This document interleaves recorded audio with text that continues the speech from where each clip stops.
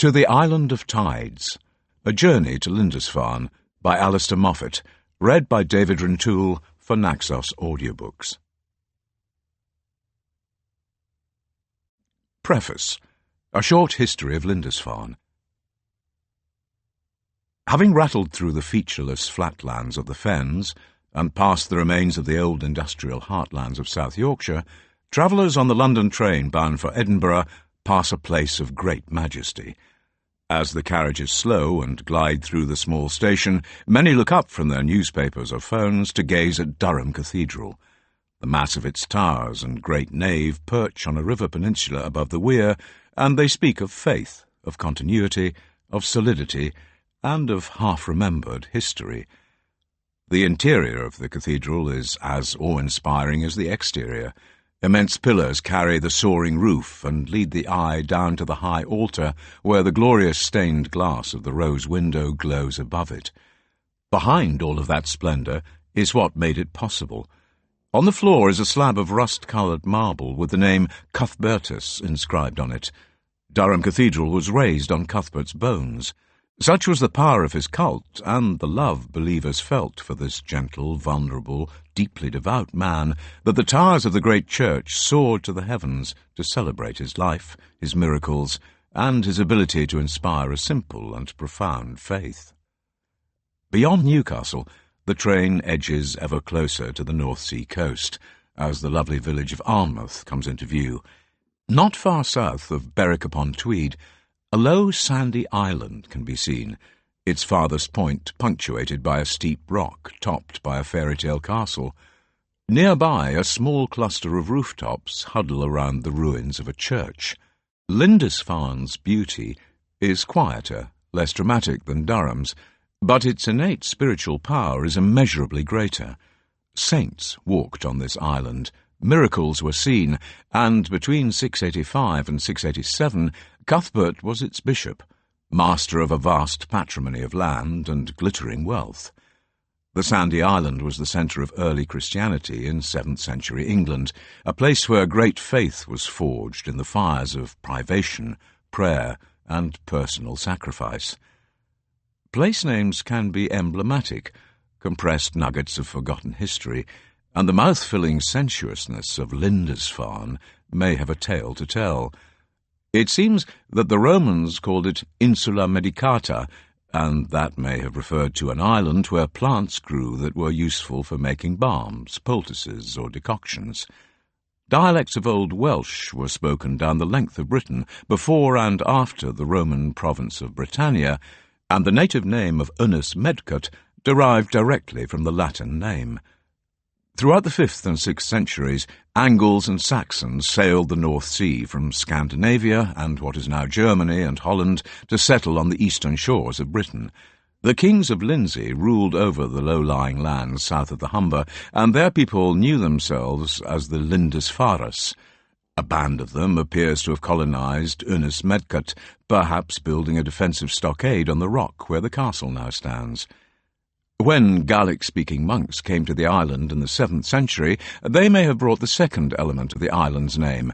Fjaran means a piece of land, and Lindisfjaren was coined, the land of the Lindisfares. Led by Aidan, 12 monks came from Columba's famous monastery on Iona at the invitation of the Northumbrian King Oswald. As a young man, he had been exiled and sought sanctuary on Iona, where he was baptized. Having won a decisive victory over a coalition of native British kings at Heavenfield, near Hadrian's Wall, Oswald established his capital place on the Seamark Rock at Bamborough, and so that support and resources were readily available to the new community, Aidan decided to build the first church and its monastic cells close by, on Lindisfarne. With King Oswald translating his Gaelic for the pagan Anglian settlers, Aidan began the process of conversion. At Old Melrose on the River Tweed, then part of Northumbria, he founded another monastery. In 651, Cuthbert entered holy orders there, and his long journey to Lindisfarne and sainthood form the core of the narrative that follows. The church in Britain was riven with controversy, and in 663 Oswald's brother, Oswy, convened a synod at Whitby to settle all arguments. Roman practices were preferred over the customs of the Celtic Church, and Bishop Coleman of Lindisfarne felt compelled to return to Iona. The story of these difficult times is concisely told, albeit not entirely objectively, by the greatest scholar of early medieval Britain, Bede of Jarrow, and he wrote of Cuthbert's exasperation with those monks on the island who would not conform to Roman rules. Lindisfarne became a place of immense richness. To provide an additional and prestigious focus for the cult of Cuthbert, Bishop Yadfrith painted one of the greatest works of art in our history, the Lindisfarne Gospels. Around the year 700, this glorious object was made on the island with extraordinary and unexpected skill. Not only would there have been a well-furnished library and plants grown to make pigments, but there were also monks who were able to create a tooled and bejewelled metalwork cover and who could bind the pages of calfskin. The Great Gospel Book is an unlikely achievement for a community who lived in leaky wooden huts on a windy, sandy little island off the cold shoulder of the Northumbrian coast. This beautiful book and other gilded treasures attracted unwelcome attention. In 793, the Vikings attacked the monastery, one of the first raids on the British mainland.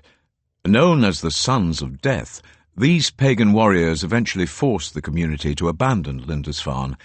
For about 150 years, the congregation of St. Cuthbert wandered northern England, carrying with them the coffin, relics, and treasures of St. Cuthbert. In 995, all three were finally enshrined at Durham, and by the early 11th century, the great cathedral had begun to rise. In 1083, the old Anglian congregation was replaced by Benedictine monks, and all links with Lindisfarne were in danger of being severed. The powerful prince-bishops of Durham determined to reforge the relationship with the island where Cuthbert had spent the last years of his life. A priory was founded on the site of Aidan's original monastery, and its ruins dominate the modern village. The new church was built opposite the parish church of St. Mary. The priory had been raised over the ruins of an earlier Anglian church. Very little can now be seen of the monastery where Aidan, Cuthbert, and Yadfrith walked through their exemplary lives. When Henry VIII's dynastic difficulties persuaded him to dissolve England's monasteries, Lindisfarne was quickly deserted, despite its venerable origins. After 1537, the island became a naval base in the sporadic wars with Scotland, and stone was robbed out of the priory to build a fortress on the castle rock. Nevertheless, much of the priory church remained intact as late as the 1780s, when it was visited by antiquarians and artists. By the 1820s, the central tower and the south aisle had collapsed, and much stone was carted off to build houses in the village and elsewhere. In the last 200 years, Lindisfarne's fame and spiritual magnetism have been reborn. Now thousands of visitors cross the causeway to visit the Holy Island, its priory and castle. As many of these modern pilgrims walk in the footsteps of great saints, they see more than ruins, feel more than a sense of the long past. They come because the island is still a place of spirits, a place where they can hear the whispered prayers of Cuthbert and the echo of psalms that were once sung under these huge skies. Part 1. To the Island. Chapter 1. The Island of the Evening. Most of a lifetime ago, in the summer of 1965, I walked across the causeway to Lindisfarne. Only just turned 15, I was one of 3 schoolboys intent on adventure, or at least a change of scene, something different from the dull school-day routine that had just come to an end. 6 glorious weeks of summer holiday were opening before us, and we had decided to celebrate our freedom by travelling southeast from Kelso, our hometown, to cross the border to the Northumberland coast and enjoy all the exotic differences of England. I have no memory of the journey except for 2 moments, one misty, the other sharp.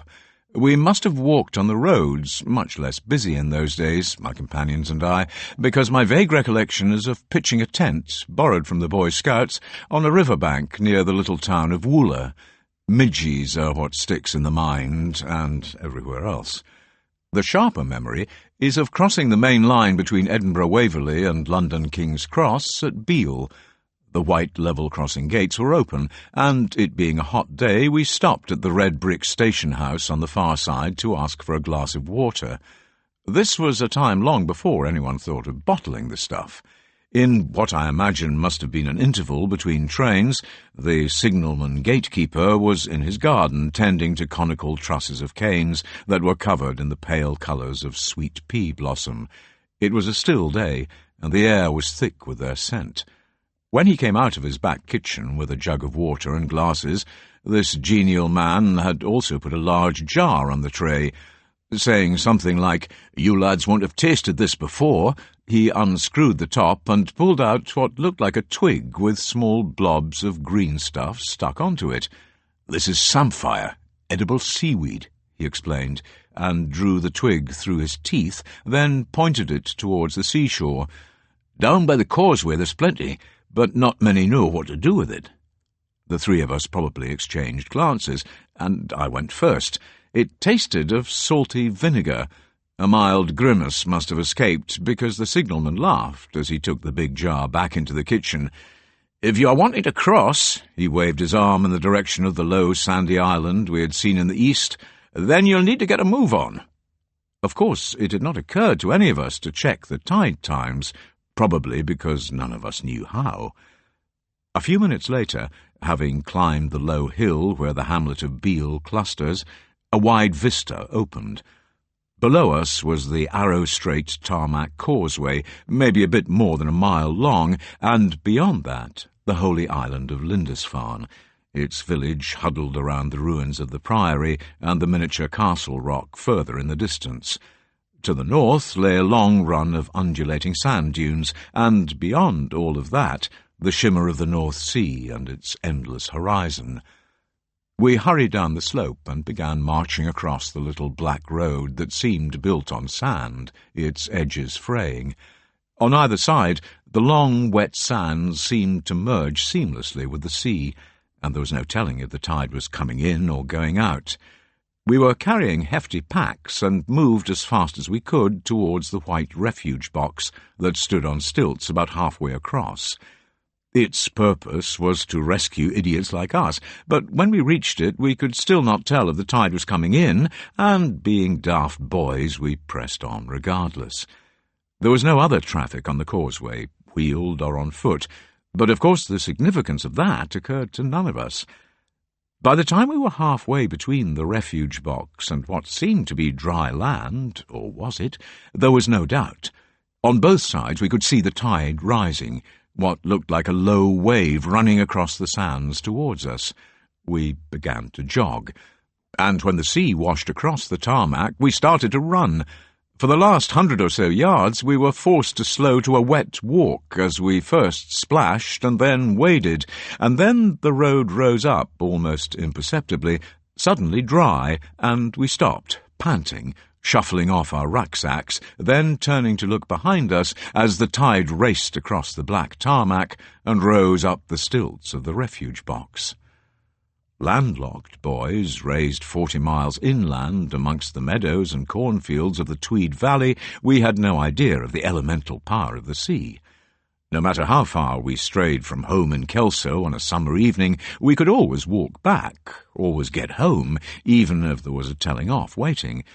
But here we were sea-locked. The tide had cut us off from the world, and nearly done worse.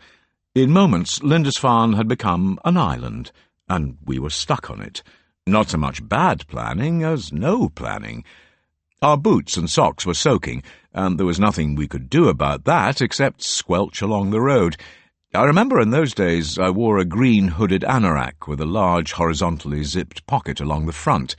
It was the sort you had to pull over your head. Under it my shirt was soaked with sweat, but the road to the village was long and sweeping. Perhaps I would dry off before we reached it, and could ask when the tide was due to go out.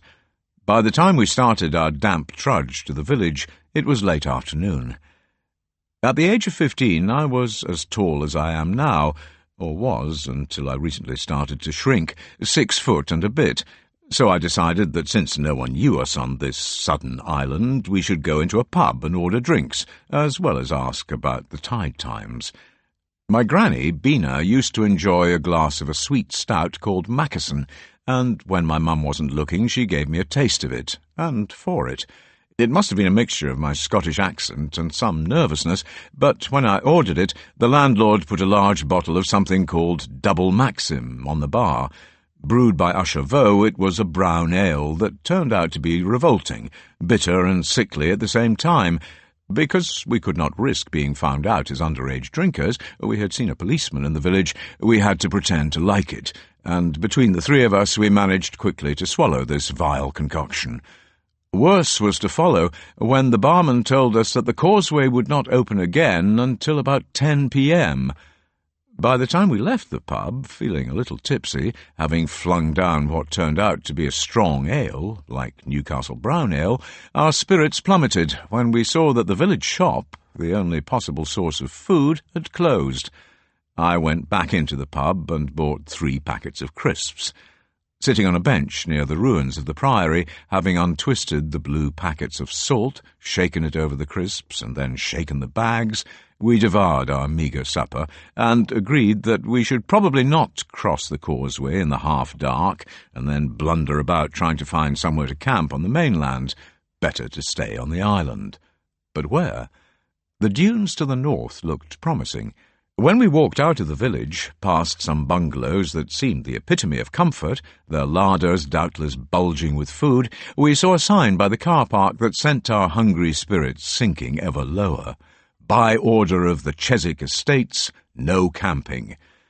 Why we decided to walk to Lindisfarne, or whose idea it was, is mercifully lost to memory, and looking back now, having helped raise children of my own, I'm amazed that our parents allowed us to go so far from home without any adult accompaniment, or even any means of contacting them. My parents did not have the phone, and I doubted my companions' families did either. It never occurred to me to ask them. In many ways, the 1960s were more innocent times, but those degrees of trust and freedom still surprise me. I recall that the year before, the 3 of us had been inspired by President Kennedy's challenge to Americans to improve their fitness. His measure was simple. If you could walk 50 miles in 24 hours, you could claim to be fit. And in the summer of 1964, the year after Kennedy died in Dallas, we did it. Setting off in the middle of the afternoon, we walked through the night to Berwick-upon-Tweed from Kelso, and back again with only a brief rest in a bus shelter. Somewhere near Norham, where the road bends round the entrance to a farm, we sat down on a grassy bank to eat the last of our sandwiches. I must have fallen asleep, for when I woke in the darkness, my friends had disappeared, leaving me alone. As I took a few fearful steps down the long and lonely road home, they jumped out from behind a tree. Perhaps because we managed that without mishap, our parents allowed us to do another long-distance walk, although if we had told them of our antics on the causeway, it would have been the last one. While the reasons for choosing Lindisfarne have long fled into the darkness of the past, there were plenty of grumbles about being on a bloody island with no food and no choice but to break the law by camping. As we approached the dunes across a broad open area, a light came on in my head. If we did not camp, but only slept out, then the policeman we had seen could not arrest us. We were not camping, only sleeping. Nothing about that on the sign. And anyway, it was a mild, even balmy night, with no breeze to speak of. Suddenly it seemed that our troubles were turning into an adventure. By the time we passed the last of the fenced grass parks and their small, snuffling herd of cows, the sun had set away to the northwest, slipping behind the Cheviots, and gloaming fell. Beyond the farm fields lay the line of sand dunes, and as the bright day gave way to full moonlight, we were able to find a path through the undulations and the clumps of spiky marron grass. Looking at a map more than 50 years later, I think we must have walked towards the northeast corner of the island, so that we could keep lookout for the police and perhaps the enraged owner of the Chiswick Estates, or whoever had put up the sign. We searched the horizon for the highest dune. For our fevered boyhood sense of conspiracy had persuaded us that we would definitely be hunted, tracked down. In the village, all eyes had been on us, from behind curtains, behind the bar, on street corners. As we splashed across the causeway, we had been noticed, definitely. Strangers were in town, and even now a group of vigilantes, we were well versed in the terms of TV westerns, were probably being deputized by the village policemen to form search parties to find and arrest these intruders. In these parts, Scots had long been thought of as suspect. Even if our lawyers could argue down the charge of illegal camping on a technicality, we could still be convicted of underage drinking, a serious offence, especially in England, probably.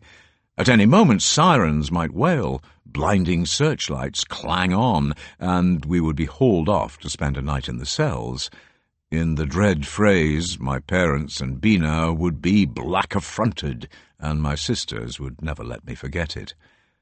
When we scrambled up the highest dune we could find, each step pushing down small avalanches of sand, we saw that there was a shallow plateau behind it, encircled by a ridge of sand held together by marron grass. Hunkering down there, we would be out of sight from below.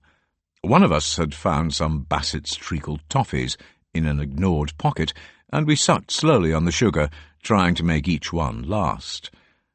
By some forgotten process, probably because it was all my fault, the underage drinking in particular, it was decided that I should take the first watch, while the other two laid out the ground sheet of the tent, was that camping, and wriggled into their sleeping bags. Using the rim of the sand dune like an imaginary rampart, I lay on my front looking south, the direction trouble would come from, and I scanned the twinkling lights of the sleeping village and the dark silhouette of the castle, presumably the stronghold of the fearsome owner of the Chiswick estates and his henchmen. Far beyond, it seemed, I saw the sweeping beam of a lighthouse playing across the sea. At the time I did not know it was the Longstone Light on the Farne Islands, the place from where Grace Darling and her father set out in their famous rescue of shipwrecked sailors. Idiotically, I wondered if the light showed up our position to the bands of desperadoes who were roaming in the gloaming, hunting for us. After a time, I turned to see that my companions were lying still, fast asleep. It was a balmy, windless night, well lit by a full moon, the sort of half-dark sometimes called the summer dim in the north of Scotland, and as thoughts of marauding bands of policemen gradually faded and a silence settled, I found myself looking, almost hypnotically, over the endless wastes of the North Sea and listening to the wash of the waves. To the south, there was enough light in the sky to see the outline of Bamborough Castle, although I was not sure what it was.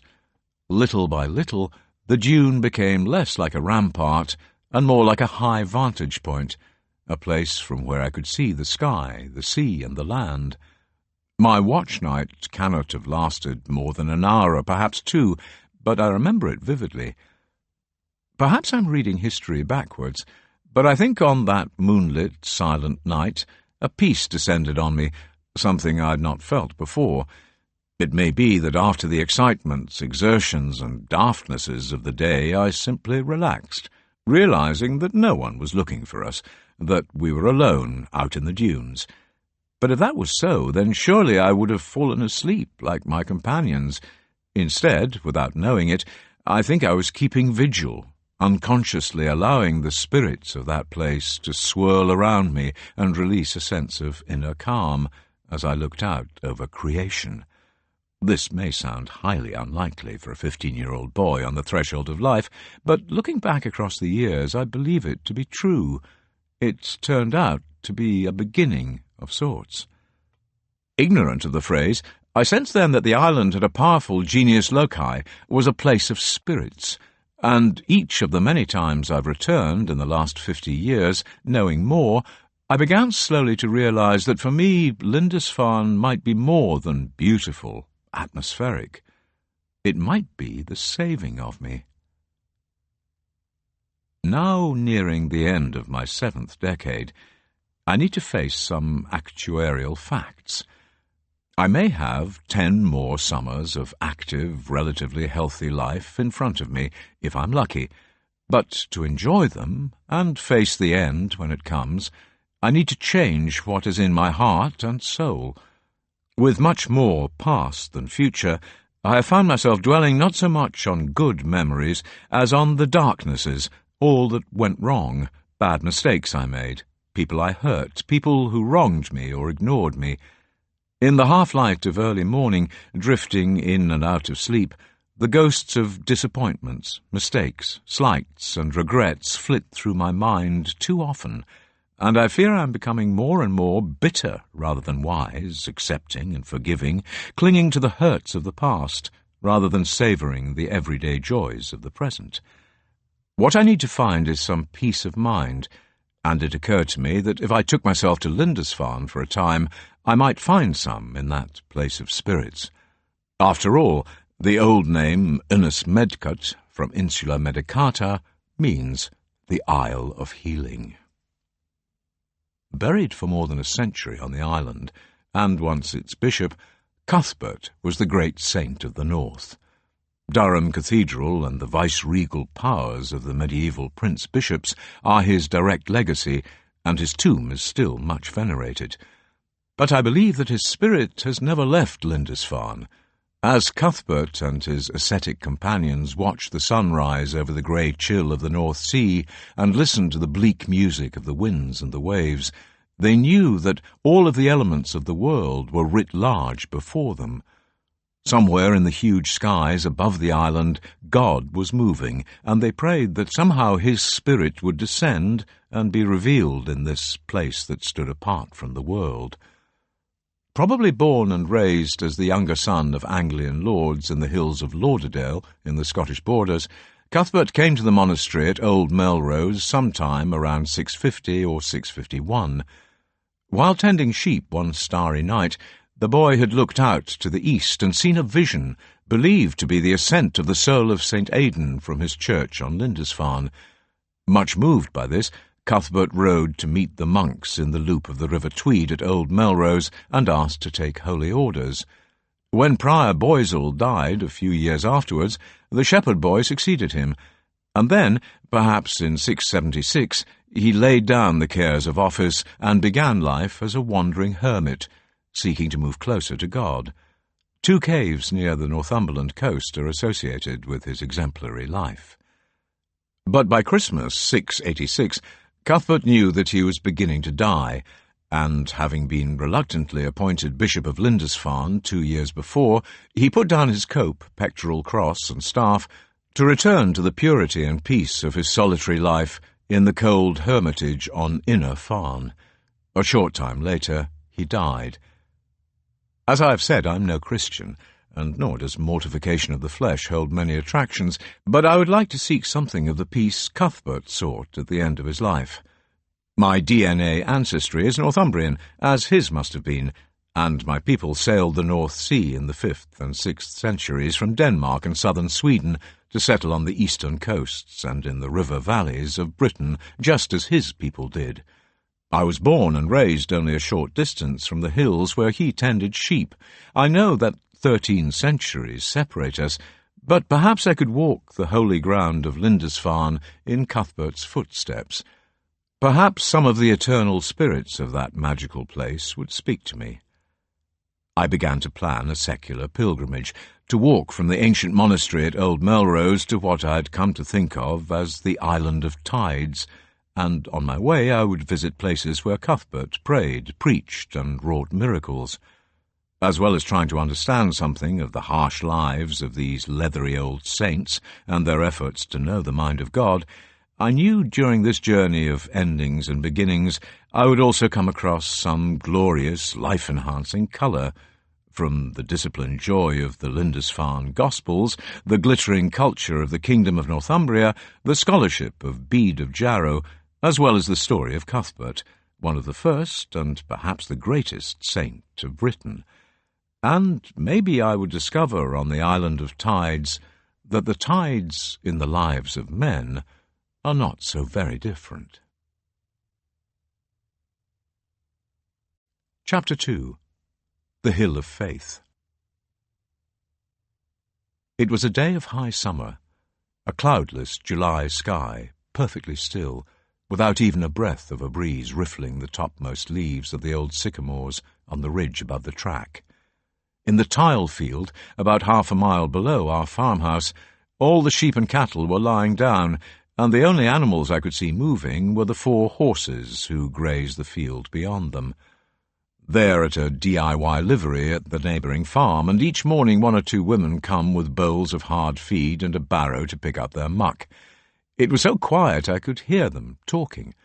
It is astonishing how sound carries across our little valley, and this morning I could clearly hear the bleat of sheep in the fields above Brownmoor, as well as the distant purr of a quad bike as the shepherd went up onto the southern ridge to check on the flock about a mile to the south. As Maidie, my West Highland Terrier puppy, and I walked along the track by the old wood, the women must have been 3/4 of a mile away. Not far enough for Maidie. A very territorial terrier, she had stopped when the horsewomen began to speak, pricked her ears, and barked loudly at them. How dare they? Who are they? This set off the collies up at Brownmoor, and then moments later, across the stillness of the morning, I heard the big, booming bark of Chiquita at Burn Cottage, down at the bottom of the long track that leads to our farm. She is a huge Newfoundland. Doggy stereo rang round the hills, but it soon calmed down, and we walked on through the waking landscape, stopping and staring at all our familiar glories. We live on a small farm in the Scottish borders. At least I think we do. I've never been sure what to call the little bit of the planet we own and look after. At 80 acres it is bigger than a small holding or a croft. I would wince if anyone called it an estate, but it seems too small to be a farm. We do not grow any crops except grass, and my wife manages about 25 acres of pasture to breed horses, so I guess small farm is the least inaccurate description. Below the house we've gradually built up a stable block that now has 10 loose boxes, a hay barn and a tack room, and by the track that leads down to the lane and from there to the main road we've added more outbuildings, an arena and barns. One of these is my office, a large room overflowing with books and runs of periodicals that have helped me write mainly Scottish history over the last 25 years. Perhaps one of my most eccentric possessions is a series of annual volumes published by the Berwickshire Naturalists Club. Founded in 1831 by Dr. George Johnston of Berwick-upon-Tweed, it is the oldest active natural history field club in Britain, and its object, what would now be called a mission statement, is pleasingly limited.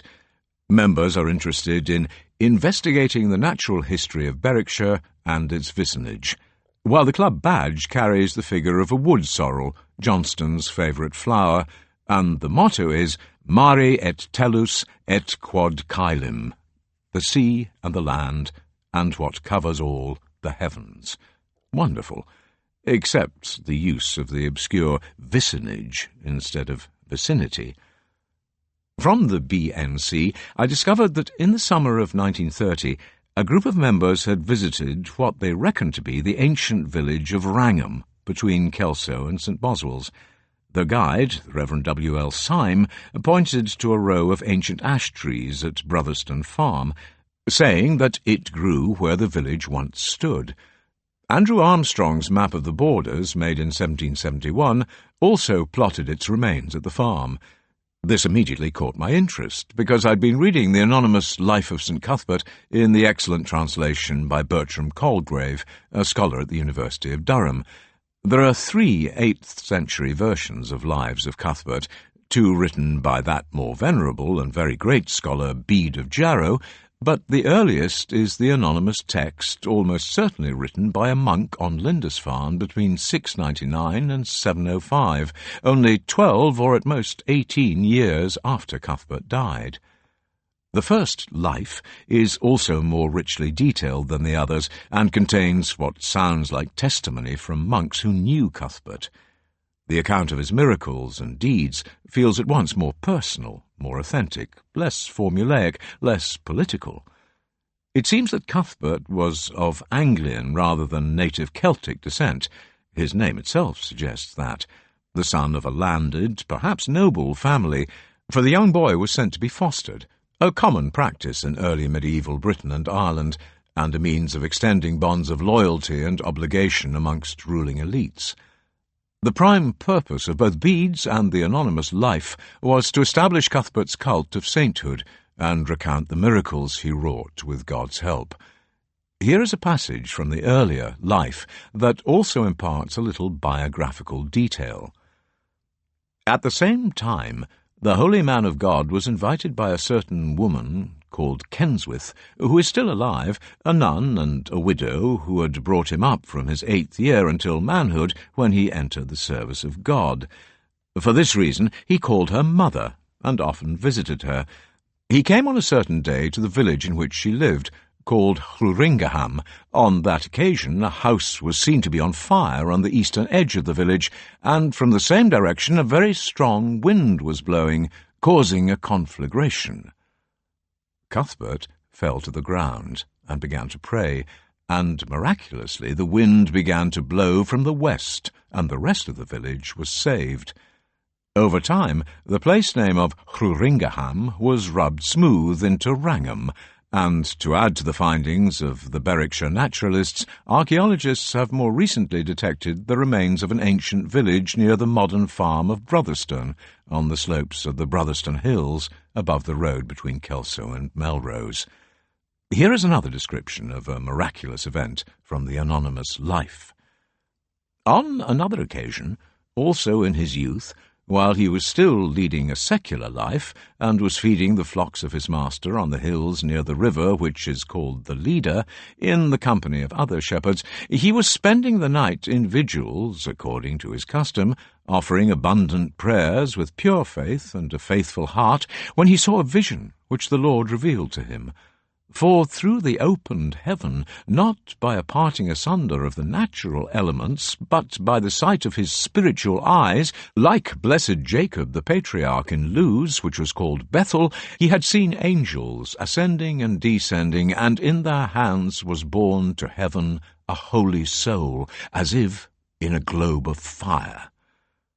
Then, immediately awakening the shepherds, he described the wonderful vision just as he had seen it, prophesying further to them that it was the soul of a most holy bishop or of some other great person. And so events proved, for a few days afterwards they heard that the death of our holy Bishop Aidan, at that same hour of the night as he had seen the vision, had been announced far and wide. What Cuthbert saw, and whether or not it really was a miracle rather than a meteorological event, seemed much less important to me than where he saw it. From all that I had read and researched, it was clear that he had been raised at Brotherstone, Wrangham, not far from the junction of the River Leader with the Tweed, and that he had had a remarkable, transcendent experience, probably in the Brotherstone Hills. In 2000, I first became interested in Cuthbert when I was writing what I hoped would be a definitive history of the Scottish borders. It ignored the border for the early part of the story, and I knew that up on one of the Brotherstone Hills there were two impressive standing stones, known, of course, as the Brothers' Stones. A third had been raised some way down the eastern slope and called the Cow Stone. I wondered if that place, of even older prehistoric sanctity, was where Cuthbert had been tending his flocks, and where he had seen the angels and Aidan's soul ascend. I had never been up to the Brothers' Stones, and so, having fed, watered, and walked the dogs that sunny morning in July, I pulled on my boots and drove over to Brotherstone. Or at least I thought I did. Having crossed the magnificent new bridge over the Tweed, and then the much older and narrower bridge over the Leader, I drove east towards Kelso before turning left up a short farm track. There was no sign, but the Ordnance Survey suggested this was Brotherstone, and, glowering above the steading, I could see the south-facing cliff of a steep crag. Having rung the doorbell of the farmhouse, and had no reply except the furious barking of a very angry guard dog, mercifully behind the back door, I walked over to a courtyard of cottages. A lady assured me it was okay to park, and she would let the farmer know I was planning to walk up to the stones. Every fence seemed to be electrified, and so I carefully ducked under the wire at all of the gates. It was a thick gauge intended to give straying cattle a real jolt. Below the crag, I found what looked like a warren of foxholes, or maybe a badger set. Whatever creatures had excavated the rich red earth, they had not troubled to seek the cover of gorse thickets or even long grass, and by the dyke lay the eviscerated carcass of a lamb, recognizable only by the largely untouched head, its clouded eyes bulging. Odd.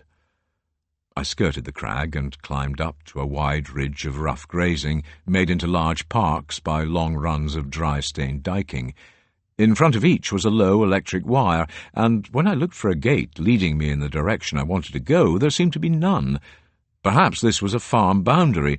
By this time the sun had strengthened, and I was regretting not wearing a hat.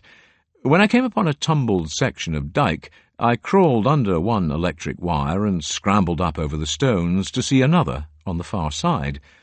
The ground beyond it was obscured by tall nettles, and so I'd no means of judging how much of a drop it was. But did I really want to climb back down and carry on looking for a gate? When I jumped down, my right foot glanced off a hidden stone, and I was lucky not to twist my ankle, or worse. This gentle walk up a low hill was turning into a business. When I reached what I reckoned to be the summit, there were no standing stones to be seen anywhere, only another slightly higher summit about 200 yards further east. When I reached it, more disappointment waited, more head-scratching, more bewildered consultation of my map. I tried to locate a strip of Sitka spruce below me and relate it to the route I had taken. My map was from the old Pathfinder series, about 30 years old, and Sitkas grew quickly. Was it too old to show the strip? And then it dawned. The unnamed farm where I parked could not have been Brotherston. Instead of telling her I was going up to see the stones, she must have thought I was taking the scenic route, I should have checked with the lady at the cottages that I was in the right place. As I marched back downhill and slid and scrambled under more electric fencing, very warm by now, with flies buzzing around me, trying not to become bad-tempered, I remembered another spectacularly bad piece of map-reading more than 50 years before, one that made me smile. In the mid-1960s, orienteering was a new sport in Scotland, imported from the forests of Scandinavia, and at Kelso High School we had Mr. Climie, a real enthusiast. Having taught us the basics of map-reading with a Swedish silver compass, we were then told to set off in search of a series of controls or checkpoints hidden in the Beaumont forest near Kelso. It seemed like good fun, very different, thinking and running at the same time. For the 1965 Scottish Schools Championships, we went up to the vast forests around Aberfoyle in Highland Perthshire. The idea was to run around a course in the correct sequence and have your map time-stamped by the officials at each control. The fastest team would be the winners. In our team of 4, I was last to go, and almost immediately made a catastrophic error. I read my compass bearing 180 degrees wrong, and ran round the course backwards, arriving at the finish, which turned out to be the start. My 3 teammates had made good times, but to win we needed all 4 competitors to complete, even though my time would be terrible. They shouted at me that there was only 40 minutes to go before the course, and the competition would shut down. I turned round and set off again, knowing exactly where all the controls were, having already visited them in reverse order. I reappeared at the gate into the field where the finish was, with only a few minutes remaining, and responding to the agitated cries of my teammates, I sprinted home, and we won. Just. Having discovered the sign for the real Brotherston farm, I finally managed to park in the right place, and began once more to walk uphill. A very rough and pitted track ran off to the west, and so I ignored it and climbed a gate to join another that ran to the northeast, the direction I wanted to go. Or so I thought. Almost immediately I was met by a wall of very dense and prickly gorse bushes. Having turned to the west, I then ran into another insurmountable obstacle, the sheer face of an old sandstone quarry. It seemed that Cuthbert and the brothers Stones were working hard to keep their secrets. In fact, all of my journey to Lindisfarne would turn out to involve mistakes and more than a little effort, emphatically not a tour guided by a handbook or a reliable map, either paper or cerebral.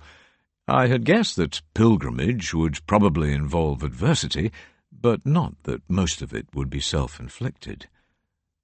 When I began to wade through waist-high willow herb and nettles to the side of the quarry, the sun had climbed high in the sky, and a cloud of flies was circling around my damp hair and forehead.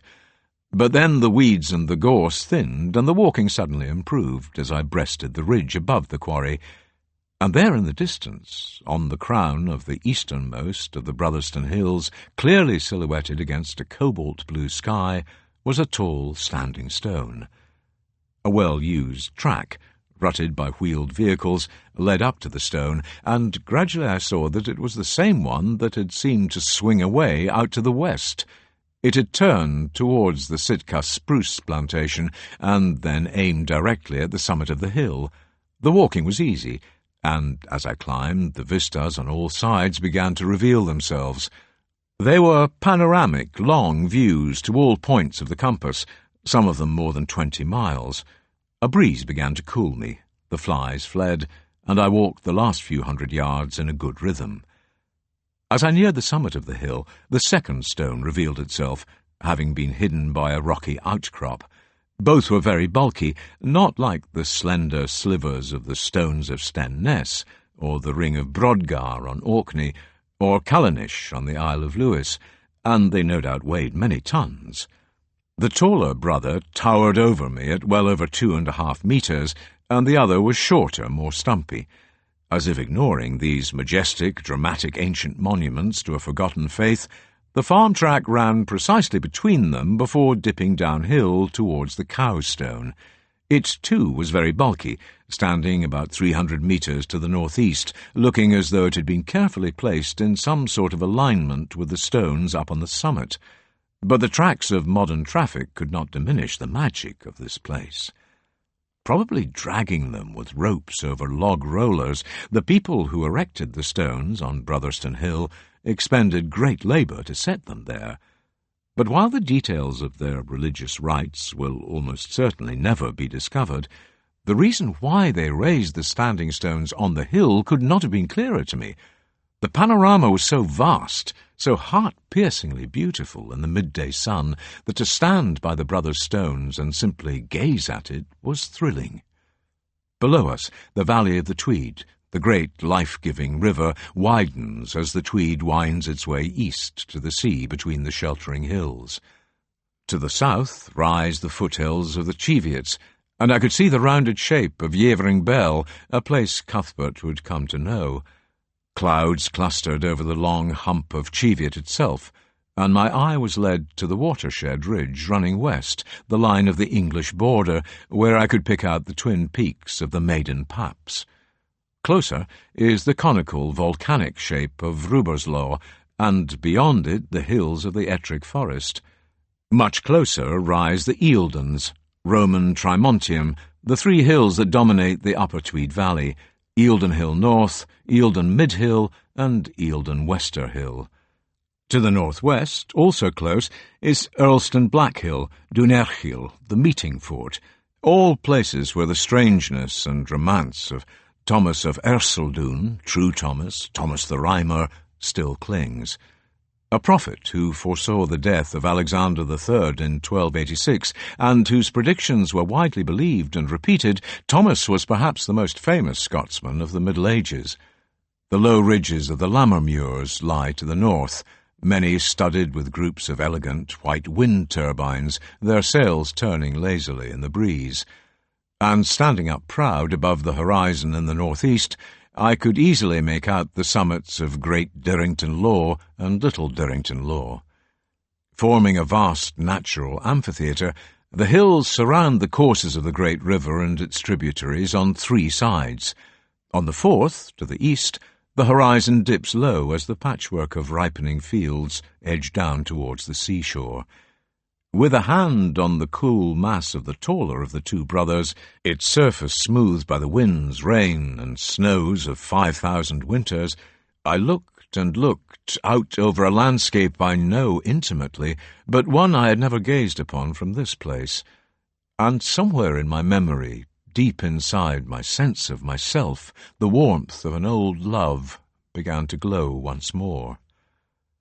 I was born and raised in the valley of the great river, and I know that my ancestors have been on the banks of the Tweed for many, many centuries, ploughing the fields, coaxing food from the soil, perhaps 70 generations living and dying within the sight of the sheltering hills. The rich red and black earth is grained in my hands.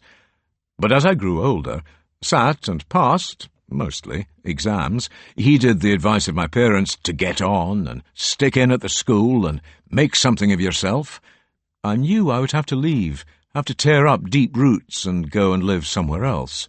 And so I did.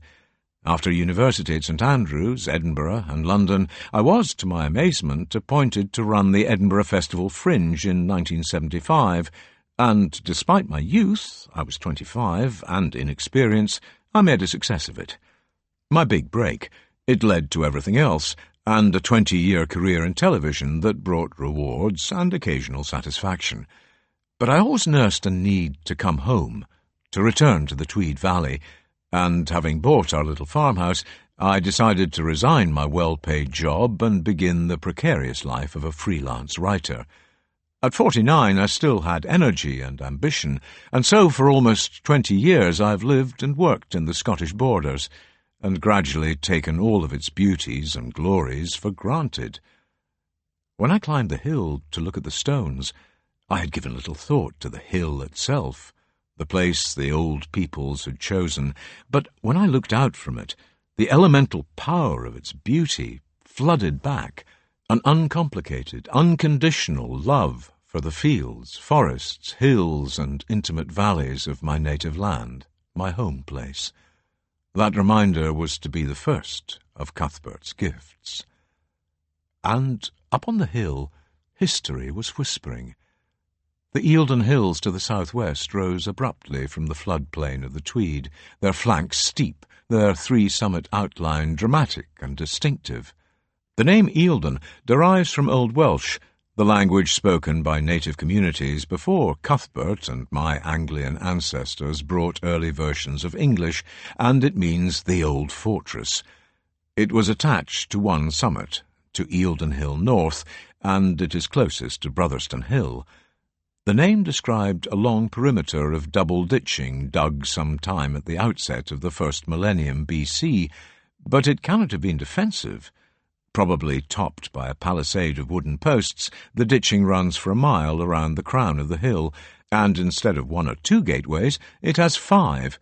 A huge force of defenders would have been needed to man these ramparts, especially the weak points at the gates, and if they had, they would soon have been thirsty. There is no spring or source of water, other than what fell from the sky. Eildon Hill North was not a fort, but a temple, and a place of spiritual and temporal power. Inside the long perimeter, more than 300 hut platforms have been found, enough to house a population of about 3,000. Lack of water, and the need for all provisions to be lugged up the steep slopes, probably meant a temporary occupation of these huts, almost certainly for significant points in the year, times of celebration, worship, perhaps sacrifice, and perhaps propitiation of whatever gods were believed to govern the lives of mortals 3,000 years ago. The oldest calendar in Britain revolves around the half-forgotten turning points in the farming year of the native Celtic peoples. It begins at the end of October, with Sarving in Gaelic, the end of summer. It is now Christianized as Halloween and seen as the beginning of winter and the moment when the clocks change. But the remnants of ancient pagan practices still survive, and versions of these would likely to have been enacted by those who climbed Eildon Hill North on Sarving Eve. Originally, Guising at Halloween did not involve outlandish dressing up, but a simple daubing of ash from the great bonfires that blazed in the darkness to effect a symbolic disguise, the cue for all sorts of license between men and women. It persisted for millennia, and in the 1796 statistical account for Scotland, Kirk ministers in several parishes were complaining about a sort of secret society of guisers made itself notorious in several of the neighbouring villages, men dressed as women, women dressed as men, dancing in a very unseemly way. There is persuasive evidence that belief in late prehistoric society attached great significance to the human head, perhaps as the repository of essence of what might have been seen as the soul. Roman historians reported that European Celts were fond of collecting the heads of their enemies as grisly trophies, sometimes attaching them by the hair to their saddles, even preserving them in cedar oil.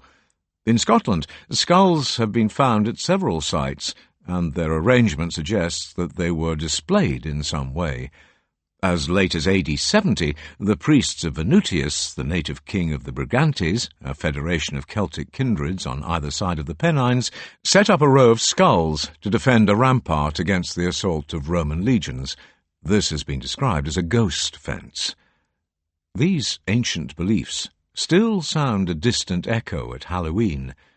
When hollowed-out turnip or pumpkin lanterns have a candle placed inside and are set on a windowsill, it looks very much like a relic of paganism, a ghost fence still flickering in the early dark of winter.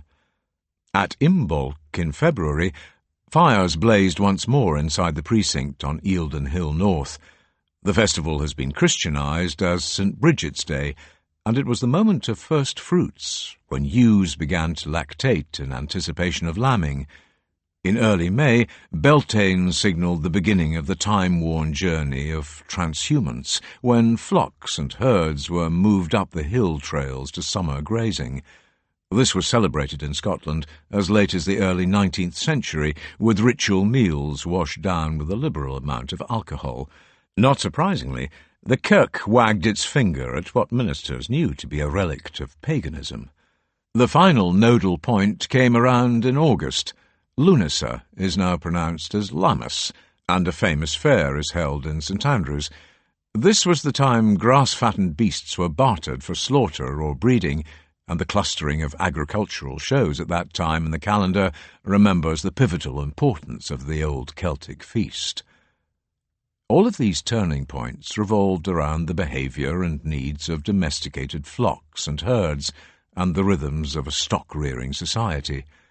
Weather mattered to our ancestors even more than it does for modern farmers.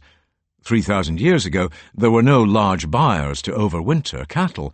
There was little or no shelter from the winter's blast other than the folds of the land or the leafless trees of the wildwood.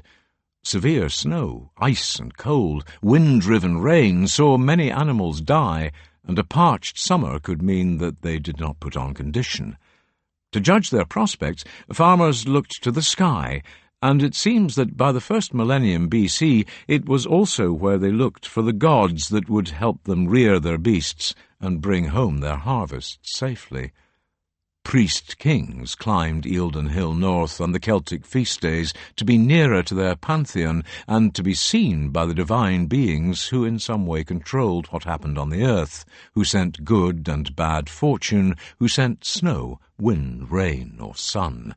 They were sky gods, and the great enclosure on Eildon Hill North was not a fortress, but a sky temple.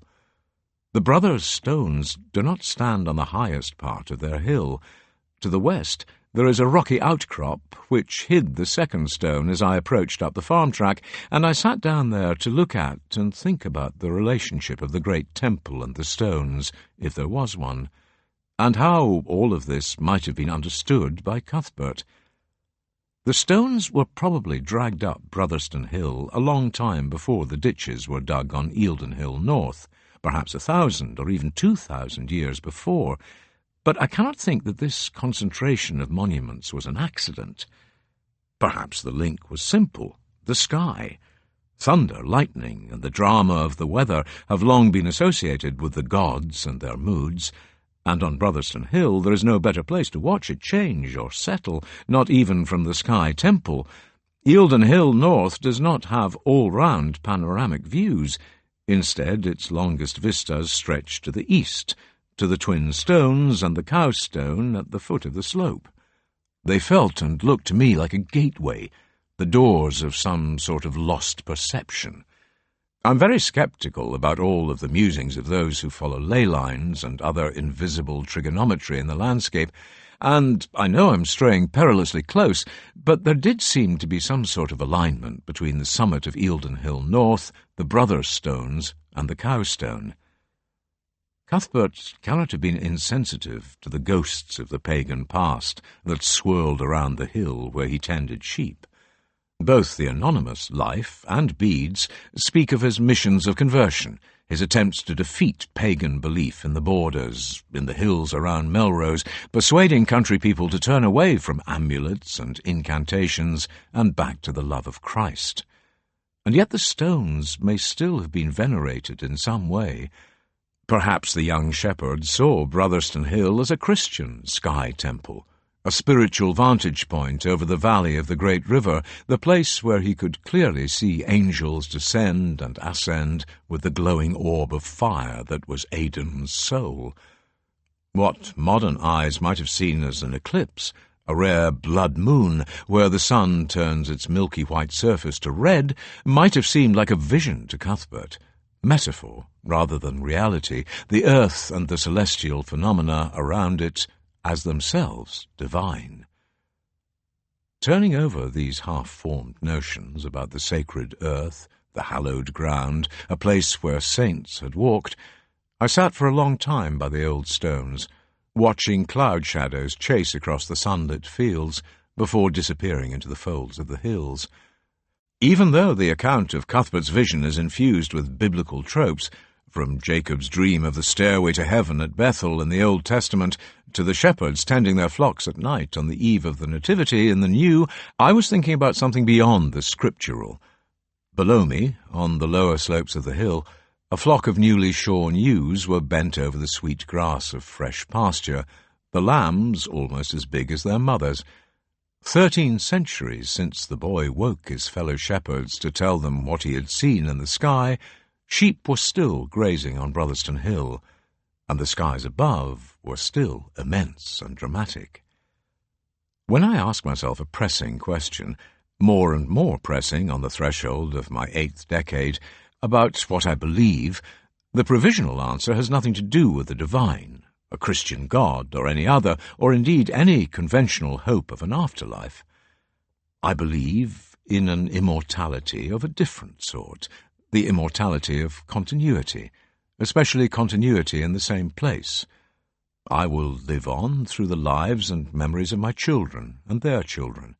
Even though that will fade in time, perhaps in only 3 generations, there will be a pile of dusty books somewhere with their forewords, dedications, blurbs, and contents, where some sense of my life and what I thought can be assembled, if anyone is interested. With Cuthbert, even though there is no certain way to know his ancestral DNA, I feel that because mine is also Anglian, we have a direct connection. And on that warm and sunny day on the hill, I felt I could hear him on the edge of the wind, murmuring his prayers, looking up at what I was looking at, searching the sky for angels. But he could not have known that he was gazing upon a large part of what would become known as St. Cuthbert's Land, a place where dozens of churches would be dedicated to him, and where, for 1,000 years, documents would carry the phrase, "For St. Cuthbert and for God." And I did not know until that moment my journey had actually begun. I hoped the shepherd boy would lead me down the hill, and that I could walk with his shadow to the monastery at Old Melrose. Chapter 3. In the Sacred Land. It had been a parched summer, the hottest and longest for more than 40 years, with the sun beating down almost every day since the beginning of May. After a 6-month winter, with the last snowfall in early April, the landscape was flooded with welcome light and warmth. Temperatures climbed steadily and reached 90 degrees Fahrenheit in the last week of July. For weeks on end we sweltered in the high 70s and 80s, and virtually no rain fell. But then one evening the heat suddenly became very oppressive, and over the dark heads of the southern hills, gunmetal grey clouds quickly gathered. Far in the distance, thunder rumbled. By 9 p.m. it had grown very dark, and after a few spots it began to rain torrentially. While we ran around the farmhouse, closing windows, there was a tremendous crack of thunder directly overhead that made us all flinch instinctively, and sheet lightning lit the black sky. An overnight downpour began, the raindrops huge, and it had a dramatic effect around the farmhouse, especially on the track. In towns and cities, heavy rain falls on hard surfaces, roofs, tarmac and pavements, and is usually taken away by effective drainage. When it stops, and especially if the sun shines afterwards, it is as though it has never fallen. Here, heavy rain leaves its mark for many days. Much of the rammed earth and pebbles, compacted by vehicle wheels, hooves and feet, was washed away, exposing the stones of the old track, like Roman cobbles. It was worst down at the house, where the velocity of the flow was strongest. I could see that the downpour of the previous night had created a miniature water world, a network of tiny river channels, oxbows, deltas, lakes and dams, something that would delight a child. The bottom track is about a 15-degree gradient and 120 yards long, and so when the little rivers of rain reached the bend around the gable end of the old house, they had considerable force and carried a lot of pebbles and silt with them. As the camber forced the rainwater to turn, it cut out little river cliffs 2 or 3 inches high as the fine silt piled up. It was like speeded-up land formation, millions of years of geology recreated by one night of torrential rain. By the time I took the dogs out at 6:30 a.m., the sky had cleared, and a watery sun blinked above the woods out to the east. As often after summer rain, the scents of the land were released, the musky smell of wet earth, the bitterness of leaves battered off twigs and branches by the huge raindrops, and the puddles on the tracks filled with the metallic whiff of silt and grit, which was dust only 12 hours before. More, less dramatic, rain was forecast for later in the day, but I decided to risk getting wet and to make a sustained start on the first few steps of my pilgrimage, my journey in Cuthbert's long shadow. His vision on Brotherston Hill had deepened the young man's piety and ultimately persuaded him to go to Old Melrose to seek admission to the community, to become a novice monk. Since I wanted to walk where he had walked, see something of what he had seen, I needed to work out the route of Cuthbert's journey from Wrangham to the monastery, what were probably the most fateful, life-changing steps he was ever to take. Always, as a historian, I have tried to imagine how people thought at the time and what prompted them to act as they did in the past, avoiding the attachment of modern motives and attitudes, thereby not falling into the trap of reading history backwards. Neither Robert Bruce nor Edward II of England knew how events at Bannockburn would fall out, and the fact that we do should not colour the telling of the story of the battle. Nothing was inevitable. So it was with all of the actors in our history.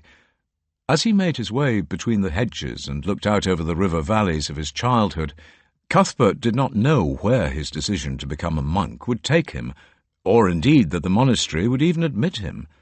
Bede recounts something surprising. Instead of walking, showing some humility in imitation of Christ and the apostles, Cuthbert rode high on his horse, carrying a spear, and with a servant walking beside him. This detail certainly marks him out as an aristocrat of some degree, but it is difficult to believe that he was armed on account of the countryside, between Wrangham and Old Melrose being hostile, these fields and lanes he must have known so well. It seems much more likely he was showing off his status. Lack of self-confidence and uncertainty might have prompted him to think on all manner of possibilities, that his journey was a final taste of freedom, the last time he would look over the fields as a free man before he gave his life to God. and I'm sure he wondered how strong his commitment was. Perhaps floating at the back of his mind was the possibility of rejection, either a change of mind on his part or a refusal of the monks to admit him. This is a pivotal moment in Cuthbert's story, and it is worth quoting the relevant passage at length from Bede's life. His characteristically precise and crisp monastic Latin makes a difficult journey sound rather too smooth and inevitable, but Bede's business was more than historical. He wanted to establish the cult of St. Cuthbert, and no doubts or blemishes could be admitted in the story of the holy man's exemplary life. Bede was not so much reading history backwards as making sure it travelled in a straight line and in the right direction.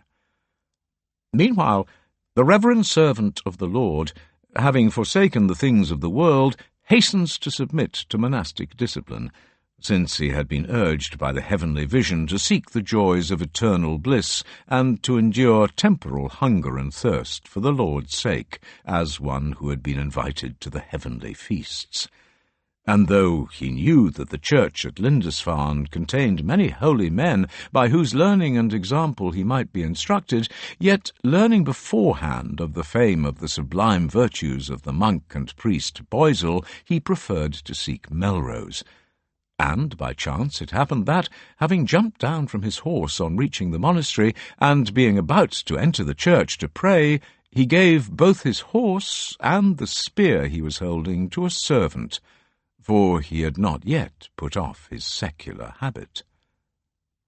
Ignoring modern roads, and remembering that in the 7th century there were no bridges over the Tweed or the Leader, not since the Romans abandoned their great military depot at Trimontium, at the foot of the Eildon Hills, I had pored over large-scale Ordnance Survey maps, the excellent Pathfinder series in particular, looking for traces of disused tracks, and also consulted as many old maps as I could find. In order to reach Old Melrose, I had concluded that Cuthbert had had to go south-east from Wrangham to wade his horse and servant across the Tweed at Monksford, an ancient crossing about a mile south of the monastery. From Brotherston Farm, an old sea road led to the hamlet of Beamerside, on a ridge above the river's floodplain, and from there I reckoned the route turned south and downhill to Dryborough, where the romantic ruins of a 12th-century abbey now stand. From there, Cuthbert would have followed the banks of the Tweed north to the ford. That made sense to me as the most likely path, and when I was checking my maps one last time before packing them in my rucksack, I noticed that a solitary ash tree had been plotted on the Pathfinder by the side of the road, about 400 or 500 yards east of Brotherston Farm. I wondered if this was a relic of the row of ash trees pointed out by the Reverend W. L. Syme and the Berwickshire Naturalists Club in the summer of 1930. By the time I shouldered my pack, spare socks, pants, a towel, a waterproof, a copy of Colgrave's translation of the anonymous Life and Bede's version, maps, a spare pen and notebook, a fully charged mobile phone, cheese sandwiches, chocolate and a hat, and gone off to look for the ash tree, the sun had climbed and my body warmer quickly became too warm. Despite walking back and forth on the road, consulting reference points on my 2 overlapping pathfinders, and searching amongst the thickly overgrown hedgerows and field ends, I could find no sign of the ash tree or even its stump, and retraced my steps to the farm and the sea road, disappointed at a false start, something I had already experienced at Brotherston. Almost immediately, I knew that this was an ancient route. When the fraying tarmac swung west at Third Farm, the track grew narrow, made not for modern vehicles, but for carts, riders, and those on foot. On either side were heavily overgrown but deep ditches, dug to catch the rainwater runoff, and in the middle were the intermittent remains of a crest. Between the ditches and the fields ran long avenues of very old hardwood trees. Some had been blackened by lightning strikes, others had lost their heartwood and were regrowing around the edges, or had sent out suckers or seedlings. The hedges between the trees were broad and very dense, good winter shelter for small animals and birds, and full of summer and autumn goodness, with their harvest of rose-hips, wild raspberries, brambles, and haws of several sorts. It was impossible to see through the thick branches and abundant foliage. From the farm at Third, the old road began to climb gently, and through field entries I could see long sunlit vistas to the south, the Tweed and Teviot valleys, and, beyond them, the watershed ridge of the Cheviots. I met no one on the road, and no farm traffic. The landscape seemed to doze in the sun, and as I began the metronomic rhythm of putting one foot in front of another, my senses began to drift, absorbing little more than the warmth, the sense of the land and its summer glories. On both sides barley fields stretched across undulating, free-draining ground, the ripening heavy heads rippling in the breeze. Near the top of the rise I had been steadily climbing, the old road crossed a green loaning, a wide path that ran south to north. It had probably been used for driving flocks and herds to the high summer pasture on the flanks of the Beamerside, Brotherstone and Redpath hills. Its hedges had not been trimmed for many years, and the hot summer had seen them soar in height like rows of small trees. As I breathed the clean air, taking my time through this place of, it seemed, complete peace, I wondered why Cuthbert wanted to leave it for the seclusion and austerity of life at Old Melrose. Was there turmoil in his soul? Why was this not enough? Later, in his brief account of Cuthbert's journey to Old Melrose, Bede described his motivation in a single phrase. He preferred the monastery to the world. With his servant walking beside him, his horse's reins in one hand and his spear in the other, the young man, perhaps only 15 or 16 years old, presented the perfect picture of the secular, even warlike world. In the anonymous Life, reference is made to Cuthbert at one time dwelling in camp with the army, probably having been conscripted into the Royal Northumbrian host. But he was about to cast aside his spear, hand over his horse to his servant, and leave the world for the yoke of bond-service to Christ. The young man would soon pass from the familiar patchwork of fields, farms, and villages, and cross into the sacred land. If I was right about Cuthbert's road to meet his destiny, it took him through the ancient hamlet of Beamerside. No trace of the early medieval village is left, but the origins of its name point to real antiquity. It means something like the hillside where bitterns call, birds that have been described as the trumpeters of Beamerside.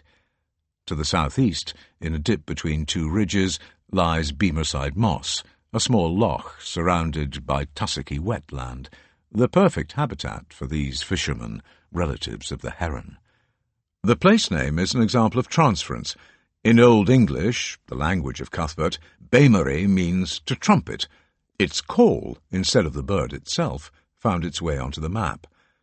It is likely that the hamlet existed in the 7th century during the Anglian takeover of the Tweed Valley, and after I'd walked out of the tree-shaded lane, the sea road I had been following joined a B-road bathed in bright sunshine, where its houses clustered. Most of these are modern, strung out on either side of the road that runs east to west, and their views must be sweeping. Around each are arranged neat and colourful gardens, the deposit of much care and effort.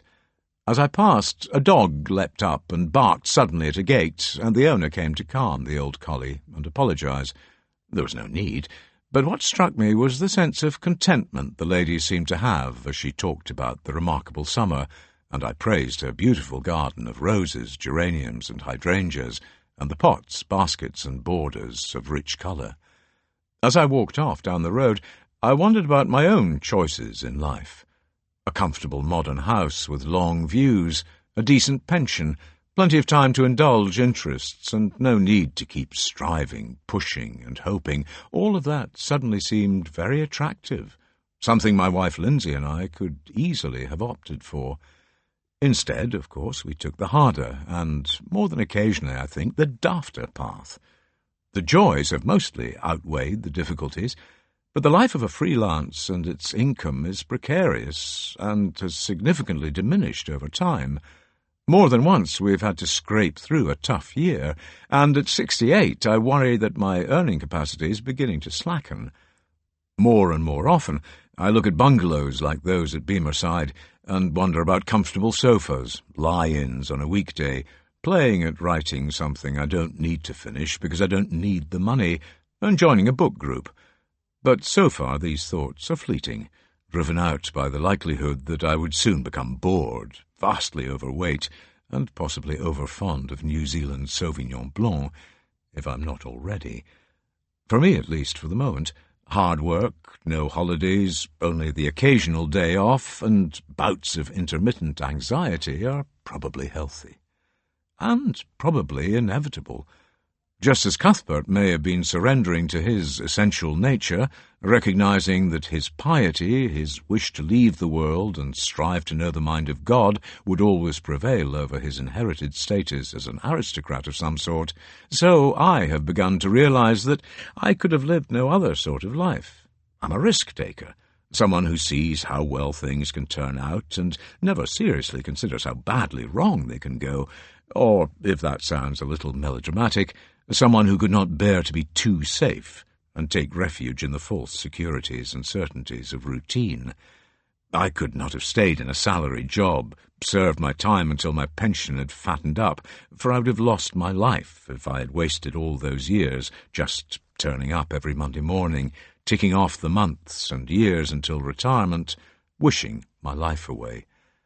Instead, I took the risk of depending on myself, not leaning on the support of an institution, and trying to make a living from what was in my head. I don't much care if that sounds self-aggrandizing or even puffed up. It is nothing less than the truth. I had to be true to my nature, although that sounds a little pat and premeditated. At the time it didn't feel like that. It was just something I had to do. Even though I had not properly thought out the consequences of diving into the depths of uncertainty 20 years ago, I knew I had to get out of corporate life and accept all the insecurities that came with that decision. And even though the life of a freelance is very dependent on the wishes, whims, and appetites of others, those who commission our work or grant money to support it, I suppose I'm content with the conditional truth that I have at least been my own man. But alternative choices can sometimes be surprising and illuminating. At the end of 2017, I met a man I had not seen for 50 years. We played representative schoolboy rugby together in the Borders before he went off to Edinburgh University to take a degree in geology and then a job with De Beer in South Africa.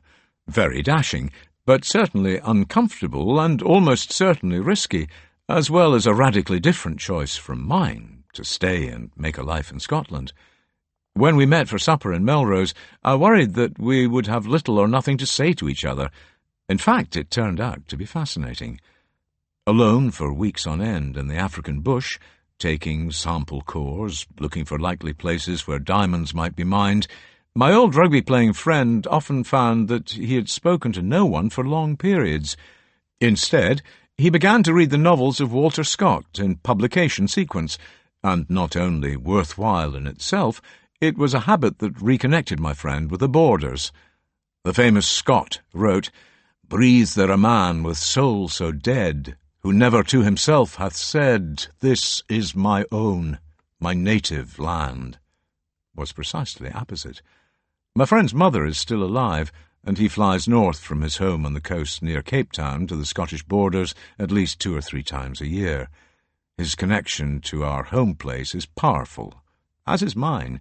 When I resigned my job, there was no other choice I could consider except to come home, to return to the sacred land. Continuity and attachment to place are rarely more evident than in the story of Beamerside House. Turning downhill from the hamlet, I passed its gates and saw the 16th-century tower house in the distance. The same family has lived there for 8 centuries, since it came into the possession of a Norman warrior called Petrus de Haga. By the late 13th and early 14th centuries, the name had changed slightly, but became so established that Thomas the Rhymer could recite, "Tide what may, whate'er betide, Hague shall be Hague of Beamerside." And so it has come to pass. Alexander, the grandson of Field Marshal Earl Haig, the commander of the British Army on the Western Front during the First World War, now lives in the old house. Below the gates, the road begins to run down gently off the ridge and becomes deep and heavily shaded, a sign of real antiquity, since it has sunk far below the level of the fields beside it simply because of the centuries of feet, hooves and wheels, the tread of people, horses, and the ruts made by carts. Powerful knots of tree roots cling like octopuses to the high banks, and their thick foliage shades the road for a few hundred yards. It eventually leads to an oddity, a dissonance. When the 16th century and the Reformation signalled the end for Scotland's monastic communities, abbeys often fell under the control of commendators, usually aristocrats who eventually appropriated their lands. The holdings and power of many aristocratic families are built on the patrimony of the Church. The Erskine family, Earls of Buchan, were given Dryborough Abbey and much of the nearby property that had been gifted to the monks over many years. By the early 19th century, David Stuart Erskine, the 11th Earl, had become fascinated, even obsessed, by Scotland's history and heroes. He founded the Society of Antiquaries, whose collections formed the basis of those of the National Museums of Scotland. Walter Scott knew Erskine well, and was uncharacteristically ungenerous, saying that he was a man whose immense vanity obscured, or rather eclipsed, very considerable talents. On that sunny day below Beamerside, it seemed to me that an understanding of what made good art was not amongst them. The deepened lane leads downhill to a brown sign on the left that points to Wallace Statue. At the end of a winding wooded track, perched on a high, precipitous bank, is a monstrous red sandstone sculpture of one of Scotland's great heroes. William Wallace, the victory of Stirling Bridge in 1298, stands 21 feet high on a 10-foot plinth, staring slightly westwards over the Tweed Valley. Made by a local sculptor, John Smith of Darnick, no doubt to a precise prescription from the Earl of Buchan, it could never be mistaken for the work of Michelangelo. In fact, it is profoundly ugly. Holding a broadsword almost as tall as himself in one hand, and a shield bearing the device of the saltire in the other, the hero looks more than a little gormless, a slightly puzzled expression above his bushy beard, as though he were lost. On his head, and therefore difficult to make out from 31 feet below, a version of an iron helmet that owes more to the Wehrmacht than anything medieval, has some sort of winged creature attached. Perhaps a pigeon. Mercifully, the hardwood trees around this thoroughly duff object have begun to hide it. From a distance, to the west, all that can be made out is the head, until autumn sheds the friendly leaves. Further down the road to Dryborough Abbey, I came across something much more eloquent, a fragment of cut stone that was definitely more pleasing, clear confirmation that people had walked and ridden this way for many centuries. Easy to miss, in the left-hand verge, hard against the edge of the tarmac, sits a cross socket. Now filled with rainwater, it once held a tall and impressive cross that offered a place to pray, and that marked a boundary. Abbeys, priories, convents, churches, and other places of pilgrimage often lay inside a wide precinct whose outer limits were fringed by crosses set up by the sides of the roads that led to the sacred sites. Around Coldringham Priory on the Berwickshire coast, founded in the mid-7th century and a place Cuthbert visited, there were at least 3 crosses at 3 approaches: Applin Cross, White Cross, and Cairn Cross. No more than this unconsidered little stump survives from Dryborough, but there must have been others. When Cuthbert rode past it, he left the temporal world and entered holy ground. Before a long avenue of trees wrapped the road in shadow, wide vistas to the south and west opened over the rich, pale yellow of ripening barley. Rain was gathering in the west, a grey veiling drifting across the hills of the Ettrick Forest, and the shelter of the deep lane made it difficult to judge where the wind blew. I quickened my pace downhill to Dryborough, noticing that gaps in the trees to my right showed what an ever-present landmark Eildon Hill North was. It seemed to be following me around the landscape. Dryborough is the only one of the 4 border abbeys not found in a town, and consequently its fabric is more complete, having suffered much less at the hands of stone robbers. After the Reformation, the masonry of the great churches at Kelso, Melrose and Jedburgh could be seen in the walls, and no doubt the foundations, of nearby houses. Sheltered by stands of ancient trees, one yew is said to have been planted by the monks in the early 12th century, and surrounded by a vallum, a ditch deepened in modern times to keep out grazing and browsing animals, Dryborough Abbey is a very romantic ruin, and also strange, otherworldly. Many years ago, I made a television series called The Sea Kingdoms, the story of Celtic Britain and Ireland. We filmed in Cornwall, Ireland, the Western Isles, and in Wales. On our way out to St David's in Pembrokeshire, surely the only cathedral village in Europe, we took a detour to a place associated with another early holy man, St Justinian. According to the map, near the coastal hamlet was an interesting series of prehistoric remains, a small stone circle and a dolmen, a megalithic tomb of 2 upright stones that supported a horizontal capstone. I thought some shots of these against the sea might be useful in opening credits. The landscape was patterned by a warren of narrow paths, threaded between rocky outcrops and tall clumps of impenetrable gorse. It was easy to become disoriented. Near the dolmen, we came across an unexpected small cottage with a fenced front garden full of colourful wooden objects, stripy posts, a large doll and a cart. Bunting fluttered on some of them. As our camera and sound men gratefully put down their kit, my director and I knocked on the door. Perhaps we were trespassing and needed permission to film. There was no answer at first, and then I began to make out a low drone, almost like a growl, but not something that sounded like a guard dog. When there was no answer and we retreated, it was replaced by a high-pitched whine, a keening that slowly built up, but did not seem to come from the cottage.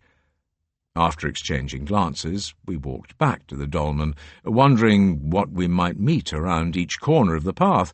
We shot some general views, packed up our kit, and walked quite quickly back to the cars. More than strangeness, this little enclave in the landscape had a powerful atmosphere, something malign, and even though it was a bright day, good for filming, we all felt uncomfortable and were relieved to park at St David's and set up our next sequence of shots amongst the crowds. Dryborough's strangeness is not malign, it seems to me, but it is not a place of settled peace either. For some who visit, God may be close, but I had a powerful sense of other presences. Perhaps the spirits of the pagan past were flitting in the shadows of the old trees. The early history of the abbey and its site is scant, but it might cast a dim light on these competing impressions.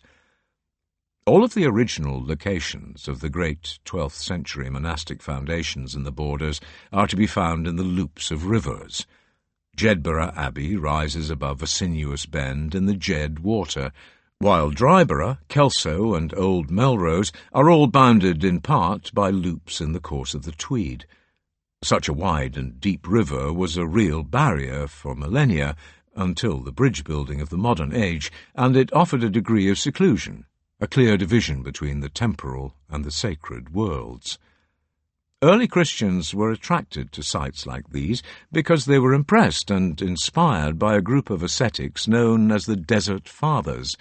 Perhaps the best known in 6th and 7th century Western Europe was St. Anthony of Egypt. Copies of his life, written by St. Athanasius of Alexandria, found their way to Britain and Ireland, and scholars believe that both Bede and the anonymous biographer of Cuthbert were able to consult this short but remarkable text.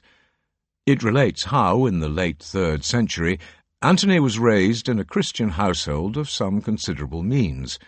When both his parents died, he seems to have had an epiphany. Giving away all of his inherited wealth, a farm of 300 acres and much else of value, he put his younger sister into a convent and embarked on a life of piety and asceticism. After many battles with the devil and his legions of demons, he sought a solitary life, shutting himself up in a tomb at one point, starving himself and forcing himself into cycles of prayer and vigil. Although Athanasius nowhere states this explicitly, there is a sense threading through the narrative, and others, of the hermit using mortification of the flesh to induce a trance-like state, so that he might have out-of-body experiences, something that may have seemed to detach his immortal soul from his worldly flesh. This appears to have been a continuing practice amongst these early saints. Eventually, Antony fled to the deserts beyond the fertile valley of the Nile to pursue a life of solitude that might draw him nearer to God. But his fame had spread, and, according to Athanasius, cells arose in the mountains, and the desert was colonized by monks who came forth from their own people, and he directed them like a father. And then Antony retreated even further, to a holy mountain, his inner mountain, where he lived out the rest of his harsh life. Surviving the persecutions of the Emperor Maximinus II in 311, he died some time later, after giving instructions that his body was to be buried in secret so that it could not become a focus for reverence or pilgrimage, something else that would be clearly echoed at the end of Cuthbert's own life. The teachings and habits of the Desert Fathers inspired early Irish monks to seek places apart from the world, places of solitude with no worldly distractions.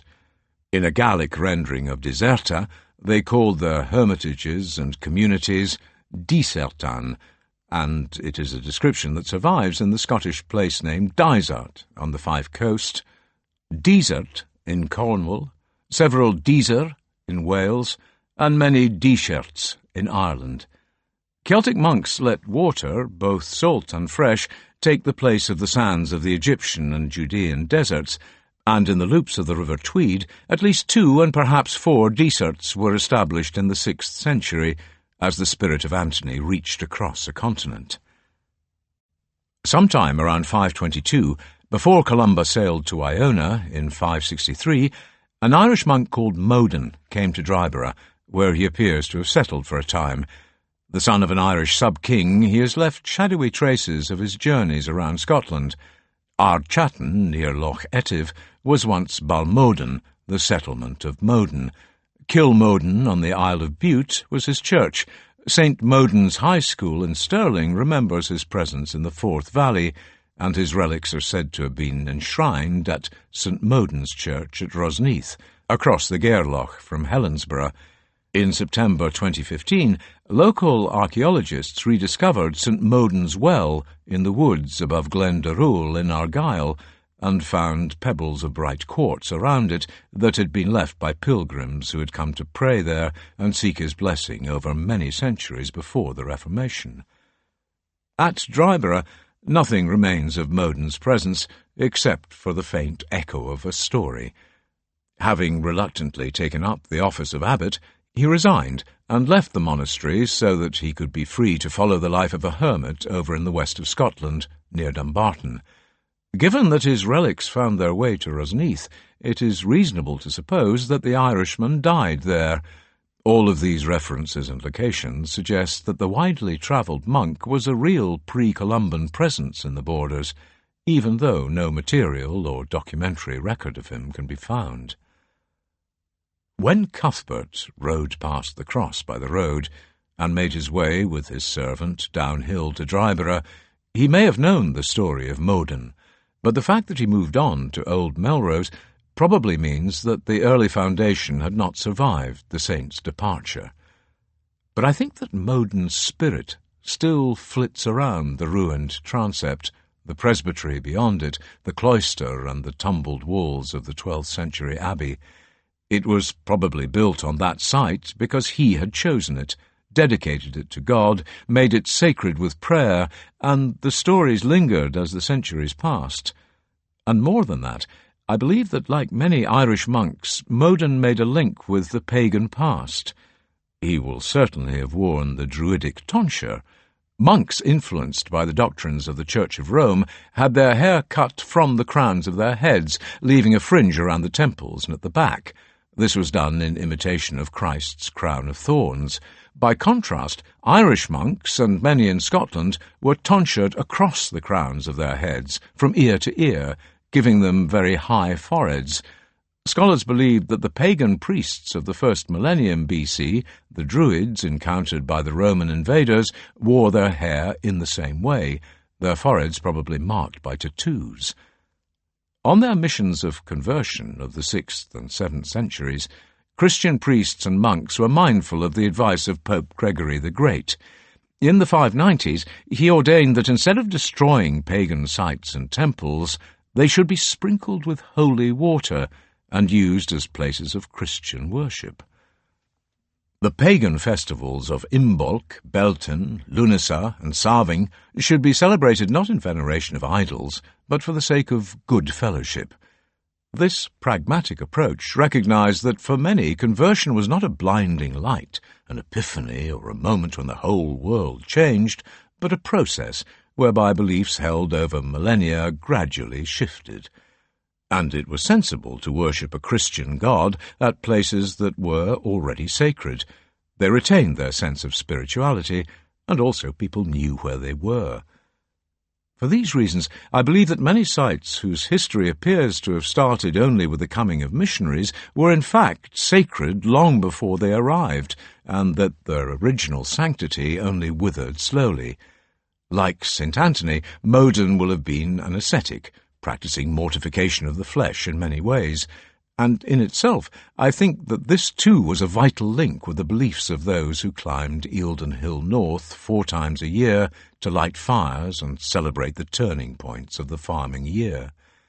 Unlike the modern Christian God of love and forgiveness, the pantheon of deities who govern the lives and fates of the peoples of Celtic Britain and Ireland, and also those Angles, Saxons, and others who sailed the North Sea in search of land, needed to be propitiated. That is, the malignant, aggressive nature of some of these pagan gods had to be neutralized by acts of sacrifice, and often blood needed to be shed. The discovery of what are known as the bog bodies, prehistoric corpses sufficiently well preserved to show the marks of ritual killing, shows that human sacrifices were sometimes required if the pagan gods were to be persuaded not to send thunder, wind, and rain to wreck the harvest, or a pestilence to visit the land. Fear was as powerful as faith. The notion of human sacrifice was not confined to pagan cultures. The early Christian God of the Old Testament asked Abraham to sacrifice Isaac before relenting, but he could also be vengeful, and for many centuries the awful prospect of the fires and pits of hell, or eternal torment, was very real indeed for most believers. It seems to me that the ascetic monks and hermits were also practicing a version of propitiation, a way of pleasing and appeasing God, committing painful acts not only in pursuit of personal purity, piety, and the transcendence of the flesh, but also undertaken on behalf of communities. For that latter reason, saints were readily venerated, thanked, and seen as figures who floated in a sphere between the mortal and the divine, and who could intercede with God on behalf of many people. It is thought that the wide proliferation of early saints, each village in Cornwall seems to have its own, was a gradual substitution for local gods. Like many of his contemporaries, Modon will have embodied much of this continuity, and I think he was drawn to Dryborough because it was already a holy place for the pre-Christian communities who lived along the banks of the Tweed, and that history has not entirely fled. It can be sensed, buried deep in the site of the 12th century abbey, where enough of the fabric survives to allow a good reconstruction of monastic life. The bells ringing the canonical hours at dead of night, the chant of the psalms, readings in the chapter house, the whispering as monks gossiped behind their hands, and all the bustle of a busy community going about the business of worship, management, and food production. But under the daily din, the silences, as the monks shuffled down the night stair to the church for lauds and other intervals of peace, another river runs, one whose course can only be intuited. I am certain that Walter Scott knew and felt that Dryborough was different. Of course, with his love of romance, he will have felt at home in the old medieval abbey, its scheming abbots, priors, cellars, and novices gossiping, taking part in medieval politics, celebrating the drama of the Latin Mass in the presbytery. But in his life, Scott was aware, I think, of a strangeness in his own nature, a sensitivity to another world beyond history. In Ivanhoe and others in his vast canon of historical novels, Scott showed a powerful longing for the past that sometimes glows with roseate nostalgia, but also connects with the ethereal, the uncatchable, something fluttering on the edge of his imagination. And few novelists have ever captured a pungent sense of place in the long past so well, but sometimes not completely. There is often something of the unexplained in Scott's stories. Perhaps that was the deeper reason why he chose to be buried at Dryborough, not just because it is beautiful, but because its roots in the long past reached far down into the earth of the River Peninsula and were unknowable. Scott knew that ghosts flitted amongst the ruins. Next to Scott's solid granite sarcophagus stands the small, simple headstone of a soldier, Douglas Haig, Field Marshal Earl Haig. He wanted the same memorial that was set up to those hundreds of thousands of soldiers who died under his command in Flanders, and he is buried at Dryborough simply because it is close to Beamer Side. As I stood by these two graves in the north transept, it struck me that there was not an obvious and extreme contrast, but a clear connection between the unwilling architect of great slaughter on the Western Front and the man whose stories went a long way to inventing the Scotland that many regiments believed they were fighting to protect. I spent less time at Dryborough than I expected, perhaps because I was anxious to catch up with Cuthbert and be on my way. In the wooden hut that serves as a ticket office and small shop, I bought a packet of fudge to keep me going on my journey to Old Melrose. I would need it. The road from Dryborough turns sharply downhill to the floodplain of the Tweed, and past some trim new houses, built not from bricks or breeze block, but a good deal of cut stone. I passed some beautifully squared blocks of red and yellow sandstone sitting on pallets by the roadside. The starkness of these new buildings will weather down well as the sandstone mellows with the years and their gardens grow up. I noted high walls and an electric gate around one house, and supposed that rural crime penetrates everywhere, even down this half-hidden old road. I passed a footbridge over the Tweed, but ignored it. A mile further north was Monksford, and I planned a baptism of sorts, to wade across, just as Cuthbert and his servant would have done, leading his horse behind them. After the driest summer for 40 years, the river should be low. At the foot of the road, on a small mound that looked artificial to me, stood another imposition from the eccentric Earl of Buchan. His fascination with Greek mythology drew David Erskine into episodes of laughable daftness. Apparently he once held a soiree where he dressed up as Apollo on Mount Parnassus, with 9 young ladies dancing around him as his muses. Goodness knows what they made of it. On this mound in front of me, at the beginning of a long, straight stretch known as the Monk's Road, he had masons build a small, circular, pillared structure he called the Temple of the Muses, and in the centre a statue of Apollo was installed.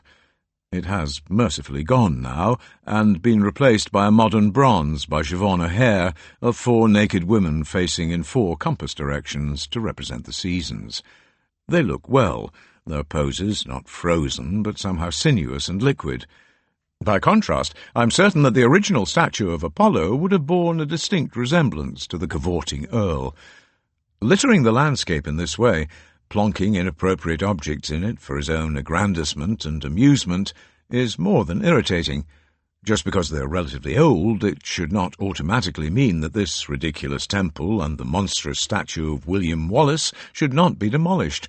Far better to remember the monks who walked the old road beside these oddities, Moden, Boisel, Cuthbert, and other later figures whose stories were of this place, men who searched the big skies above the river for signs of God's presence, and who helped make the land look as it does now.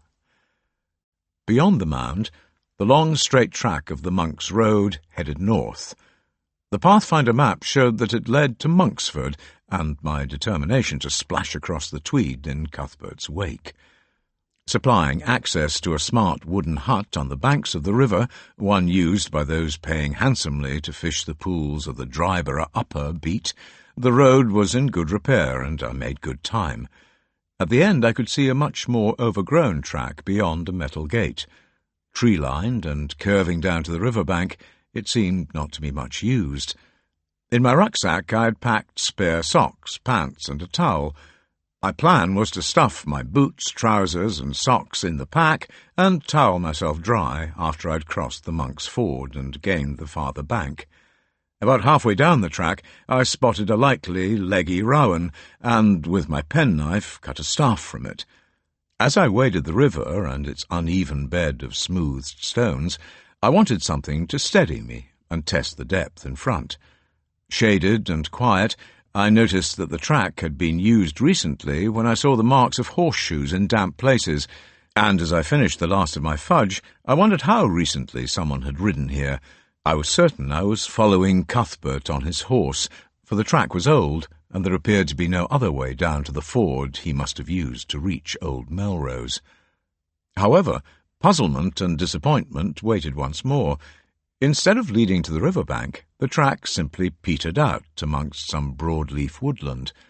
Beyond it, the banks of the Tweed were overgrown with bushes, nettles, and the wide rhubarb-like leaves of hogweed.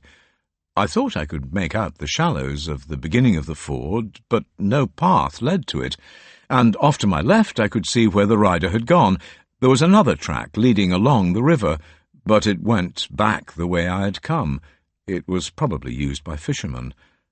Only a little daunted, and of course rationalising that the path must have disappeared long ago, since no one had been daft enough to use the ford for at least a couple of centuries, I used my rowan pole to thrash aside the hogweed, and also warn me of sudden, unseen, ankle-twisting ditches in the overgrown bank, of which there were several. On what seemed like an area of level ground, but not free of nettles, I checked to see that no one was around to watch the crazy person stripped to his pants and shirt, then stuffed everything into my pack. When I splashed at last into the river, a family of ducks erupted a little way upstream, and the sun came out to glint brilliantly off the water. It was cold, but not icy, and I could see where large flat stones had been laid near the bank, clear remains of the old ford. Some were of the same colour of red sandstone that had built the Temple of the Muses. I had reckoned the Tweed was about 60 or more yards wide at Monksford, but after I had carefully gone about 25 yards and the water was up to my knees, I found it difficult to see the bottom and judge what was in front of me. The channel by the far bank was in shadow, and I had no idea how deep it might be. The surface was flowing smoothly, like a large volume of water. No stone or shallows broke it, and the river seemed to be moving much more slowly. The small, wing-like shapes of sycamore seeds were eddying, not flowing directly downstream. Prodding with the rowan pole, I suddenly felt it go down much further and nearly lost my balance. My heavier pack didn't help, and I rocked a little. I reckoned the pole touched bottom at about 3 feet, waist height. So, no, there seemed to be an invisible shelf rather than a gradual incline, so not that way. I turned upstream, thinking I might have lost the direction of the ford, even though the maps all showed it running the shortest distance, directly from bank to opposite bank. Perhaps it crossed on the diagonal. No, not that way either. The far channel seemed deep there, too. My baptism into the world of Cuthbert was balked by a real obstacle. After more splashing around, almost capsizing again after slipping on some big rounded stones, I decided to go back, to give up, very reluctantly. Without really articulating it beforehand, all I wanted to do was follow Cuthbert as closely as possible. I suppose I saw the wading of the river as a form of informal baptism into his world. But, like bridges, fords need to be maintained. The spates of centuries of winters had probably shifted what shallow footing there had been as the great river reclaimed its natural course. In winter, crossing must have been impossible, as rain and snow swelled the current. Boats would have been the only option. For me, there was nothing for it but to be sensible, wade back to the bank to dry off, put my jeans, socks and boots back on, and retrace my steps back to the Temple of the Muses and the footbridge below it. I had barely begun this journey with Cuthbert, but had already seen several reverses and false starts. But in one sense at least I felt I had been close to him. On the road from Brotherstone I had met no one. On a sunny July morning I had enjoyed a few hours of real peace as I moved through the summer landscape, something I would come to think of as the peace of Cuthbert. Recently refurbished, the footbridge looked splendid. The views up and downstream revealed broad areas of white dried-out river boulders and stones below the overgrown banks, but even though the water was low, the channel under the bridge seemed deep. After I'd crossed, I came upon a small car park. Signs told me this was a section of St. Cuthbert's Way, beginning at Melrose Abbey, then climbing the saddle between Eildon Hill North and Eildon Mid-Hill, descending to Newtown St. Boswell's before going on to the village of Bowden. It is not a way Cuthbert would ever have come, but it does pass some beautiful views, and having climbed the long steps to the bank above the river, I came across a steady stream of walkers who were enjoying it, stopping often to take photographs on their phones. One bench had been set up to look north, and of course Eildon Hill North dominated the landscape. After a long climb up a winding wooden stair, the path snaked through dense woodland above the river, and footbridges had been built to cross the deeper wooded Denes. After about half a mile, I saw that a recent gale labelled Storm Hector — why has this childish American habit of anthropomorphizing destructive weather been adopted — had blown down a big ash tree, and it had landed squarely on a bench, pulverizing it. There seemed to be a message there. The path occasionally forked, and I found myself following it away from the river. Around a corner I was suddenly assailed by the roar of traffic above me, a bridge carrying the trucks and cars of the busy A68.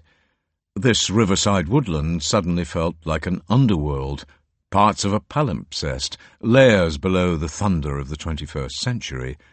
A helicopter flew low, unseen, and it seemed to make the trees vibrate. The peace of Cuthbert was shattered, and once more I decided to retrace my steps to look for a path by the riverbank. When at last I emerged from the green shade of the woodland, I found I'd been going not so much in circles, but back and forth, so that I'd only walked half a mile in half an hour. Poor progress. The path by the Tweed had almost been overwhelmed by the broad leaves of hogweed, and when I eventually reached the bank opposite the ford, it was very difficult to get close to the water to see how deep it was. I met a fisherman in chest-high waders who told me I'd been wise to turn back. Not only was there no one about if I'd got into difficulties, I had been standing on the edge of a salmon pool. He had only ever thought it safe to fish from the bank, or from the place where I'd been splashing around in the shallows of the far side. Some wooden signs and 2 inexplicable red and blue arrows suggested at least 3 directions of travel, but I wanted to stay in sight of the Tweed. Someone had taken the trouble to trim the long grass and nettles to open a track, and I assumed that it led to Old Melrose. But after a few hundred yards it simply stopped dead on the edge of another deep pool. By this time I could see the high bank where the river had turned to make its loop around Old Melrose. The site of the old monastery was close, and after several reverses and many steps retraced, I did not want to turn back yet again and look for another path. The problem was the alternative, a climb up a high bank to my left. The map showed the woods running out into fields at the top. Somewhere up there a track might be found. There seemed to be plenty of saplings growing out of the slope, most of them as thick as my arm, and for about 20 feet I made good and careful progress.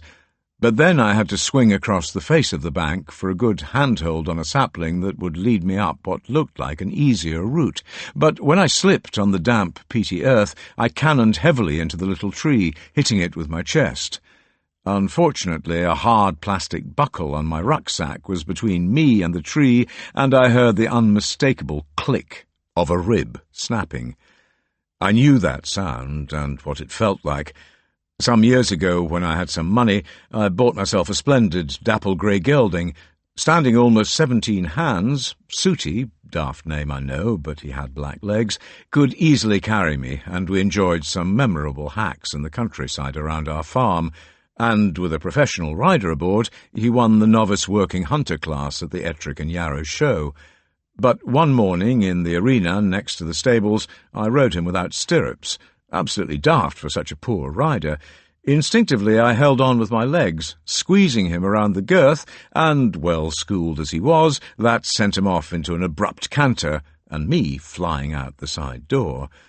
I fell hard and broke several ribs on my right-hand side, exactly where the plastic buckle, me and the tree, had collided. It hurt, but not so badly that I couldn't make it to the top of the bank, and from there to the plateau of the river peninsula of Old Melrose. I wondered if repeated and inadvertent mortification of the flesh ranked alongside the self-inflicted torment practised by the monks who had crossed the ford and trodden the path to the desert 13 or more centuries before I made my undignified entrance. Even more than the loop of the Tweed at Dryborough, the river almost makes the peninsula an island at Old Melrose. Close to where I had scrambled up to the top of the bank, its course pinches tight, not quite joining, before it is pushed around 280 degrees by a massive river cliff gouged out by the glaciers of the last ice age. Near vertical in places, it towers above the site of the monastery and adds to a powerful sense of enclosure. The topography of Old Melrose is surprising. Much of it is a high plateau that looks down on the river and affords a long southern vista to Monksford and Dryborough. Immediately below it is the fringe of a broad, grassy floodplain. Incongruously, there was a large canvas tepee pitched on it the day I arrived. Now heavily wooded, the peninsula is part of a well-managed estate dominated by Old Melrose House. It stands on the highest point of the plateau, close to where the early medieval chapel of St. Cuthbert was built, and around it are grass parks grazed by sheep and 1 or 2 horses. The buildings of the old dairy farm are bounded by woods and bright barley fields, early to ripen in this hot and sunny summer. Most of its byres are now converted into a tea-room, a bookshop, and an antique shop. On the warm afternoon when I mortified one of my ribs, the discomfort was much eased by this beautiful sylvan scene, a peaceful place that gave no hint of its ancient, austere existence. Chapter 4. Soul Friends. Names tell stories, especially place names, and sometimes they even move, taking their history with them. Old Melrose is so called because a new Melrose came into being, a consequence of dynastic politics. Scotland's most modernising medieval king, a man who made a decisive break with the Celtic, Gaelic-speaking past, was David I. Raised at the court of the Norman French Henry I, he was the 6th son of Malcolm III Canmore, and his prospects of succeeding to the throne of Scotland were unlikely. But he had talent, and fortune fell out happily for him. Fluent in French, schooled in Western European culture, and steeped in the dynamics of politics, he was, as contemporary writers consistently assert, a most perfect knight. He was also devout and interested in the new reformed orders of monks who were becoming influential in France. When he became an earl with wide lands in southern Scotland, he invited communities of these men to found monasteries in the Tweed Valley. In 1124, Alexander I died without an heir, and his younger brother, Earl David, succeeded. Anxious to strengthen the bounds of his new kingdom and to retain control of the Church, a key engine of royal government, the king had a problem with Old Melrose. With the cult of Cuthbert securely anchored in England at Durham, where the spectacular new cathedral had risen on the river peninsula of the Wear, many of the sites associated with the saint were claimed by the prince-bishops, including Old Melrose. But David wanted to refound the monastery there, and he had invited a group from the Order of Cistercians to come to the Tweed Valley. To appease Durham, he exchanged St Mary's Church in Berwick-upon-Tweed for the ancient site, and immediately ran into another problem. For reasons now lost, Abbot Richard and his Cistercians refused to build on the river peninsula, even though it was the holiest and most famous church in the borders, a place where saints had walked and worshipped. They preferred to found their new monastery at a place called Little Fordell, 2.5 miles to the west, beyond the ruins of the Roman depot at Trimontium on the southern bank of the Tweed. But probably at King David's insistence, they kept the name of Melrose. Folk toponymy associates it with the mells or the mallets used by masons to build the abbey and the rose window at the east end of the church. But in fact it is a synthesis of two Gallic words. Ros, or Ross in the anglicised spelling, means a promontory and describes the old river peninsula, but Meul is more obscure. It can mean bare, and many believe that the definition ends there. Bare promontory was how old Melrose looked in the 7th and 8th centuries, long before the mighty trees of the 19th century estate were planted. But in fact that is misleading, and the reality is more interesting. Meul can also mean bald, and the old Druidic tonsure cut across the crown of the head made Celtic monks look bald. And from that it acquired a further meaning that can be detected in the Christian name of Malcolm. It comes from Meul Cholum and means a follower of St Columba of Iona. And so in Gaelic, Meul became a term for a monk, a bald man, and so Melrose was the promontory of the monks. Cuthbert and his servant arrived at the monastery with a great deal more dignity than I had managed, but I believe he entered it at approximately the same place. Hidden in woodland to the east of an old track that was once a drove road in the 18th and early 19th centuries lies all that remains of the fabric of old Melrose.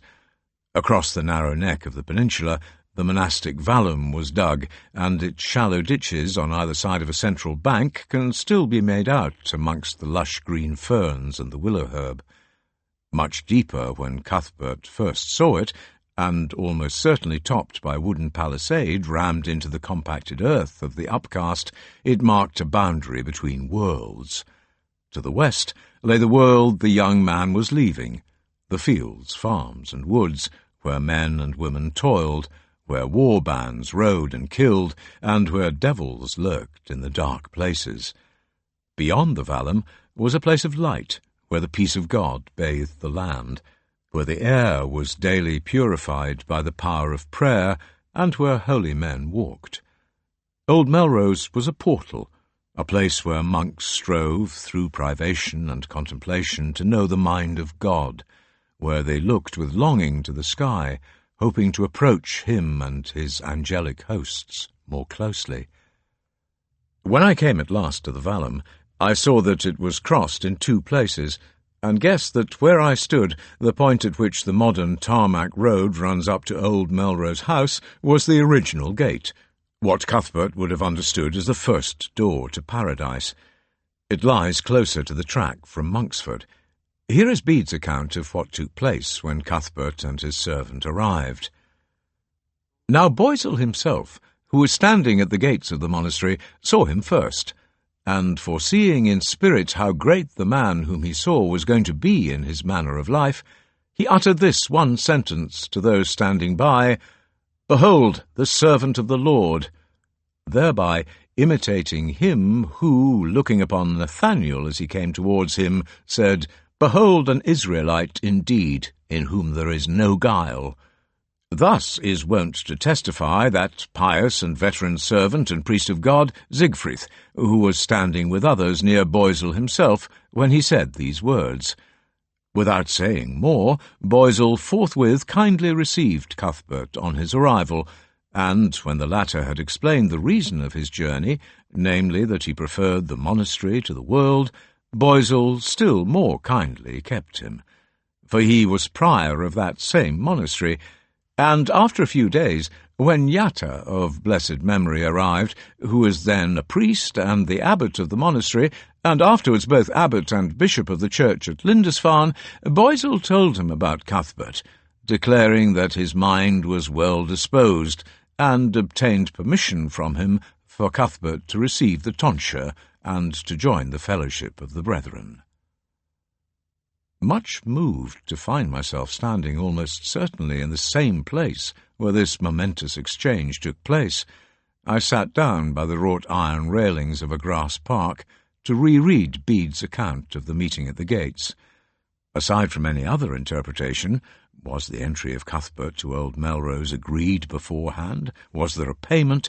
What struck me most forcibly was the role, presence, and voice of Boisil, probably a Gaelic-speaking Irish monk who came with Aidan from Iona when he founded the mother house at Lindisfarne in 631. Boisil is sometimes credited with the establishment of the first community at Old Melrose, but as Bede was careful to note, he was not abbot and not able to admit Cuthbert without permission from Yatta. Unlike his contemporaries, Boisil may have adopted his name.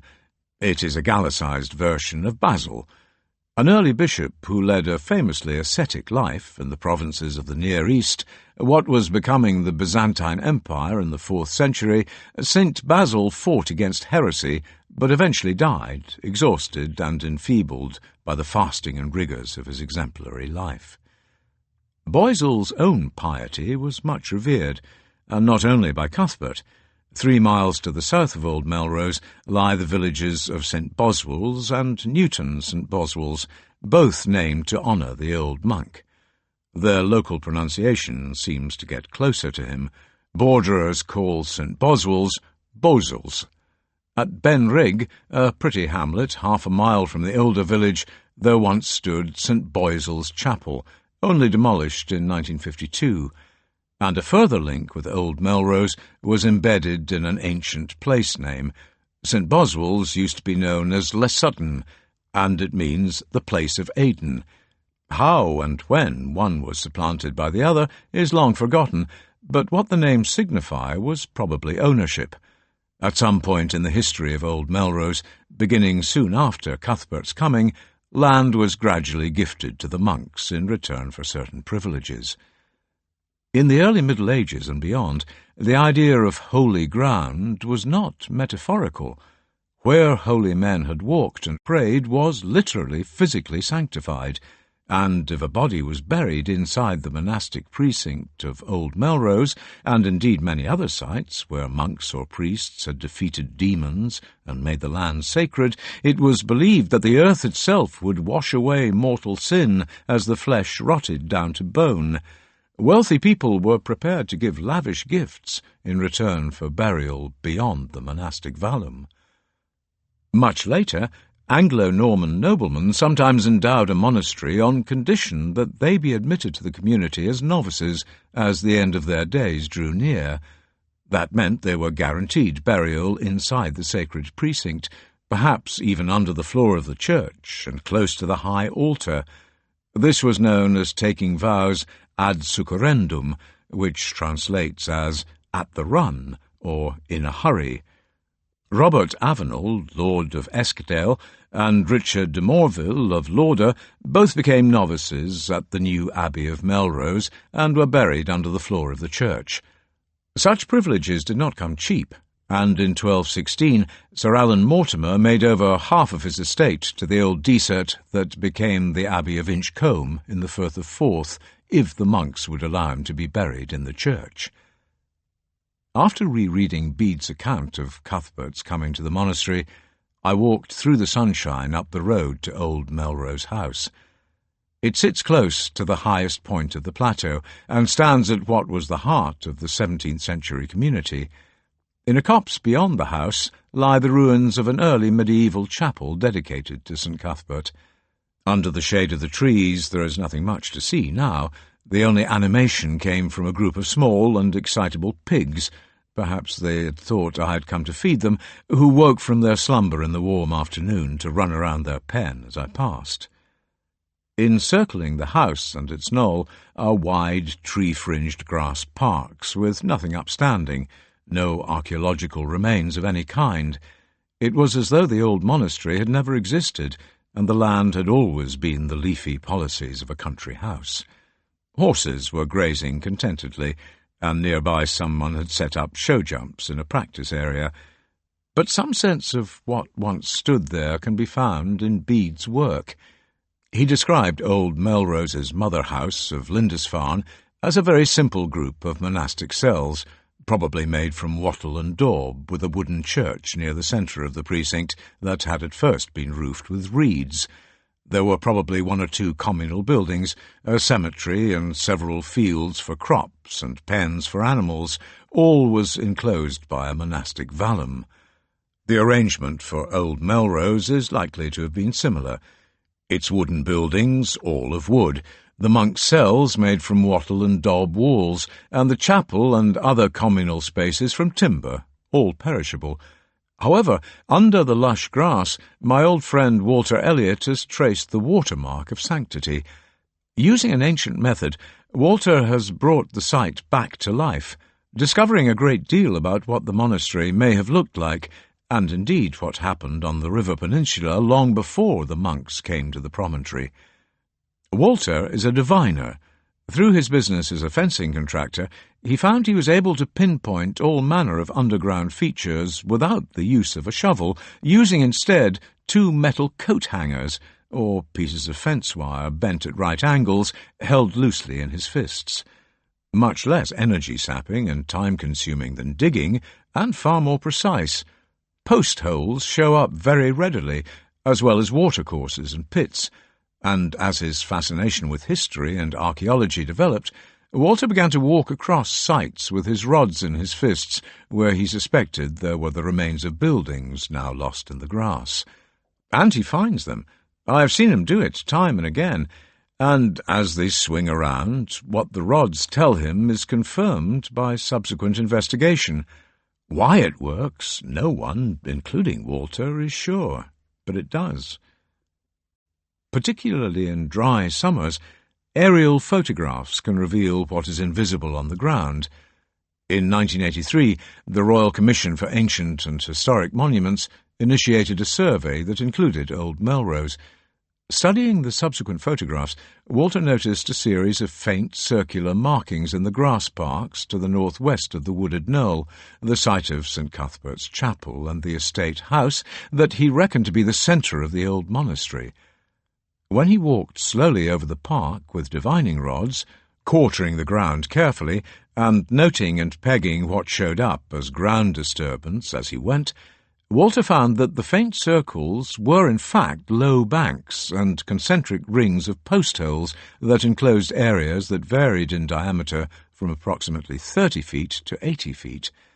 And beyond the edges of these circles were rows of rectangular pits that very closely resembled the outlines of graves.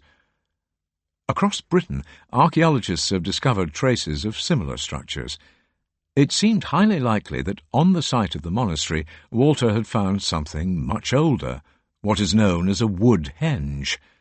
The most famous lies 2 miles to the south of Stonehenge in Wiltshire, and it was first detected as faint circular markings by an aerial survey carried out in 1925. Later investigation revealed that Woodhenge was raised in the 3rd millennium BC and was still a focus of worship and ceremonial of some unknown sort in 1800 BC. Far easier and faster to build than Stonehenges, the function of these places was mysterious, but their essential nature unambiguous.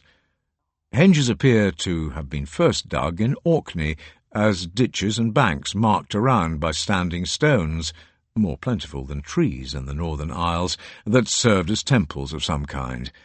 And just like the monastic vallum at Old Melrose and elsewhere, the circles of felled trees or quarried stones and their banks and ditches were set up as a means of separating the sacred ground from the temporal world around them. The simple duality of inside and outside were already present, something that persisted well into modern times. The mysteries of the Mass took place behind a screen in abbeys, churches, and cathedrals for many centuries, and were heard but not seen by the lay congregation. Something of a similar sort may have taken place thousands of years before at Henges. Those inside enacted rituals and sacrifices, probably chanted and played music, lit fires in the winter darkness, and processed out through a throng of people who had heard but not witnessed the ceremonies. If Walter Elliot has indeed discovered a series of wood henges at Old Melrose, that means something simple and very moving. The river peninsula had been revered as a holy place for more than 2,000 or 3,000 years before the monks came from Lindisfarne. And if the rectangular pits arranged around them, like the spokes of a wheel, are indeed graves, then the desire to be buried in sacred ground was neither a purely Christian practice or new to the early Middle Ages. And what is even more intriguing are the reasons why a prehistoric pagan culture wanted to bury its dead close to sacred ground. There was no dubiety in the Christian era.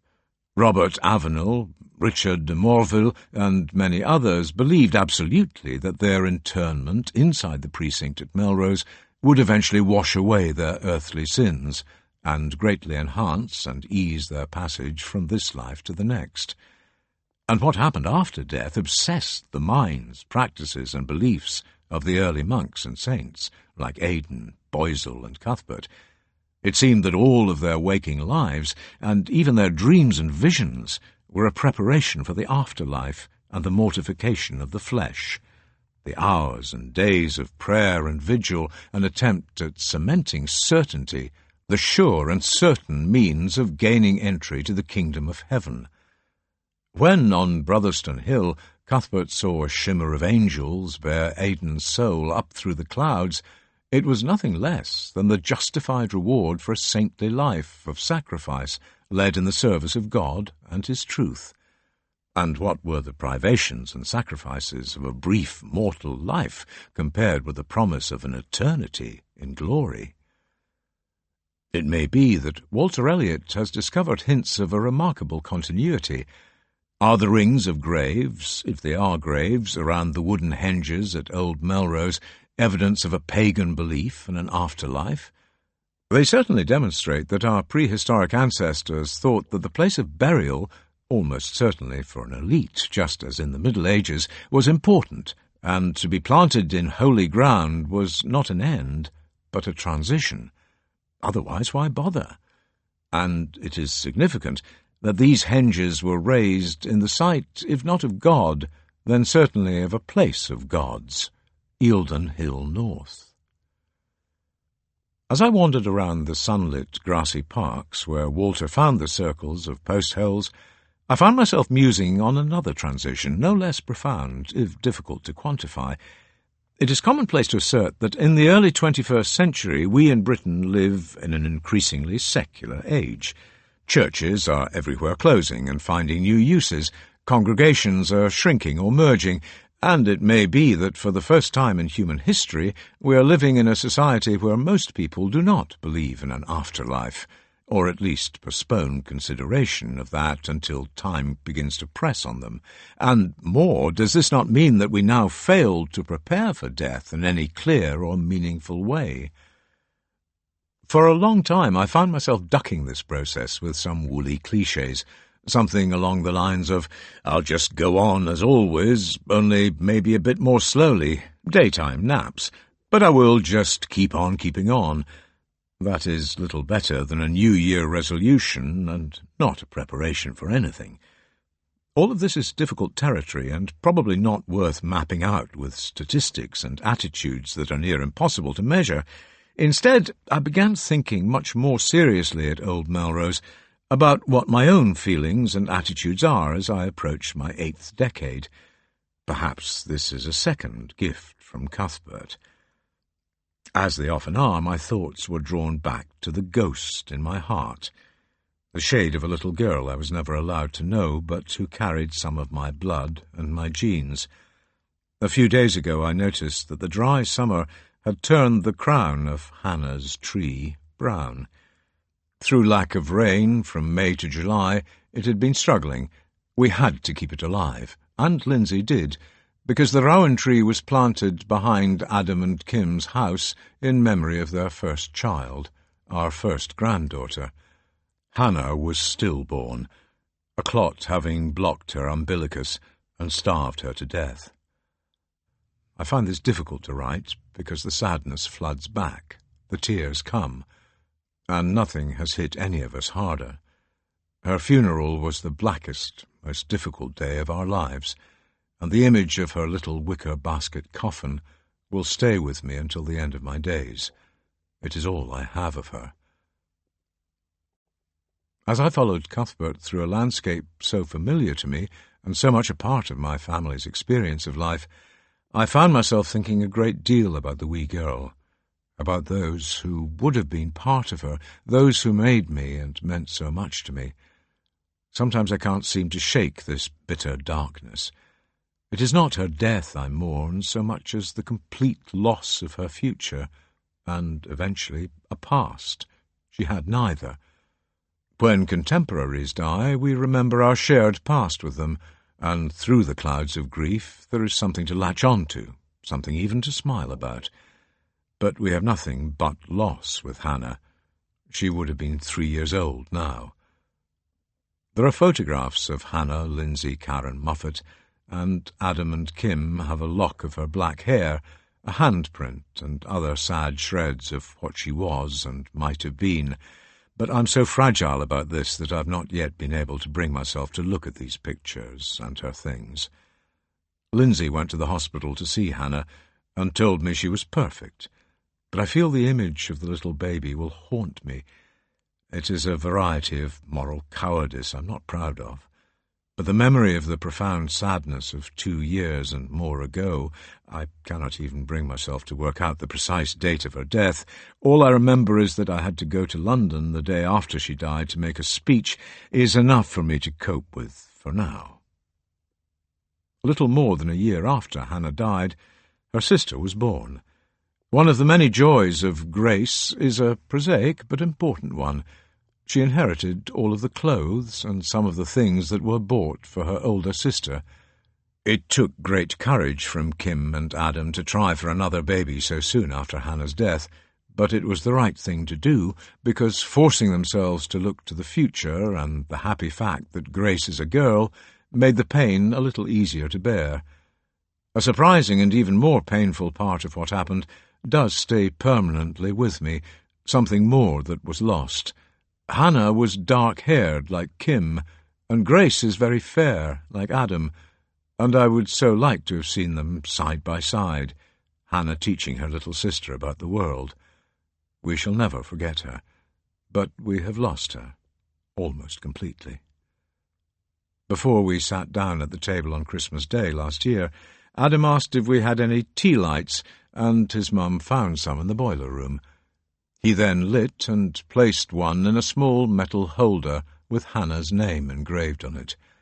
He and Kim are determined that she will not be forgotten, or her presence left out of important occasions, and I had to swallow hard at the other end of the table as her little sister shrieked with excitement. Sadness amidst joy is simply how life is, I suspect, and I was glad to remember the wee lass and what might have been. As the years pass, the pain of her death grows no less sharp. Instead of putting Hannah's death and the cruel robbery of her future to the back of my mind, I wanted to honour her by learning something from it. She is dead, and I cannot reach across the snows of eternity and help her, but perhaps the wee lass can help me. I began to think more and more that we should keep the dead close to us.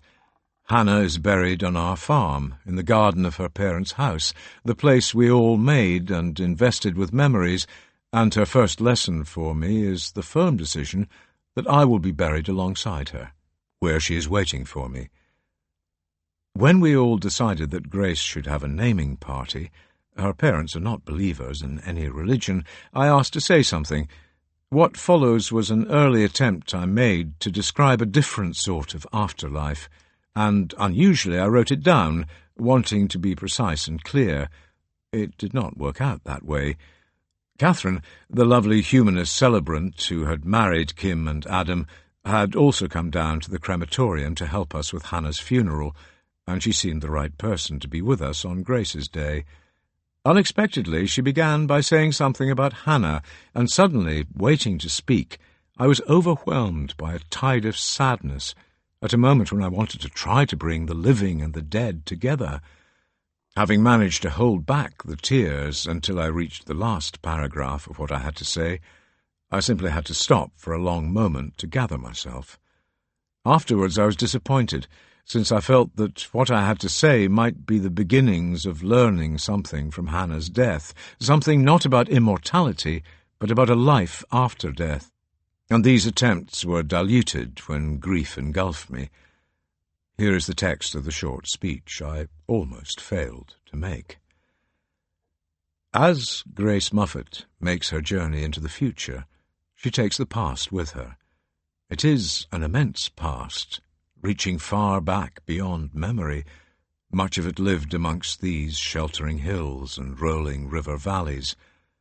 Her people walked their lives under the big skies of the borders, skies that seem to fascinate her now. Grace's gaze is often upwards, beyond the immediate, her deep blue eyes lifted towards the blue yonder of the sky. The ghosts of Grace's past will walk beside her as she skips down the track to the stables or walks out with the dogs on a summer morning. This is Grace's day, a day of names, the names of memory and the names of love. Grace Moffat is the great-great-granddaughter of Bina Moffat. In the late 19th century, she too was born on a boarder's farm, at Clifton Hill, near Kelso, not far from here. Grace will come to know what Bina knew, the snell winter winds whipping off the hills, the butter-coloured sun spreading over the dawn fields, the summer bummies buzzing in the warm breeze, the robins picking at the midden in the hungry months of the late winter. Although Bina was born in 1890, 126 years ago, Grace will come to know something of her life. Ellen Moffat is her great-grandmother. Hawick-born and raised as one of 7 sisters and a solitary brother, she lived in the body warmth of a busy industrial town, working in the rattle and clack of the textile mills and in the culture of the close community of the common riding, where women could put men in their place with a single freeze-frame, old-fashioned look. Her great-granddaughter has yet to perfect that necessary art, but like Ellen Moffat, Grace Moffat has a smile that could light a darkened room. On this day of names, Grace's grandmothers, Lindsay and Karen, have wrapped their girl in love and memory. Grace wears Lindsay's own christening gown, and she is wrapped in a shawl made by Karen's mother, Kim's much-loved Nana. The grannies have much more to give her, but the detail of that will be far beyond the understanding of any man. Love has secrets, and Grace and her grannies will giggle and smile, while father and grandfather shake their heads and shrug. Kim Moffat gave Grace Moffat the greatest gift. Her bond with her baby is unbreakable, forged in the gazes and glances of love, in the fitful sleep of broken nights, in the burble and chatter of wakefulness. Grace is beautiful, and Kim made her beautiful. Grace has changed us all, directing us to a different future, but she has changed Adam utterly. I've never seen a father so involved, so sharing of the necessary burdens, so confident with his wee one in his protecting arms, so attentive and so expert. You're a fantastic father, Adam, and your mum and I are so proud of you. But there is one obligation we can share as a dad and granddad. We should help Grace remember things she cannot know. You should tell her about the generations that have gone, about her great-grandparents, Jack and Ellen Moffat, Malcolm and Helen Thomas, while Kim can tell her about her own beloved Nana. And I'll make sure that Bina Moffat takes Grace Moffat's hand as these 2 children of the land walk around the edge of a circle that leads from Clifton Hill in 1890 to this farm in 2016. And they will share a secret.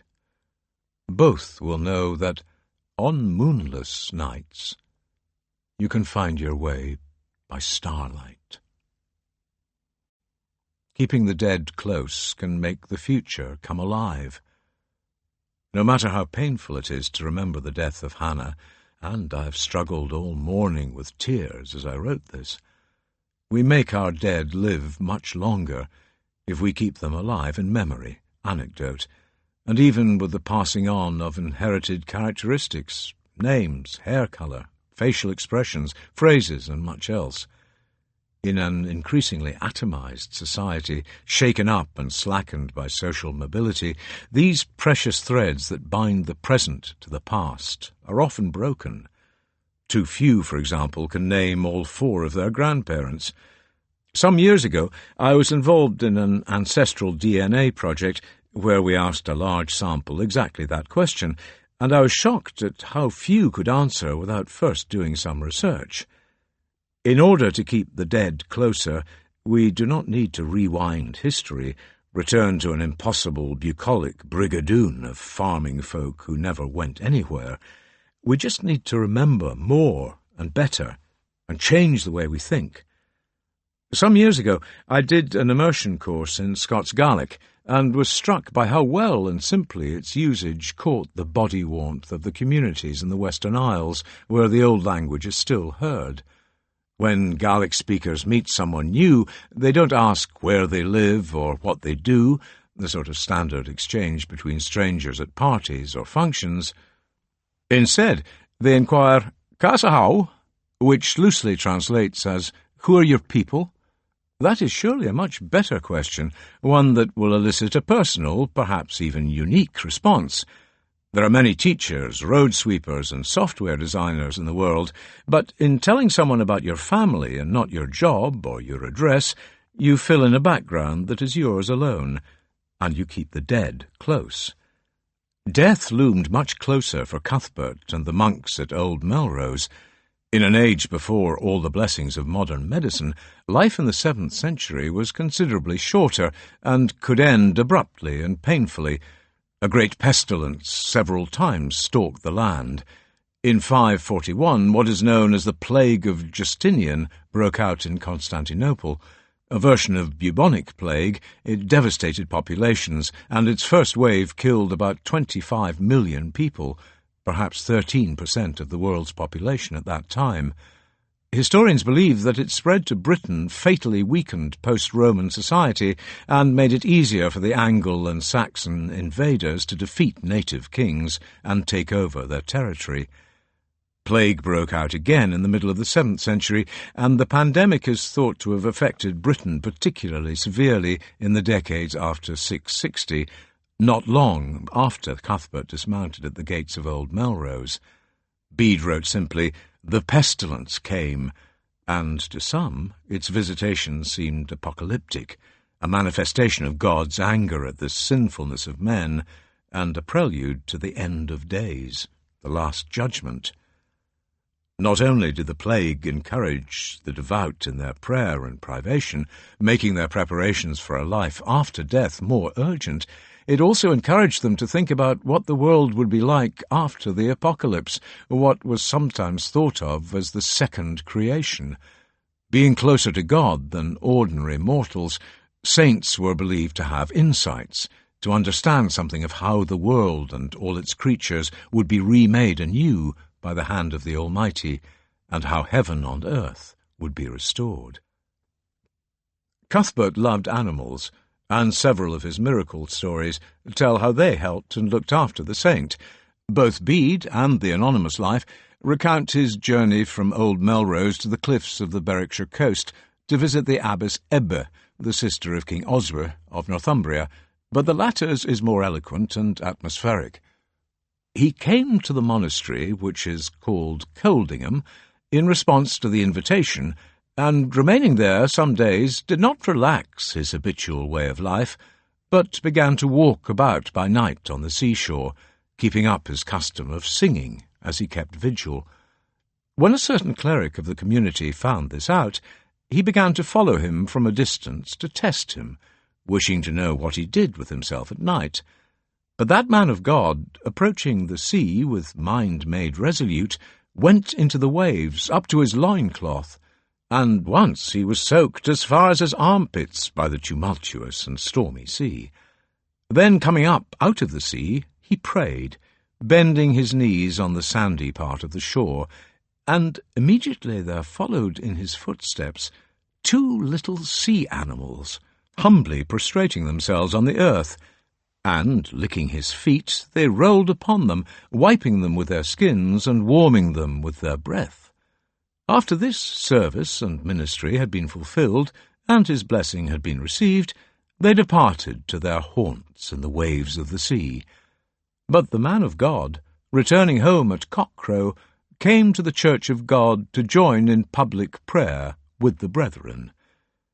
The above-mentioned cleric of the community lay hidden amid the rocks, frightened and trembling at the sight, and, being in anguish all night long, he came nigh to death. The next day he prostrated himself at the feet of the man of God, and in a tearful voice prayed for his pardon and indulgence. The man of God answered him with prophetic words, "My brother, what is the matter with you? Have you approached nearer me to test me than you should have done? Nevertheless, since you admit it, you shall receive pardon on one condition, that you vow never to tell the story so long as I am alive." The brother made the vow, and kept it afterwards, and departed with his blessing, healed. But after Cuthbert's death, he told many brethren how the animals ministered to the saint, just as we read in the Old Testament that the lions ministered to Daniel. What terrified the young monk who spied on Cuthbert was that he had seen something he should not, a glimpse of what might be the kingdom of God. The behaviour of the sea otters was a memory of the harmonies of the first creation, when God walked in the garden. After the serpent hissed to Eve that she should eat the forbidden fruit, and she and Adam realized they were naked and were ashamed, much was lost, and prophets longed for a time when once more the lion would lie down with the lamb. It was the power of Cuthbert's prayer and privation, his near immersion at dead of night in the ice-cold waters of the North Sea, that brought forth the otters from the waves. And that was the fundamental lesson of the miraculous story. Night vigil, psalm-singing, fasting, prayer, the pain of extreme cold, and constancy of faith would eventually right the balance of creation and compensate for the original sin committed by Eve and Adam. The old saints and their followers underwent all sorts of painful tests, not only for the sake of their own salvation, but also to implore God to restore the lost harmonies of Eden for all mankind. In both Bede's and the anonymous life, there are several stories of animals helping, and initially hindering, Cuthbert. As he and a companion travelled up the river Teviot, perhaps by boat, and into the hills on a mission of conversion, an osprey or perhaps an eagle brought them a large fish, almost certainly a salmon. When the boy took it for themselves, the man of God rebuked him and instructed that the fish be divided, and half given to the eagle. "Why did you not give our fisherman a part of it to eat, since he was fasting?" On modern Lindisfarne, Cuthbert's bond with animals, and birds in particular, is fondly remembered. Perhaps because he insisted that its nests on Inner Farne be untouched, the eider duck is known as Cuddy's duck. When Cuthbert first retreated to make a hermitage on Inner Farne, he dug and trenched such land as there was, so that he could grow his own grain and vegetables, and so reduce the frequency of visits from the outside world. 2 ravens arrived and began to tear at the thatch of a shelter built for visitors in order to build a nest. It must have been springtime. With a slight motion of the hand, Cuthbert shooed them off and told them to cease. When the ravens ignored him, the saint invoked the name of Jesus Christ and banished them from the island, and then this fascinating exchange took place. After 3 days, one of the 2 returned to the feet of the man of God as he was digging the ground, and, settling above the furrow with outspread wings and drooping head, began to croak loudly with humble cries, asking his pardon and indulgence. And the servant of Christ, recognizing their penitence, gave them pardon and permission to return. And those ravens at the same time having won peace, both returned to the island with a little gift. For each held in its beak about half a piece of pig's lard, which it placed before his feet. He pardoned their sin, and they remain there until today, most trustworthy witnesses who visited him, and for the space of a whole year greased their boots with the lard, told me of these things, glorifying God. On the wind-swept rock that is Lindisfarne, Cuthbert's closeness to God, his sanctity and patience, had created a tiny Edenic enclave where the harmonies of the second creation were prefigured. These were the beginnings of a tradition that found its most famous flowering in the life of St. Francis of Assisi. While it is easy to dismiss these tales as early medieval versions of Dr. Dolittle, they suggest a different, perhaps simpler and more profound way of thinking about the world, the whole world, and not just the way men and women have exploited and bent it out of its natural shape.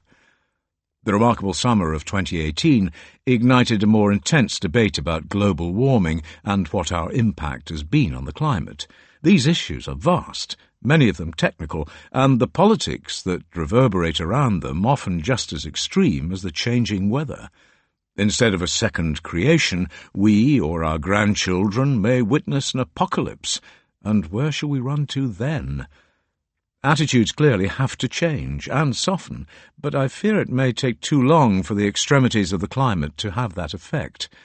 Instead, the stories of Cuthbert, other early saints and their animals around them may offer a more immediate way of understanding how the world might work better.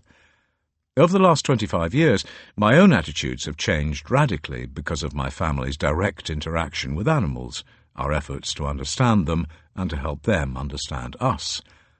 When we first came to our farmhouse, I suggested that our young daughters might like to ride. Close at hand there was a good riding school, and if over the space of a year they enjoyed lessons there and came to understand the hard work and responsibility of looking after horses, then maybe we would find them their own ponies. This was not the reaction of well-heeled city dwellers converting to country ways. I'd grown up in the borders, with its strong equestrian traditions born out of the annual festivals held in each town that are known as common ridings. One way or another, most people, regardless of status or income, who wanted to ride had their own horse and were usually able to find grazing and stabling. Equestrianism in the borders was not and is not the preserve of the posh or entitled. It is woven into the fabric of society and has been for centuries. And so, in 1995, there began a long family love affair with horses that has reached new and different heights. My daughters gained much by riding, both of a stillness, sympathy, and gentleness that comes from close relationships with these noble creatures, and the usual self-centered obsessions of teenagers were much tempered by the love and responsibility they felt for their horses. After they went to university and gradually gave up riding, my wife began to breed horses, a tremendously demanding and risky undertaking. Now she is the owner of a very beautiful and enormously talented dressage performer. This extraordinary little coloured mare is a double Scottish and British champion at novice level, and, barring injury, to say nothing of tempting fate, we believe that she may have a long and illustrious career ahead of her. But the point here is not to document success, there has been plenty of failure too, but to make a simple connection with Cuthbert's relationship with the sea otters and the birds. Equestrianism is the only sport where women and men form a similar relationship with an animal, where they need to communicate with the horse in complex ways, understand its needs in the absence of speech, and develop powerful bonds of trust, even love. Horses change people. They've changed me, and observing and coping with their behaviour can be a means of better understanding more of the natural world, as well as a way of softening attitudes. No one who genuinely likes horses is anything other than thoughtful around them. Of course, there are some whose sharp competitive instincts are not attractive, but even they usually know enough not to communicate ill humour if they want a horse to perform for them, and in grooming, management and riding, They try to avoid sudden movement, loud noises, or anything upsetting. It is well understood that people with mental health issues can find some peace helping in a stable yard, and in a remarkable development, 3 American airlines now allow miniature service horses to travel with passengers who need the reassurance of their presence. Being close to these gentle animals is a good beginning in life, and also harking back to an older Britain, long before the racket and rush of cities and the Industrial Revolution, a time when our land was quiet and green and completely dependent on horses for traction and transport, a time when we had to understand and communicate with these animals. Soon after we moved to the farmhouse, we built 3 loose boxes by the burn at the bottom of the slope. They became home to my daughter's horses and a dapple-grey Connemara mare my wife rode. Gradually, our small farm became a hub of animal activity of all sorts. The horses' muck heap brought flies that in turn attracted swallows, who began to nest in the loose boxes. Around the paddocks close to the farmhouse we planted hedges and trees that became home to more birds, hedgehogs and rabbits, and sometimes in the late evenings we saw the grey shapes of roe deer grazing the farthest pasture. In the dry summer of 2018, many house martins came, their white striped tails flashing in the sun, and in the warm evenings we watched enthralled at the daredevil aerobatics of 30 or 40 birds swirling around the sky above the steading and the stables, feeding on flies, feeding their chicks under the eaves of the house, feeling the elemental joy of being alive. I'm well aware that being in the midst of all this vibrancy and joy is a privilege, something not readily accessible to many, but it is a choice. All of our dwindling resources are spent on keeping this farm and its animals going, and it can be a very expensive business. We take no holidays because we cannot afford to, and in any case, who would look after our 15 horses, 3 dogs, and maintain the fields, fences, tracks, and all the unexpected things that managing a farm entails? Of equal concern is our physical ability to continue to look after the animals without resorting to shortcuts. Nearing the end of our 7th decades, we have to limit the amount of time we spend in the evening complaining about aches, small breaks, toes, the occasional rib, and near constant arthritic pain, because if we did not, we would talk of little else. Cities and large towns have largely separated Britain's people from the animals they used to live close to, and now all most people see are pets, and occasionally rats, mice, and urban foxes. It is certainly a great loss, a wide gap in experiencing the wholeness of the world, but what I had not understood was the spiritual nature of our daily contact with our horses, dogs, and the wild animals around us. Cuthbert's stories and the notion of the harmony of the second creation reminded me that even non-Christians can understand the value of being much closer to the creatures with whom we share the planet, and who make it habitable. By mid-afternoon, the sun had climbed high above Old Melrose, and, having forgotten to bring a hat, I sought the shade of the woods to the northwest of the river peninsula. Magnificent trees towered above me, Wellingtonias, Scots pines, oaks, spear-straight poplars, shimmering aspens, and others I could not identify, all of them the glorious consequence of the selfless foresight of late 19th century planting. Through the woods I could see the glint of the Tweed as it began to turn, its course first forced east and then south by the glowering red sandstone mass of the river cliff. The great river has its own watery map, the names of pools, beats, and rapids usually conferred by fishermen. Where the Tweed turns most sharply, the uncountable millennia of spates and battering ice flows will have scarred its bed and made it very deep, and even in that rainless summer, the pool known as the Crom Wheel looked dark and dangerous, as unseen currents churned below the placid surface. Crom is from the Old Welsh, the language of the Tweed Valley before Cuthbert's people brought early English, and it simply means a bend. Wheel is cognate to wheel, and may refer to the motion of the currents, or it could be related to the word whale for a pool. River names are often the oldest in the landscape, and their origins difficult to parse. To the south of the plateau of Old Melrose, the pools remember the centuries of the monks. Where there is a sliver of a long, low river island, the map plots Halliwell Stream, and as the river turns slowly towards Monksford, the pool is marked as Holy Wheel.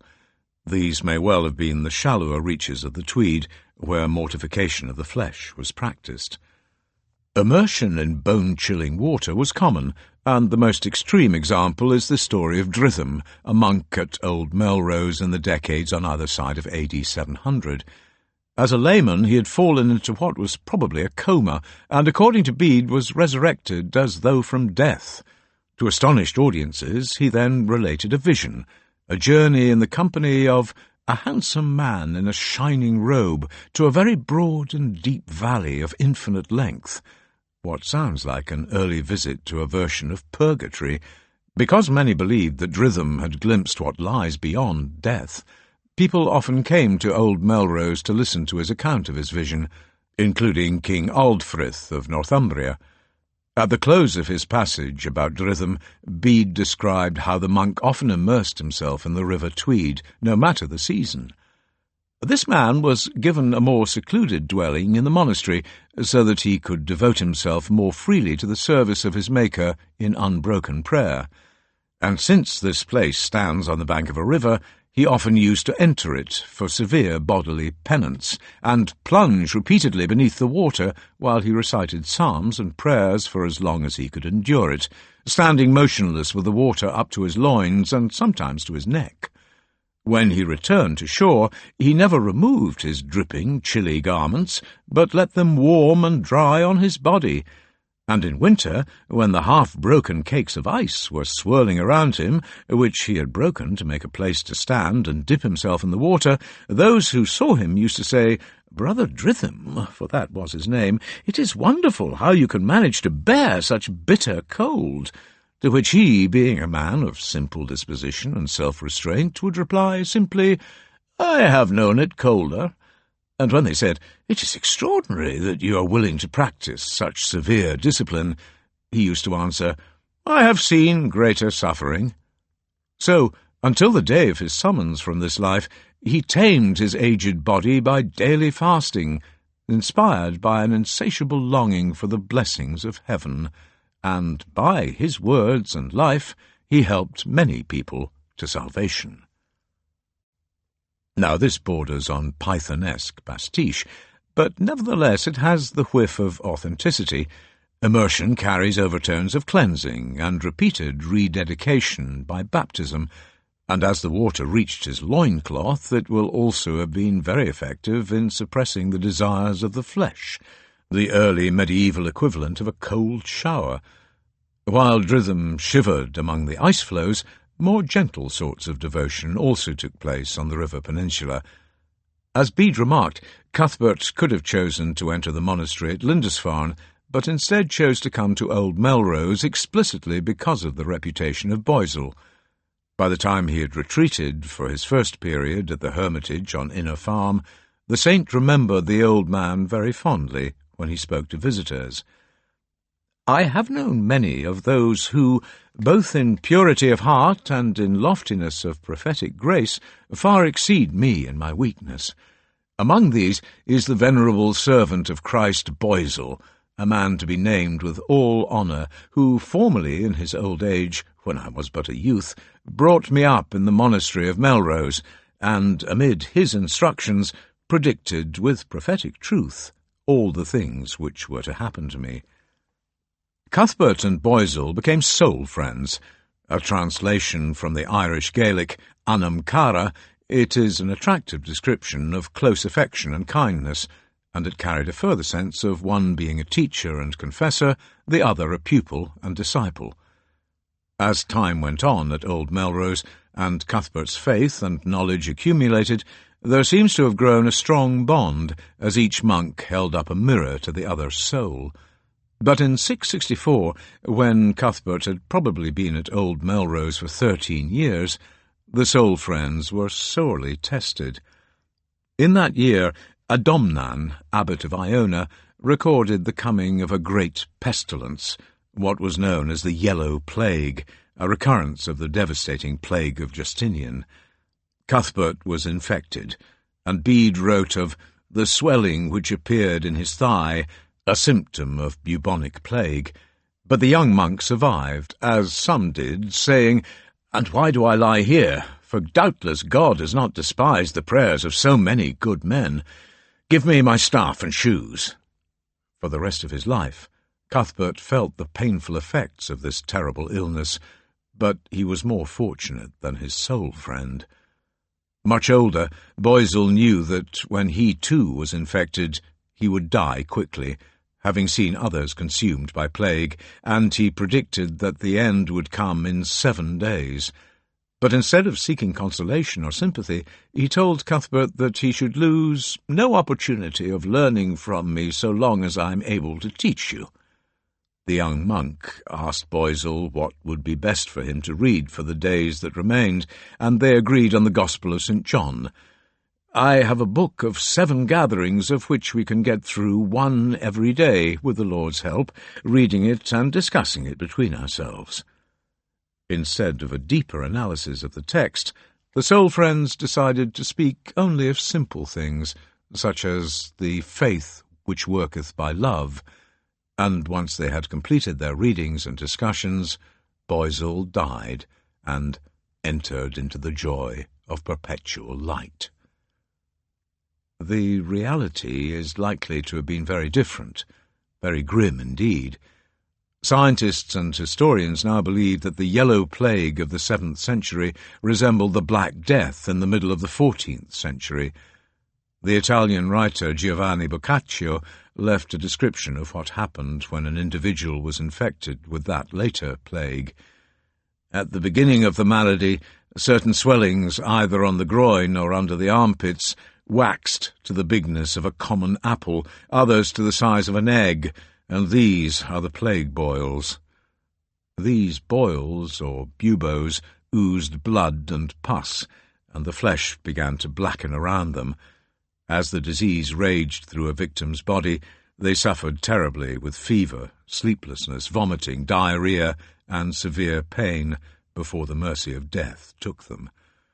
Cuthbert's soul friend will have suffered these hideous symptoms before he reached his last day, which was spent in great gladness, as Boisil longed for the comfort of death, consoled as much as was possible by readings from Scripture. We will all face the moment of death alone, but instead of staring at a chill and bleak horizon of nothingness, Boisil's hand was held fast by his annam cara, who was with him until his last moment, reassuring him as his eyes closed that a benign God waited to welcome him into eternity. Unlike Cuthbert and Boisil, and in common with many others, I do not have the comfort of a belief in God or in heaven, but I do think that the prospect of holding the hand of a soul friend as the breath finally slips out of me is a warming one. No one knows me better or loves me more than my wife. I love her too, and we've been together for more than 45 years. Of course, there have been good and bad times, but none of that will matter when I find myself in the imminent presence of the wide solitude of death, because she will be holding my hand. I can go then. My friend Richard Holloway has recently written wonderfully and movingly about facing death in his Waiting for the Last Bus. He makes the point that, unlike the 7th century, when death from all matter of causes, including bubonic plague, stared Cuthbert, Boisil, and their contemporaries in the face, we now live in a society that seems to deny its inevitability and does everything medically possible to preserve life. And while Richard would never presume to offer a prescription on how to deal with our deaths, he does make an excellent suggestion, something he himself has done. Since there is nothing one can do to avoid extinction, why not plan your own funeral? His view is that it should provide some comfort to know what will happen when you are buried or cremated, even if you cannot be there. Even though it feels strange to contemplate this, I think he's right. Boisil planned his last days amidst all that gathering agony, and that seemed to give him, and his soul friend, some consolation. No doubt the old monk was also comforted by forgiveness. If Cuthbert assumed the role of confessor, and as his annam cara he surely must have, then he will have given Boisel absolution for his sins. At the moment of death, I can understand why forgiveness is important. Even though I have no belief in God, and do not therefore seek the forgiveness of anyone other than my family or close friends, I do not want to die unforgiven for all the mistakes and omissions I have made, some of them mean and selfish. As it draws to a close, I want to feel that I have lived a decent life, and done more good than harm. Sometime in 664, Cuthbert succeeded Boisel as prior of Old Melrose, but the anonymous life and beads are unclear about how long he served in that office. Per aliquot annus is the phrase used, and it can mean for some years, either many or a few. It seemed that amongst his most urgent duties, the new prior walked the valleys and villages of the Tweed Basin, preaching the word of God on missions of reconversion. The devastation of the Yellow Plague had caused many to return to the old pagan gods. After Cuthbert's elevation in 664, the anonymous life contains a brief and enigmatic passage. But finally he fled from worldly glory and sailed away privately and secretly. Since leaving the monastery without the permission of the abbot is a serious transgression that does not fit into the picture of an exemplary life, Bede glosses over this episode, but it seems very important, a moment in the narrative that jars and one that caught my attention. Why did Cuthbert leave Old Melrose? Did he have a breakdown after the death of his soul friend? Or did he pine for the solitary purity of life as a hermit? One aspect is at least clear. Cuthbert must have left his monastery secretly, by boat. Chapter 5. In the Arms of Angels. In the 6th, 7th, and 8th centuries, Irish monks, mystics, and missionaries put their trust in God and sailed the wild seas off the western coasts in search of promised lands. Place names trace their epic voyages. In the Faroese language, papas specifically means Irish monks, and the islands of the west and north remember their wanderings. Pabay and Babel in the Hebrides, Papawestre in Orkney, Papastur in Shetland, Papi off Iceland, and many others. Faith took the saints great distances, and the most famous and farthest travelled was Sir Brendan the Navigator. With 14 companions, he sailed the North Atlantic through ice floes and past monsters and apparitions before setting a course by Hesperus, the evening star, and making landfall on a shore cold with seals and angels. Brendan's account of what he called the journey to the Promised Land strongly suggests that he found America 1,000 years before Columbus. In 1976, Tim Severin set sail from Southern Ireland in the St. Brendan to follow the course implied in the 6th century account, and, mostly relying on the same navigational aids as the Irish abbot, he reached the Labrador coast. The much shorter voyage of Columba from the north of Ireland to Scotland's Atlantic shore in the mid-6th century recalls the sort of boat used by Brendan and Severin. Tradition holds that the saint made landfall on the western side of the tiny island of Iona in 563, at a bay known as Porth na Cúrai.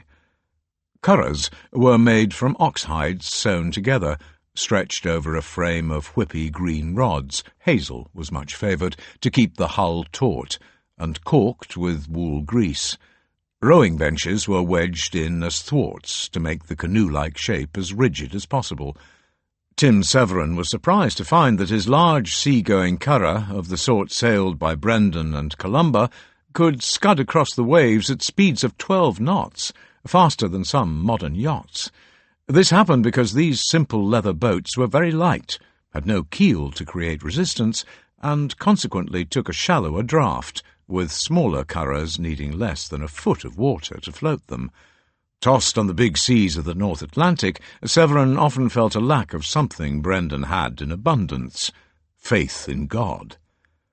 Construction was quick and easy once the oxides had been cured, and repairs and patching were not difficult. So Brendan and his monks took spare oxides and wood with them on their voyage to the Promised Land. Many years ago I found myself in Cork, and I went to a small, even ramshackle boatyard on the banks of the River Lee, opposite the Beamish Brewery, to watch Pádraig Ó Nuaimh build a small curragh. Working alone, and never once using a measure of any sort, he built the boat in a morning, using treated canvas instead of oxhide. When he had finished, he showed complete confidence in his skills by immediately floating the little curragh on the river. Since Old Melrose and Lindisfarne were founded by Irish monks from Iona, there can be little doubt that they brought the simple technology of curragh and coracle, a smaller, round version used on lochs and smaller rivers, building to the banks of the Tweed. And equally, there can also be little doubt that the great river was an ancient and medieval highway. Excavations at Trimontium, the great Roman army depot only a mile or so upstream from the monastery, have uncovered a steering paddle, probably intended for use on a raft, and also much evidence of the sort of bulk transport only possible on water, large wine amphorae and the like. In the 21st century, the only craft seen on the Tweed are used for leisure pursuits, the grey rowing boats of fishermen and the kayaks and canoes of white-water competitions. But in the past it was much faster and safer to travel and move goods on water, if at all possible. When Cuthbert stole away from Old Melrose, privately and secretly, the Latin verb used by the writer of the anonymous life was e navigavit. He sailed away, almost certainly in a small curragh, allowing the currents of the Tweed to bear him from worldly glory, beating the dark water with his oars. Cuthbert may have slipped out of the monastery occulte, or secretly, in the dead of night, but I wonder if he had any notion of where he was going. In common with St. Brendan, other Irish monks sometimes took to the sea in their curraghs as a means of surrendering themselves to the will of God. Wherever he willed them to be carried by the winds, the tides, or the currents, was where they would go. Fugiens Cuthbert was fleeing from the temptations and cares of the world, and I suspect that at first all he wanted was distance from those and the beginnings of a life of solitude. Curraghs are so light that a small one could easily be picked up by one man, and the shallows of Monksford will have presented no difficulty. In less than an hour, the fugitive could have travelled a long way, passing the site of Moden's Desert at Dryborough, and rounding another loop of the meandering Tweed, where St. Boisel's Chapel would later be built. The anonymous life deals with the flight of Cuthbert in one sentence, while in his prose life Bede ignores it. However, there exists another early source that might supply answers to the mystery of what happened to the man of God. Before he composed his prose life, sometime around 705, Bede wrote a shorter version in poetic metre, what is known as the metrical life, and in it there exists a passage that does not reappear in his later work. Cuthbert wished to avoid the praise of men and prefers to wander over the secret tracts of a solitary place, where, with God as witness, he may be free, guarded from the fame of human praise. Between them, these two sentences allow a partial sense of what Cuthbert sought, and also what feels like a precipitate departure from Old Melrose, but they do not explain why he gave up the office of prior to wander alone amongst the valleys, woods, moors, and hills of the borderland. Perhaps politics and the events of 664 might offer a context, if not a direct motivation. In that year, King Oswy of Northumbria summoned his bishops, abbots, and leading churchmen and women to Whitby on the North Yorkshire coast to resolve a dispute. The Church of Rome had devised a formula to fix the date of Easter, the most important festival in the Christian calendar. It was famously movable for reasons long forgotten.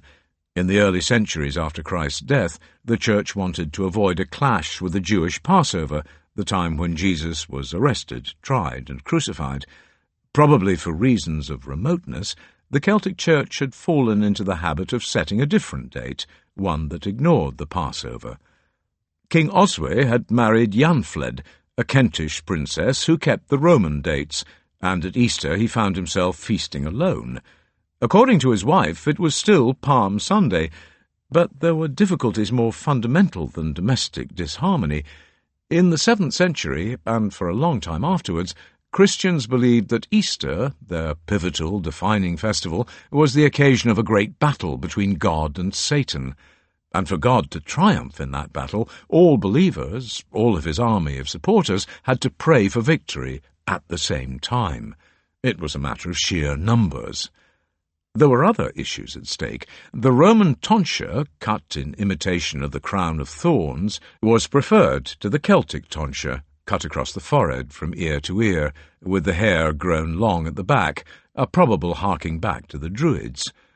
When he was first admitted to Old Melrose in 651, Cuthbert will have been tonsured in this way.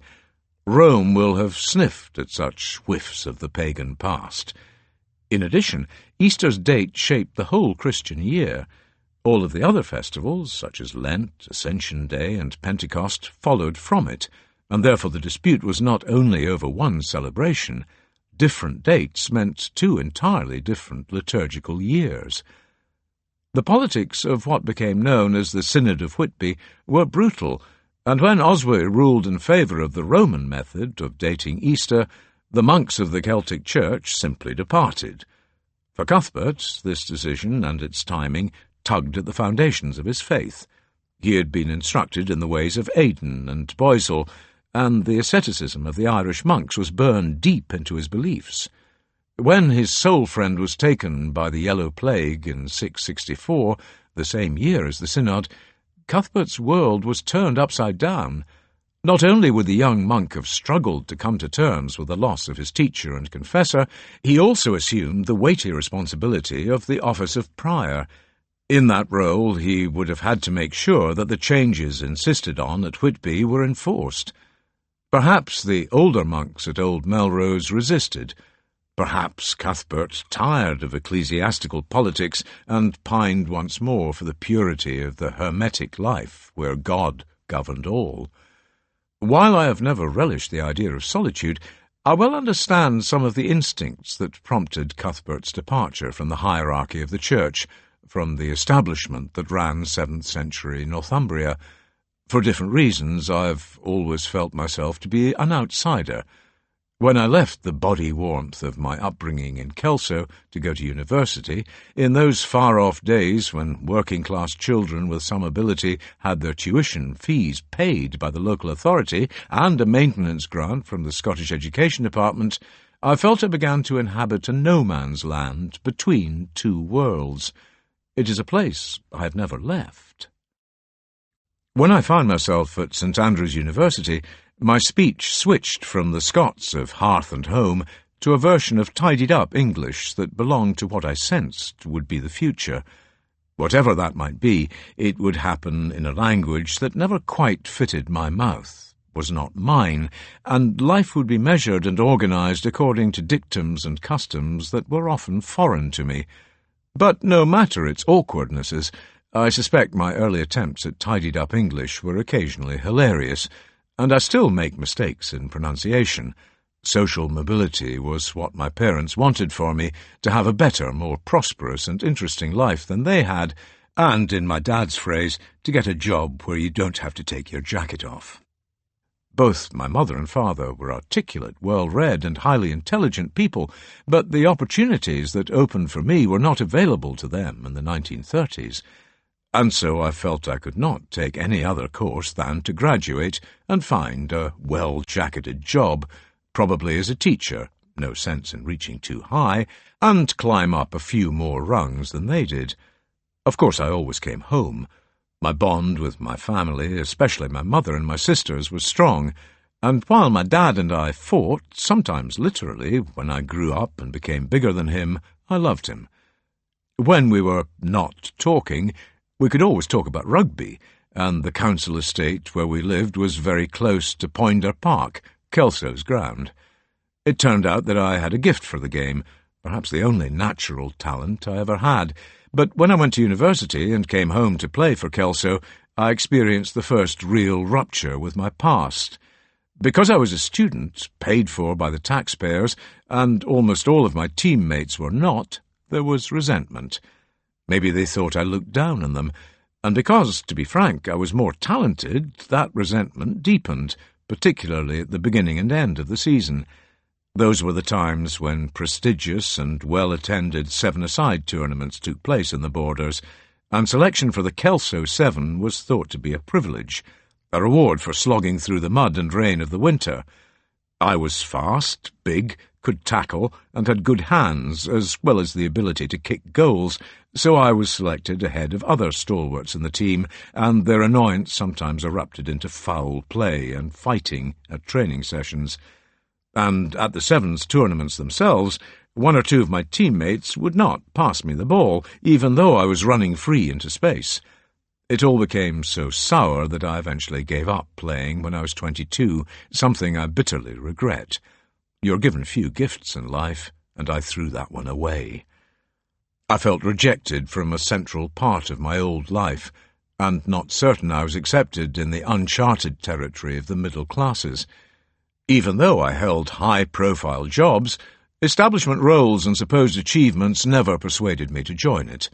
My wife and I never networked, using our social life to build relationships that might be useful, and we preferred to make friends with people we liked, our neighbours, and to stay close to our family, especially my sisters and their children.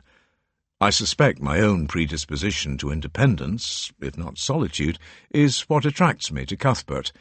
As I do, he had to deal with tensions in his life and upbringing. Perhaps he never resolved them, but at least he followed his own course, fought the demons in his heart, and left high office at Old Melrose to try to know the mind of his God.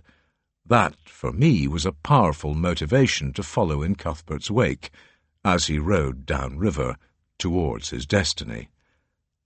My broken rib had healed enough so that I could sleep, but my antics on the steep slope below Old Melrose had injured my back so badly that I found walking difficult, something that might be an inhibition later. I consulted a very practical and efficient chiropractor to help get me back on the road. As the years pile up behind me, and those in front begin to diminish, I sometimes find myself musing on whether or not bits of me will simply cease to function, and in what order. Will my teeth last? Why has my bladder apparently shrunk to the size of a satsuma? And what is the evolutionary purpose of all that extra hair in my nostrils and ears? In any case, I could not follow Cuthbert in my own curragh, and my wife has banned any other sort of craft. In fact, she was uncertain that I should be allowed out without supervision, and so I decided to spend time at places he would have passed on his journey, places of significance that might shine a brighter light on the long past. I thought I knew where he was going, and by the time we reached the secret tracts of a solitary place, I hoped I would be able to walk in his footsteps. As the Tweed wound its way northeastwards, Cuthbert was rowing through the heart of turmoil and contradiction, a period of convulsive change all but ignored by Bede.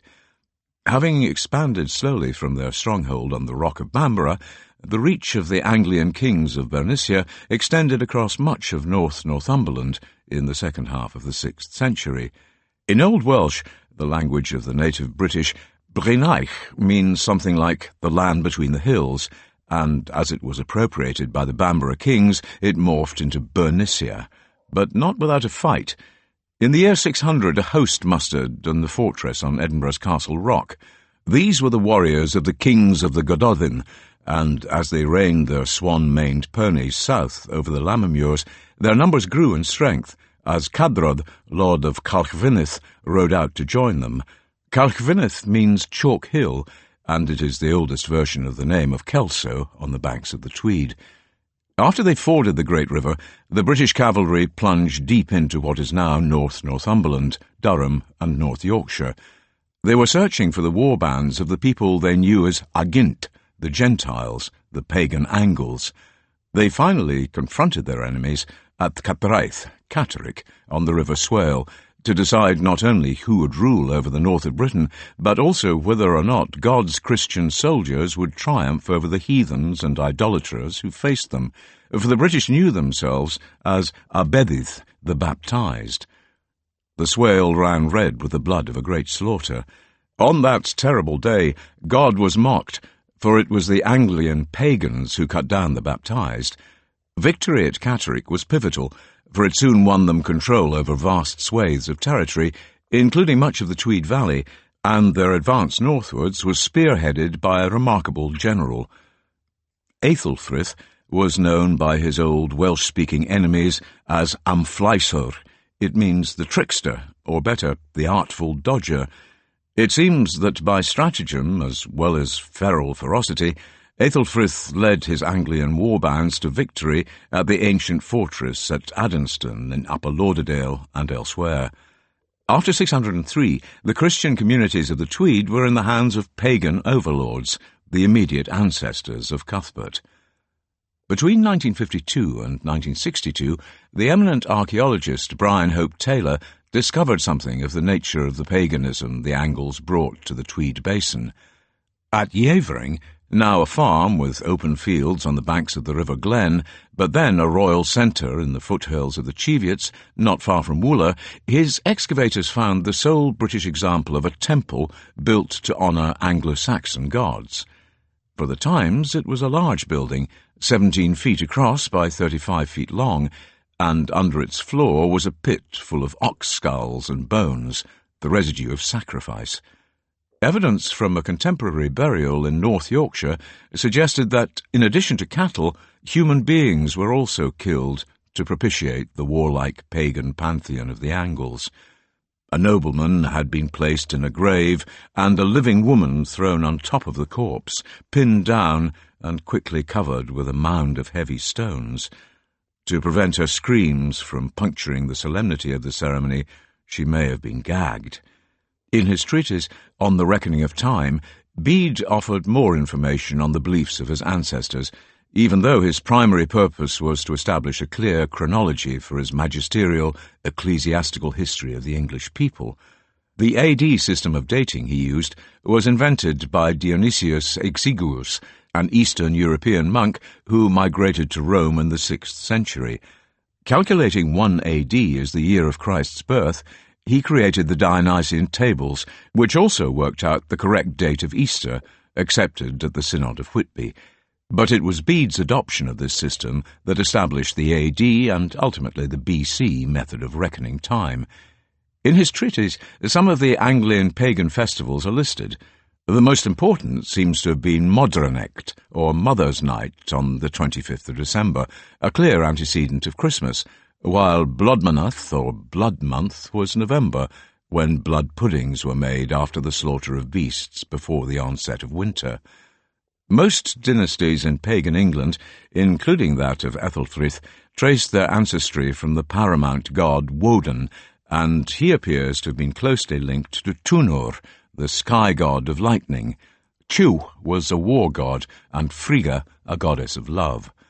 The Anglo-Saxon pantheon persisted long enough in Britain to name the days of the week, and it seems likely that the conversion of pagans was a process rather than a series of events. Sitting on the rowing bench of his curragh, no doubt allowing the current, the expression of God's will, to carry him downstream, Cuthbert moved through a landscape of great cultural complexity. The baptized, the elite of native British society, had probably been converted by missionaries who walked over the watershed hills of the southwest of what is now Scotland, the southern uplands. In the century following the departure of the Roman provincial administration in 410, Carlisle still functioned as a small city complete with local government, and it was the centre of an early Christian parish, perhaps even a bishopric. Much later, in 685, when Cuthbert had become Bishop of Lindisfarne, he visited the city, and the royal reeve, Wagga, gave him a tour of the Roman walls, and, according to Bede, showed him a remarkable fountain that was built into them. Sometime around AD 400, a priest left the city to found a church in Galloway, Candida Casa, the shining white house at Whithorn. Ninian was charged with a mission of conversion, and, according to Bede, he preached the word of God to the southern Picts. Inscriptions on gravestones and elsewhere show Christianity advancing up Liddesdale and crossing the watershed hills to the Yarrow Valley and Peebles. Place names add to the sense of early conversion. In Old Welsh, Eglish meant a church, and it is cognate to the Latin ecclesia. Ecclefechan in eastern Dumfriesshire is an ancient name, and it means little church.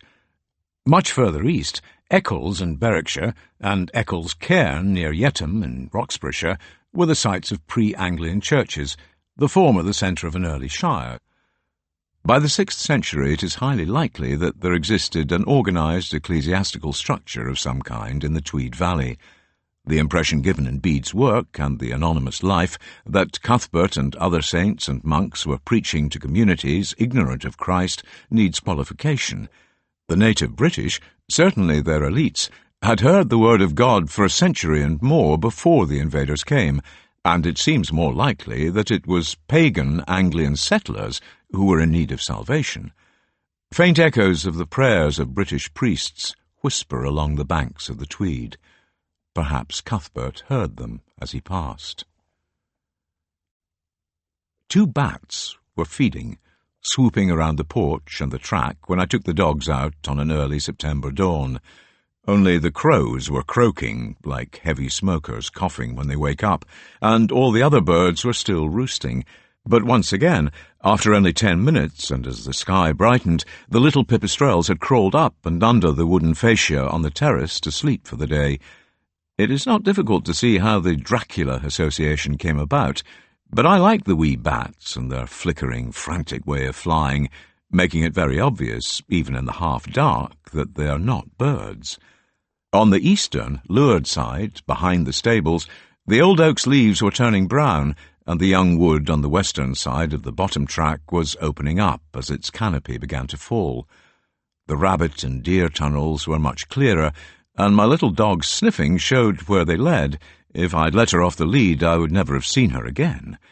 By the gate into the deer park track there is a stand of sweet poplars, and each spring and autumn they give off a powerful scent, slightly chemical, like some women's perfume. It was strong this morning, as the wee dog and I came back from checking the old horses, the mares, and the mini Shetlands in the east meadow. Bright in the east, with some shafts of weak sunlight, the sky was leaden over in the west, and since that was where the wind was coming from, we quickened our step to beat the band of rain. It moved through quickly. There are different sorts of sunshine. This morning the clouds streaked diagonally across the eastern horizon, and the angle at which they moved allowed the western hills of Ettrick to be lit. Not strong or high enough to be dazzling, the sun made the heather glow, and the greens of the upland pasture seem richer and more subtle. By the time the tide line had washed down the hills to our valley, the trees took on a luminous quality. It was perfectly still, but with some moisture in the air. The land seemed to be still and peaceful. I could hear no engine noise of any sort, only the lowing of distant cows in the fields beyond the top wood, the cawing of the crows strung out on the power lines, and the songs of a few early birds.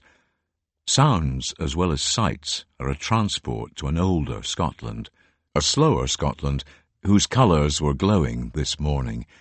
It seemed like a good time to get my walking boots on, and, my sore back willing, follow the banks of the Tweed and the shadow of Cuthbert rowing through the river mist for as long as I could.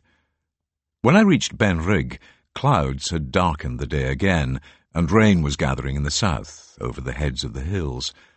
I parked by the gates to the cemetery, and, having changed into rain gear, I followed a narrow path that snaked between a wall and a fence, down which an avenue of mature trees marched.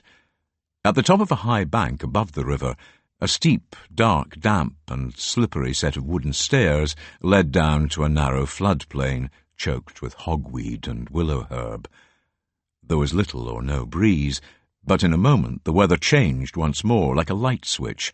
The sun suddenly lit one of the most beautiful reaches of the River Tweed I had yet seen. In my notebook I see that I've breathlessly scribbled, "Stunning, so rich." Downstream from Merton Bridge, the Tweed is wide, with pattering shallows and a little flush of white water as the level of its bed suddenly drops close to the bank I was standing on, while on the far side the deeper pools swirled like liquid silk. I was standing below a heavily wooded high bank, and on the other side biscuit-ripe cornfields led my eye eastwards.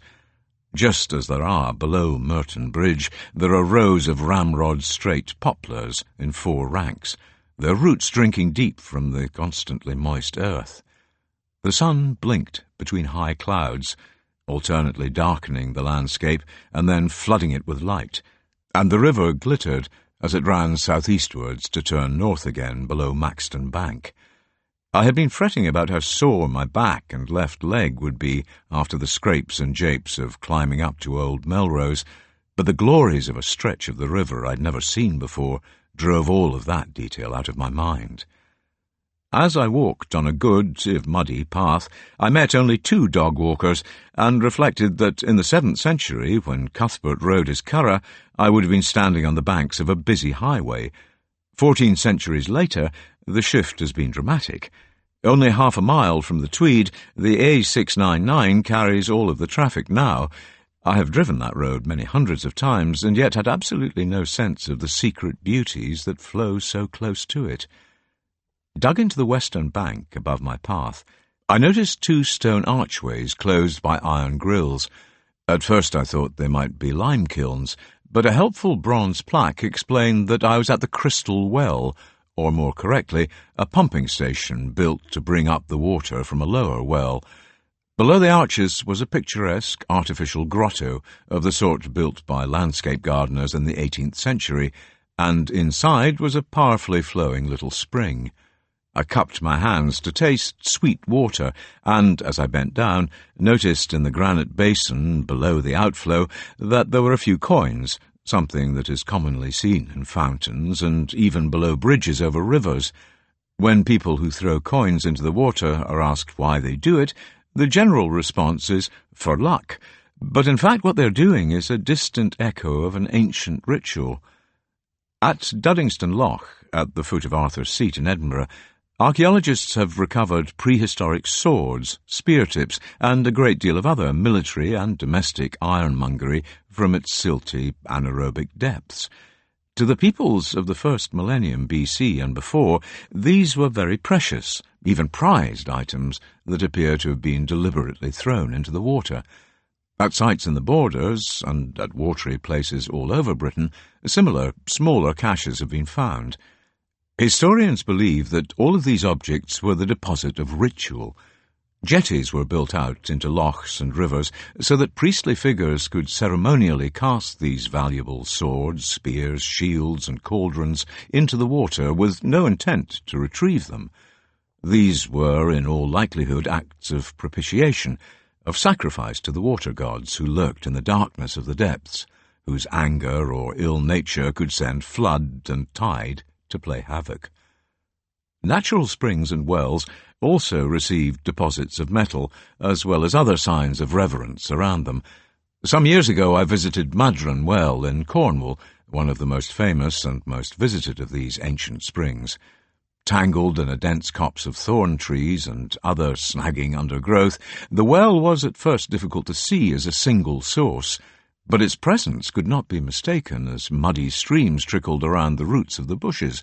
I eventually found what seemed to be the well, a spring surrounded by a set of squared-off curbs, and tied on almost every available branch or twig around it were scraps of cloth, ribbons, small cuddly toys, a teddy bear, and even bits of supermarket plastic bags.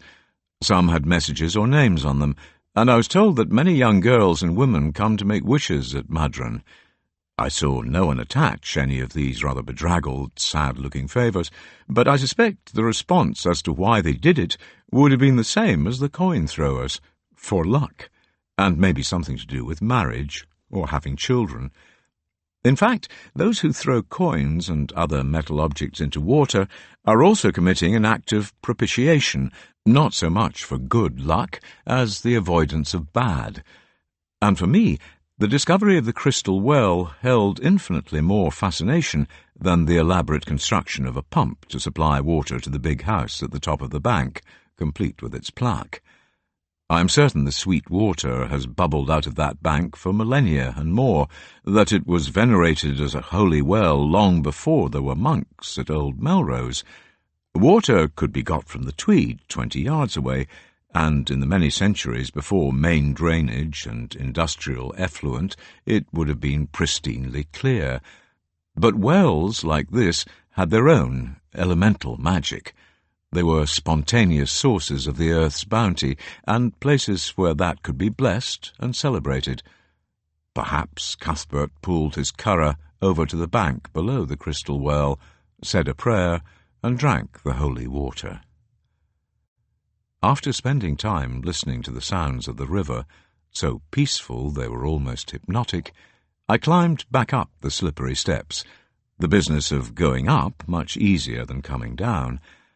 The pathfinder had plotted the ruins of St. Boisel's Chapel in Benrig Cemetery, and on a knoll to the southeast I could see an outline of very low walls, little more than foundations.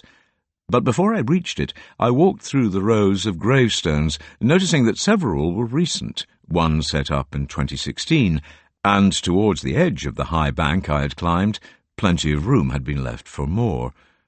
Closely cropped grass waited for the dead to be planted. In my ignorance, I'd imagined that because the old chapel had been demolished in 1952, the cemetery would have closed its gates to more funerals. But instead, it seemed that families still wanted to bury their dead at Benrig, even though there was no longer a kirk, and the nearest lies about half a mile south of the village of St. Boswell's. A small information board explained that the Church of St. Boswell's, using the modern spelling of Boisel, had been established in 1153 for Le Sutton, the old name of the village. But it did not explain why it had been built so far from where most of its parishioners lived. I suspect the attraction of such an inconvenient site was that the new church would be raised on ground that had been sacred for centuries, a place where saints walked. Perhaps the medieval church was built over a much earlier structure. Places often seem not to lose their sanctity and sense of peace when formal worship ceases, and I spent longer than I intended looking at the headstones, recognizing one or two names, saddened by some that commemorated younger people, one a woman who had died in childbirth. Her baby had been buried with her, and it reminded me of a prehistoric grave found in Denmark. A mother had probably also died in childbirth, and her baby had been lain on a swan's wing and nestled in her embrace. Another headstone made me smile. Jeremy Church had died in 2000, only 59, and the inscription read, "A witty, loving, and unconventional man," with the second N in unconventional reversed. The demolition of the chapel dedicated to Cuthbert's soul friend looked surprisingly complete. Only one or two courses of rough-hewn stone had been left above ground, and some debris piled on top of those, but I noticed that several very old gravestones, their inscriptions long since faded, had been set into the old walls as the dead hugged close the sanctity of the ancient precinct, hoping their sins would be cleansed by the sacred earth. On the far side of the chapel were some higgledy-piggledy rows of much older stones, some lurching at drunken angles, others fallen. Around the southern edge of the cemetery were arranged the layers of the local gentry, some of them surrounded by iron railings, setting them apart from the rest of us, even in death. The path by the Tweed and the steep steps were part of St. Cuthbert's Way, and I rejoined it over a stile in the cemetery fence. It led through a dark wood, dripping with last night's rain, to more echoes of Old Melrose. Up on a mound, perched high over the river, stands the solid four-square block of Maxton Kirk. Dedicated to St. Cuthbert, its existence has been noted in the written historical record for almost 1,000 years, and was probably a place of worship long before that. Maxton's location is suggestive of a pagan past. Old churches are often found on the sort of man-made mounds that may have formed the core of prehistoric monuments of an uncertain sort, perhaps burial places, perhaps the centre of a ditched perimeter. The dense wood of tall, mature, broadleaf trees that stands between the kirk and the river mask how dramatic this eminence looked in the past. Standing high above the Tweed, it will have been visible from the north and west from long distances, what archaeologists call a statement in the landscape. Unlike St. Boisel's chapel, and only half a mile distant, Maxton is still an active kirk. As I walked back to Ben Rigg in my car, it struck me that this atmospheric reach of the Tweed and the churches and cemeteries on the high eastern bank are more than a long, lingering memory of the relationship between two saintly men, with their poignant dedications to Boisel and Cuthbert. I suspected that was a landscape already suffused with an older sanctity, and as I climbed over the stile back into the cemetery and walked over to my car, I could see Eildon Hill North through a gap in the trees, looking down benignly on this beautiful place. By the fence, the person who mowed the grass and kept the headstones tidy had piled the wreaths and spent flowers of recent ceremonies to rot on a green heap of clippings. But instead of reflecting that all is decay, I was warmed and felt part of the continuity I found at Ben Rigg and Maxton, the sense of continuing life in a place of death, as the 21st century still venerated what was believed to be holy by the uncounted generations of the past. The swallows are leaving. Too intent on sheltering from the rain this morning, I did not notice until later that most of them have gone. Last night they swirled around the stable yard and the house as usual, delighting us with their soaring and swooping like the cadences of choral music. But this morning I could see none.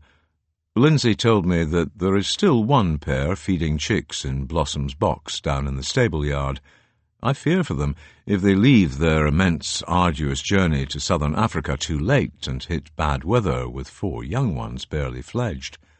A friend told me that her swallows had all gone, and she farms 12 miles south of here in the Cheviot foothills. It is a melancholy moment, the end of summer and winter soon to come. The house martins are also feeding a late brood, and they're still showing off their awesome aerobatics, but in a short while they will fly south over the hills too. I was surprised that whatever impulse made the swallows begin their great journey took them at night, or perhaps they left at the very first peep of dawn. My knowledgeable friend told me they can fly 200 miles a day with the wind at their backs. Once our swallows cross the Cheviot Hills, they can be across the Channel in 2 or 3 days before passing over western France, the Pyrenees, eastern Spain, Morocco, and the Sahara. Over the wide sweep of the desert, there are few flies to be had, and many die of starvation, especially young ones. But the survivors, the fittest, will overwinter in the warmth of Africa and come back to us next year. Swallows and martins mostly nest in buildings, and I suspect they are tolerated, even loved, because they scoop up at least some of the pesky insects around the farm. I will miss them as we begin to hunker down for the bad weather. It was a cold start, the first really autumnal morning, and out with my little dog I could see several trees beginning to turn, but the rain soon relented, and as the sky lifted I drove eastwards, following the Tweed, looking for Cuthbert. Having carved out its course after the end of the last ice age, the river hides itself in the landscape, only occasionally revealed from the road. As the rain spittered again on my windscreen, I was glad to have packed rain gear and put on waterproof boots. Out on the river in a curragh, Cuthbert would have had no such protection.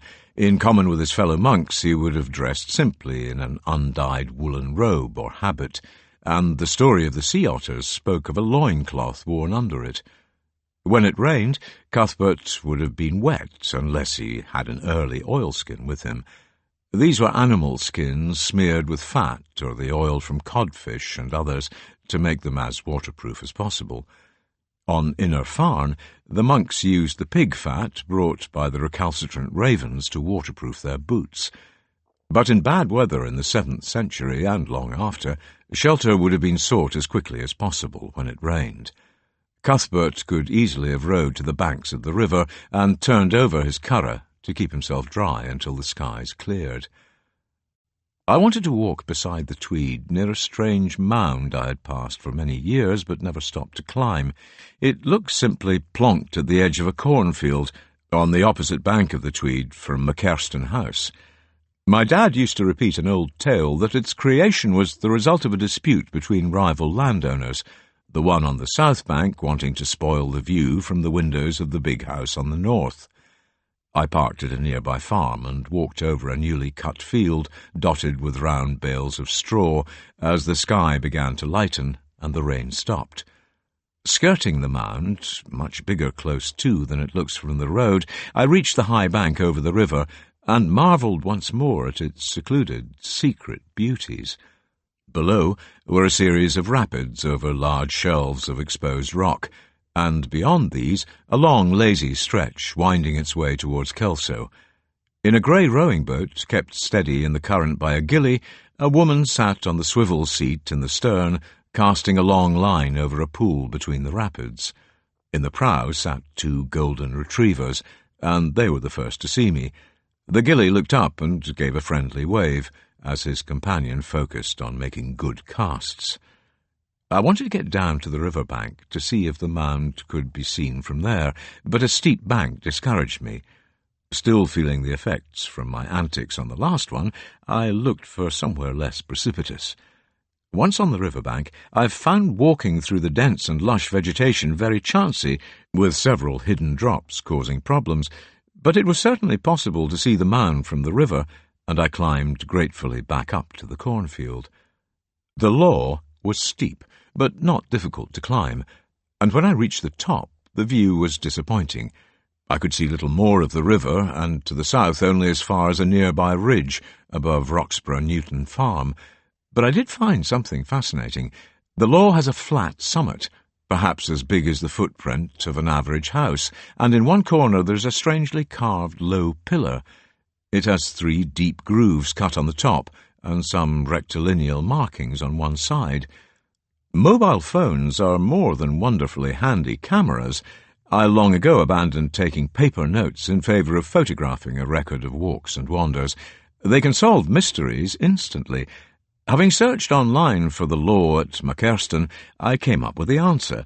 This was a meridian pillar placed on the law by a keen aristocratic astronomer and geophysicist, Sir Thomas Brisbane. He lived across the river at Mackerston House in the first half of the 19th century.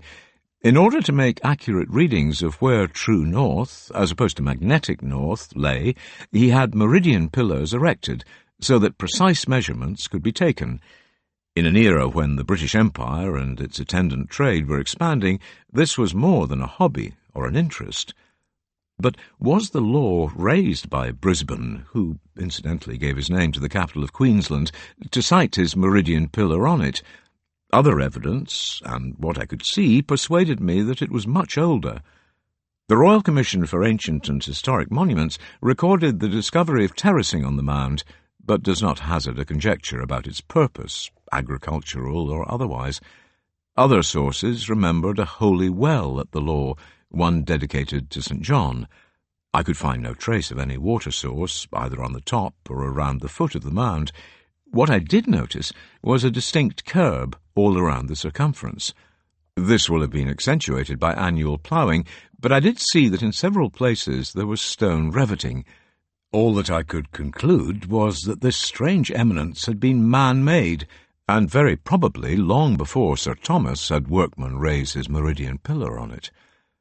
4 huge beech trees have established themselves on the summit, growing to an immense height, their roots gripping the soil like thick fingers. They must post-date the period when the meridian stone was used, because they stand between it and the observatory at Mackerston, but they seem to add something to the strangeness of this place. Carved on 2 of the more smooth-barked beeches were initials, one set dated 11th December 1922, almost a century old, and now a considerable height off the ground, beyond the reach of contemporary knife-wielders. In the bole of one of these massive trees, water had been trapped where the roots knotted around each other, and to my amazement I saw 2 coins at the bottom of this tiny pool. On the north side of the mound, I came across something very puzzling. 3 canes had been rammed far enough into the ground to keep them upright in the wind, and on the end of each fluttered ragged flags that were so discoloured I could make nothing of them. Mystery is not confined to the unfathomable ceremonies of prehistory. For some people, their secret venerations of this old mound had enduring meaning. If Cuthbert passed below the law and prayed at the holy well dedicated to St. John, it would have had some poignancy. When Boisil lay dying of the yellow plague, Cuthbert read him the Gospel of St. John, and they discussed it, as much as the old man's pain allowed. In the early medieval period, it was believed that the book of Revelation was also written by the apostle, although modern scholarship thinks that unlikely. Full of famous and extravagant imagery in its prophecies, Revelation culminates in the second coming of Christ, the time when God would walk once more in the garden and creation would be made anew.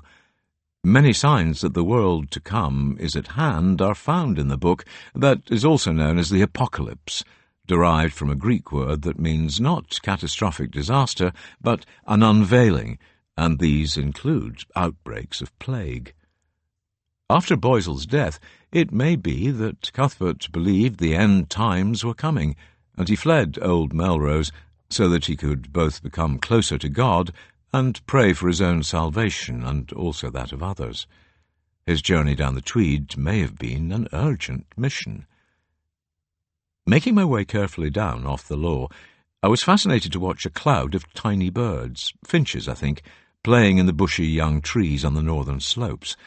They seemed little bigger than butterflies, and moved skittishly across the high willow herb and the dried, crackling stalks of cow parsley, not staying long enough on each stem, it seemed to me, to eat the seeds. Perhaps 50 of them, they sometimes all flew in harmony, so that for a moment the sun caught the bright plumage of their bellies.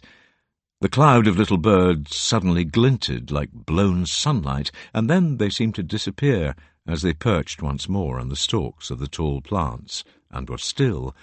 It was mesmerizing. Autumn may be a melancholy farewell to summer, but it still holds small moments of quiet beauty. On the way back down to my car, these feeding birds sparked a memory of childhood. I noticed that rose hips were ripening in the hedgerow. When I was a little boy, we used to pick the red hips and take bags of them to school to be weighed. The Del Rosa Company paid about 3 a pound, I think, and from them they made rose-hip syrup, a sweet cordial rich in vitamin C that was spooned into the unwilling mouths of children. We were given cards to mark, and for a week or 2 evenings were taken up as groups of kids stripped the prickly bushes by the roadsides and in the woods. It was fun, but surely a fragile business model, one with no chance of working now, what with health, safety, and Uncle Tom Cobley and all. I haven't seen a bottle of Del Rosa for years, or anyone gathering the hips. It seems like a waste. There were plenty of bushes hung with thick bunches of their red fruit after the long, hot summer. Having hurt my back clambering up steep slopes, I was pleased to feel less pain on this brief expedition.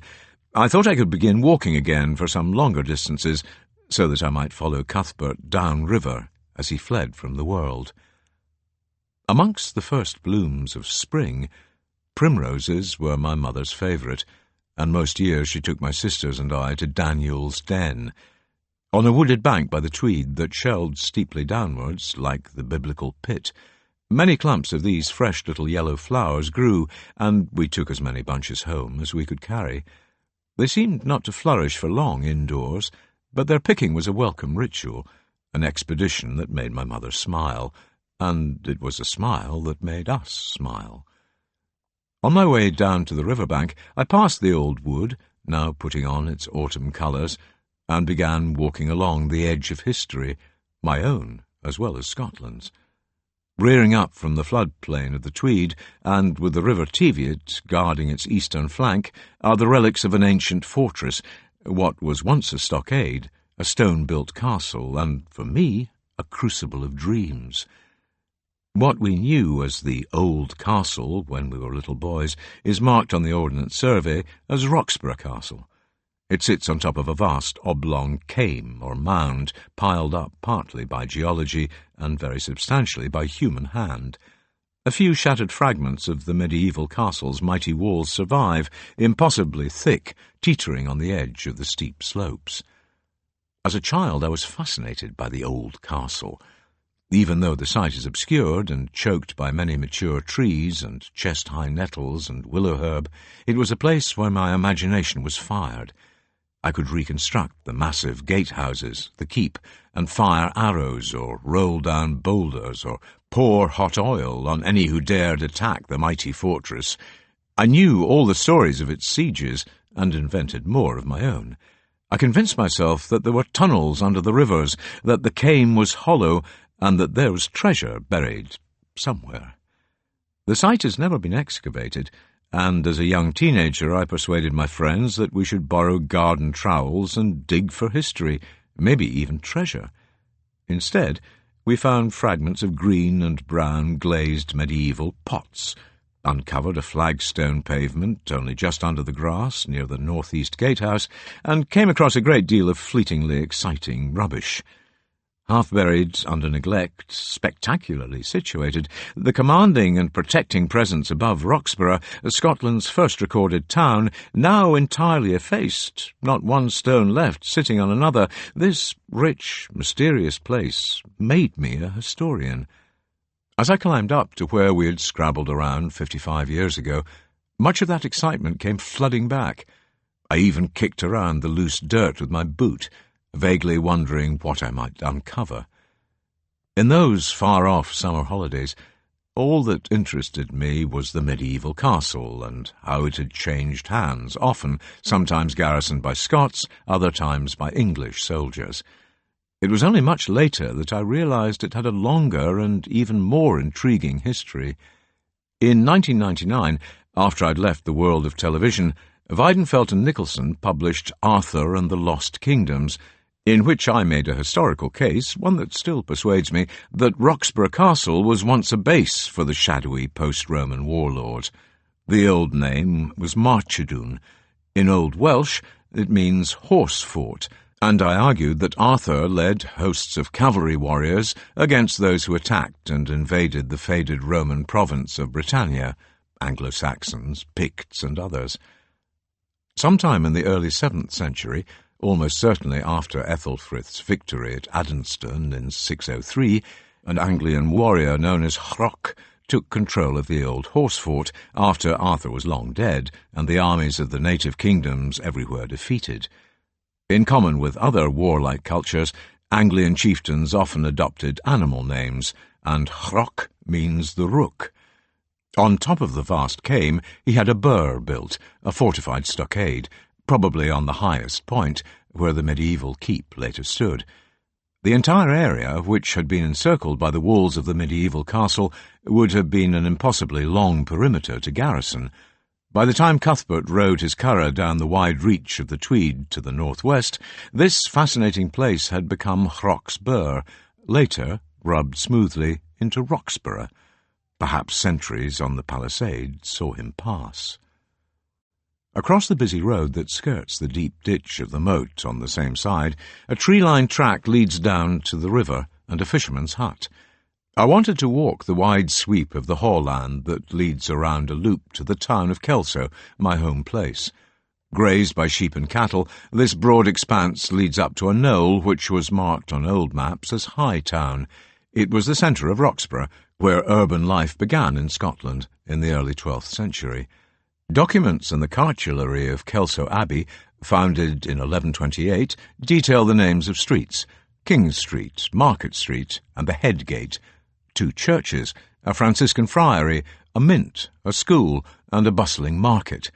All of it has completely disappeared, leaving no visible trace of any kind. With the coming of the Wars of Independence in the late 13th century, the wool trade that built Roxburgh shrivelled, and gradually the town sank into oblivion beneath the grass. The castle was eventually destroyed, donged to the ground by the Scots in the late 15th century, in case it fell into English hands. I walked up to a stand of copper beeches and wondered at the ruthless transit of history. As late as the 1290s, I would have been standing at the corner of a busy marketplace, where wool merchants from as far afield as Italy bargained with producers, many of them monks or their agents. The four great border abbeys at Melrose, Kelso, Dryborough and Jedburgh all ran vast sheep ranches in the Cheviots and the Lammermuirs, and their annual wool crop generated so much cash that the abbot of Melrose was once able to borrow against it. And yet, instead of the bustle of commerce, the creak of cartwheels, the smell of fresh bread from street ovens, and the stink of tanning pits, only a gentle breeze blew up from the river, riffling the long grass in the autumn sunshine. I had brought a small rucksack with me, and it was warm enough to sit down by the bole of a wide chestnut tree to eat my cheese sandwiches and wash them down with bottled water.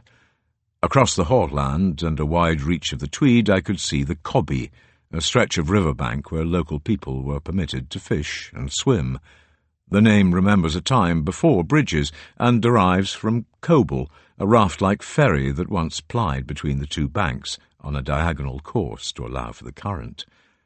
In the 1950s and early 1960s, Kelso pumped its untreated sewage into the Tweed at Cobby, and yet no one thought anything of swimming and paddling in the filthy water. Sometimes children's skin was badly affected with what we called water blobs, strange, almost translucent blisters. Hard by the Duke's Dyke, a vast and high encircling wall built around Flore's Castle and its wide policies in the early 19th century by local people in a project paid for by the Duke to provide income for unemployed and destitute families, there used to be a diving board. Below was a deep, mostly natural pool that lay upstream from the effluent, and I can remember my dad launching himself off the top board. That terrified me, even though he was a good swimmer, when a severe stroke almost killed him at the age of 58 and deprived him of movement in one arm and partially in one leg. He was still able to swim in the indoor pool that had been built in Kelso by then. I walked downhill towards the river, dipping further to where a ditch had once run around the town of Roxburgh. This part of what is now called Friar's Hoch, after a Franciscan friary built south of the town beyond the walls, encompasses all of the pasture down to the point where the River Teviot joins the Tweed at the Junction Pool, making it a wide, stately, even majestic river.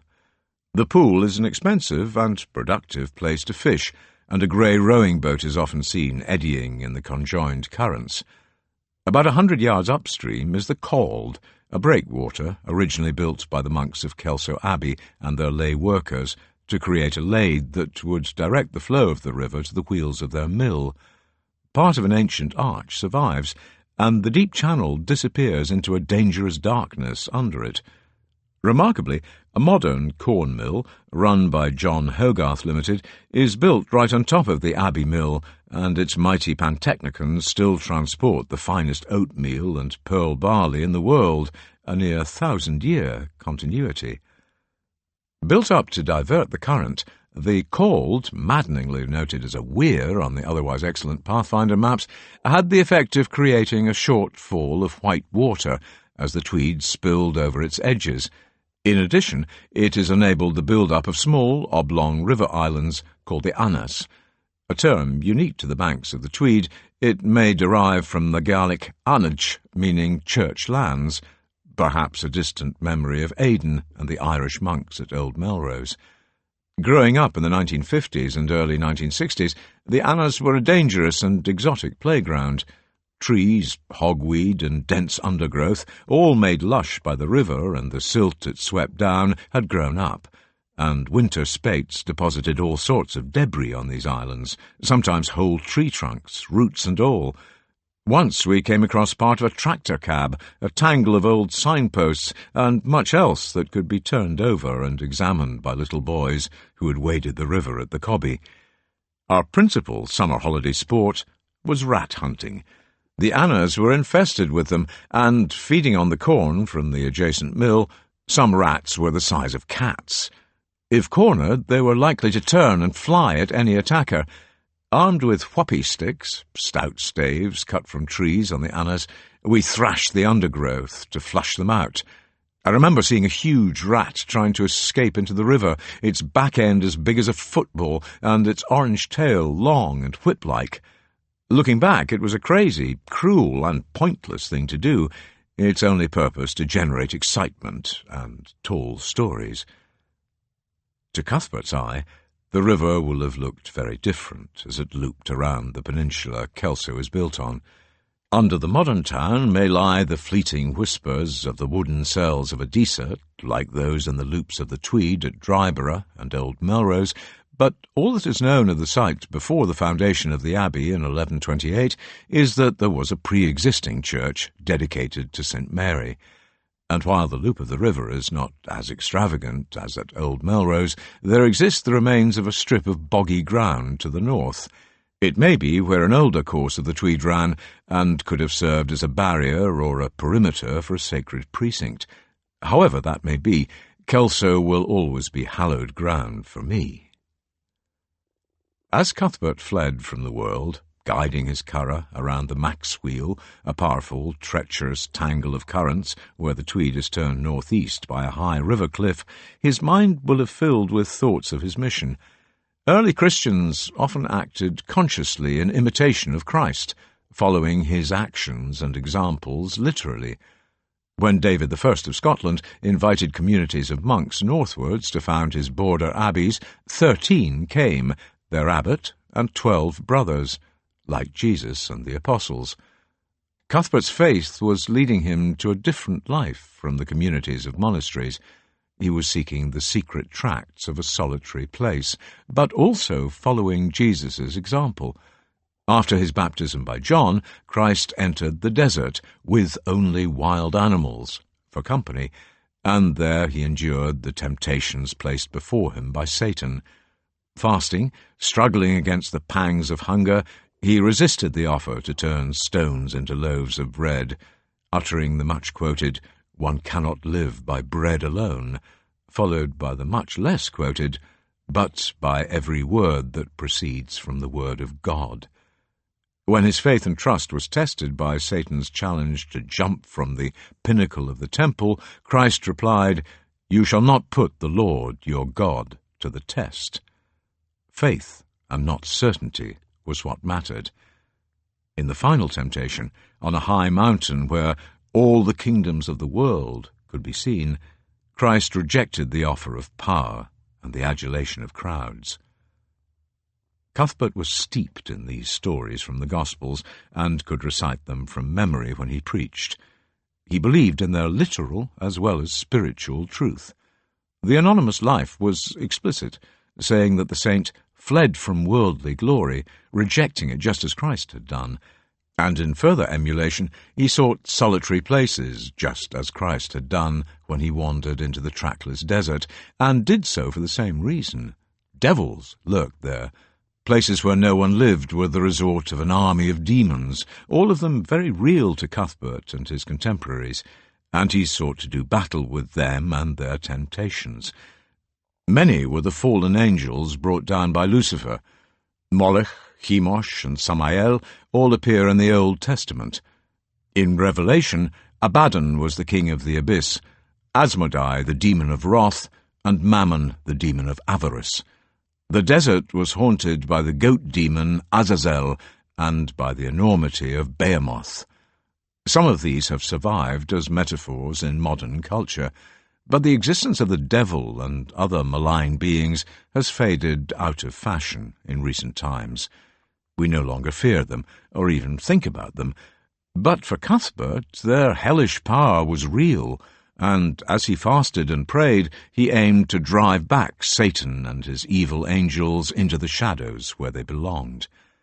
In the deserts, he would find, Cuthbert would use the power of prayer to call down God's help and vanquish the demonic legions, not only for the sake of his own salvation, but also to save other souls.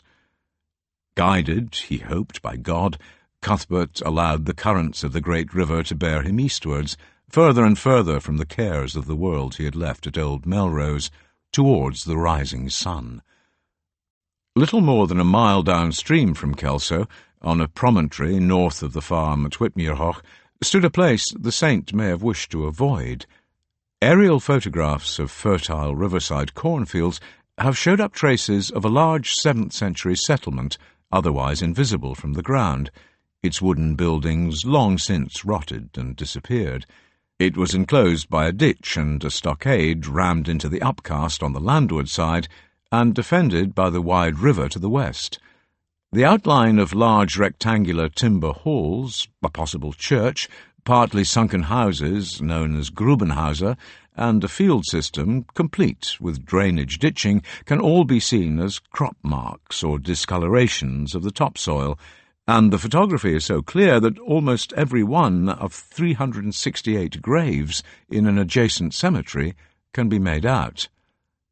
Whitmuirhoch was probably what Bede called an urbs regis, a royal township, and as such will have been visited by the kings of Northumbria as they progressed around their realm. They apparently arrived in some pomp, a procession preceded by the royal standard and also a post-Roman emblem known as a tufa. A winged orb set on a pole, it may have been carried in front of the king as the symbol of the Bretwalda, the Briton ruler, a title several Northumbrians claimed. When smoke from the cooking fires from the houses and halls at Whitmuirhoch came into view, as Cuthbert rounded the bend of the Tweed, he may have kept rowing, not wishing to explain himself to the royal prefect who governed this large and now all but invisible settlement. A few hundred yards downstream, the little river Eden flows into the Tweed, and it may be that Cuthbert rowed over to the left bank and pulled his curragh some way up its course, so that he could visit a place where he might pray, a place already sacred. Close to Edenmouth Bridge, I parked my car and put on waterproof walking boots so that I too could make a detour, but into my own past as well as the vanished world of the 7th century.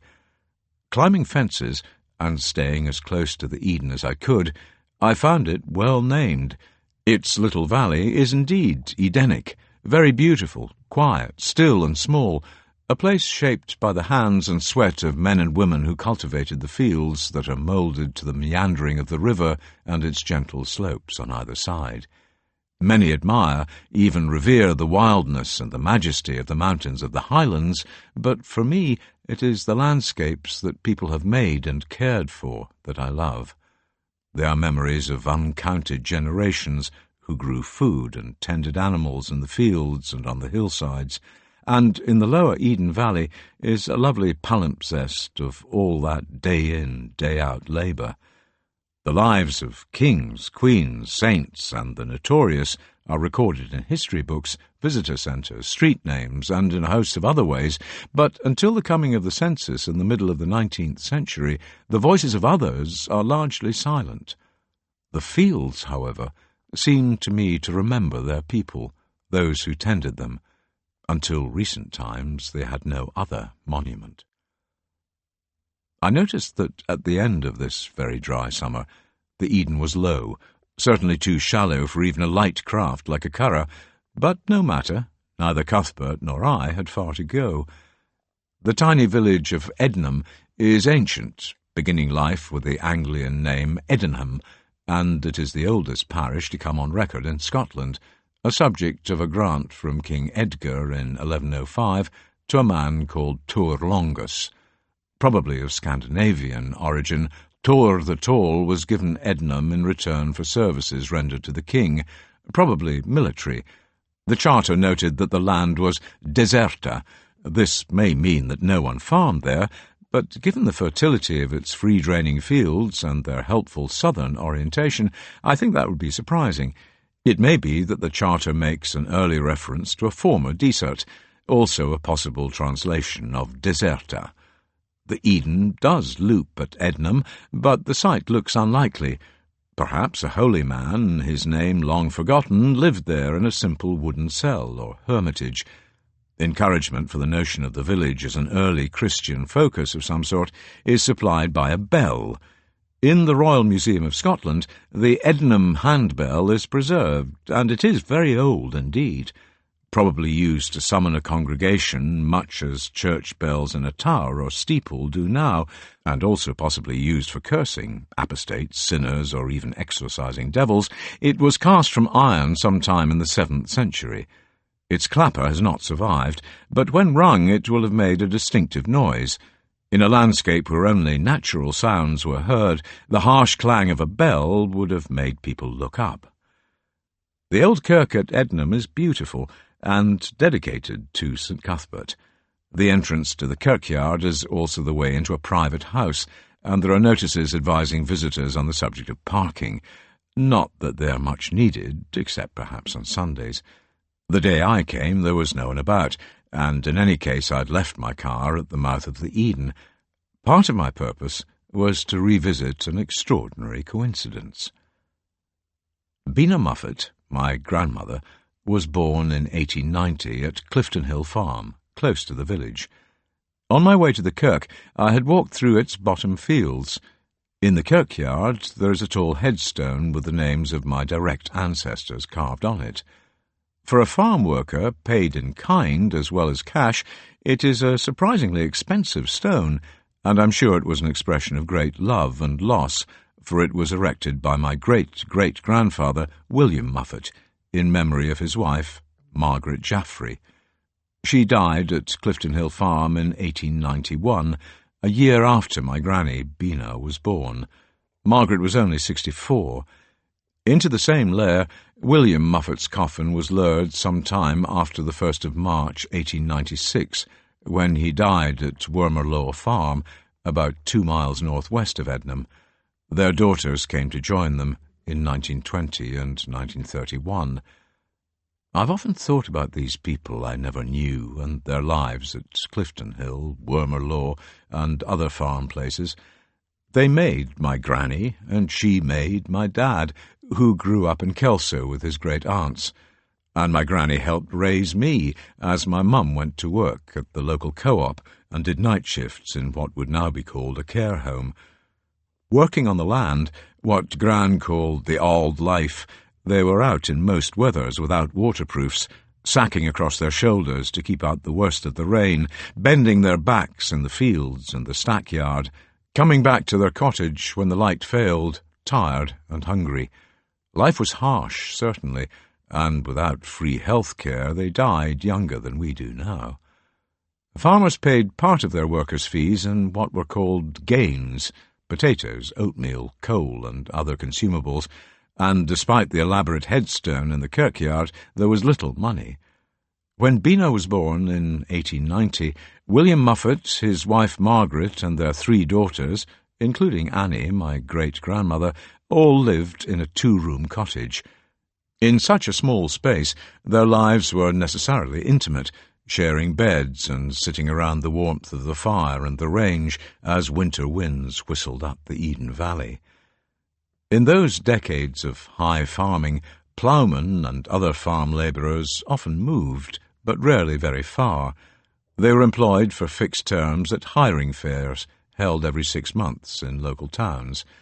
As farm workers stood in groups in the market square or street, farmers struck bargains with a handshake, a coin, and sometimes a drink in the local public house. But in truth, these fairs could be a bitter experience, and publicly shaming for those whose hands were not shaken and were left standing at the end of the day, unemployed, unable to feed their families. William Moffat was first horseman, or head ploughman, at Clifton Hill, and he was an attractive man to hire because he could bring 3 unmarried daughters into the bargain as supplementary field workers. Bina was an illegitimate child, as was my dad, and so there was no husband to claim Annie. In the farms of the late 19th and early 20th centuries, woman workers did all the jobs not associated with horses, such as weeding, singling, showing, harvesting root crops, dairy work, and sometimes scything. My granny remembered her mother and her aunts singing as they worked in the fields around Clifton Hill, moving along in a line, the music helping to keep a rhythm. In an age before mass transport, life for my family was local. They went to church down the hill at Ednam, celebrated in the stackyard at harvest time, danced in the village hall, and went courting only as far as they could walk. In Annie's case, more than courting. Over 250 years, as far back as the census and parish records allowed me to trace their lives, my family did not move far, living out their hard-working lives little more than 2 or 3 miles from Kelso, where I was born, and on the farms of western Berwickshire. Sometimes I remember to take flowers to Ednam Kirkyard, and it is a place that always seems peaceful, settled, even a sanctuary when problems pile up. I have no sense of my ancestors, these people I never knew, raging in their graves. They lie quiet, I think, at peace after all those long days in the out-by fields. There are no photographs of them, but I believe I can hear them, their voices whispering across the furrows and pastures of the farms of the Eden Valley. My dead may be invisible to me, but they are never absent, and one day, when she is old enough to remember, if not understand, I will take Grace and other grandchildren we might be blessed with to Ednam Kirkyard and tell her something of where she came from, who her people are. By contrast with me, my wife has led a very far-travelled life. The daughter of a regular soldier, Lindsay was born in Hamburg, lived for a time in Hong Kong, and went to boarding school in Gloucestershire. Sometimes she reflects that there was nowhere she could call home until we came to live in Edinburgh for 25 years, and then to the borders for another 17. And so it was astonishing to discover that less than 20 yards from the headstone William Moffat had erected in Ednam Kirkyard, there is another impressive memorial that commemorates her direct ancestor, a tenant farmer from the mouth of the Eden called Robert Kerse. He died in 1849, when William Moffat had begun work as a ploughman in the farms around Ednam. They may have met, known each other, or of each other. It is such an astonishing coincidence that I do not know what to make of it, except to observe that I am not the only one to have come back home to the Scottish borders. The Tweed flows through a history of disharmony. On its banks stand the blackened ruins of centuries of war, the forgotten altars of a disputed sanctity, and again memories of division peep through the dense undergrowth. As he rode on eastwards, Cuthbert will have been unaware of all of this, for it lay far in the future. He would live and die in the kingdom of Northumbria, as it rose from a nest of pirates on Bamborough Castle Rock to become a beacon in Western Europe that glowed with the creativity of Bede of Jarrow, the raising of the gorgeously painted and carved crosses at Bewcastle and Ruthwell, the writing and decorating of the Lindisfarne Gospels, and the forging and working of jewellery of glittering opulence. Over 4 centuries, Northumbria forged a common culture between the Firth of Forth and the River Tees and beyond. The Scots language arrived as a dialect of Northumbrian English, and early patterns of place-naming and land management were established in the Lothians and the Tweed Basin. And most significantly, the genetic mix of the communities of old Northumbria formed the basis of the modern population. Not far beyond the place where the Eden joins the Tweed, the river makes yet another long, lazy loop around Bergham Hoch, and as I made my way along the southern bank early on a bright September morning, I eventually arrived at the cause of centuries of disharmony, times when fire and plunder came repeatedly to the Scottish borders, when rivers of blood ran and great slaughter stained the pages of history. Where the river reaches its most southerly point, before meeting the North Sea at Berwick, an insignificant little burn trickles into the Tweed. Known as the Redden Burn, it has formed the border between England and Scotland for at least 800 years. Even at its mouth, I found that I could easily step across it, hopping from one grassy bank to another, moving between 2 different national jurisdictions. And yet, despite the fact that this little stream draws a thick, dangerous black line through our history, I found myself able to straddle it in all senses. My ancestral DNA was Northumbrian, long before my nationality was defined as Scottish, And my people, the men and women who work the fertile fields around Ednam, are the same people who farm the land to the east of the Reddenburn, people who must call themselves English. The price of that distinction has been paid in blood, the sacrifice and waste of hundreds of thousands of lives. Perhaps only a few hundred yards into England lies Carham. It existed in Bede's time, and he recorded the name as Ait Carum. In 1018, this sleepy little hamlet would ring to the clash of steel. Malcolm II, king of much of what would become Scotland, made an alliance with Owain, the last king of Strathclyde, and in May of that year, in the woods of the narrow valley of the Cadden Water, between Galashiels and Selkirk, they massed their host for the descent into the old and failing kingdom of Northumbria. As the war smoke billowed from their campfires, Malcolm, Owain, and their captains laid their battle plans. Scouts reported that Earl Yadolf of Bamborough, the old royal title had long since been downgraded by the ascendant Wessex kings, had reached the Tweed at the head of a force of spearmen, but that it was not large. Malcolm and Owain hurried down the Tweed to meet them, and the hosts clashed on the Hochland near Carham. On the 26th of May, 1018, the grass was soaked with blood, as Malcolm's Highlanders roared their war cries, incited each other into fregarachen, or rage fits, and swung their axes as they pushed back Yadolf's shield wall. Triumphant, the Highlanders climbed over the rack of dying and screaming men and drove the defeated Northumbrians into the river. The chronicler, Simeon of Durham, recorded great carnage at Carham when he wrote, "All the people who dwelt between Tees and Tweed were well nigh exterminated." To the men and women who stood up on the ridges to the south to watch the battle rage below them, the Scots did not defeat the English. In their reality, a Gaelic-speaking king and his Highlanders had invaded Northumbria, their homeland, and slaughtered their people. Like the warriors who died on the banks of the river, they spoke English, and when it became clear that Malcolm II's host would prevail, they would have fled in fear of their lives and their homes.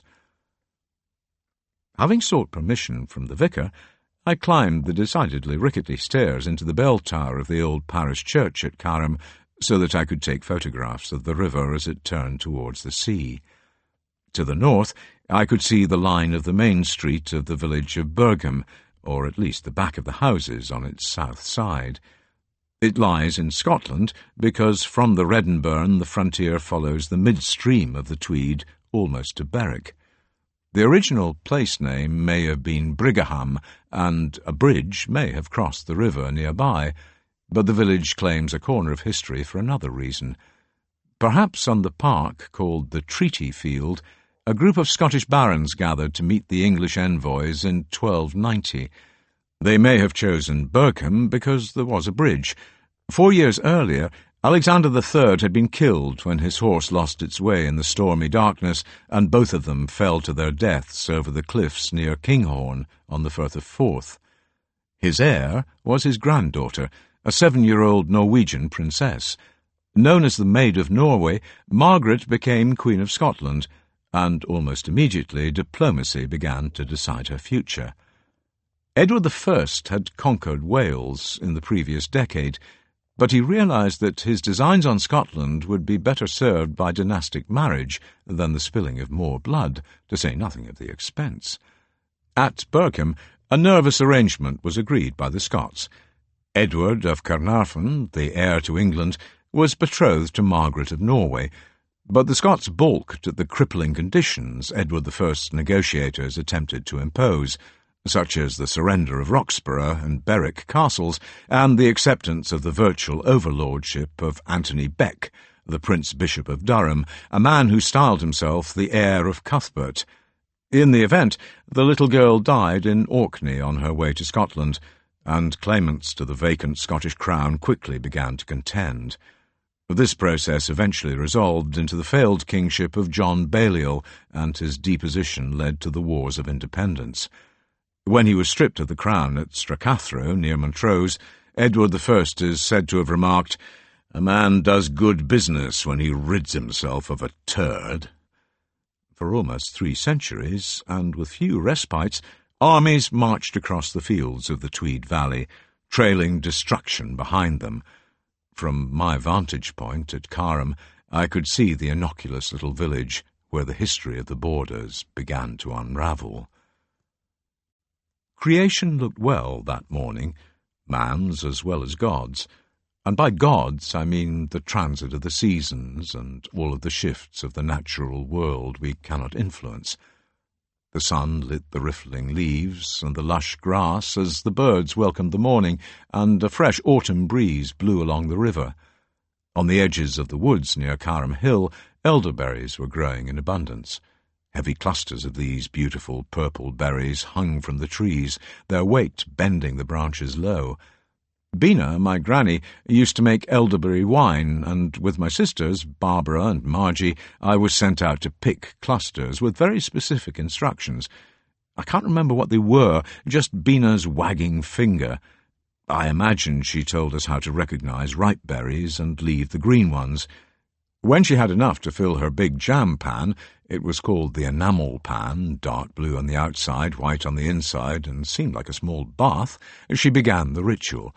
Using a potato masher, my granny crushed the berries after we had turned our hands blue, stripping them off the stalks. Then she boiled it all up with water before tipping in bags of sugar. To get the mixture to ferment, she made toast, a thick slice of near-burnt toast. On it was slathered yeast, and it floated on the surface of the blue-black mixture. I'm not sure, but this may have been an old farm cottage way of slowly introducing the yeast as the toast soaked and it seeped down. When we were coughing with colds, Bina used to give Barbara, Margie and me thimblefuls of elderberry wine, and it was sweet and rich, like port. Alcohol for the under-5s. I'm certain my mum had no idea, and we never told her. In the distance, I could see the high, grassy mound of Wark Castle rising above the bank of the river. Much smaller than Roxburgh, but almost as dramatic, it glowers over the Tweed, standing guard on the frontier, keeping watch over the fields of Berwickshire and Scotland across the water. Sheep grazed its flanks, following the sun around them, and on the road to the east of the castle a tractor trundled downhill, a trailer bouncing behind it. In early June 1314, this quiet landscape would have looked very different. To finish his father's work, complete the conquest of Scotland, and defeat the traitor Robert Bruce, Edward II mustered an army at Wark. On the flat Hochland, almost 18,000 men had answered the loyal call to arms and marched or ridden north. Latecomers saw a vast military camp sprawling westwards along the banks of the Tweed for more than 4 miles, reaching at least as far as Carham. In the midst of a myriad of pavilions, awnings, temporary corrals, parked ox carts and the spiralling smoke of cooking fires, Wark Castle rose on its mound, and the royal standards fluttered from its walls. Between 8,000 and 10,000 animals were devouring the summer grass for miles around it.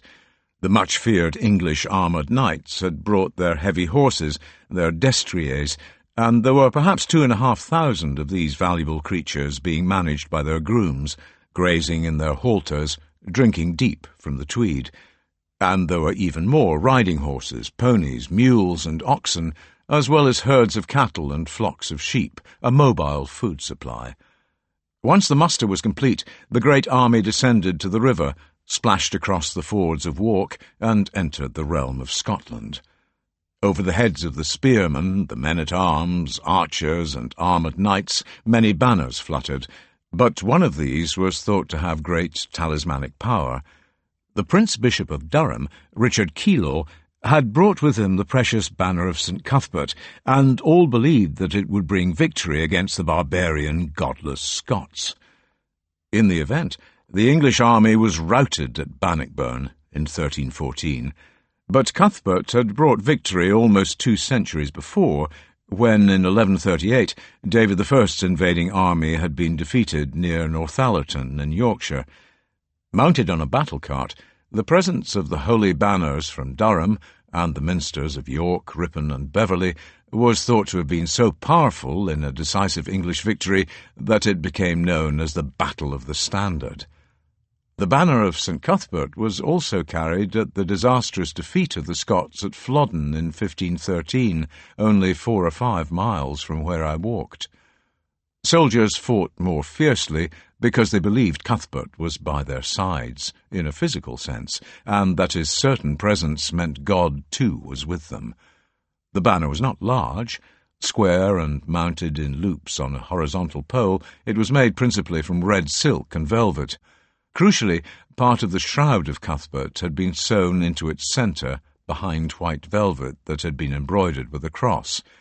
It is not clear from the 16th century description that this was the silk cloth given to Cuthbert by the Abbess Verka when he visited her nunnery on Coquet Island off the Northumberland coast, but what mattered was that the army believed it was. And what is equally striking is the denial of history. By the early 12th century, Cuthbert had become an emphatically English saint, perhaps one of their most powerful weapons, despite the fact that he had been born and raised north of the Tweed and in Northumbria. And this saintly, fragile and peaceful man would have been appalled at the way he had been recruited into an English army intent on slaughter. The Englishing of Cuthbert would run like a nationalist ribbon along the frontier for centuries. More irony waited further along the river bank. East of Walk lies an international anomaly, plotted on my trusty Pathfinder, and also on the most recent Ordnance Survey maps, such as the spectacularly unwieldy Explorer series, is a kink, a shift in the frontier from the midstream of the Tweed. As the river bends around Lees Haw, south of the town of Coldstream, the line abruptly dips south into England and brings 2 or 3 acres back into Scotland. No one is sure why. However, 19th century histories repeat an entertaining tradition. This small parcel of Scotland used to be known as the Bog Green, and it was said that each year the men of Coldstream would play an early, anarchic version of rugby against the men of Wark. The prize was this piece of England, but when Coldstream grew much larger than Wark, the annual fixture became so one-sided that it was eventually abandoned, with Scotland keeping the Bog Green. It is cheering to see the august and precise Ordnance Survey remember such an unlikely tradition. But what other explanation fits this remarkable oddity?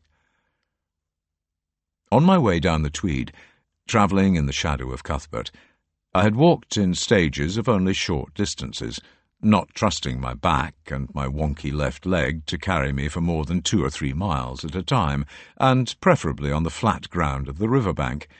I decided it was time to take on a longer journey, and I pulled out my rucksack and packed it. Frankly, I was becoming more than a little frustrated by all of my aches and pains. They themselves were becoming a pain. My life seems increasingly governed by the relative severity of all my aches, as my body copes less and less well, even with quotidian demands, things I could do with perfect ease a year or 2 ago.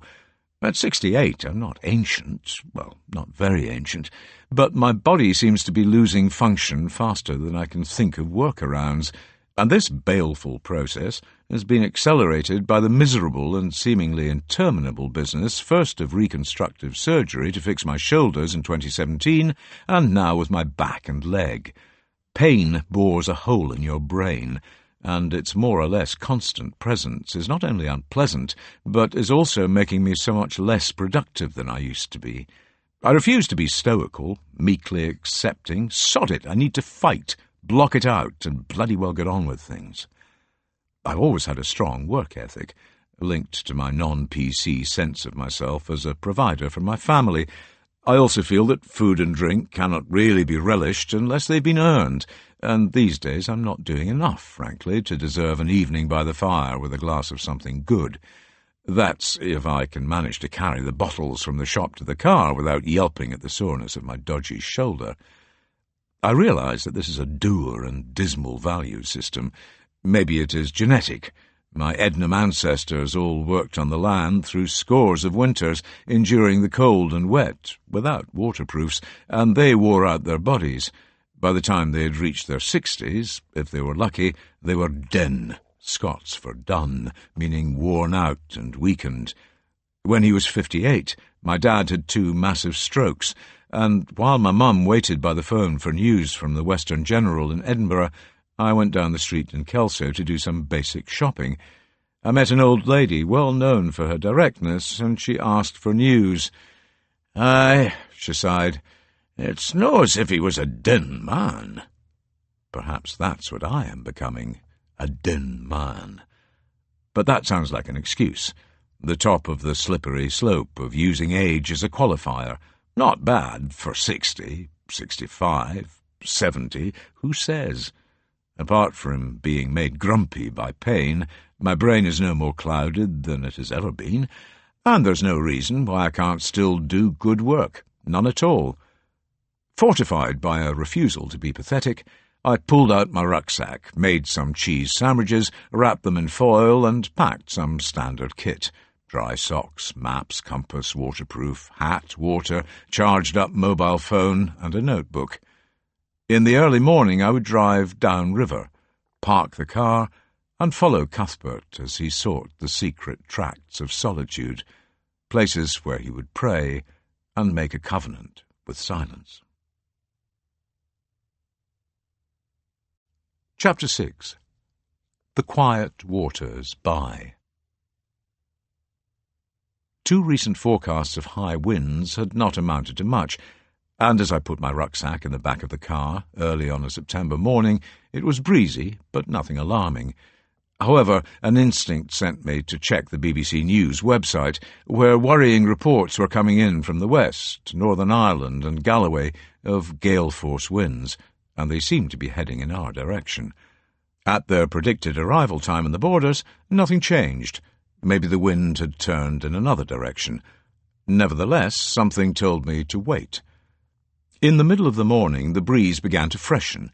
I saw very few birds in the sky as clouds scudded eastwards at high altitude, and Lindsay decided to bring in all the horses. Minutes after she shut the last of the stable doors, the storm raced over the hills to the west, driving heavy rain in front of it, and smashed into us. Suddenly a gale was raging. At noon, Lindsay came rushing into my office. "Come and look." "What?" "Just look." Our glorious, lustrous, purple-leaf maple tree that stood by the gates to the stable-yard had been torn in half by the storm, and its main trunk completely blocked the track, hanging from a huge gash. It was a stunning, majestic tree, but its wide maple leaves were its downfall. As the 80-mile-an-hour gale blew directly at it, the leaves acted like thousands of postcard-sized sails, and the trunk had been ripped down its middle. In shock at the suddenness of such destruction, we gawped for a moment at the death of a tree we had planted, one we had watched grow and had come to love. But it had been destroyed even more completely and quickly. I ran to alert my son, Adam, to fetch the chainsaw. In the teeth of driving rain that stung us like spears of ice, we dismembered the falling tree, cutting its smooth, healthy limbs to pieces, dragging the branches and their fatal leaves off the track and jamming them into the back of the pickup so that the storm could not pick them up and smash them into buildings or worse.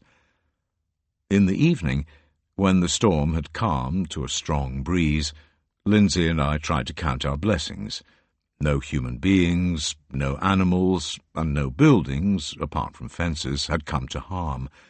But in truth we were dumbstruck, grief-stricken at the loss of an old friend. As she came up from the stables at the end of each day, having given the horses their nighttime hay nets, Lindsay told me she sometimes said good-night to our beautiful tree.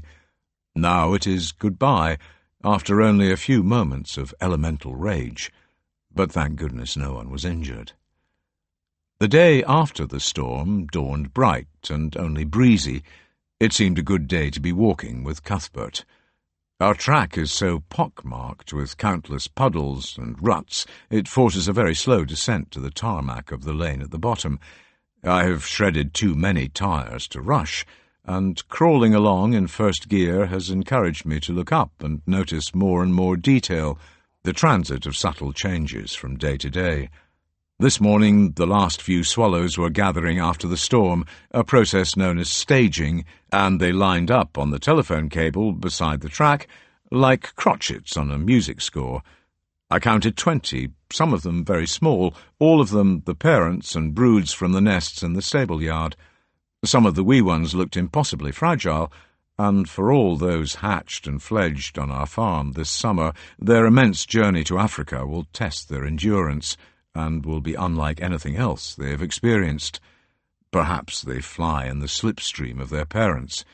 As I reached the lane, I wondered if the storm had been a signal.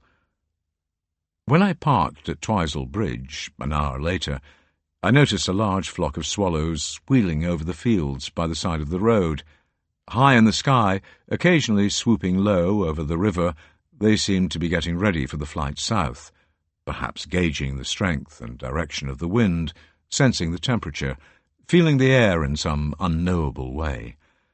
What prompts all of this concerted activity both mystifies and awes me. I love the swallows and count the winter months until they return. Twisel Bridge crosses the River Till, a tributary of the Tweed, and history has marched across it for centuries. Completed in 1511, it was the longest single-arch bridge in Britain until 1727, reaching 90 feet across the river. 2 years after the masons had paved it, the vanguard of the English army tramped across Twisel Bridge to outflank James IV of Scotland's forces. They had encamped on Branxton Hill at Flodden, well to the south. 10,000 men trundled the cannon behind them that would rake the ranks of Scottish spearmen a few hours later, as a crushing defeat was inflicted and James IV was killed. Behind the English battle lines, the banner of St. Cuthbert was flown, its red silk fluttering above the ruck of hand-to-hand fighting. A modern bridge now carries the traffic between the Scottish borders and Berwick-upon-Tweed, but Twisel Bridge is still open to walkers, and from its parapet I looked east, down the Till. When Cuthbert rowed his curragh to the place where it joins the Tweed, I believe that he pulled on the left oar and turned it up the tributary. This eventually leads close to the moors and mosses above Ford and Doddington, to the crags and caves of the Kyloe Hills, to places that were remote and trackless, where he might retreat completely from the world and find peace to pray, and by fasting and self-denial bring himself to a transcendent state, where he might better know the mind of God. On the Ordnance Survey, the Till looks a small river, meandering below the eastern foothills of the Cheviots, but what first struck me on that bright morning was how deep and, in places, how wide it was, and even when the sun shone and the bankside trees glistened, the river was not so much picturesque as dramatic, even sinister in places. River names are amongst the oldest and least changed in the landscape, so ancient that their derivation can only be guessed at. Till is obscure, but it shares an initial letter with many of the major rivers of Britain that empty into the North Sea.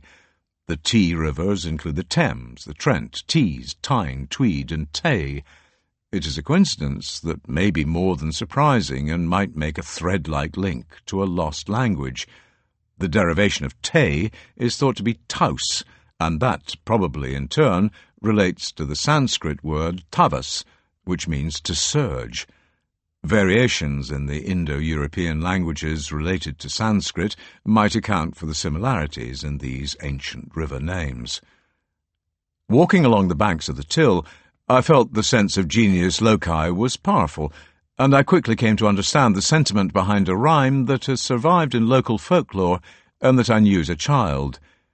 Tweed said to Till, "What gars ye run sae still?" Says Till to Tweed, "Though ye run with speed, and I run slaw, whar ye droon yin man, I droon twa."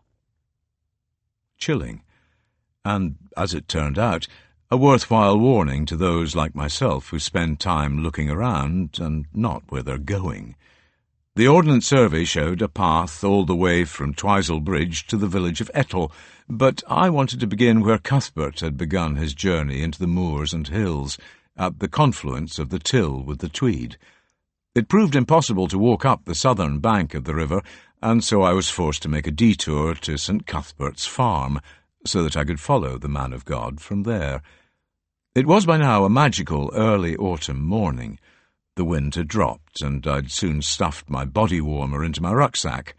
Till meets Tweed at an anna, a river island called Little Haw, and the currents of the rivers run so slow and deep that no movement is perceptible. A swan glided out from the bank of the Anna and slowly made its way to the mouth of the Till. It seemed like a good omen. The map also marks the site of St. Cuthbert's Chapel, which had probably given the farm its name, and it was sad to see the state it was in. Marooned in the midst of a ploughed field, it was like a metaphor for the decline and isolation of religion. Roofless, the rectangular structure was medieval, built in 1311 on the footprint of a much older chapel.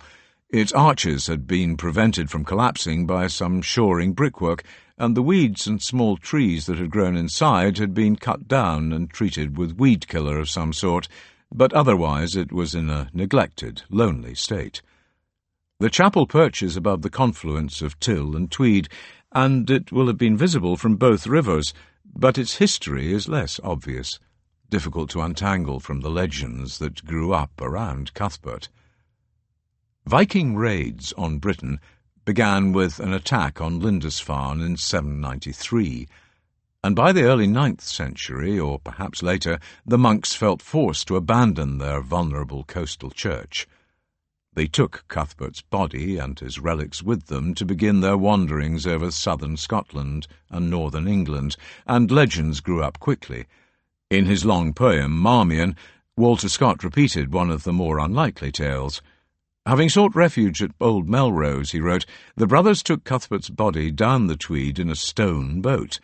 It foundered at the mouth of the Till, where for centuries something that looked a bit like a stone boat lay on the bank of the river. Perhaps it was a natural rock formation that encouraged the tale. Offshore from Dunbar in East Lothian, St. Baldred's boat is in fact a dangerous rocky outcrop. Above the confluence of the rivers, a chapel was built, and in the early Middle Ages it may have served a small village called Tillmouth, all trace of which has been obliterated. To me, on that blessed September morning, when the wind had calmed after the storm, the little chapel seemed less like a relic of ancient miracles, or even a metaphor.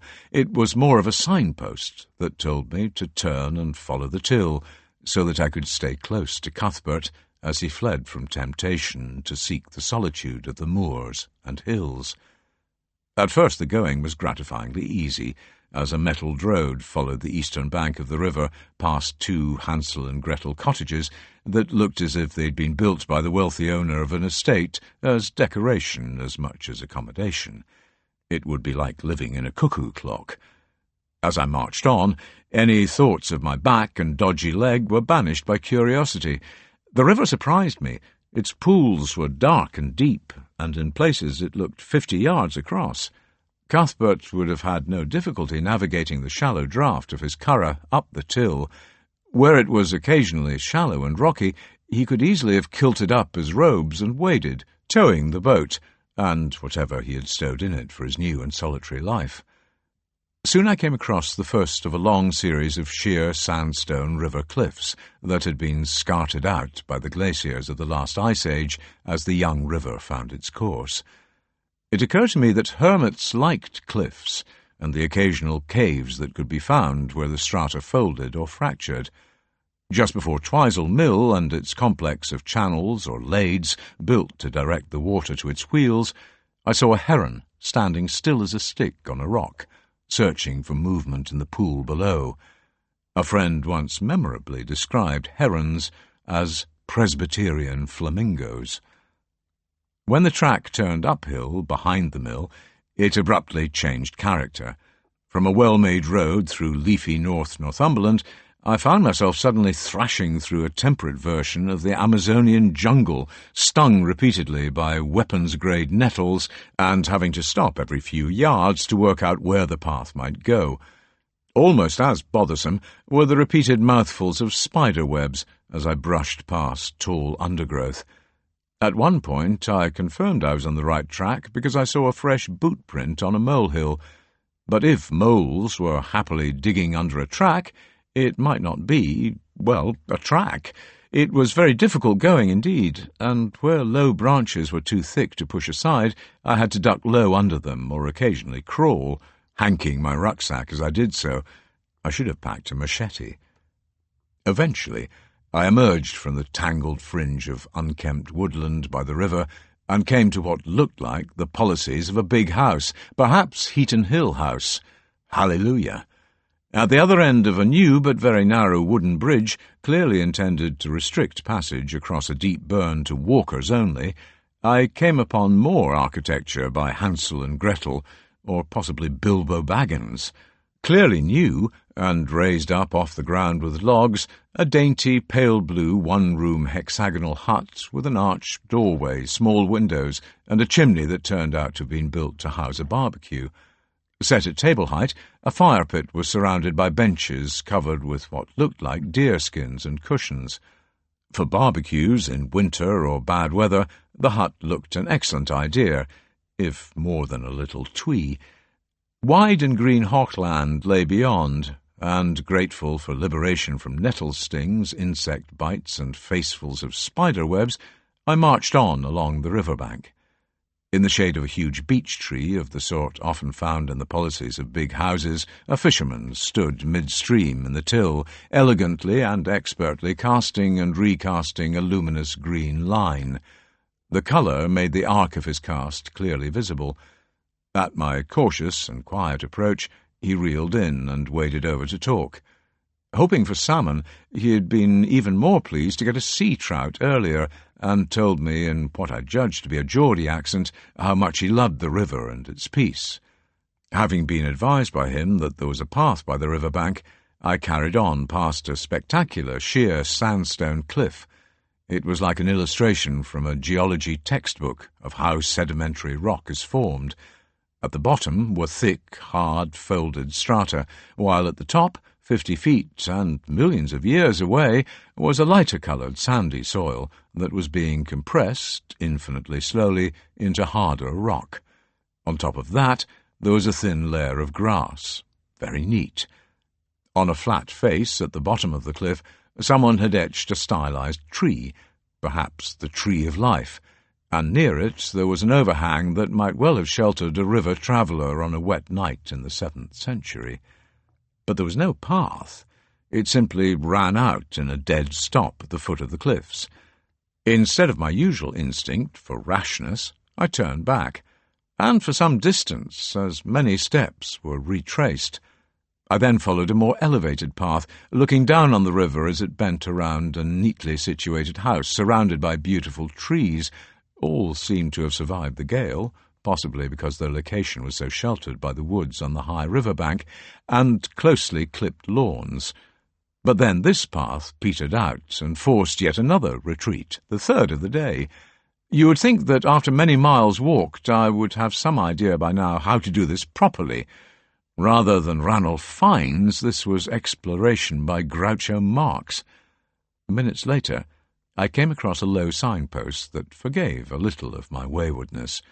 Placed some distance from the river, it read, "Riverbank path eroded.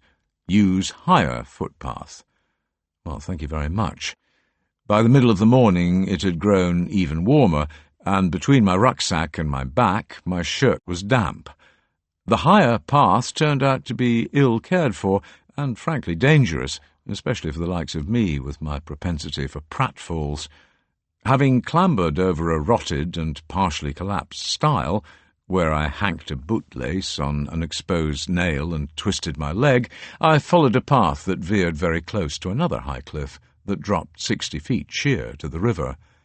Eventually, I thrashed out of the woods to meet a wide, made track with a very discouraging signpost. It told me that in 2 hours I had come 1 3/4 miles from Twisel Bridge, and it was 4 miles to Etal. Pathetic. Disconcertingly, the track led sharply downhill and turned back the way I had come.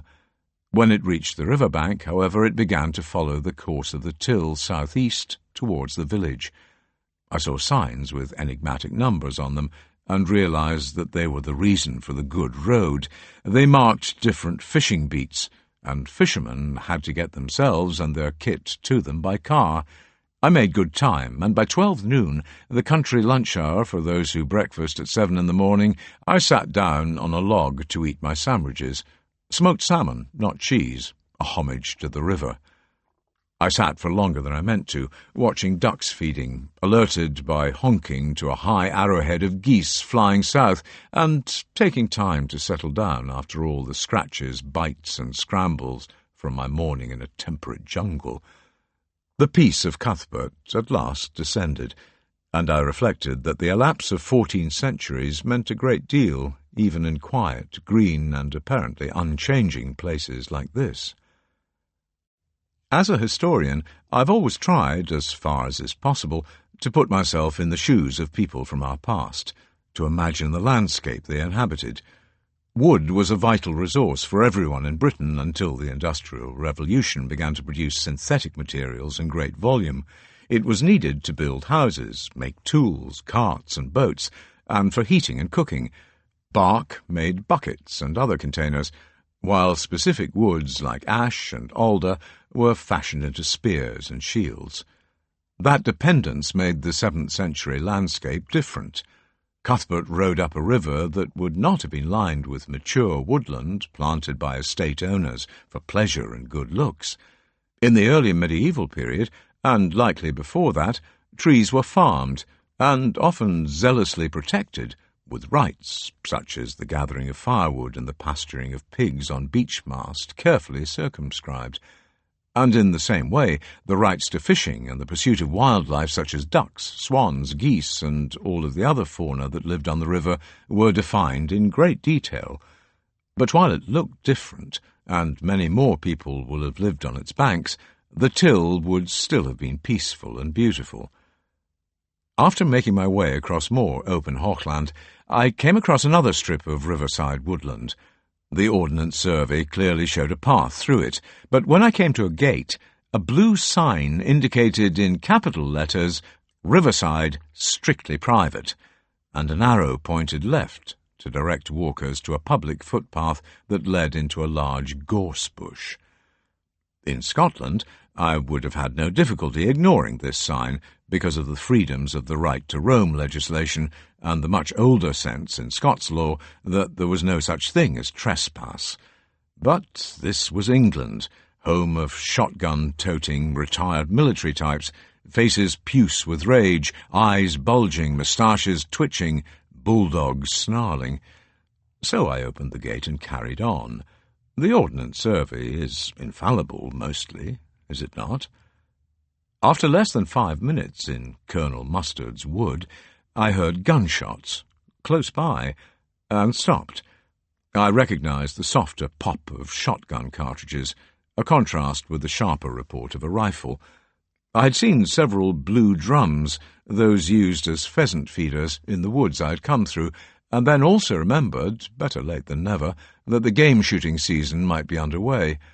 Having paused to look carefully up the densely wooded bank, I could see no movement or hear any dogs or beaters putting up birds.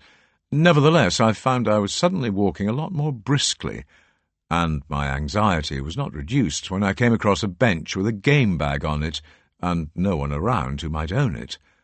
Eventually, a path led diagonally up the bank, and I found a very well-made track shelved into the rising ground.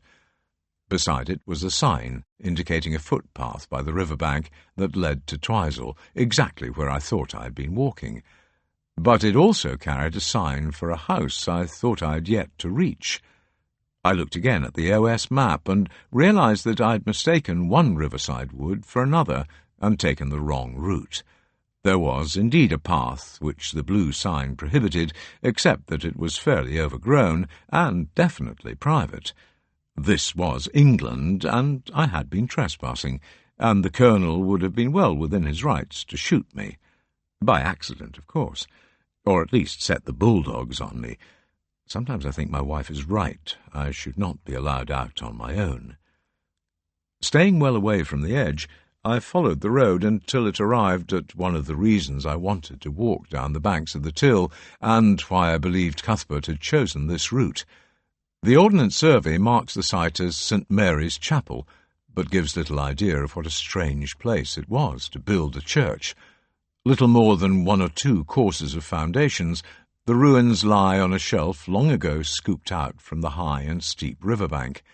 Measuring only about 15 by 30 feet, the old floor area was mostly puddled with water that had not fallen from the sky, but bubbled up from a spring across the track. Beside it stood 2 ramshackle corrugated iron sheds that had a wood-encased pipe connecting them with the bank side, the place where the spring surfaced.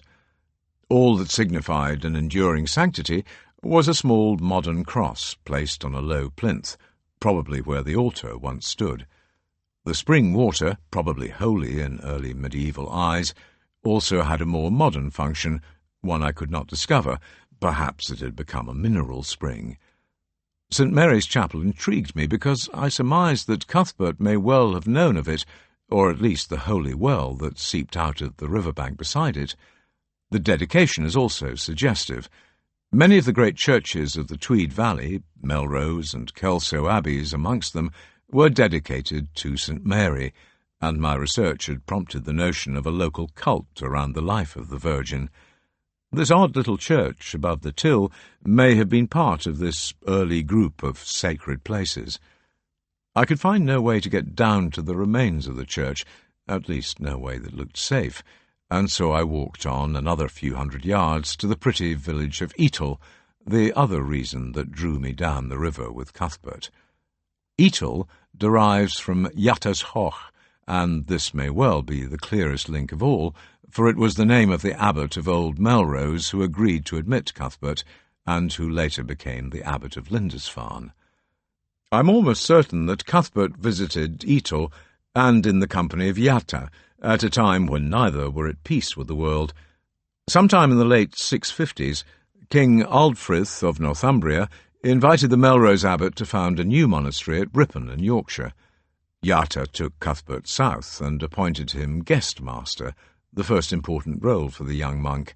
But political tensions in the church, between the Irish-Celtic strain of Christianity and those who believed that Roman practices and leadership should prevail, were approaching a crisis, and they forced a radical reversal of royal policy.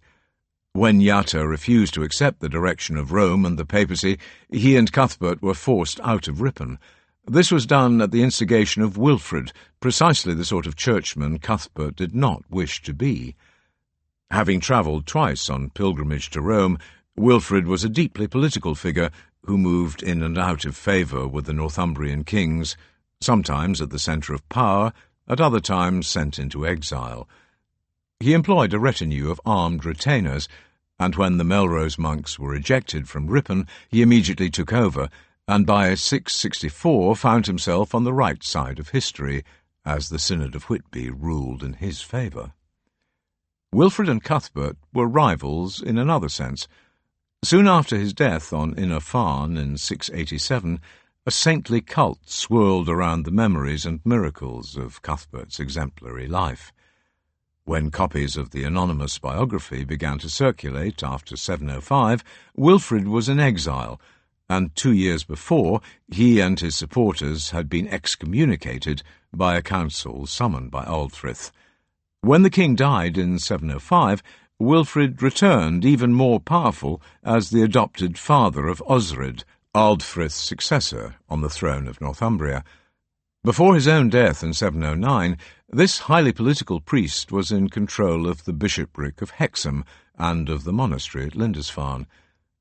Compiled to bribe and influence, his treasure was divided amongst his followers, and very quickly they commissioned a life of Wilfrid that related miracles and promoted his own saintly cult. Written by Stephanus Edius, a choirmaster brought north from Kent, the Vita Wilfridis was copied and recopied. When it began to circulate, Bede of Jarrow set to work to counter it with his own prose Life of Cuthbert. The lives and works of these two saints could not have been more different. At the end of the 7th century, and for some considerable time afterwards, the conferring of sainthood was largely a local matter, and if miracles were associated with a monk, nun, or priest, or indeed a secular figure, such as King Oswald of Northumbria, then that was usually enough. When lives of saints, listing their miracles, acts of charity, and examples of their piety appeared, reputations were consolidated and cults began to flourish. By the middle of the 12th century, Pope Alexander II decided that the papacy should have the exclusive right to make saints. The process instituted and refined by medieval popes has changed very little. It begins with the spontaneous growth of a posthumous cult around the life and works of an outstandingly pious person, often a priest, nun, bishop, or even a pope. An application is then made to the Congregation for the Causes of Saints, and the Vatican bureaucracy rumbles into action. Sometimes it can take centuries.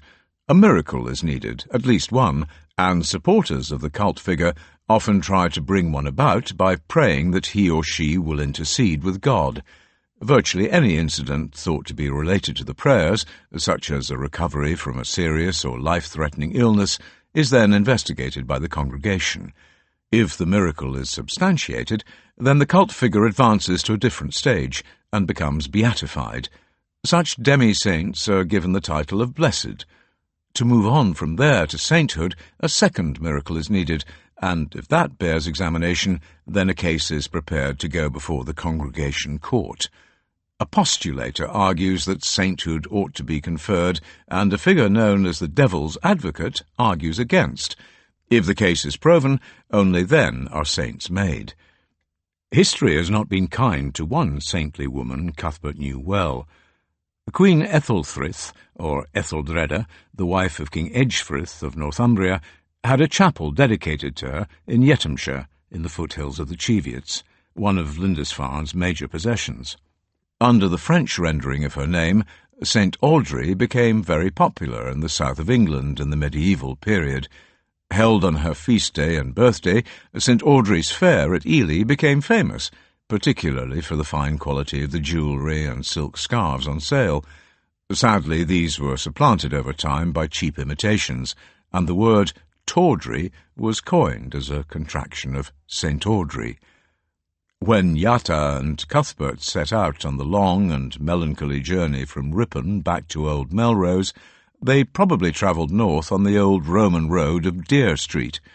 Still in good condition, it lay close to the monastery seized by Wilfrid's supporters, perhaps his armed retinue. When the road crossed Hadrian's Wall, the two companions may have continued northwards on the Devil's Causeway, another Roman road that led to the port at the mouth of the Tweed at Berwick. It crosses the Till some way upstream at Etal, and the fastest and most sensible route from there to Old Melrose was by Curragh, allowing the current to take them down the river to its confluence with the Tweed. A larger boat, rowed by several oarsmen, could easily have made good time as Yatta and Cuthbert returned to their mother monastery.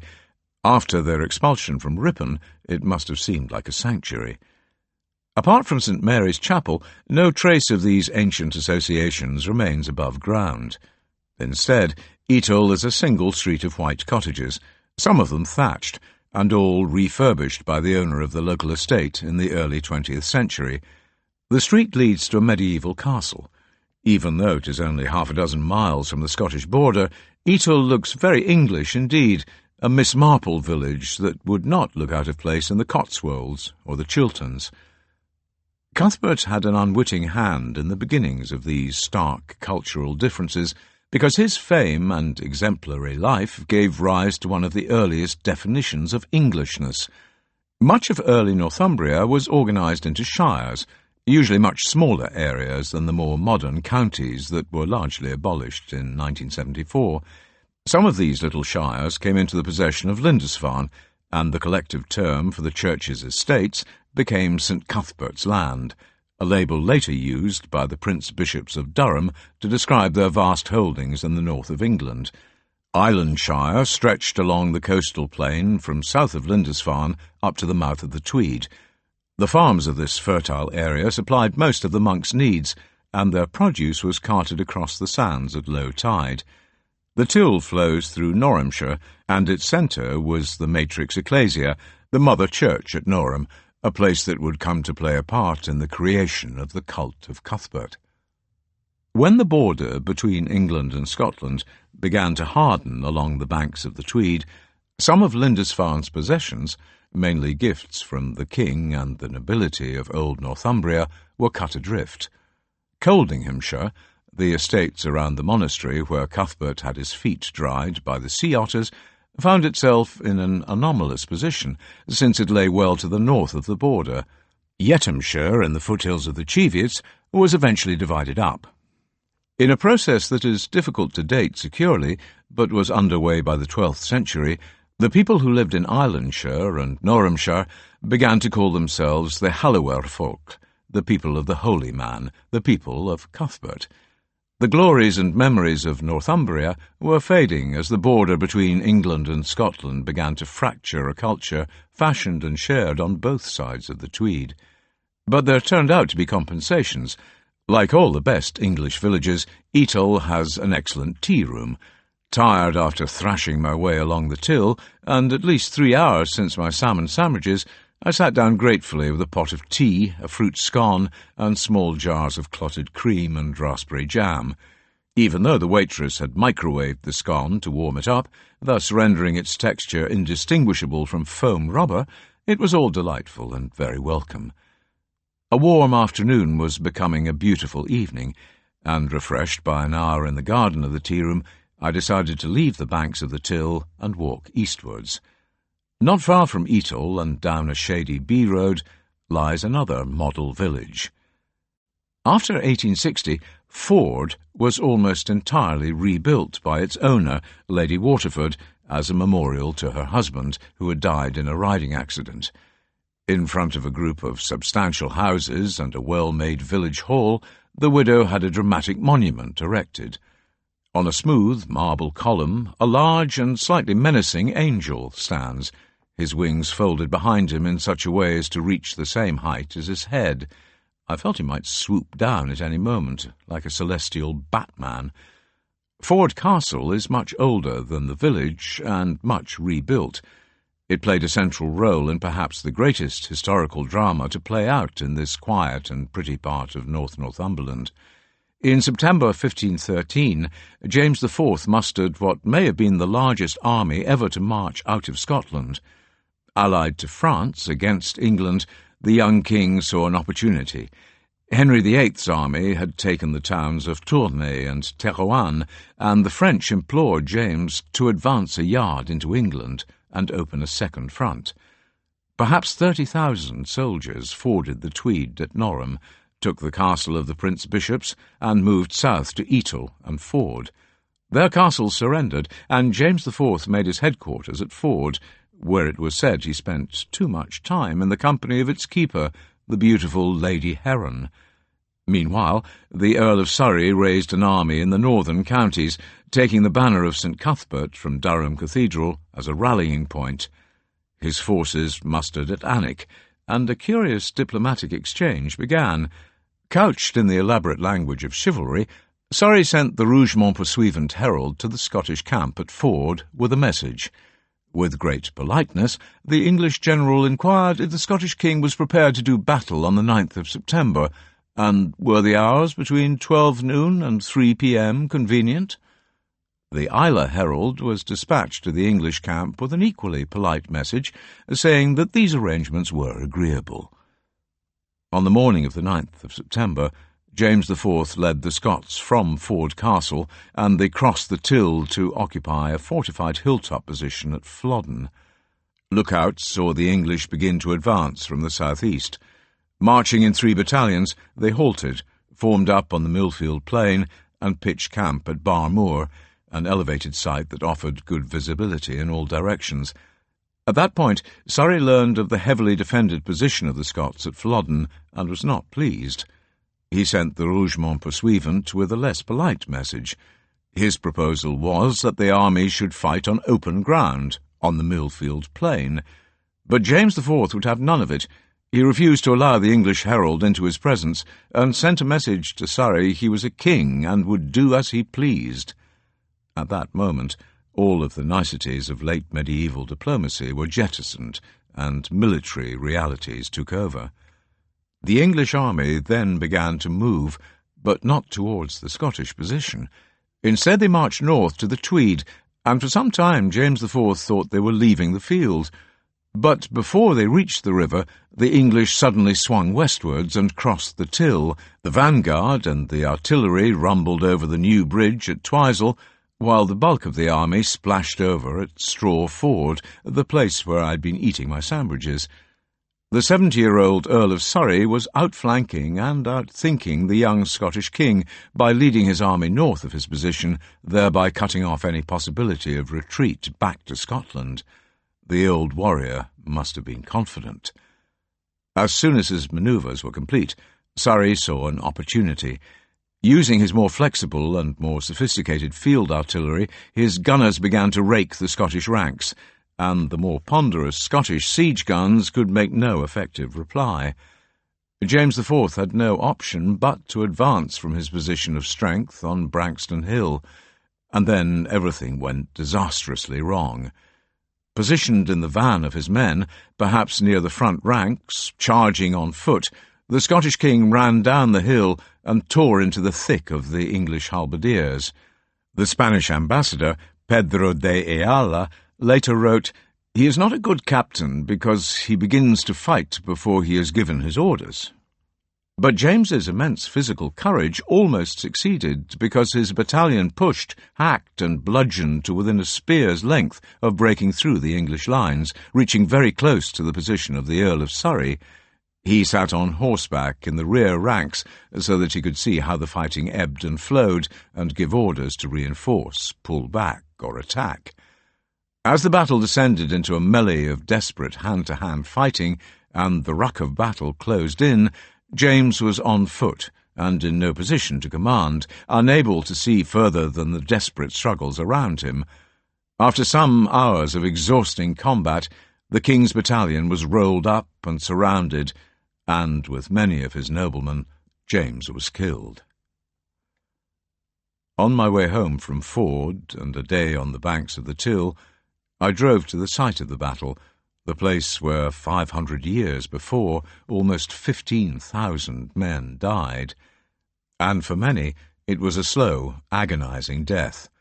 Blows from bladed weapons rarely killed outright, and many will have lain for hours badly wounded on the battlefield, passing in and out of consciousness, slowly bleeding to death.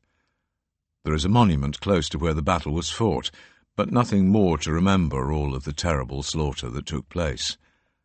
As the sun dipped behind the Cheviots, I found that my imagination failed me. All I could do was bless the historical accident that my generation had not been forced to face a war and all that shocking, savage waste of life. When I arrived home, these dark thoughts instantly fled. There was some late sun, and Kim had brought out our granddaughter Grace for a walk before bedtime. The wee lass could not get outside enough, and her parents had had to buy her a sun hat for the summer of summers. We went down to the stable yard to see the horses, sleepy after their hard feed, and then over to some shrubs where the bees were still busy. They fascinated her. Hearing the distant drone of engines, we looked up to see an aeroplane flying southeast, its silver undercarriage brilliantly lit by the low sun. When I told Grace to look up, she saw it, and after a moment the wee girl waved. I'm not at all sure why, but I felt tears come and hastily blew my nose. It may have been the impossible innocence and the scale, a tiny toddler holding her grandpa's hand and waving at a huge machine thundering across the face of the earth. Our farm is a place full of memory, the deposit of centuries of experience, but it also lives in the present and will change in the future.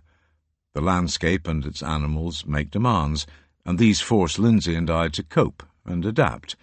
With Grace it will be different. She is the first child of this farm for many years, and through her eyes we will see it fresh and new. I look forward to her racing around with the dogs. The term dodos, coined by Grace, will be cast aside as baby talk, used by no one except me, helping with the daily chores, sitting next to me in the pickup and telling me her story of this place. I hope there will be years enough for it to be a long story. Chapter 7. Wandering. The following morning I set out for the wild up-country of North Northumberland, where I believe Cuthbert went to open his heart to God, where he would pray and keep silent, listening for whispers of revelation on the ever-present wind. The maps of Doddington and Ford moors are speckled with memories of the saint, some of them long-standing and more persistent than mere tradition. Cuddy was an affectionate nickname for Cuthbert, and on that bright morning I set out to find Cuddy's Cave, a place where he is said to have prayed and sought refuge. The course of the Till led me to a very striking outcrop of rock on the flanks of Dod Law, where the land rose steeply and the moorland began. Poking out of the hillside, it looked like the corner tower of a vast submerged stone fortress. After my usual difficulties with high barbed wire fences, I climbed up the steep slope to be astonished. The vista to the west was vast, completely unexpected. I could make out landmarks that were many miles distant. Across the Millfield Plain, where the Earl of Surrey had preferred to do battle with James IV, the eastern ranges of the Cheviots petered out in the low hills above Wooler, and due west, the conspicuous rounded hump of the Yevering Bell stood out clearly against the horizon. Beyond that, the hills faded in the haze of a sunny morning. When Cuthbert came across this great rock, the panorama will have meant much more than scenery to him. When I reached the outcrop, I found a small cave with a wind-buffed entrance that was almost perfectly semicircular, like a round-headed window. If Cuddy did indeed seek shelter in this shallow cave, he could not have done much more than sleep there. I crawled in and could barely sit up, although there was welcome relief from the breeze, even though the open entrance is wide. But it was only when I climbed to the top of the crag that I understood why this place would have attracted Cuthbert. Jutting out from the hillside, commanding wide and long views, this was a place to pray, and a place where God could see his servant searching the sky, arms aloft for his grace. And for Cuthbert, his intimate knowledge of the New Testament guided his actions and attitudes as he knelt on the rock, gazing out over the plain and the hills. Christ's last temptation took place on a mountain from where he could see all the nations of the world, and where Satan tested him with the promise of secular power. On his mountain, Cuthbert will have drawn strength from Jesus' example as he fought his demons. About 5 miles to the west, at the foot of Yevering Bell, lay Ad Yeffren, a Northumbrian royal palace and a focus of secular power in the second half of the 7th century, the sort of power Satan dangled before Christ. In its timber halls, kings gave judgments, held councils, and feasted with their warriors. Close by stood a remarkable structure that was probably used by royal officials, perhaps priests, perhaps the king himself. Known as the grandstand, it was made from wooden beams and resembled a wedge, cut from an amphitheatre. Tiered seating rose up in a triangle from a focal point on the ground, where orders were given by someone in authority. In a pre-literate society, it was vital that important people such as noblemen all heard the same thing at the same time. On still days, Cuthbert will have seen the smoke of cooking fires rising from the royal palace at Yevering, and also from the rich farmland of the banks of the Till and its tributaries.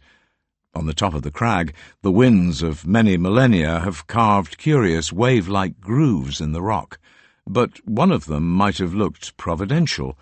On the edge of the flat summit of the crag, a small rainwater pool has formed, surely put there by the hand of Almighty God, and filled with his holy rain, so that Cuthbert could both drink and bless himself. Following sheep walks and the occasional track, I climbed above Cuddy's Cave and looked over to the wastes of Doddington and Horton moors, a bleak landscape, but a place that had once been touched by the gods. The map is speckled with what prehistorians call rock art, mostly cup and ring marks chiselled on outcrops of bedrock. Their precise function will never be understood, but the presence of at least 9 sites of rock art, as well as a stone circle, enclosures, and other signs of prehistoric settlement within less than a square mile, means that this moorland was thought to be close to the gods long before Cuthbert walked there. When shepherds saw him in the hills, they will have wondered at the identity of the wanderer before they could get close enough to see the tonsure that marked Cuthbert as a monk, and not a fugitive or a madman.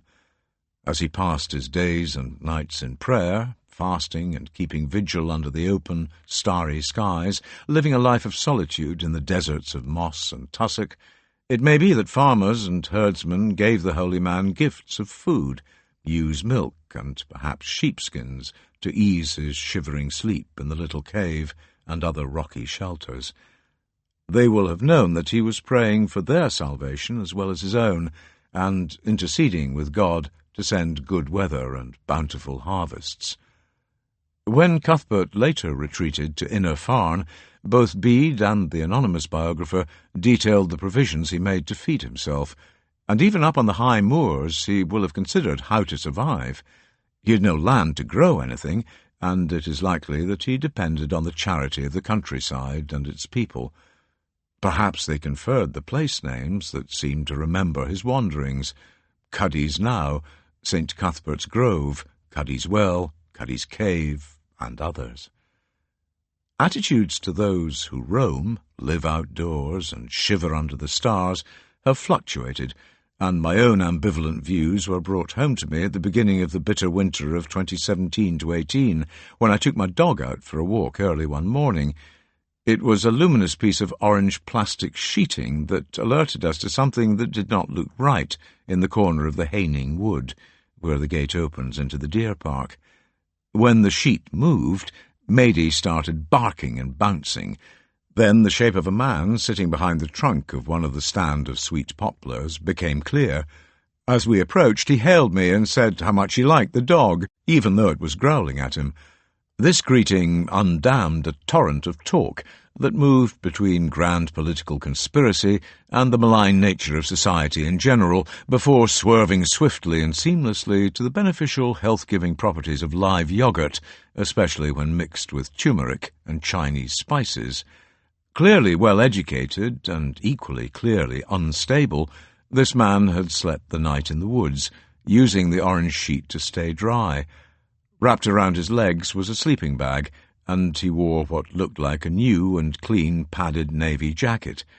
He had pulled its hood up and was eating something from what looked like a cream cheese carton, the silver foil turned back.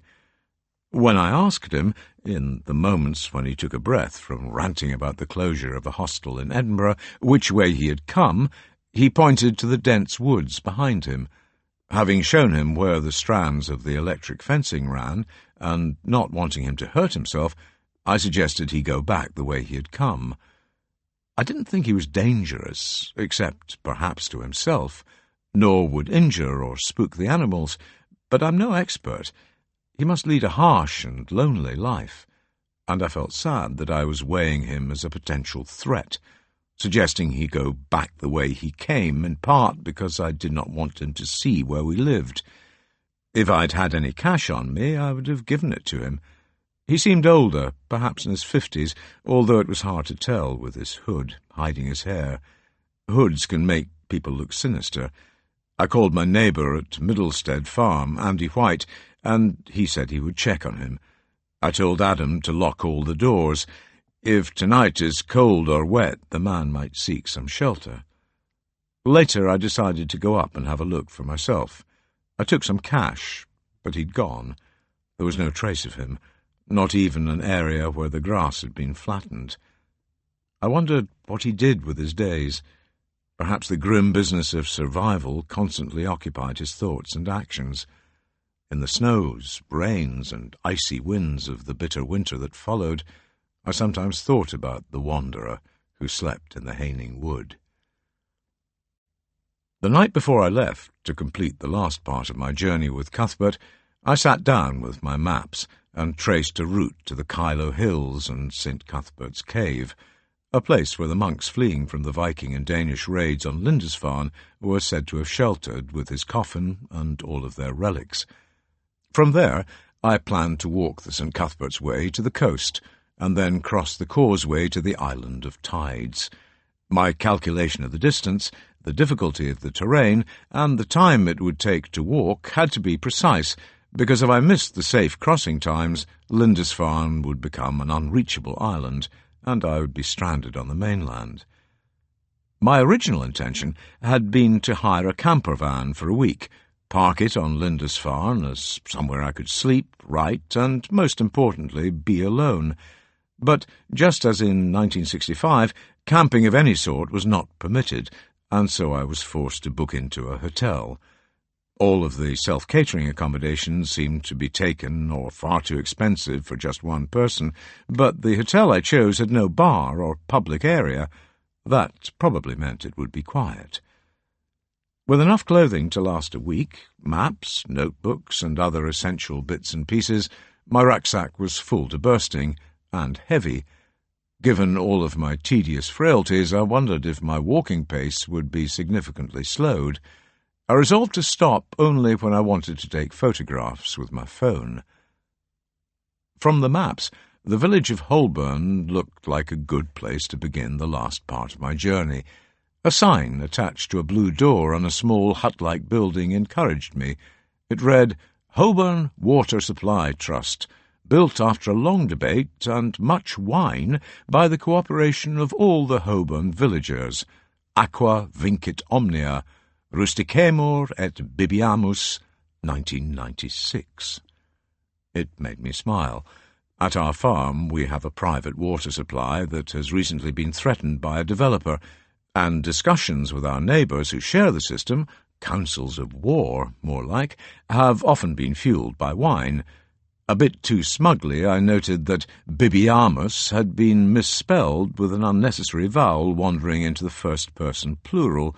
It means, let us drink.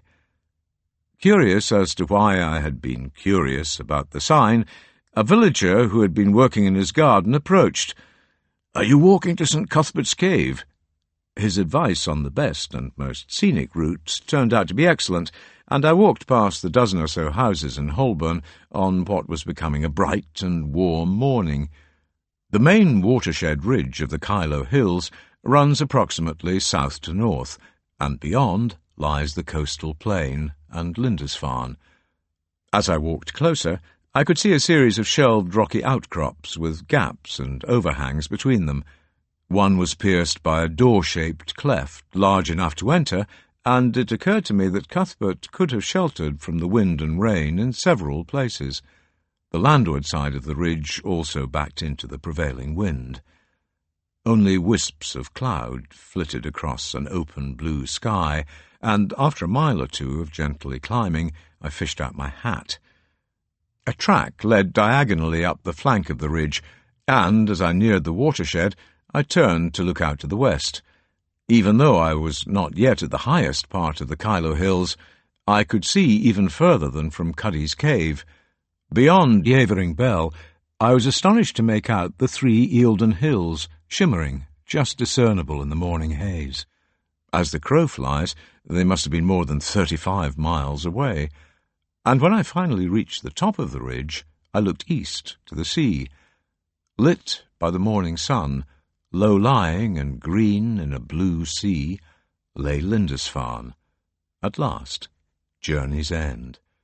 And perhaps a new beginning. I could make out the Castle Rock, the village, and the sand dunes to the north. Immediately breaking my self-imposed rule, I stopped to stare at what seemed like a mirage. It occurred to me that on this low hilltop, Cuthbert could have seen Eildon Hill North watching over Old Melrose, the place he had sailed away from privately and secretly, and when he turned, he beheld the island of Aden and the monastery he founded.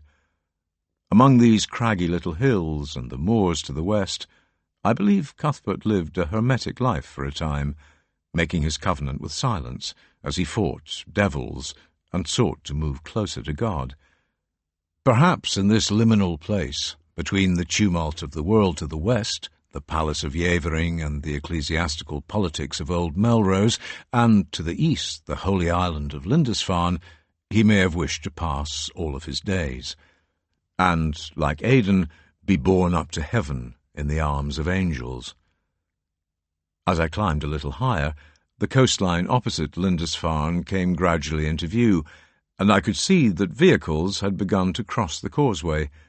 At the concrete trig point, I put down my rucksack and pulled out a body warmer. It was a blessed relief, for I was beginning to feel the weight of it. But it led to other frustrations. Getting the straps correctly aligned so that I could hoist the pack back on my back was maddeningly difficult. They constantly hanked on my sleeves or my watch strap as I bent over, cursing and huffing. Below the trig point, a smaller outcrop of rock on the other side of a stone dike had a cairn on it, and I decided on a brief diversion. I like cairns. But before I could find a good stone to add to it, I came across the body of a kestrel. It had been brought down, I suspect, by a shotgun, and then later eviscerated by some carrion-eater. In the woods to the south of the Kyloe Hills, I climbed slowly and carefully down to the site of St. Cuthbert's Cave. It is a spectacular freak of geology. High, long, and about 12 or 14 feet deep in places, the rock that overhangs it looks as though it has been pulled out like a drawer. The vast weight of this roof is held up, it seems, by an impossibly slim column of much eroded stone. If the fleeing monks did indeed stop here, many of them, and the precious relics they carried, would have found shelter in this capacious natural room.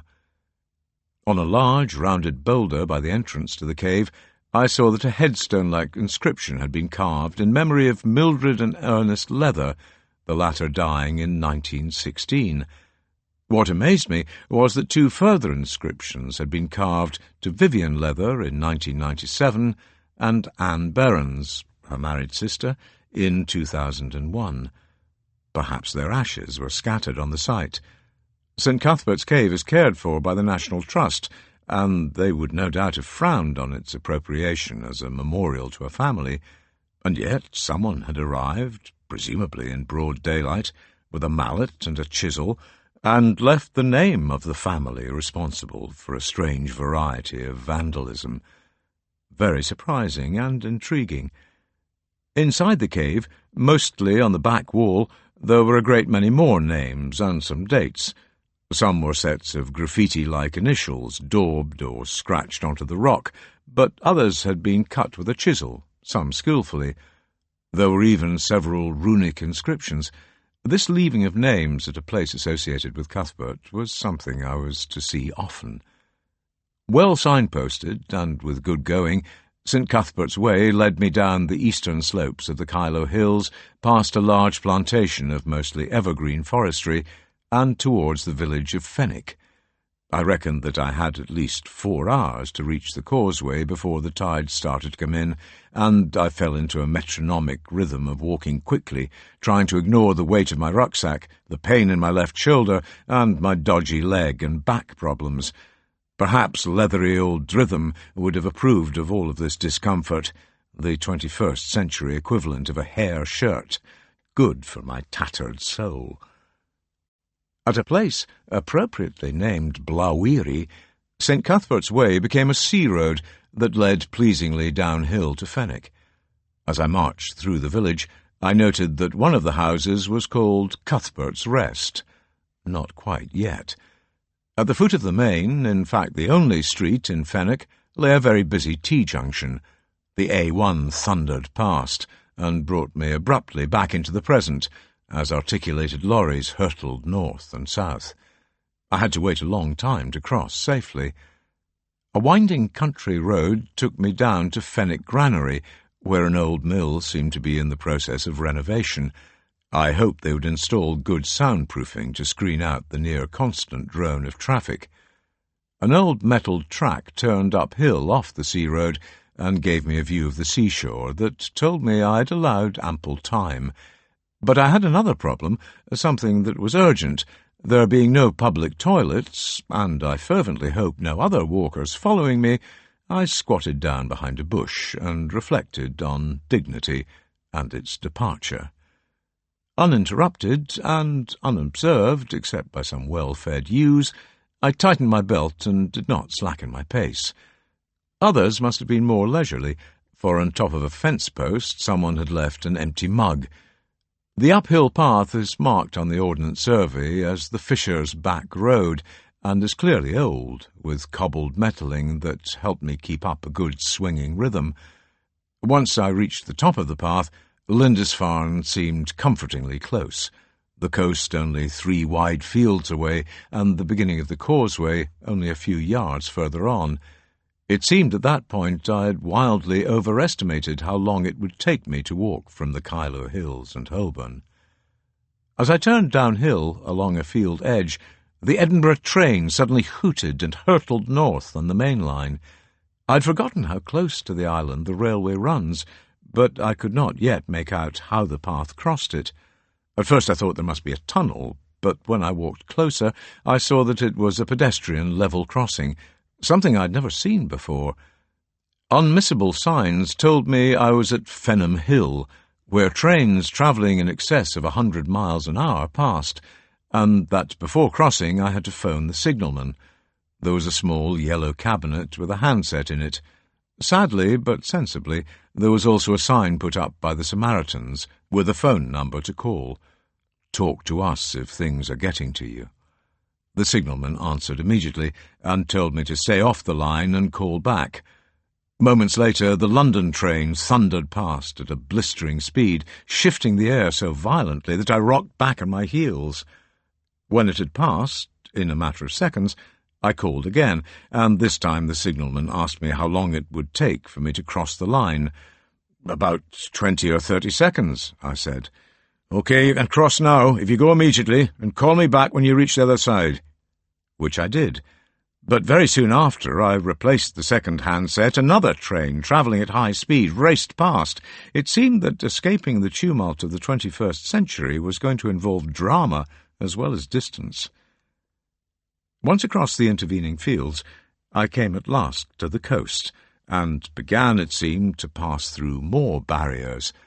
Behind me I could still hear the hum of the A1 and another train as it rattled and clacked northwards, but the sounds of engines were slowly fading. At the seaward end of the last field, I sidestepped through a kissing gate to find myself walking between memories of warfare.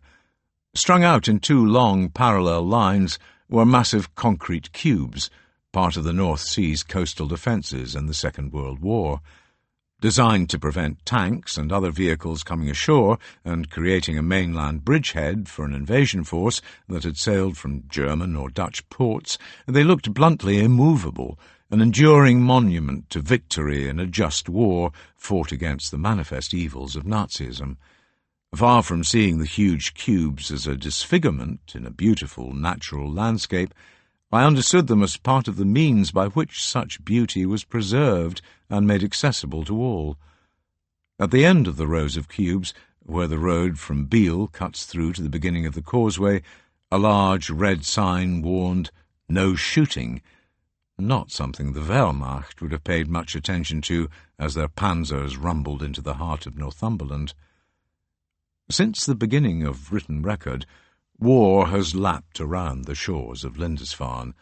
Spreading out my unwieldy explorer map on one of the concrete cubes, I wanted to find the outfall of a stream called the South Lough. It was there that a pivotal episode in another war for Britain took place.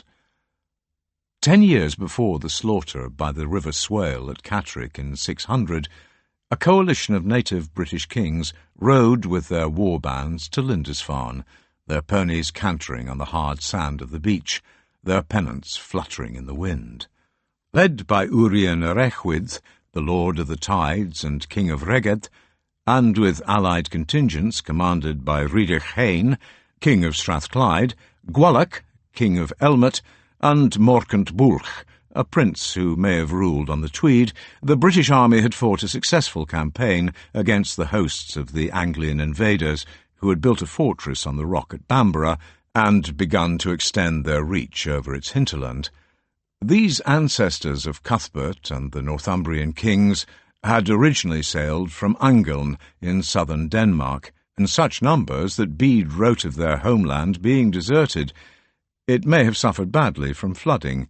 Angeln means hookland. The first element of the name survives in angling, the more precise term for fishing with a hooked line.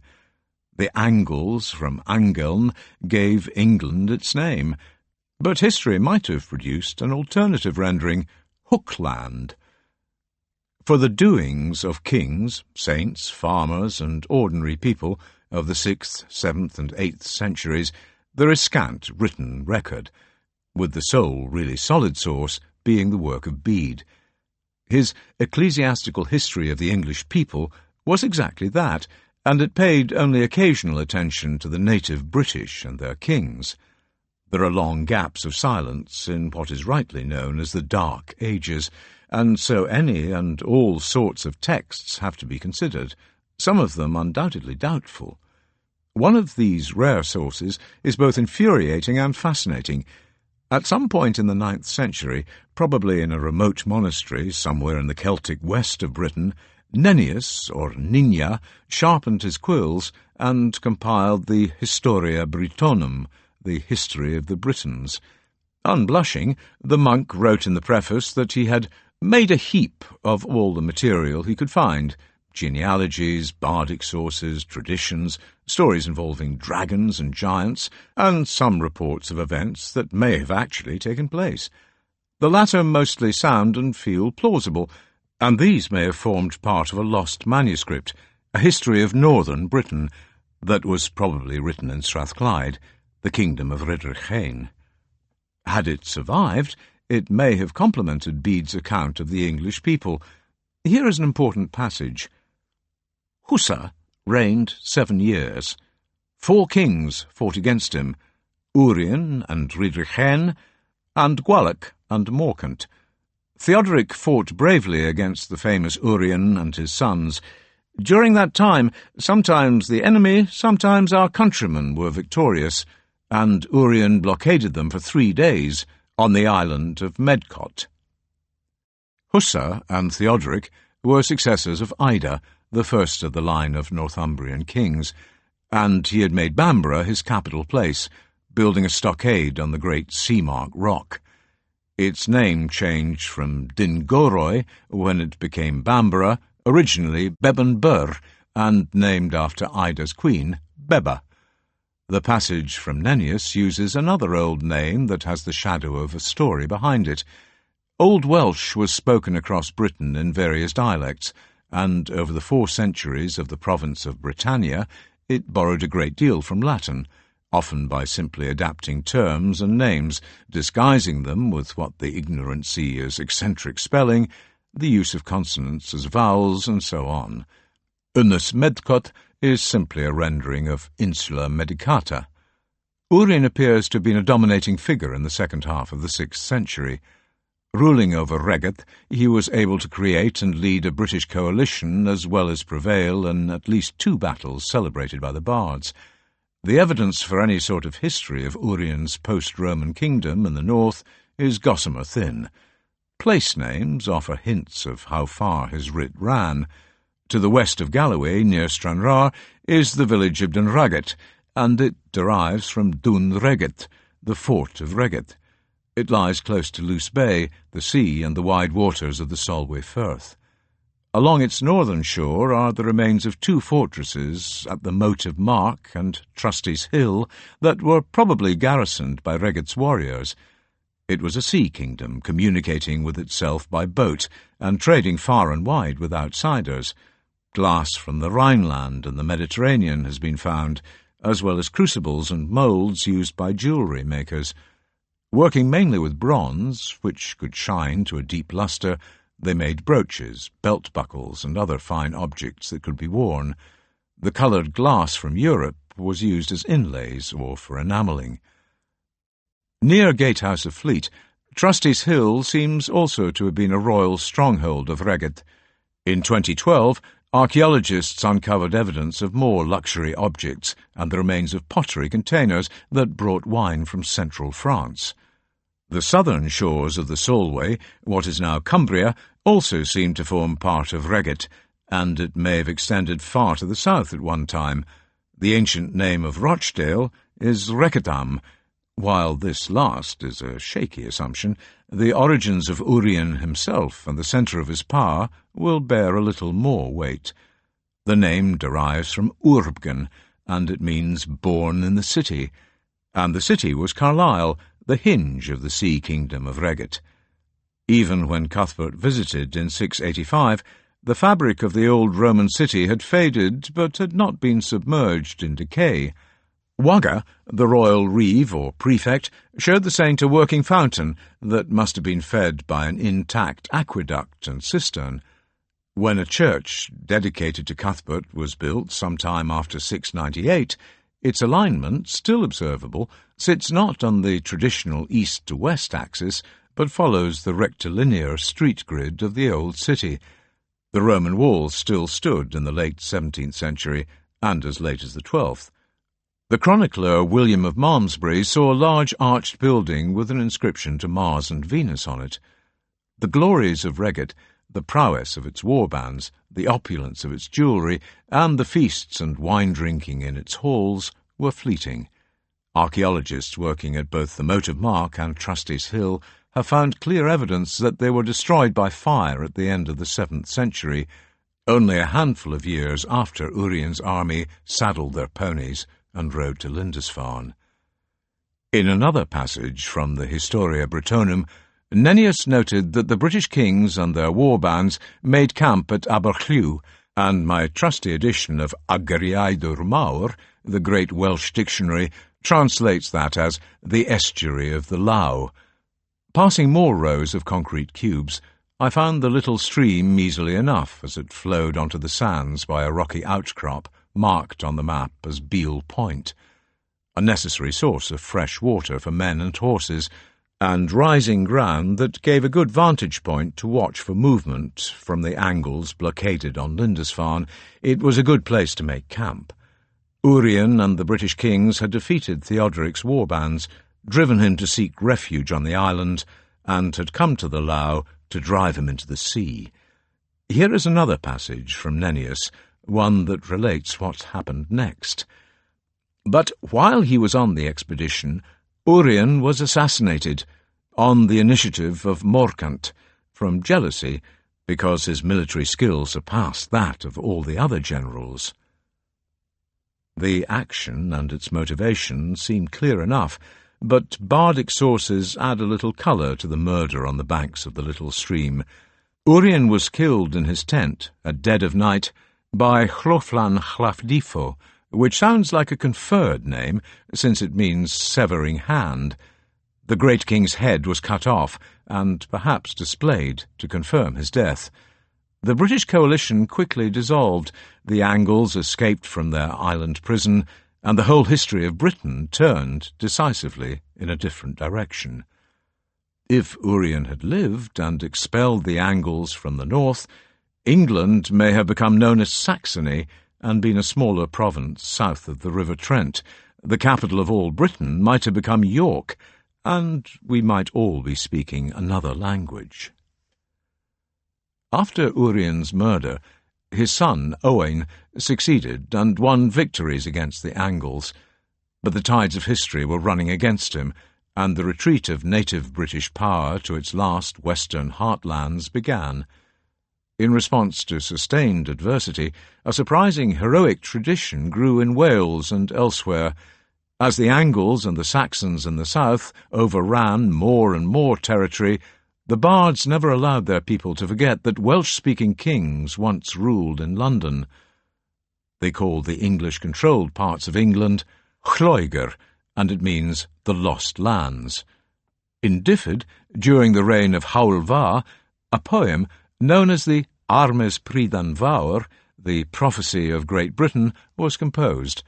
It called on the British of the Old North in Strathclyde, in Cumbria and in Cornwall to unite with the Vikings under the banner of St. David and drive the English back into the sea. Alongside this, there grew a hope for a redeemer, a Dargan, the son of prophecy. He would emerge to lead the Welsh back to their ancient glories, to victories over the hated Sais, the invading English who stole the holy island of Britain from its rightful rulers. The bards sang of 9 sons of prophecy: Chiriel, Chainan, Cadwaladr, Arthur, Owen ap Urien, Llywelyn Fawr, the medieval Prince of Wales, Owen Llogoch, Owen Glyndŵr, and Henry Tudor. For almost 1,000 years, the Welsh yearned for their Redeemer, a great leader who would march at the head of a host deep into Lloegr. Ordinary people gathered on hillsides to hear tales of the heroes and the war bands of the past, of Chainan Meriadoc, the leader of the migration to Brittany, Little Britain, of Cadwaladr, king of Gwynedd, of Arthur and Llywelyn Fawr, and to hear prophecy. Owen of Rheged gained fame in Wales because the bards kept his name alive as one of a Mebian Dargan, leaders who would ride out to defeat the English. The ebb and flow of events in the Dark Ages is rarely as clear-cut as the events of the siege of Ynys Medgod. The picture is often very blurred, confusing, even contradictory. Apparently important names sometimes only appear once, and nothing more is heard of them. Some academic historians pay attention only to Bede and other textual sources they think reliable, and dismiss the bards, the genealogies, and the traditions associated with native kings and their homelands. Nevertheless, 20 years of reading and writing about this fascinating period, the time when the nations of Britain were forming and its dominant languages emerging, have led me to some conclusions that are more than tentative. The British and Anglo-Saxon kingdoms were not like modern states, with defined borders, separate jurisdictions, and different institutions. They were based on military power, on the royal war band, and loyalty. The more successful in battle or in raiding, especially cattle rustling, a king was, the more he would reward his warriors with gold, horses, privileges, and other items of value, and his generosity encouraged more warriors to rally to his standard. The jewellery made on the motive mark was not only for conspicuous decoration, worn like medals, it was also the currency of trust and obligation. Here is a passage from Taliesin, the great bard of the people the Welsh still call a Gwr y Gogledd, the men of the north. Urien of Orechydd, most liberal of Christian men, much do you give to men in this world. As you gather, so you dispense. Happy the Christian bards, so long as you live, sovereign supreme, ruler all highest. The stranger's refuge, strong champion in battle, this the English know when they tell tales. Death was theirs, rage and grief are theirs, burnt are their homes, bare are their bodies. All that exists to characterize the culture of these post-Roman kingdoms are the praise poems of their bards, and, of course, that is a picture painted with the vivid colours of exaggeration and superlatives. And the everyday lives of the farmers, servants and slaves of Rheged, Strathclyde, Gododdin and the other native realms are not the stuff of poetry. Bards were fired by the deeds of warriors, and in a passage from the epic poem composed to commemorate the battle at Catterick, brave Gawrdwr was in the van, fighting in the alder palisade, the shield wall. This passage is also famous as one of the earliest mentions of the warlord Arthur, leading some, myself included, to believe that he was one of the Gwr y Gogledd, the men of the north. He struck before the 300 bravest. He would slay both middle and flank. He was suited to the forefront of a most generous host. He would give gifts from a herd of horses in winter. He would feed black ravens on the wall of a fortress, though he were not Arthur. Among the strong ones in battle, in the van, an alder palisade, was Gawrdwr. Despite the tone and substance of these heroic verses, The small armies of the Angles and the British were not ethnically defined. The reference to strangers in Taliesin's poem may hint at that. Kings made alliances that benefited them and their people, and did not fight somehow to preserve Britain and its culture. Their motives were not often those of the myth-wrapped Arthur. Angles fought in British armies, and the British sometimes made alliances with the Angles and Saxons if they deemed that to be to their advantage. The leader of the Gododin coalition that was annihilated in the battle at Catterick was Urfai, Lord of Edinburgh. His full name betrays his Anglian origins, for it is Urfai map Goliston, a Welsh version of the son of Wulfstan. My work in ancestral DNA has added some statistical substance to the rapid transformation of society at this time, when history raced across the landscape. Numbers are notoriously difficult to estimate at a distance of 15 centuries, but if the overwhelmingly male population of Anglo-Saxons in Britain was only 10% of the total in 550, geneticists reckon that within only 5 generations it could have risen as high as 50%. The Anglian and Saxon warriors who began to dominate in the east of England almost certainly took native wives, and they quickly subjugated and outbred indigenous males. Simple reproduction, and not genocidal slaughter, could have made incomers dominant in less than a century, spreading their language and culture widely and quickly. Nevertheless, there were some important distinctions between natives and incomers, particularly in the 6th and early 7th centuries. Not only did the British see themselves as Abedydd, the baptized, fighting to preserve the light of God against the pagan darkness of Agint, the Gentiles, the Angles, there was also an ancient political and cultural bond that occasionally united the British. Cymru, the Welsh word for Wales, and Cymru, the Welsh, both derive from a Latin term, combrogi. Loosely it means fellow countrymen, and it harks back to the Roman Empire, the old province of Britannia, and a sense of citizenship. Cumbria remained Welsh-speaking for centuries, and its name also comes from combrogi. And this notion of an ancient community and its hoped-for restoration is embedded in the long traditions of the Sons of Prophecy.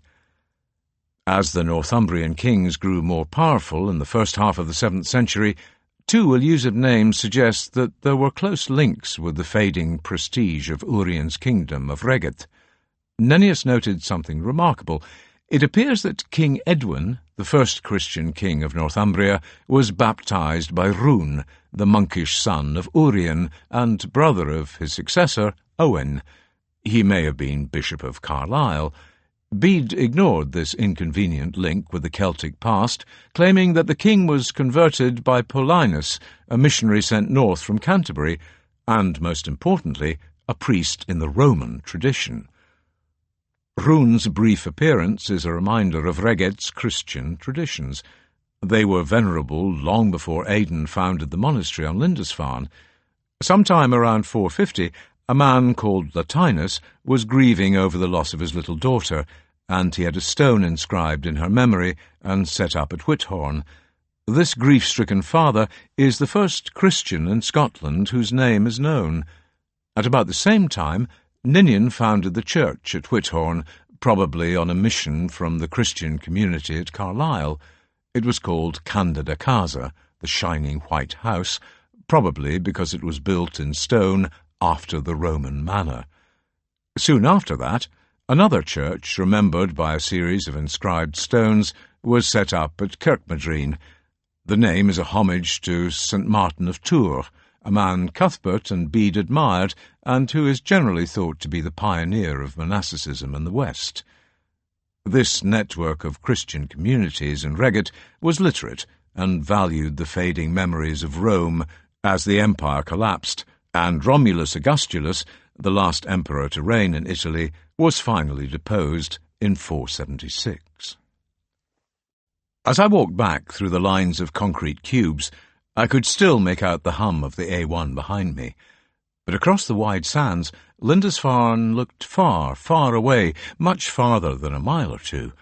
Perhaps this was part of the process of it becoming a place apart, and maybe the sounds of the 21st century would be carried away by the winds. Before I reached the beginning of the causeway, I had to run a gauntlet of warnings and prohibitions. Not only was there to be no shooting, there would be no drowning either. A poster carried a photograph of a half-submerged car, and loud letters said, "This could be you. Please consult the tide tables." I had, and reckoned I had at least 2 hours before the sea reclaimed the sands. And so I set off, following in the footsteps of Cuthbert, and of a 15-year-old boy I once knew. It was mid-morning, and traffic was pouring across the causeway. Delivery vans from the supermarkets, an oil tanker, several vast tourist buses with blacked-out windows, and very many cars. Hundreds of vehicles passed me, and I had to get off the road often. Everyone seemed to be rushing, anxious to get off the causeway and onto the sandy terra firma of the island. This was not at all what I expected, especially in late September, the tail end of the tourist season. I had imagined an altogether more tranquil introduction. But as I made progress, the sound of the A1 grew fainter, and the seaweedy smell of the sea stronger. When I reached the refuge, I saw that its stilts and steep stairs stood next to a large pool of standing water. This was part of the course of the South Lough. An inscription on the bridge across it surprised me. It was built in 1954. Before then, Lindisfarne was much more of an island, and I discovered later that most goods and people moved between it and the mainland by horse and cart. Passengers in the 2 taxis that plied the crossing were advised to lift up their feet to keep them dry as they splashed across the sands and through the pools. Apparently the taxis did not last long, quickly rusting as seawater ate at their bodywork. The traffic on the causeway did not slacken, and I decided to take the direct route and follow the pilgrim poles. These were set up in the 19th century along the line of much earlier markers known as the Monk's Stones. The poles run arrow-straight across the sands and make landfall at a place called Chair Ends. But when I set out for them, after the bridge over the Lough, I found that the sand was sinking more and more with each step. Perhaps I was going the wrong way, because I could see 2 groups of people following the poles far in the distance. I tried another approach, but the sand was muddy and very sticky. Having only a limited time to get across, I decided upon discretion and returned to the tarmac of the causeway. The sun had climbed high, and once again I shed my body warmer. The shore breeze was perfect, cooling but not cold. I began to swing in a rhythm towards the tussocky grass of the island and the dunes beyond its fringes. When I finally reached dry land, I found that my memories from 1965 had not been accurate. On that frantic day I thought the road rose up a little as we splashed onto the end of the causeway, but any incline was too slight for me to notice. But one thing had not changed. Unmissable, in bold black on white, a large notice read, "No camping on Holy Island, in tents, caravans, or motor vehicles." Part 2. Lindisfarne. Chapter 8. On the Island of Tides. After a long morning's walking, I made the mistake of thinking that by making landfall on the island I had arrived at my destination. There was still a long way to go. The causeway across the sands is about a mile long, but the stretch that curves around the foot of the high dunes to the north turned out to be at least 2 miles more. Lindisfarne is a saucepan shape, and before I reached the main area of the island I had the length of the handle to walk. My rucksack was beginning to cut into my shoulders. Why did I need to bring books? And for some blessed relief I carried it like a suitcase for a while. Each time I looked up, the houses in the village looked about the same size. Was Lindisfarne slowly drifting out to sea? Would I ever reach it and be able to put down my rucksack? On the land causeway there were pools of seawater left by the retreating tide, and that exposed another gap in memory. In 1965 I had the strong impression of dry land. Later I discovered that this stretch of road had only been metalled in 1964 because the Queen was coming to visit. Apparently she arrived by boat, but all the dignitaries who would line up to shake hands needed a smooth surface rather than hard-packed sand for their limousines. Perhaps the tarmac was higher when we squelched along it in wet socks and boots. Perhaps we were so knackered we didn't care. Help, or at least encouragement and distraction, arrived with 2 swallows.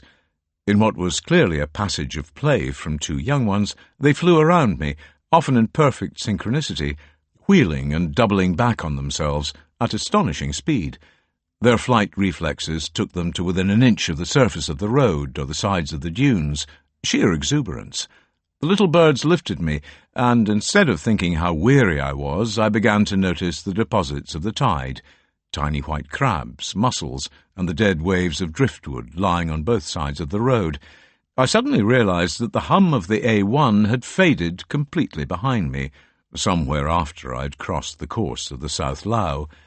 Fewer cars were passing, and coming in the opposite direction were the delivery vans, having stocked up the pubs, cafes, and shops. I realized I was hungry, very hungry.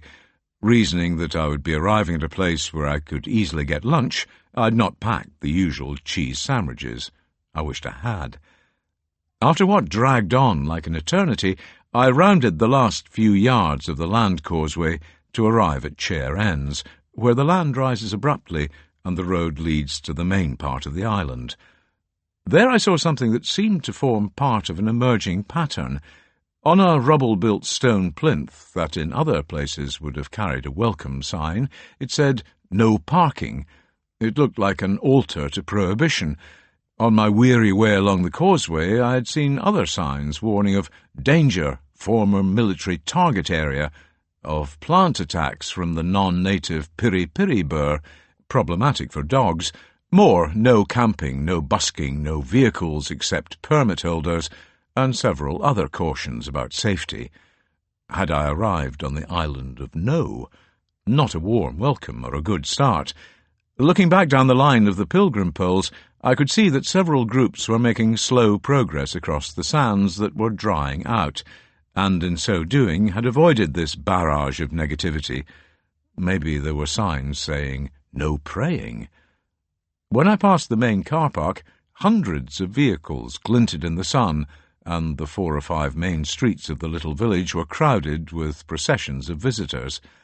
I found my hotel, too early to check into my room, dumped my groaning rucksack, stopped groaning, and wandered around in the crowds, thinking I could be almost anywhere, any tourist destination. If I was to discover the essence of the peace of Cuthbert, it would not be amongst this day-tripping throng. And yet Cuthbert and his cult were the reasons why visitors started to come to Lindisfarne all those centuries ago. Appropriately and gratefully I found Pilgrim's Coffee House, and joined the queue for an excellent latte and a substantial scone, not microwaved, almost Scottish in its size, and Cornish with the amount of clotted cream. The interior being full, I sat out in the garden with about 20 others, and, like them, immediately fell prey to a flock of ruthless, predatory sparrows. Feeding off scone and other sweetmeat crumbs, they were very bold indeed. One hopped up on the edge of my table, and instead of waiting for crumbs, pecked at my scone, even though the plate was at my elbow. "Get off!" And then, when I was rummaging around in my pockets looking for a hanky, another 2 stuck their beaks in my scone.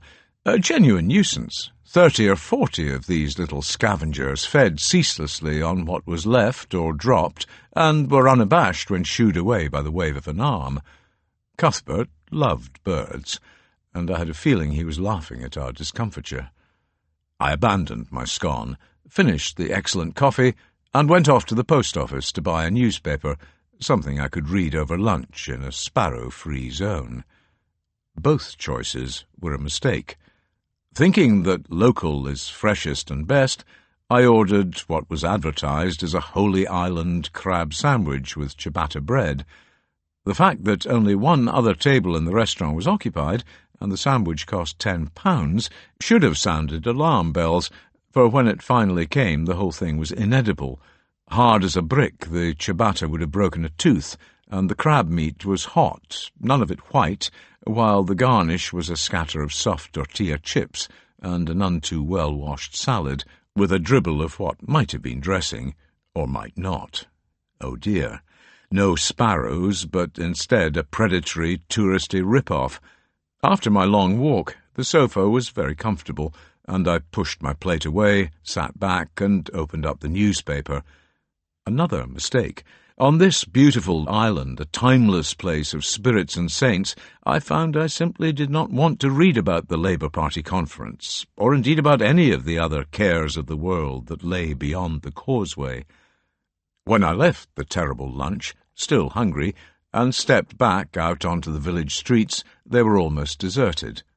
The tide, of course.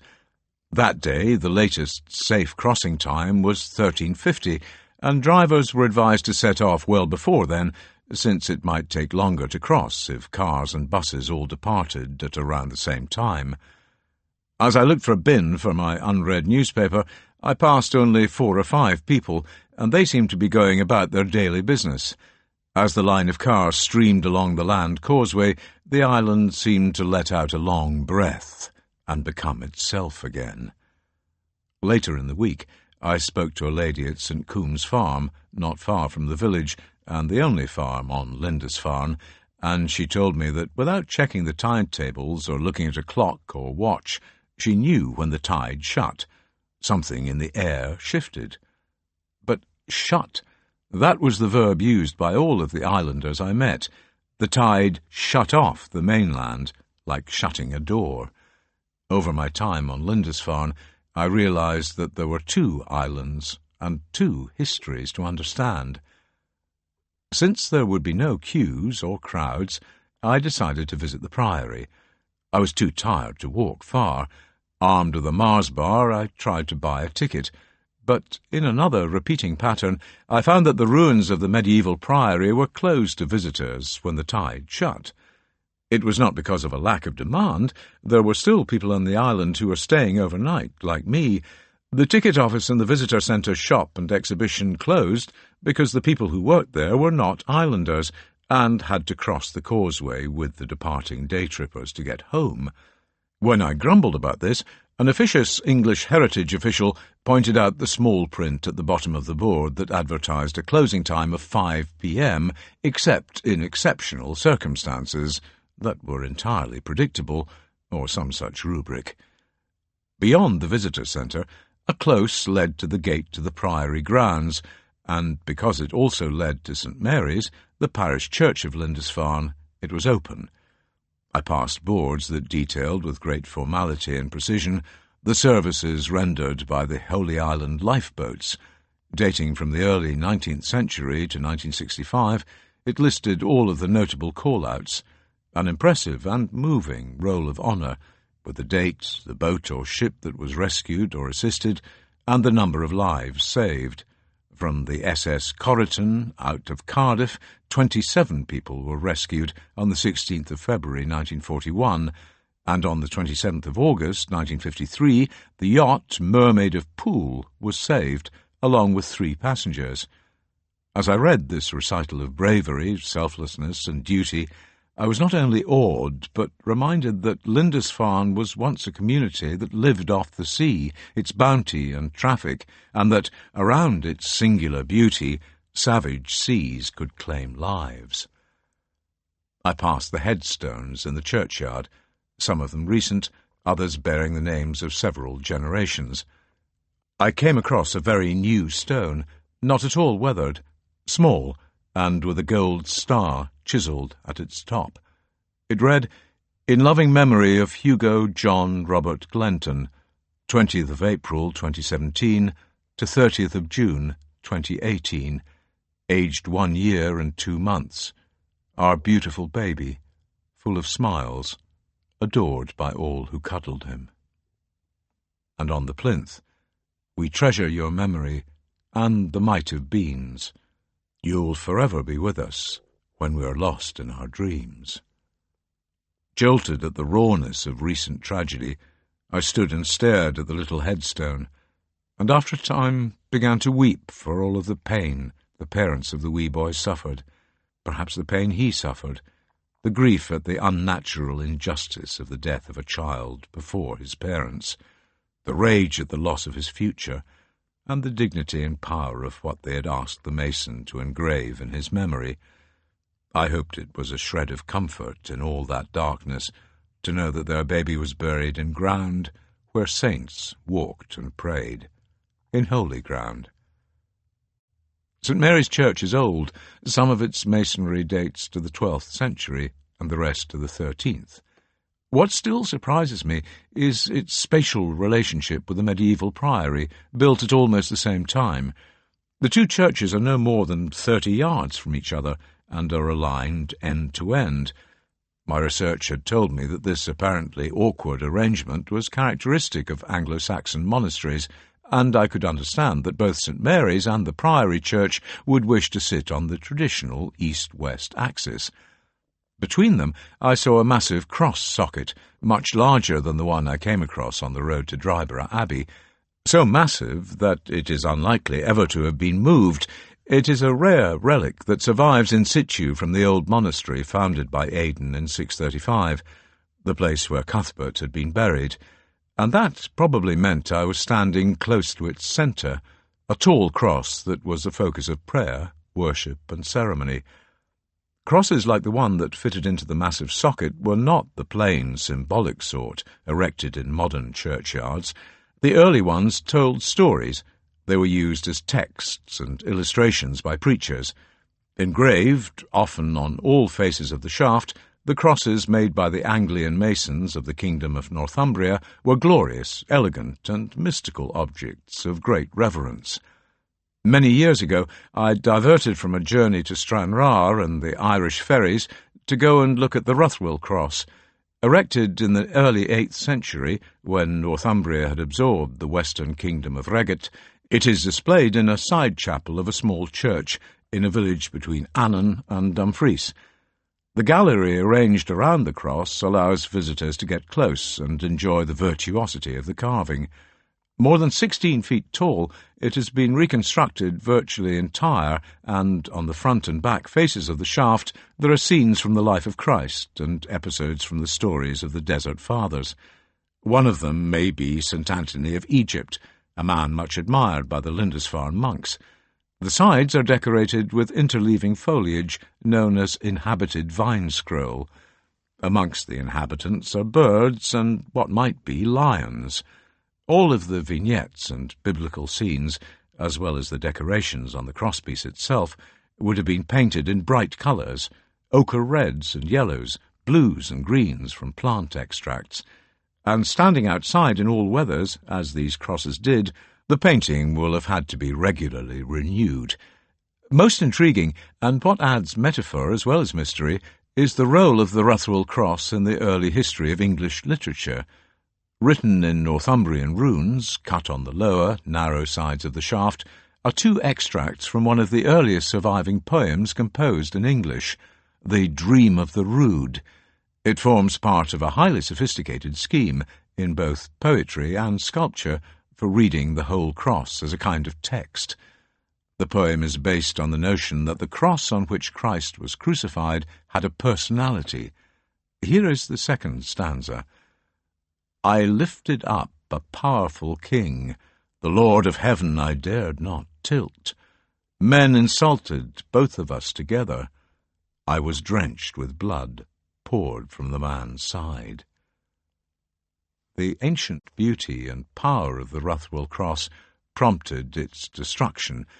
It was smashed in 1642 by hardline Presbyterian iconoclasts, men who found its imagery offensive because it smacked of popish idolatry. In 1823, the parish minister, Henry Duncan, picked up the pieces that had lain in the grass of the churchyard for almost 3 centuries, restored them, and re-erected the old cross in the manse garden. I left the grave of the baby boy, wishing I believed in prayer and its ability to comfort. All I could think to do was wish Hugo's parents well, and hope that, like my son and his wife, they would be or were blessed with another child, A brother or a sister would be a joy in themselves, but also a hand that could reach back into the darkness of the wee one's death to draw him closer. Raised in the traditions of the plain, sombre kirks of Scottish Presbyterianism, I find churches to be depressing places that reek of disapproval and prohibition and dwell too much on failure and death. To my youthful ear, hymns were mostly joyless dirges, and sermons reminders of what a sinful, scruffy, and generally unworthy boy I was. In Kelso, we had an evangelical believer in hellfire for a minister. Thinking back on interminable Sunday morning services, they were very theatrical in the way they were set up. Perhaps my memory is faulty and selective, since my attendance quickly moved from occasional to never, but the big moment in our kirk seemed to be the appearance of the minister on stage in his costume of jet-black flowing robes and stiff white collar, maybe to the accompaniment of something uplifting on the organ, played by his tiny, bespectacled, stick-thin wife, or a sonorous hymn. He would slowly climb the stair to the pulpit, clutching a huge Bible to his chest, his face upturned, chin jutting, and a mane of fair hair swept back off his forehead. I prayed, perhaps the only time, for him to trip. The minister reminded me of Finlay Currie, a Scottish actor who played God in several Hollywood epics, but was not nearly so avuncular and benign. When I sat in the Roxy or the Playhouse, riveted at the technological magnificence of these overblown films with their soaring scores, I liked that the Almighty had a Scottish accent, and that the Romans all seemed to be Americans. I have a memory of John Wayne playing the soldier in attendance at the crucifixion, who recognized that, "Truly, this man was the Son of God."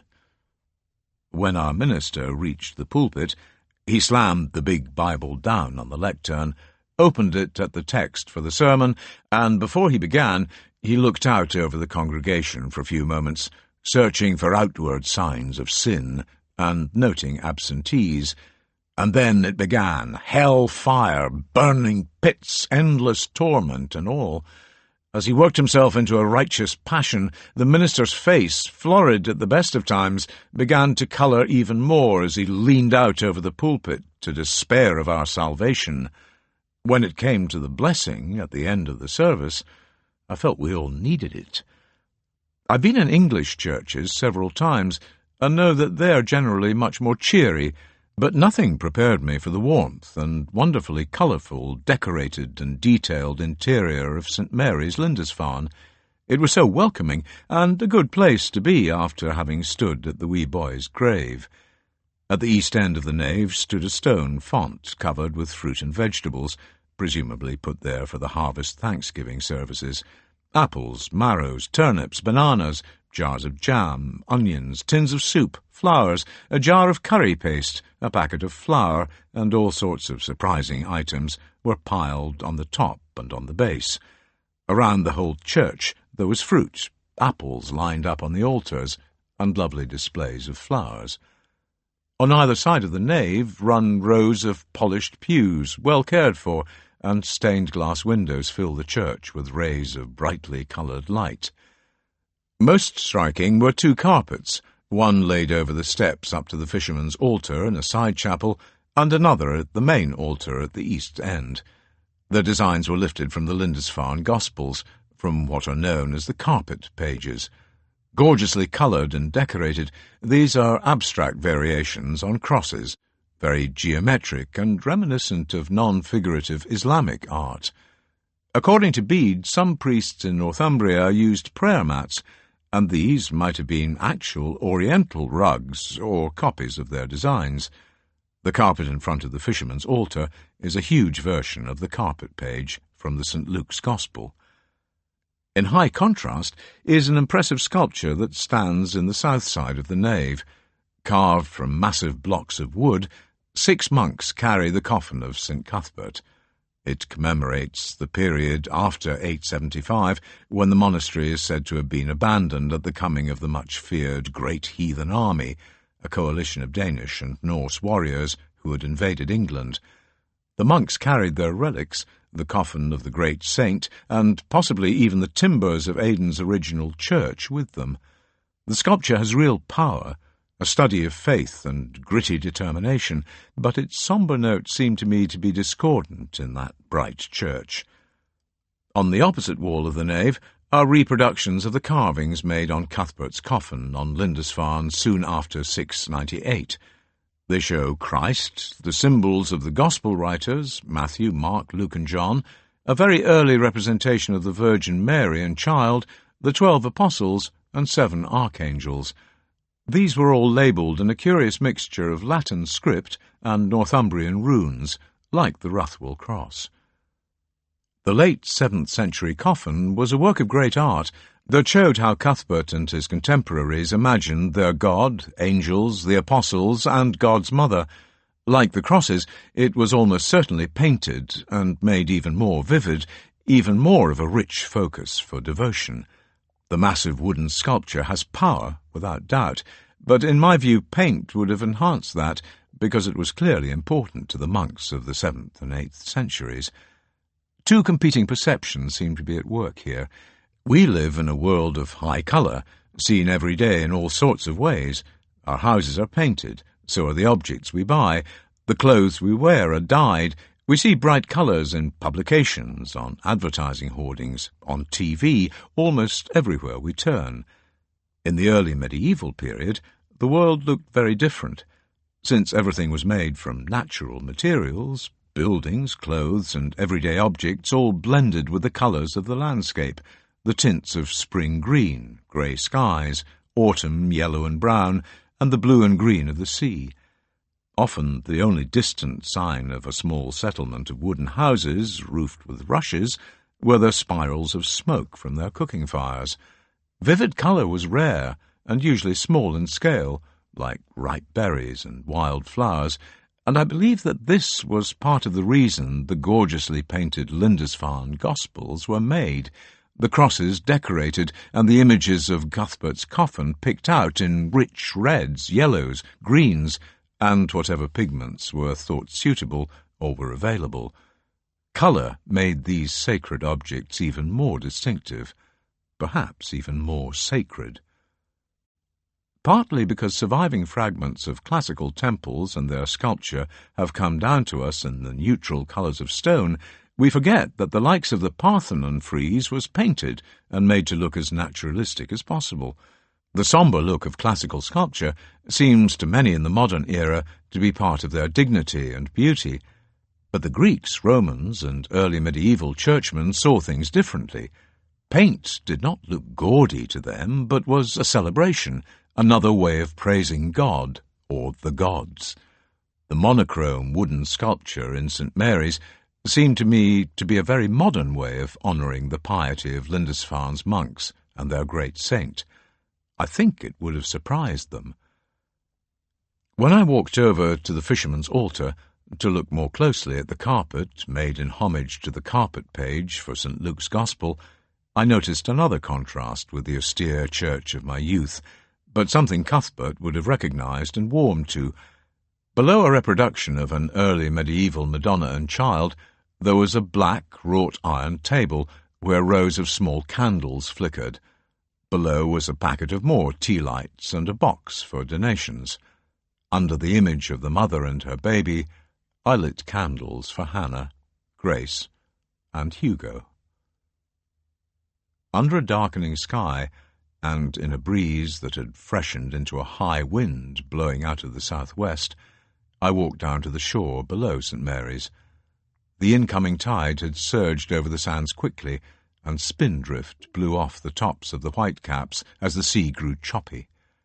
Below the southern edge of the priory ruins rises the Hugh, a long flat-topped rock that shelters the old church and monastic buildings, and it is also a vantage point looking out over the waves and the Northumberland coastline. To reach the summit of the Hugh from the western end, there is a steep, rocky staircase put in place by the convulsions of the earth millions of years ago and made accessible by centuries of use. At first, it looks like an awkward climb, especially when a strong wind threatens those who stray too near the edge of the cliff, but soon I realized that hundreds of thousands of pairs of feet would show me the safe way. Certain flatter rocks, spaced at the interval of a single step, have been darkened and made smoother by the soles of many, many boots, shoes, and sandals. The grassy summit of the Hugh is dominated by a former Coast Guard station with a covered observation deck at the top. By its side stand the ruins of the Lantern Chapel, an enigmatic building that may have had a maritime function, either as a sea mark or as a vantage point, or both.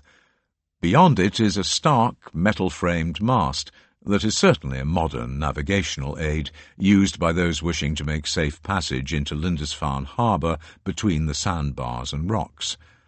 Once the mast is lined up with the tower of St. Mary's Church, then boats should be able to make landfall without mishap.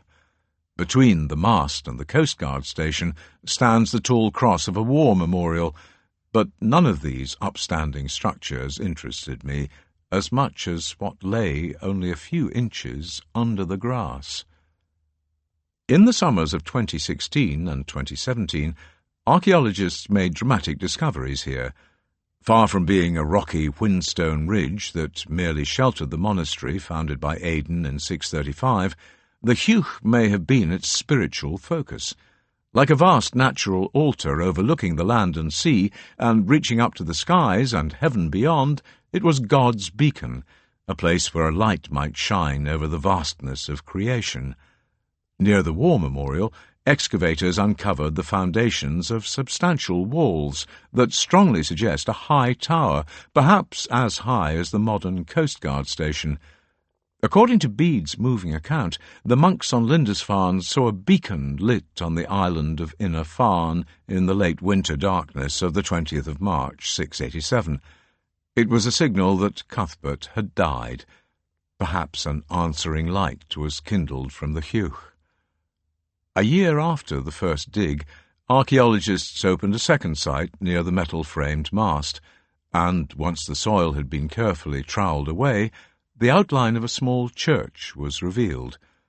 The nature of its construction and the lack of binding mortar strongly suggested that it had been built in the late 7th or early 8th centuries, and it may well be that this stone church was raised on the site of Aidan's original wooden building.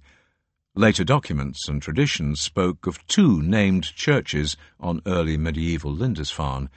St. Cuthbert's of the Sea was a chapel on Hobthrush, a small tidal islet not far offshore from the Hugh, and the refuge where Cuthbert began to hanker once more after the peace of a hermetic life. In 2017, it seemed that archaeologists had discovered the second named church, which was known as St. Cuthbert's of the Sky. If Aidan chose this high, singular, and apparently inhospitable place of winds and storms as the spiritual focus of the community he founded, then his reasons were not perverse or difficult to understand. In the tradition of the Dicertan, places apart from the world, the Hugh seemed doubly blessed, a gift from God. Already cut off each day from the tumult of the world, because Lindisfarne is a tidal island, the high rock was further set apart because three sides of it are steep, and it is easily accessible only from the east, and there through a narrow path. But more than all of that, it was a place on the edge of yonder, a place where God could see clearly those who prayed to him and who praised him. Cleansed by the sea spray and purified by the incessant wind, this elemental, even harsh place was a rock of ages, but not one where the faithful would hide themselves. 14 centuries later, a child understood what Aidan had understood.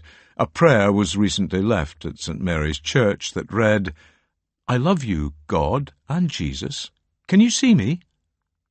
And the rock is cleft. The sense of the Hugh as a natural altar is enhanced by the tradition of the prayer holes. On its seaward side, the steep cliffs of Whinstone are indented by tiny, shallow caves, little more than niches where a man might press his back against the cold stone, kneel, look out to sea, and search the sky for his God.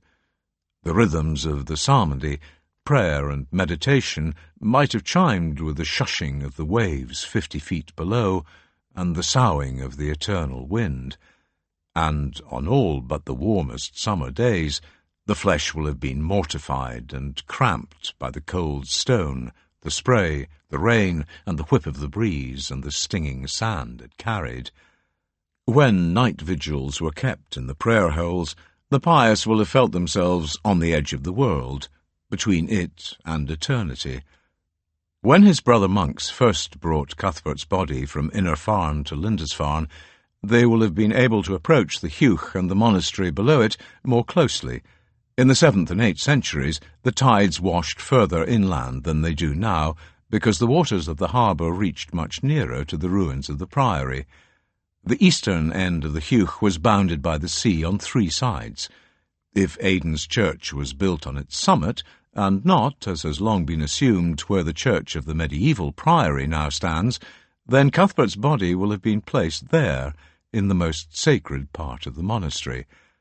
And that was why I wanted to climb up to the Heuch after the tide shut, to be where he had been, in life and in death, to see what he had seen, to try to discover something of how they saw this place. Then perhaps I could begin to move closer to understanding the peace of Cuthbert. Looking down at the ruins of the priory, the red sandstone warming in the late afternoon sun, beyond them to the village, the fields of St. Coomb's farm, and on the northern horizon the grassy humps of the sand dunes, I began to see what Aidan had seen. If the Heuch was an altar made by God, then the whole island was his church. Walked by saints, studded with painted crosses, sanctified by prayer and self-sacrifice, Lindisfarne was a vast sacred precinct. God, and not King Oswald of Northumbria, had summoned Aidan to his island. The saint had understood his purpose, and his church was built not where the ground was easy, but up on the wind-blown altar where the waves of the world broke on the hard rock. The sites of the summer digs had all been sensibly covered over and protected by the preserved sods of grass, which had been carefully laid back on top of the stone foundations, but I could clearly see where they had been. Close to the coastguard station, a very simple and beautifully cut stone bench had been built against the eastern wall of the lantern chapel, and beside it stood an upright stone that carried an inscription, "Wild Lindisfarne." At this place of Cuthbert's End, in 687, it reminded me strongly of the taller of the Brothers' stones, the place where his journey had begun more than 30 years before. I decided that it would be good to return to the stone bench on the Heuch after darkness fell and the island slept under the blanket of the night. Perhaps the silence would speak to me. Perhaps in this place where the veil between worlds, between the living and the dead, is thin, I would hear history whispering, and I would return there in the grey light of the morning before the island awoke. Growing cold and stiff after my day of walking, I decided on a short, early evening perambulation, one with plenty of places to sit, a journey around what I reckoned were the favoured routes for those with little time on the island. Now that the tide had shut, these might be more accessible, more peaceful. On my way down to the western end of the Heuch and the stone stairs, I had begun to notice inscriptions, not only brass plates attached to the backrests of benches, something often seen in municipal parks, but also carvings and plates on gates, on walls, and at entrances of other sorts. On a wooden field gate next to the priory walls, I saw something carved on the top rail in a font I recognized. I expected to read a biblical quote or something from Bede, but instead it was a homily from Robert Louis Stevenson, a truly great writer whose novels I devoured as a teenager. Don't judge each day by the harvest you reap, but by the seeds that you plant. Most of the inscriptions I read were simpler, and some very touching. On another gate, close by, Peggy was commemorated as a friend and a godmother, the brevity eloquent. Along the road from the village to Lindisfarne Castle, probably the most popular perambulation for day trippers, many benches line the wall by the road, and most are variations on an insistent refrain, remembering Pauline Mary Cunningham of Nottingham, 1942 to 2009. She loved this island. Again and again, those who donated benches so that others could sit down and gaze quietly at the view repeated similar sentiments, an enduring love for Lindisfarne. One recalled good times of a louder sort. In memory of Banjo Bill Nelson, much loved Dad and Grandad.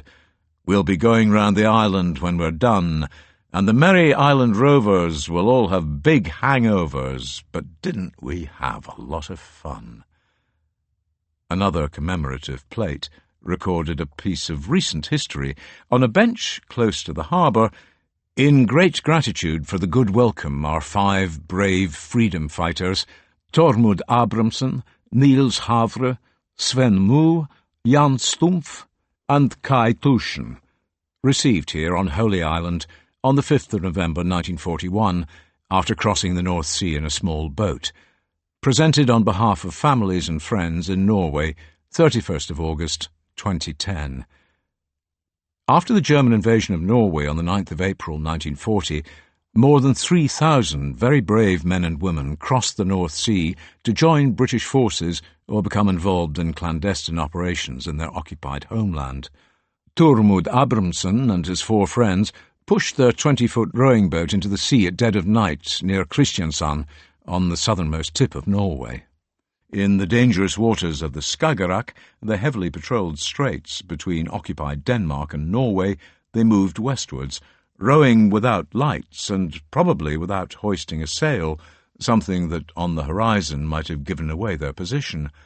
After 3 days in heavy winter seas, they made landfall on Lindisfarne. It was almost certainly a happy accident that saw their boat rasp up onto the shingle of the island shore. Britain is a very long target, and with only a compass to guide them, they knew that if they held a steady westerly course from the mouth of the Skagerrak, they would not miss. The last bench I saw was the most affecting. Looking out over the harbour, where the crab and lobster fishing boats bobbed at anchor, I sat down to watch the shadows lengthen and the day wind down to its close. I felt my boots brush against something tucked under the bench, and, creaking a little, I bent down to see that 3 bunches of artificial flowers had been attached to the lower struts with cable ties. Each had a laminated sheet attached with lines of verse in them, the sort of thing found on cards. They say that time's a healer, but that just can't be true, for no amount of time could heal the pain of losing you. Perhaps these were tied to the benches by people who could not afford to donate one, or had been told that there was no room to accommodate others. All of these inscriptions, and the many others I saw, seemed to be modern variations on the ancient wish to be buried in sacred ground as a means of having the sins of the flesh washed away and making a path to heaven less arduous. In life, most of these people came to Lindisfarne because they saw it as a haven, a place to run to when life became difficult, a place to grieve, or find peace, or simply joy in gazing quietly over the glories of the sea, the sky, and the land. The dead felt close on Lindisfarne, and as darkness fell, I sensed their spirits in the air. When I called to organize my week on the island, my cheery hotelier had advised me to book somewhere else for supper, since he only did breakfast, and apparently all of the hotels and other places to stay were full. There were 3 choices, reduced to 2 after a terrible lunch, and I had reserved a table for one at the Ship Inn. Earlier I had bought a souvenir, a bottle of Holy Island gin, the spirit of high tide, and noted that it was an exciting 44% proof. The day's exertions persuaded me to open it when I got back to my room, but I'd left it too late to buy a lemon, and I'd no ice or tonic. Walking up the Mary Gate, I realized that I would pass the Ship Inn, and a large sign told me that they were also the distillers of the powerful gin waiting for me. They kindly supplied me with ice, a bottle of tonic, and the chef insisted that it would taste better with orange peel. He went off to the kitchen to fetch some, and the barman waved away any attempt to pay. All very cheering, and a sharp contrast with the rip-off lunch. The chef was right, and since they gave me enough ice and orange peel for 2 glasses, it seemed a shame to waste them. One of my earliest memories is of my dad coming home from work. The ritual seemed never to vary. In the back lobby I could hear him taking off his overalls and hanging them up in the coal cupboard before coming through to the kitchenette.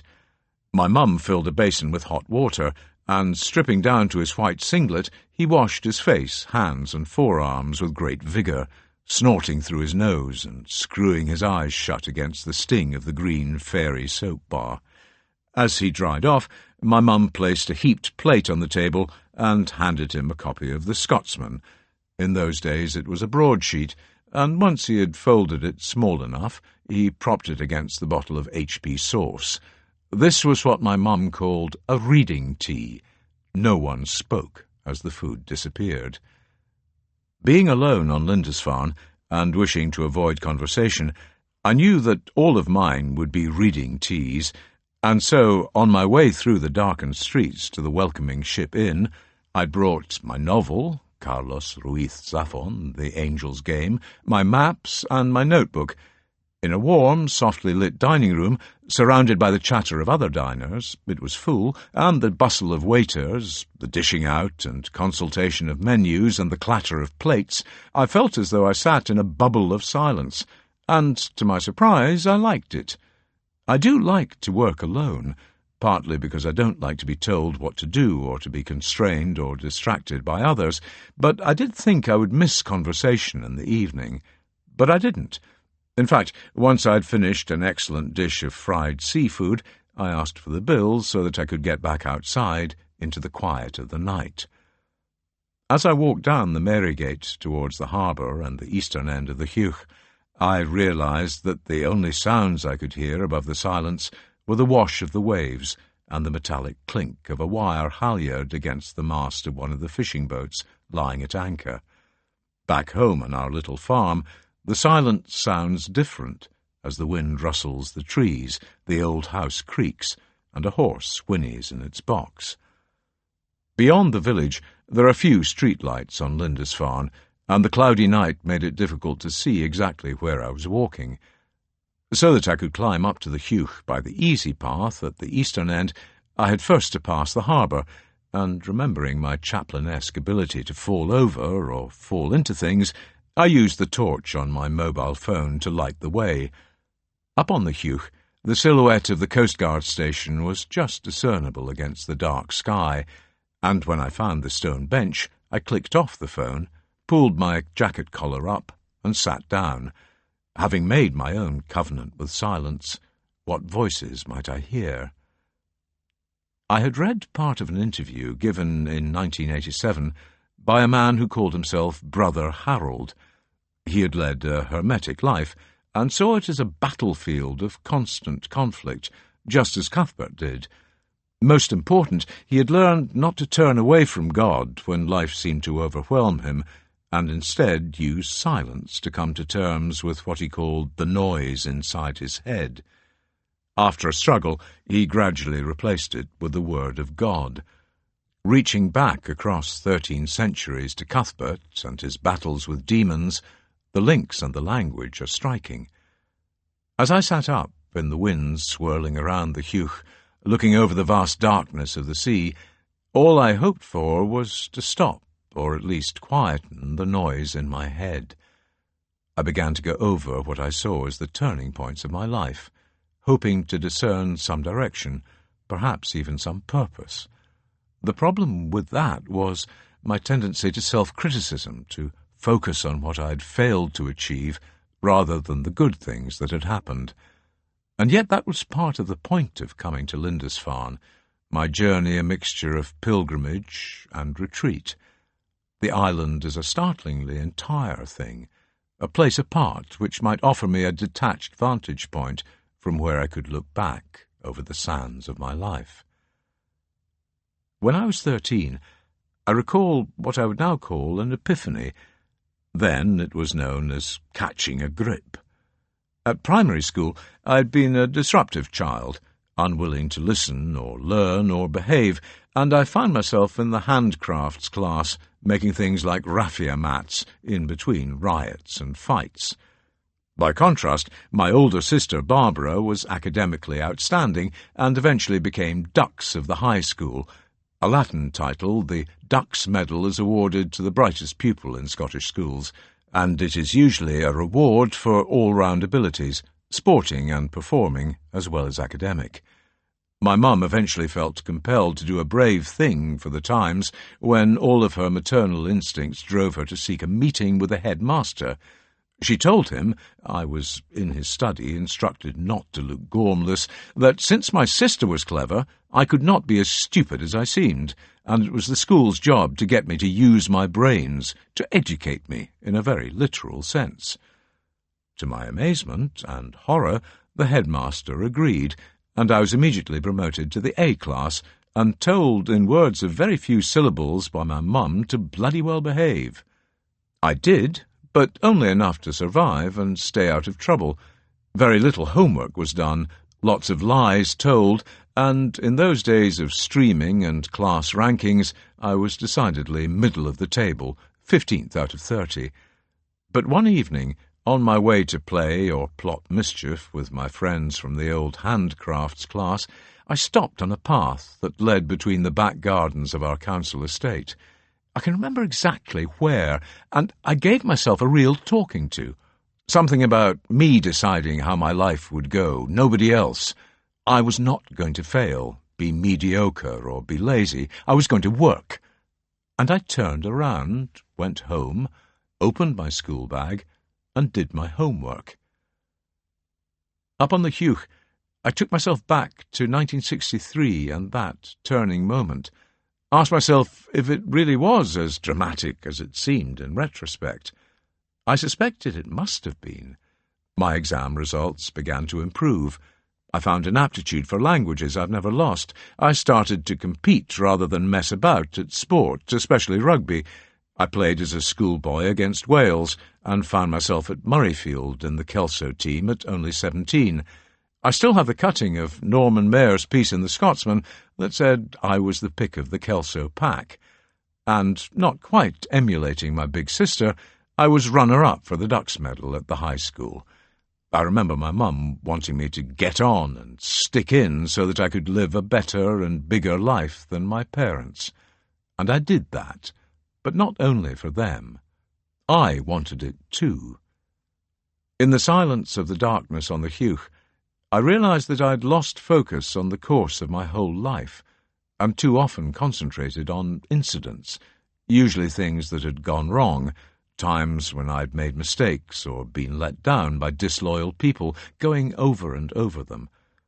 That backward view had to change, because I could not change the past, and perhaps in my week on the island I might make a beginning, see how I might pull back from seeing my life as a series of problems, difficulties with enemies I had made or people I had hurt. The wind began to whistle around the stone bench I was resting on, and the wall of the ruined lantern chapel provided little shelter. Even though I was wearing 4 layers, including a warm woolen jumper and a good anorak, I began to feel the cold seeping into my bones. The eastern path leads to an old-fashioned cast-iron stile that gives access to a field next to the priory walls, and with my phone torch I found it easily enough. Walking back through the village, the sound of the wind seemed to change. From a breathy, whippy whistle, it had begun to howl, like a pack of wolves, sea wolves. I shivered, quickening my pace through the empty streets. Chapter 9. The Winds of Memory. For much of the night, the strong winds rattled around my hotel, and once or twice I heard something clatter, perhaps a chair from the terrace. When I'd booked my room, the cheery hotelier had adopted a surprising approach. I only have one room free, but it's not a great room, no view, and you need to be very slim to use the ensuite facilities. I didn't care about the view, since I planned to be outside most of the time, but squeezing between the shower cubicle and the sink to reach the toilet was indeed a tricky manoeuvre. Despite that, and a lack of sleep, I scrubbed away my bleariness and stepped out into the half-dark at 6:30 a.m. I love the quiet of the early morning, and all of my adult life I've never been able to sleep in, have a long lie. That habit began on a January morning in 1963, the same year when I told myself to catch a grip. Perhaps there was a connection. Through some mysterious process, there was no interview or even any contact before I started work, I landed the plum job of delivering the store milk, the store being the local co-op. My mum worked in the ledger department, and perhaps her hidden hand had been at work. It paid 7 and 6 a week, a fortune. One frosty Monday morning, the alarm crashed me awake at 5:30 a.m., and, clutching a slice of toast, I found myself walking through the waking town to the store milk depot. Turning up was vital, and there was no hesitation in getting up, no matter how cold or how tired I might be, because if the milkman, Tommy Ponton, had to do the round on his own, the milk would be late, breakfasts would not be had, apologies would be endless, and he would be furious. I liked walking through the darkened streets.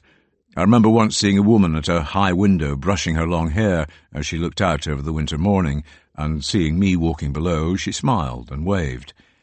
Each morning, as Tommy clicked on the electric float and eased out of the depot, I met Jim McCrombie, a schoolmate and neighbour. He delivered fresh morning rolls for the bakers, who had been at work since at least 4 a.m. I swapped a pint of Gold Top for 4 rolls, and as we did the first few hours, Tommy and I munched them. I've been a hopeless addict to Scottish morning rolls ever since. The float made little noise as it whirred slowly along the darkened streets. With only the clink of bottles and Tommy's incessant whistling, we seemed to fit into the early morning. The sleepy town woke up as we dinked a pint of milk down on its doorsteps. When the float glided past, a patchwork of lights clicked on in kitchen windows, and the day began to stir. Perhaps milk was delivered from St. Coombs Farm to the villagers on Lindisfarne in 1963, but in the half-dark of the morning the streets were deserted.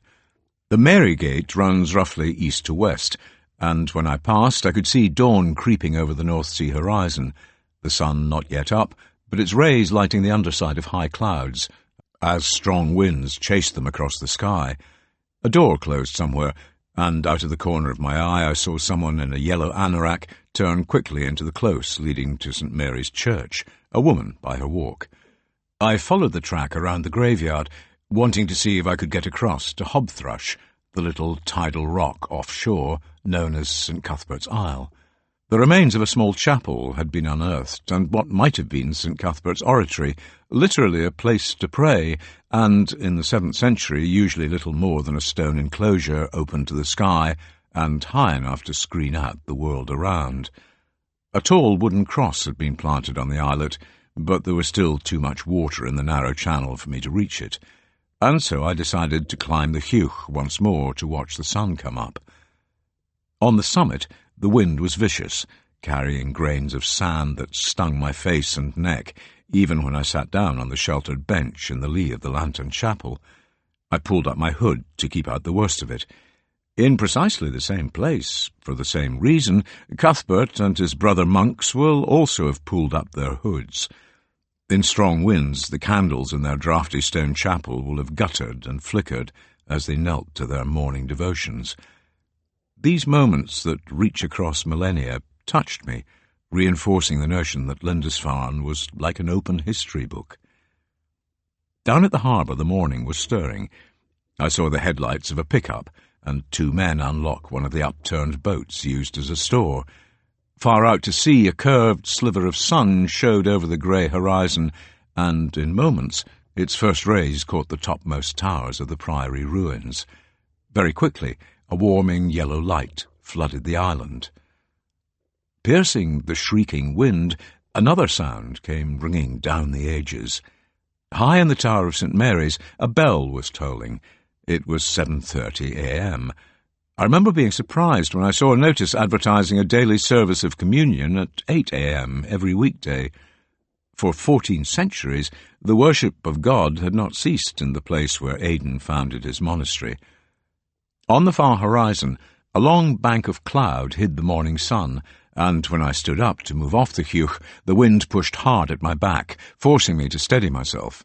In case they blew off, I took off my glasses and wiped bleary, sand-stung eyes. The inscription spoke truth. Wild Lindisfarne. To my surprise, I met small groups of people, 2s and 3s, bending against the wind, on their way through the village to communion at St. Mary's. In the close, I asked 2 women if I could watch the service, sitting at the back of the church, and they nodded, smiling, without breaking step.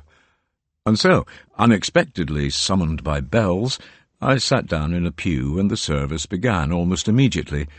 While the gale raged outside, a congregation of 14 souls, none of whom had taken off their coats or anoraks, sat in the eastern end of the church, near the altar, and with her back to me, a lady in a thick purple coat gave readings and led the opening prayers. Up on the summit of the Hugh, the foul weather had driven out all my efforts to settle, and instead I found myself in the peace and comforting rhythms of a Christian service, much moved by the quiet piety and constancy of the handful of hardy people who sat murmuring the responses to prayers. Once the reader had closed her Bible and sat down, a priest stood up. I hadn't noticed her when I came in, but she was a striking figure for whom the word venerable might have been coined. Small, stooped, and with a shock of thick white hair, the priest wore a green cope over a white surplice that had the high rho symbol embroidered on the back. The first 2 letters of Christ's name in the Greek alphabet, they had been stitched in the style of the Lindisfarne Gospels. Not having an order of service, and knowing little of the rituals of the Church of England, I did not have much sense of the detail of what was happening, but the tone of it was unmistakable. Even though many of the congregation were probably islanders, the tide was still shut, and came to morning communion often, it did not look like a daily routine. Instead, there was real warmth and engagement. After a recital of what might have been the Nicene Creed, everyone shook hands with everyone else. When the priest moved towards the altar, she turned to face the congregation, and in a gesture that provoked an ancestral shiver, to which I had no right as a failed Scottish Presbyterian, crossed herself. With the reader, who appeared to have a role as an assistant, the priest prepared the wine and the white wafers for the ceremony of communion. Once all had been blessed and the rumble of the Lord's Prayer subsided, the congregation knelt at the altar rail to receive the body and blood of Christ. In the past, I used to wonder at the literal nature of this ritual, with its prayer about eating the flesh of your dear Son, Jesus Christ. But on that stormy morning it moved me very much. Faith is far from simple, I suspect, but in this warmly lit little church it seemed like both a bastion and a refuge from the tumult of the world. Once all had resumed their seats, the priest appeared to eat the wafers and drink the wine that was left. Perhaps, having been sanctified, they could not simply have been discarded. And then she blessed the congregation, and the service was over. Sitting on a pew at the back of the church, I waited for everyone to leave. For some reason I wanted to be alone, as I lit more candles for the little ones, for Hannah, Grace, and Hugo. When I left the shelter of the porch, the wind had dropped, and I walked down to the shore. The tide had retreated far enough to allow safe passage across the sand and rocks to Hobthrush, St. Cuthbert's Isle. For such a breezy day, I was surprised to see so many cars streaming across the causeway, but reckoned few would want to spend time on the islet, where there was little to see. Certainly by 678, and likely long before then, Yatta had sent for Cuthbert. The old abbot wanted him to give up his hermetic life, wandering the secret tracts of solitude on the moors and mosses of the Kyloe Hills and beyond, and to re-enter monastic life as prior of Lindisfarne. Cuthbert's unquestioned piety will have given him authority, something that may have been much needed after the convulsions of the Synod of Whitby in 664. Unwilling to accept that all should conform to the liturgical and political dominance of the Church in Rome and the papacy, Bishop Coleman and a number of monks withdrew from Lindisfarne to return to Iona, the west of Scotland and Ireland. Despite their ejection from Ripon a decade before for refusing to accept Rome and Wilfrid's control, Yatta and Cuthbert were left with little choice. The island community had to conform after the King of Northumbria had ruled in favour of the papacy at Whitby. Both a bishop and an abbot, Yatta had a see as well as a community to administer, and during his inevitable absences as he travelled around Lindisfarne's vast patrimony in the north of England and southern Scotland, Cuthbert was left to guide his brother monks and sit in judgment when disputes arose.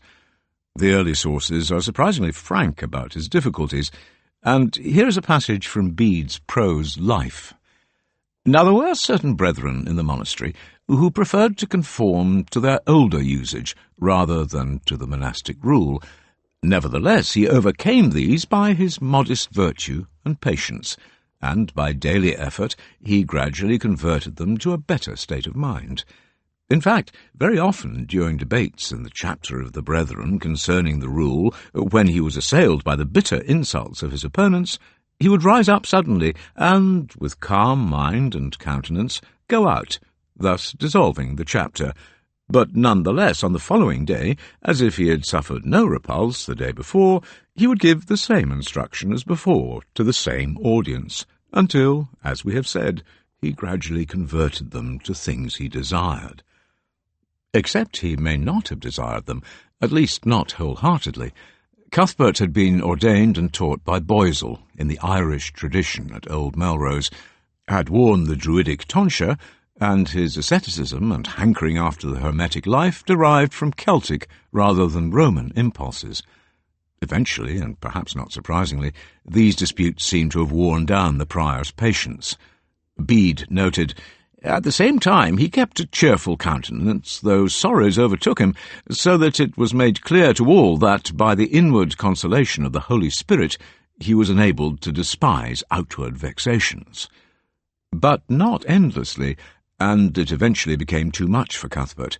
Bede again. Now, after he had completed many years in that same monastery, he joyfully entered into the remote solitudes which he had long desired, sought, and prayed for, with the good will of that same abbot, and also the brethren. Now, indeed, at the first beginning of his solitary life, he retired to a certain place in the outer precincts of the monastery, which seemed to be more secluded. It was not the first time Cuthbert had sought the solitary life, something Bede probably knew but chose to ignore, and this time he was careful to point out that permission had been granted. This certain place was the islet of Hobthrush. On that windy morning I picked a cautious way between slippery, seaweed-covered boulders to reach it at low tide. Little more than a small outcrop of black dolerite rock, Bede wrote that it was more secluded, secretior. Remembering the different meaning of the noun seclusion, a simpler translation of the original Latin might be more solitary, more deserted, a desert. The early morning high tide had heaped seaweed on the smooth rocky shelves that led like giant steps to the grassy area where the wooden cross had been planted. The flattish area was not much larger than a tennis court, and to its southwest a dark hump of rock rose like a bulwark against the waves. On it, a plaque quoted Psalm 93, "Mightier than the thunders of many waters, mightier than the waves of the sea, the Lord on high is mighty." By the time I had scrambled up to the cross, I saw that it had been raised at the eastern altar end of a small rectangle of masonry, the foundations of a medieval chapel that had been dedicated to St. Cuthbert long after his death. In the 1880s, Major General Sir William Crossman, an amateur archaeologist, had unearthed more medieval ruins, and near them what he believed to be the site of the cell to which St. Cuthbert was wont to retire. This may or may not have been an oratory, and Crossman recorded that it lay in the southeast corner of the islet, but unfortunately I could see nothing of it. Instead, I sat on the low wall of the medieval chapel, opposite the tall wooden cross, looking back at Lindisfarne, the Hugh, St. Mary's, and the ruins of the priory. Even though the wind had dropped dramatically, there were few who ventured down to the beach, and so far none had attempted to cross to the islet. Perhaps I would be left alone with my thoughts, to find some peace in precisely the place Cuthbert had when he fled the raucous disputes of the monastic chapter. I'm not certain what I expected from walking where he walked. Perhaps only some time by myself to think about the past and what might be a worthwhile way of looking at the future. I smiled to think that it was not the secret of life I sought, but the secret of death. Unfortunately, I noticed a couple moving through the sands and rocks towards the islet. They were walking quickly, and I could make out a tall man wearing shorts and a woman wrapped in a bright sky-blue parka and matching trousers. Speaking a language I didn't recognize, they quickly scouted the location, taking only moments to look around, and before they left, the man came up to the wooden cross to give it a good shake. Maybe he was anxious about how secure it was on this exposed place. Then he beckoned to his partner to take a photograph of him in front of it, and to my open-mouthed horror, he stretched out his arms in an imitation of the crucified Christ. I was appalled, but not being a Christian, I could scarcely accuse this lout of blasphemy, though he was certainly being grossly disrespectful. I'm afraid I didn't conceal my anger, but before "Hey, you!" could develop into anything else, the couple trotted off back to the beach without a backward glance. Much annoyed at being annoyed, I sat back down on the wall head, but this time looked out to sea and across the southern sands to the Northumberland coast. Its sea marks are dominated by the looming mass of Bamborough Castle. Heavily restored by the wealthy industrialist William Armstrong after 1894, it is a magnificent fortress perched on a large, steep-sided dolerite outcrop. It was rarely captured by force, and for centuries was the capital place of the Kingdom of Northumbria, a fact announced by surprising roadside signs outside the tiny village. In Cuthbert's time, a wooden stockade crowned the great rock, and inside it timber halls, long lost under the medieval cobbles and Armstrong's rebuilding, housed the royal retinue. As the winds whipped the waves of the North Sea and howled around their walls, fires blazed, warriors feasted, and bards sang of the power of the kings and their queens. Bebbanburgh is the earliest recorded Anglian name for Bamborough, and it remembers Aethelfrith's queen, Bebba. The summit of the rock was large enough to accommodate hundreds of people, servants and grooms and soldiers to defend it. When Aidan chose to found his monastery on Lindisfarne, his decision was much influenced by secular as well as spiritual considerations. The saint's mission to convert and reconvert the Anglian population of Northumbria needed royal support that was close at hand. Aethelfrith's spectacular gains in the north, after his victory at Adenston in Upper Lauderdale in 603, were matched by expansion to the south. When Ida first took over the British fortress of Dinguaroy, the older name for Bamborough, Aiella was carving out the kingdom of Deria. Like Bernicia, the name is from Old Welsh and derives from Deru, the oak tree. At first, Deria extended from the mouth of the River Tees down the Yorkshire coast as far as the Humber. Some time after 603, Aethelfrith annexed Aiella's young kingdom to become the first ruler of Bernicia and Deria, what was called the land of the Northumbria, the people north of the Humber. It grew into the most powerful of all the emerging Anglo-Saxon kingdoms, and its rulers were the first to call themselves Bretwalders, Britain rulers. In 616, after the death of Aethelfrith in a battle fought near Chester against the Welsh kings, Aiella's son, Edwin, engineered a reversal, the takeover of Bernicia by Deira. He had also conquered the British kingdom of Ebrauc, based at Eboracum, York, and begun to adopt Roman forms and customs. The great basilica of the imperial city still stood, and there is evidence that it was used by Derian kings. When he made his royal progress around his expanded kingdom, Edwin basked in the borrowed authority of Rome when he had the imperial symbol of the tufa carried before his retinue. On Edward's death in 633, Oswald came back from exile in the Celtic west of Scotland and reasserted Bernician claims to the two kingdoms, and it was he who invited Aidan to come from Iona to Lindisfarne. Until the early decades of the 8th century, Direct descendants of Aethelfrith and Aella were kings in Northumbria as it grew in power, and its reach extended over much of northern and western Britain. When Cuthbert retreated to Hobthrush and looked out over the sands to Bamborough, he knew that his monastery had been deliberately placed at the centre of political power. Thinking about the balance between sacred and secular, I found myself guilty of assuming a modern dichotomy. We have long looked at church and state as linked but separate, but of course Cuthbert and the kings and their halls at Bebbanburg made no such distinction. God was not compartmentalised, and the role of priests limited to Sunday services, funerals, baptisms and weddings.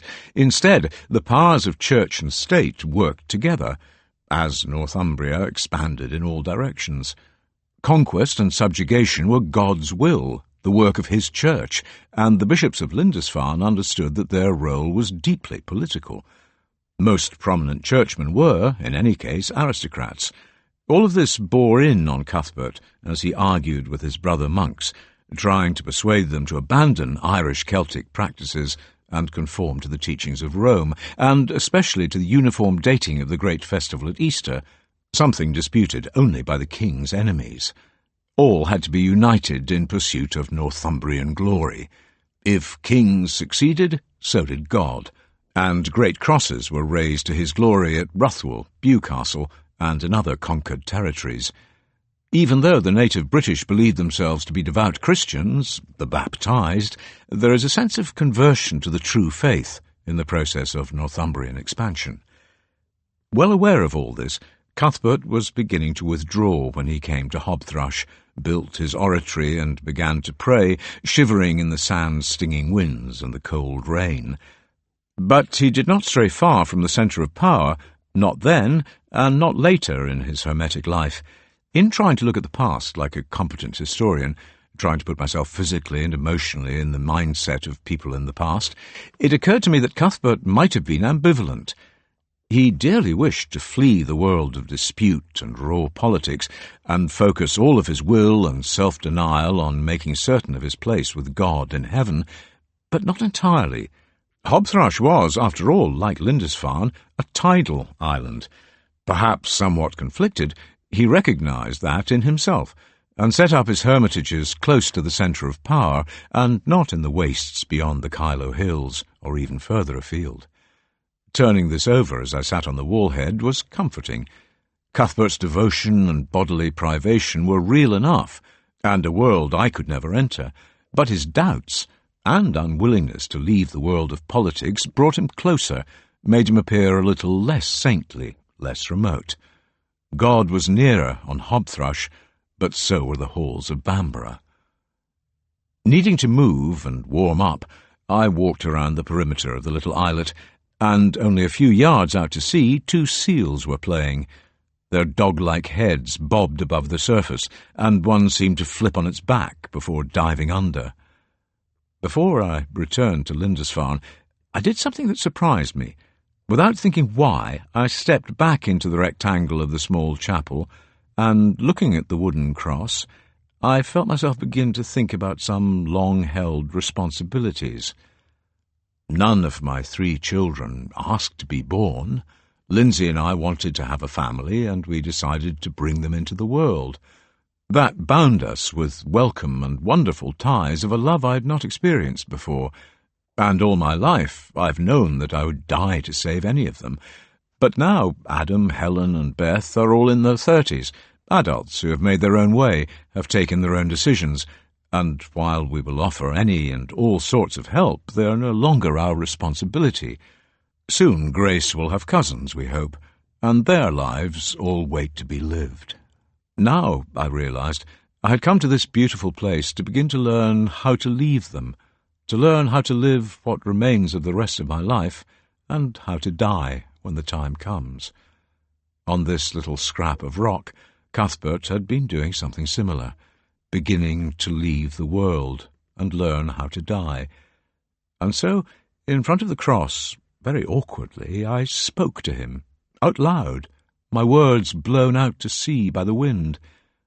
Like him, I would begin to spend more time alone, not working or writing, but thinking, talking to myself, confronting honestly the darknesses of past wrongs, failures and regrets, and accommodating them.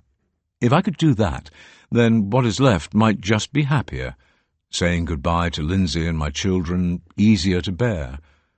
Across 14 centuries, it seemed as though a long-dead saint was becoming my soul friend.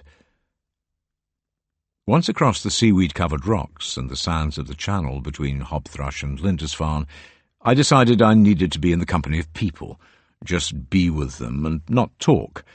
Another visit to Pilgrim's Coffee House and its predatory sparrows seemed like a good idea. With a fruit scone the size of a side plate, I went out into the garden, but the tide not being shut, all of the tables were taken. Then a couple got up, and I joined an Australian lady at a small table.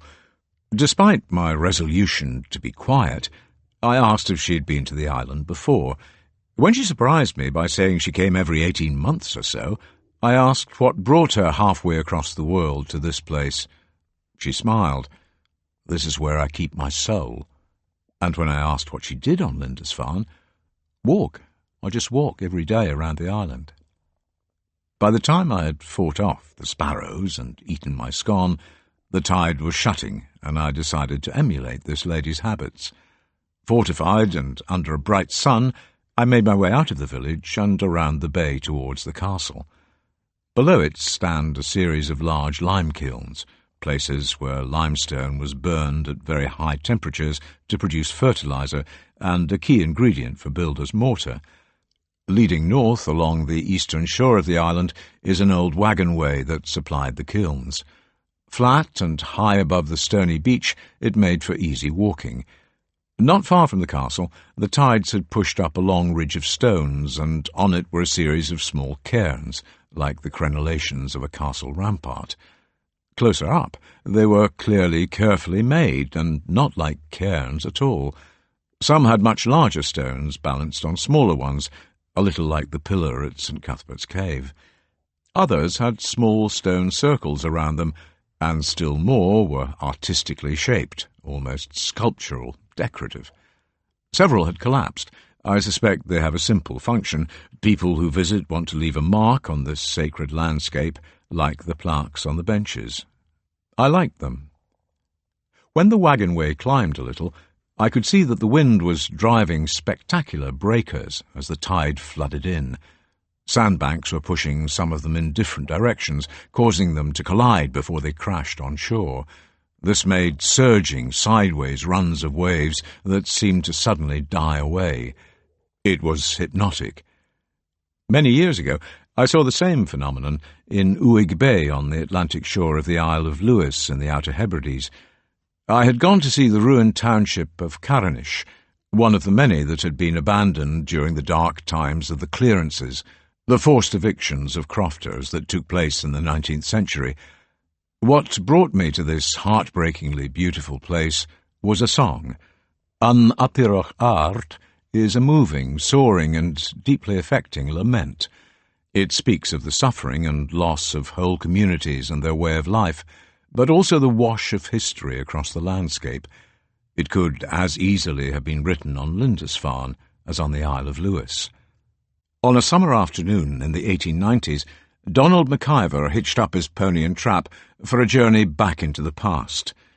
A teacher at the school at Breathtaking, he had received a letter from Canada, from his uncle, Domoban Crosje. 40 and more years before, he and his family had been cleared off the land at Carinish and herded onto the emigrant ships bound for North America. But before he died, Domoban wanted to see his home place once more. Many who were forced into exile suffered something more than homesickness. The Gaelic word is yondren, and it means something like a missing piece, perhaps a part of the soul that had been left behind on the windy shores of the Hebrides.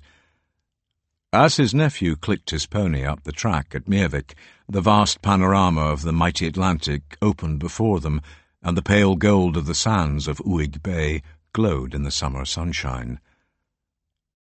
Domban's nickname of Crosje is a Gaelic version of the English word cross or grumpy, and as he saw again a place he had beheld only in his dreams, the old man's stern, stone face was set, betraying no emotions.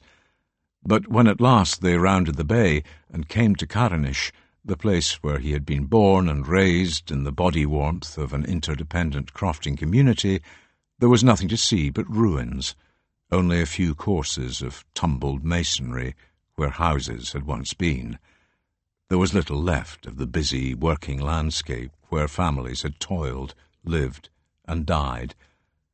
At last Donovan's face crumpled, and he wept for the loss of his home, the image he had held in his thoughts across all of the years of exile in Canada, and he was as desolate as the waste.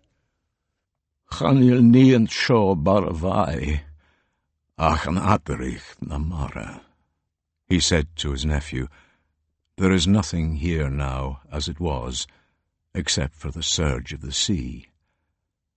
Much moved by the memory of the old man's tears, Donald MacIver wrote his great lyric about loss, change, and the tides of history. An adiroch vuan, klein fuan na chadiroch ard, chatoren a chwain, mar chwas lansi men fastje, gun vochach, gun truas, a sloeshrif ganjef na tracht, an adiroch vuan, klein fuam na chadiroch ard. The ceaseless surge.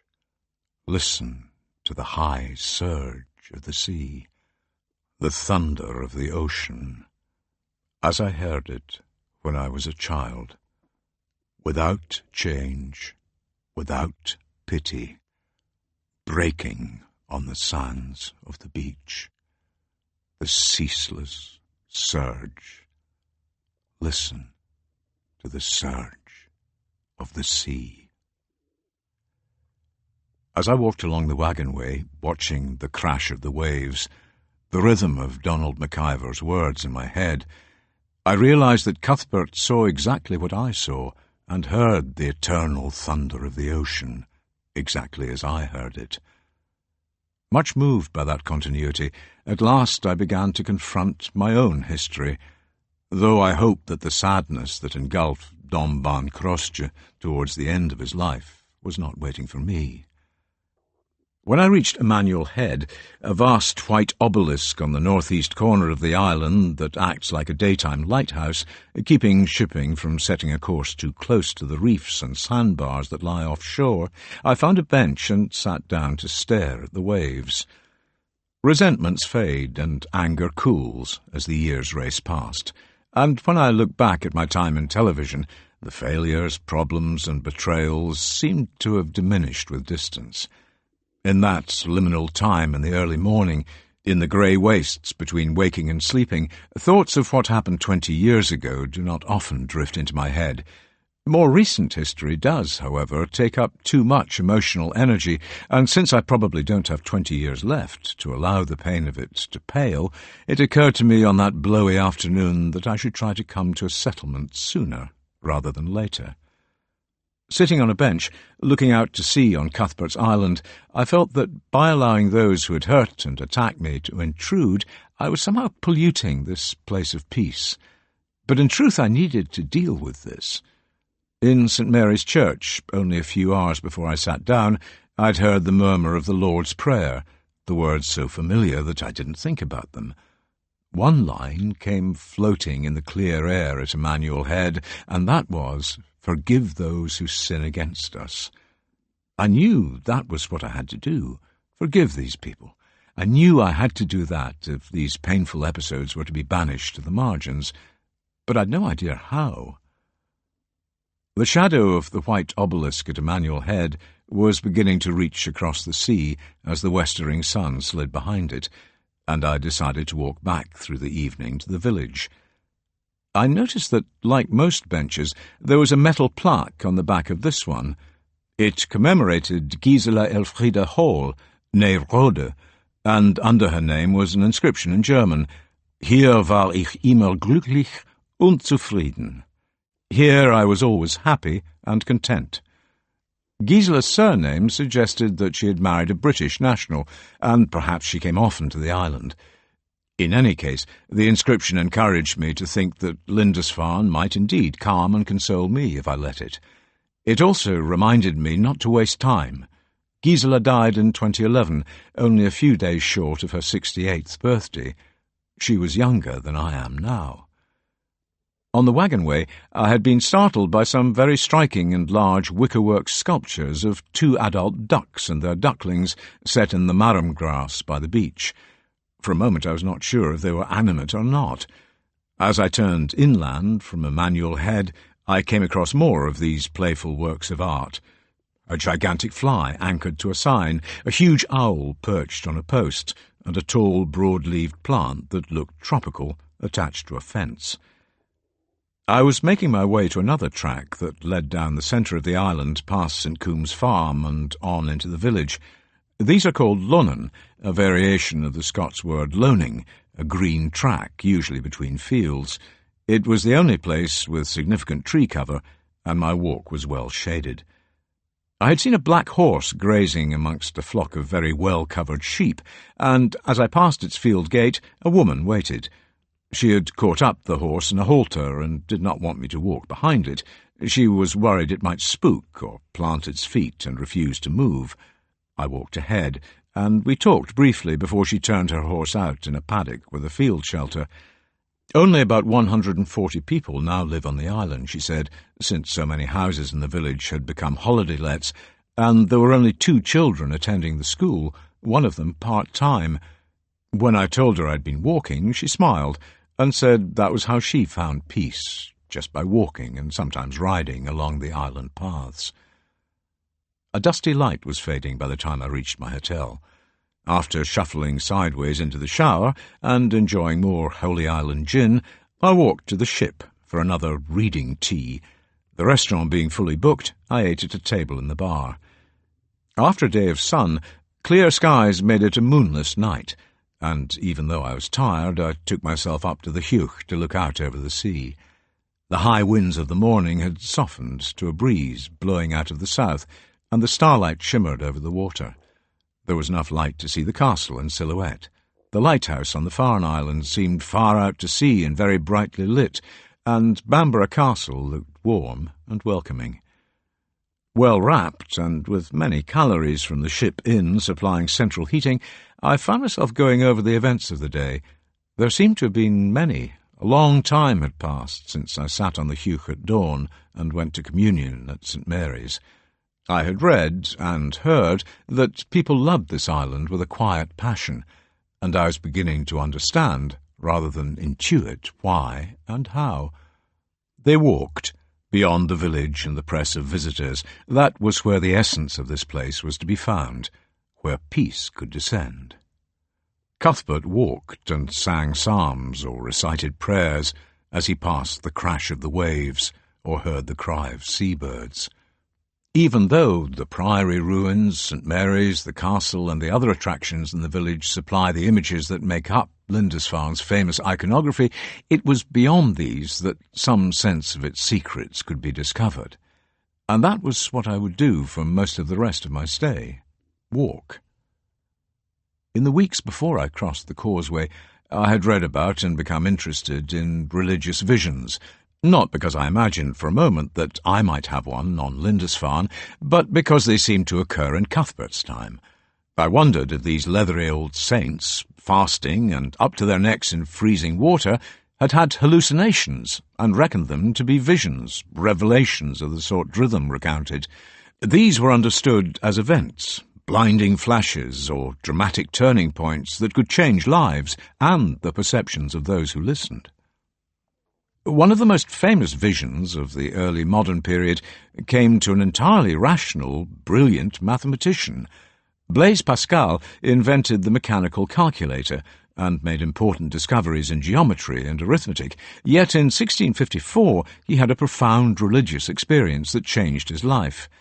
It was so central that he wrote this on a small piece of paper: "Fire, God of Abraham, God of Isaac, God of Jacob, not of the philosophers and scholars. Certainty, certainty, feeling, joy, peace. So that it would always be with him, Pascal had the paper sewn into the lining of his coat, and if he changed his coat, this brief record of what he experienced was transferred. After he had seen God and felt joy and peace, the mathematician wrote pensées, his thoughts, and before I came to the island I read some of this beautifully written text. The sincerity of his belief and the certainty of what he had seen were unmistakable, and it was a moment after which everything was different, something I knew I was very unlikely to experience. Instead, I suspected my own search for peace would be a process, one that might take time. But having no belief in God or any other agency, it is what I think that matters, and I was now sure that I had to do it, and I reckoned I'd made a start. The wind had dropped, but when I walked through the darkened village to my hotel, I was certain I could hear it howl once more. This strange, chilling sound seemed to come from the west, the sands beyond the island. Chapter 10. Duneland. It was an open sky as I scurried down the Mary Gate to the harbour. Dawn would come up clean and clear, and I wanted to see the sun rise over the North Sea horizon. No clouds would occlude it, and seen from the castle, the highest point of the island, I hoped the coming of the morning would look spectacular. But I was late, not out of the hotel until 6:45 a.m, and sunrise was due at 7:01 a.m. Like an early morning jogger, I trotted through the half-light as quickly as my creaking knees would allow, and climbed the cobbled path to the castle entrance and the terrace beside it. The moment I stopped, it started. Every time I've seen a sea sunrise, the drama of it has been breathtaking. At first, the glinting edge of the fiery disk is just discernible, and it is possible to look directly at it without being dazzled, and then it happens with a speed that always surprises me. When the top third of the sun showed, it began to light the battlements above me, and then it flowed down to warm me on the high terrace.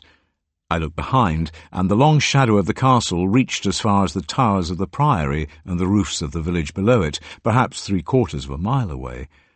All of the colours of the land began to glow, the green of the fields, the russet of the autumn trees that line the Lonnon, the brilliant white dots of grazing sheep.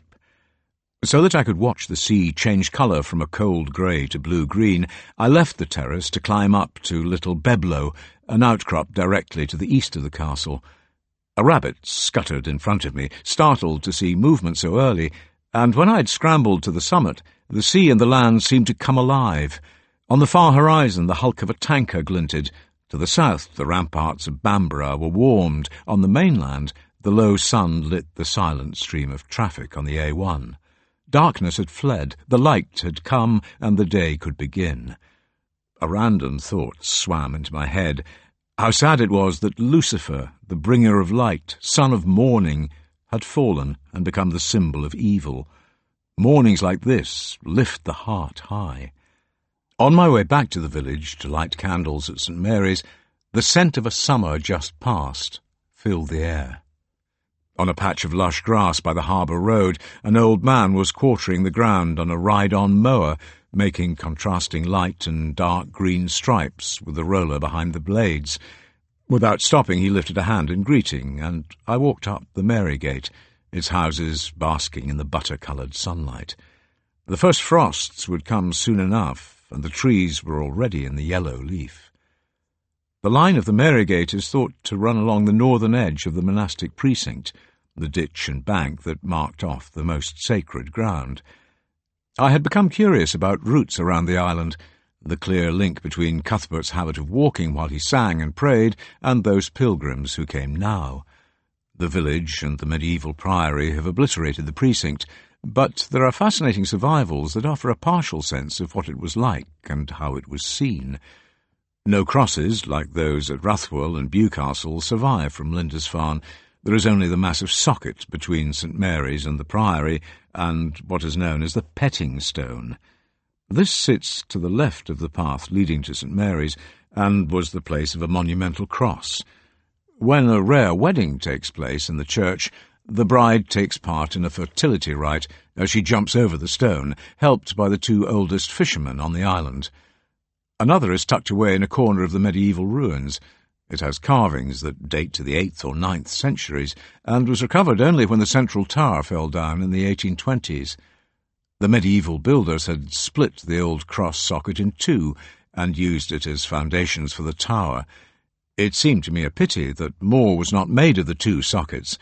They are the sole direct survivals in situ from the original monastery. But in the Priory Museum there is an excellent display of other survivals, what the curators call namestones. They look to me like small tombstones. 14 have been found around the priory, and the style of carving suggests that they were made between about 650 and 750. Cuthbert would have seen them, and perhaps known some of those who were commemorated. The stones were brightly coloured with reds, greens, and black painted over a white background, and the lettering of the names and the style of the crosses carved on all of them definitely relate to the Lindisfarne Gospels. What made these stones come alive for me were the names inscribed on them: Biana, Oscyth, Ethelhard, Eadbrecht, Audlac, and the others may have been monks or individuals privileged or sufficiently wealthy to be granted burial inside the monastic precinct.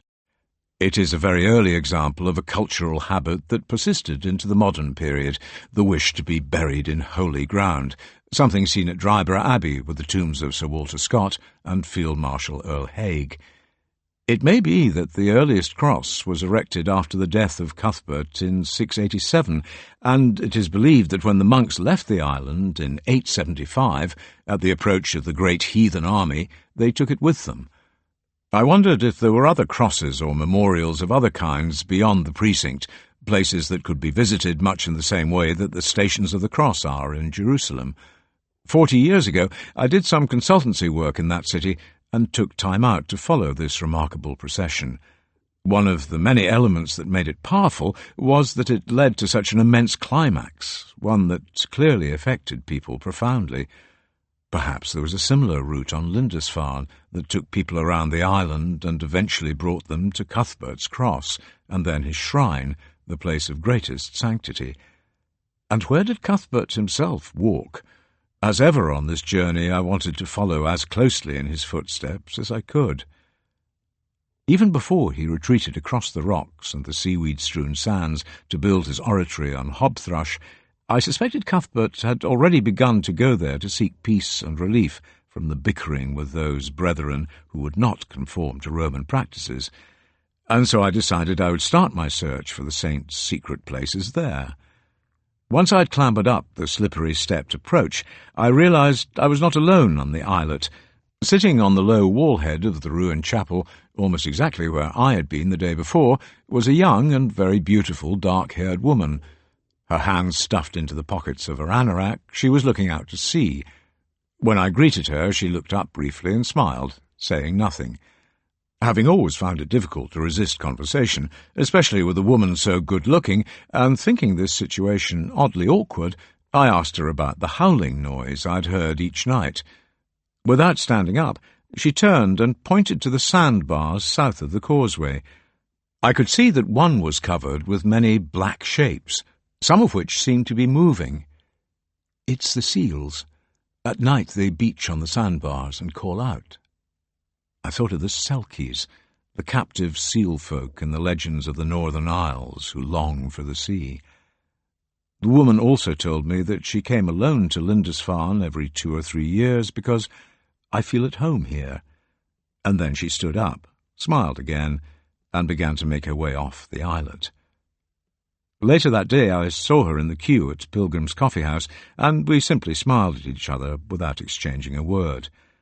For her and several others I saw walking alone, who appeared to be by themselves, their visits to the island seemed not to be sociable in any conventional sense. They had come to talk, but only to themselves, and perhaps with their God. Leaving aside the latter, I was the same, realizing that I too had joined the community of the uncommunicative. The Pathfinder map of Lindisfarne shows 2 wells. Marked by some old and rusty winding gear, the Popple Well lies near the foot of the Marygate and was probably inside the monastic precinct, while the Bridge Well is on the Lonnon that ran from the eastern coast of the island to St Coombs Farm, what is known as the Crooked Lonnon. I decided I would walk north out of the village towards the Links, a large area of dunes, and the place where my friends and I had fled to in 1965, and I would come back by way of the Bridge Well. Almost from the moment I left the tarmac road at Chair Ends, the landscape looked familiar. Over the span of 50 years, trees grow up, buildings are built, and perspectives shift, but nothing much had changed since 1965 as I walked up the western Lonnon past the fields of the farm. I remembered the half-buried ruins of lime kilns, although at the time I'd no idea what they were, briefly considering them as good places of concealment. There seemed to be ridges of sand dunes, and between them wide flat areas of grassland, with obvious paths leading through them to gaps in the next ridge. The term links is now usually applied to golf courses, but it derives from an Old English word, chlink, cognate to flank. It means marginal land. Cuthbert probably knew and used the word. The morning was very bright, and in the shelter of the high dunes walking was warm work. I had read of one visitor spending a day holed up in the dunes with a flask of tea and a book. It sounded good, but I needed to march on and discover more about the shape and nature of this part of the island, so different from the detail and domesticity of the farm and the village. Between 2 ridges of dunes, I came across the ruin of a single-storey building with the gable ends still standing at one end of long, low, rubble-built walls. I later discovered it was marked on 19th-century Ordnance Survey maps as the Shiel, probably a shorter version of Shieling, a place where shepherds lived while they summered out with their flocks. It looked old to me. Its shape suggested a medieval longhouse, and perhaps it had been altered and adapted over centuries of use. The walls still standing were wonderfully well built, each stone keyed into the next to make a strong bond. Mixed with a good deal of yellow sandstone was some grey whin, the same stone the Heuch is made of and the castle stands on, and 1 or 2 stones carried some lovely pink veining. In the summer of 2017, a tall wood of mature Sitka spruce and some majestic Scots pine that stood north of our farmhouse and sheltered the home paddocks was cut down. It belongs to my neighbour, and while I was very sad to see the Scots pines go, the scruffy Sitka were being blown down by winter winds. The machinery that arrived to cut the trees was awesome in its power, the harvester taking only seconds to saw through tree trunks and sned off all its branches before dumping it on a stack. With its swinging sawhead, it looked like a dinosaur browsing the primeval forest. The churn of the harvester and forwarder on the edges of the wood unearthed something interesting. There used to be a dry-stained dike between it and our track, and one of the foundation stones, a bedder, had been pulled up to the surface. It was beautiful, dark sky grey with veins of pink quartz running through it. It is characteristic of our valley, and many of the bigger stones in the farmhouse walls have similarly vivid veining, like the longhouse on Lindisfarne. Whin was picked up off the fields, and most of the older houses are built from it. Because it is hard and difficult to work, the walls are built dry-stain style, although old-fashioned lime mortar is used to bind them. This means that, with the exception of gables and corners, only one face has been completely squared, and a lot of small packing stones have been used to create level beds for the next course. This is why the walls are very thick. They have a rubble core packed between the inner, undressed ends of the whinstone. It is very beautiful, and this sort of construction takes great skill and a good eye. When I look at the corners of the old farmhouse, they stand straight as a die, and I could see evidence of the same sort of work on the ruins in the dunes. When I was a student, I worked many of my summers and Easter holidays as a builder's labourer. Most memorable were several weeks working for 2 old stonemasons, well, they were a lot older than I was at the time, who were building a high retaining wall at the entrance to a new housing development off the Castlegate in Jedburgh. Willie Hinnigan worked with Johnny Ferguson, and my job was to lift up stones onto the scaffold so that, with their mells and chisels, they could cut them to size. Often they turned a stone over and over, and with only a light tap would lay it open. We were using rubble from a stretch of dry-stain walling that had been demolished, no doubt too expensive to maintain, and brought to the site. Johnny and Willie would point to one. "See's that bonny merket yen?" And as the wall grew higher, so did the scaffold. Johnny Ferguson was also known as Johnny the Bee, because he could be one, and after he'd booted 3 big and heavy stones off the scaffold in 10 minutes, in what seemed to me to be a clear attempt to wind me up, I told him that if he did that again, he would be joining the rejected stones. Willie calmed us both down, and we got on with the job. The wall is still there, and has grown more beautiful with age. Bonny merket. Near the ruins of the Longhouse was a high sand dune, and it looked familiar enough to persuade me to climb it. It had panoramic views south to the castle and the village, and north and east to the sea, and even though it was flat-topped, I could not be sure if it was where we hid ourselves in the summer of 1965. In any case, dunes shape-shift a good deal in the wind. From the high vantage point I could see most of what I'd come to call the Duneland, and even though it was a clear, sunny day with little wind, I realised I was alone. No one else walked the path I had come, or any of the others that threaded through the sand and the marram grass. The tide was not shut. Cars had streamed across the causeway, but it seemed that no one had ventured beyond the village, the harbour, or the castle. When Cuthbert walked the island, the population was tiny, perhaps only a few dozen brothers, their servants, and some children being taught at a school established by Aidan, and so when he came to the Duneland, longed-for peace could often be found. At that moment, I realised that this empty place will have meant much more to Cuthbert. Surrounded by silence, solitude, and sand, he was in the deserts of St. Anthony of Egypt.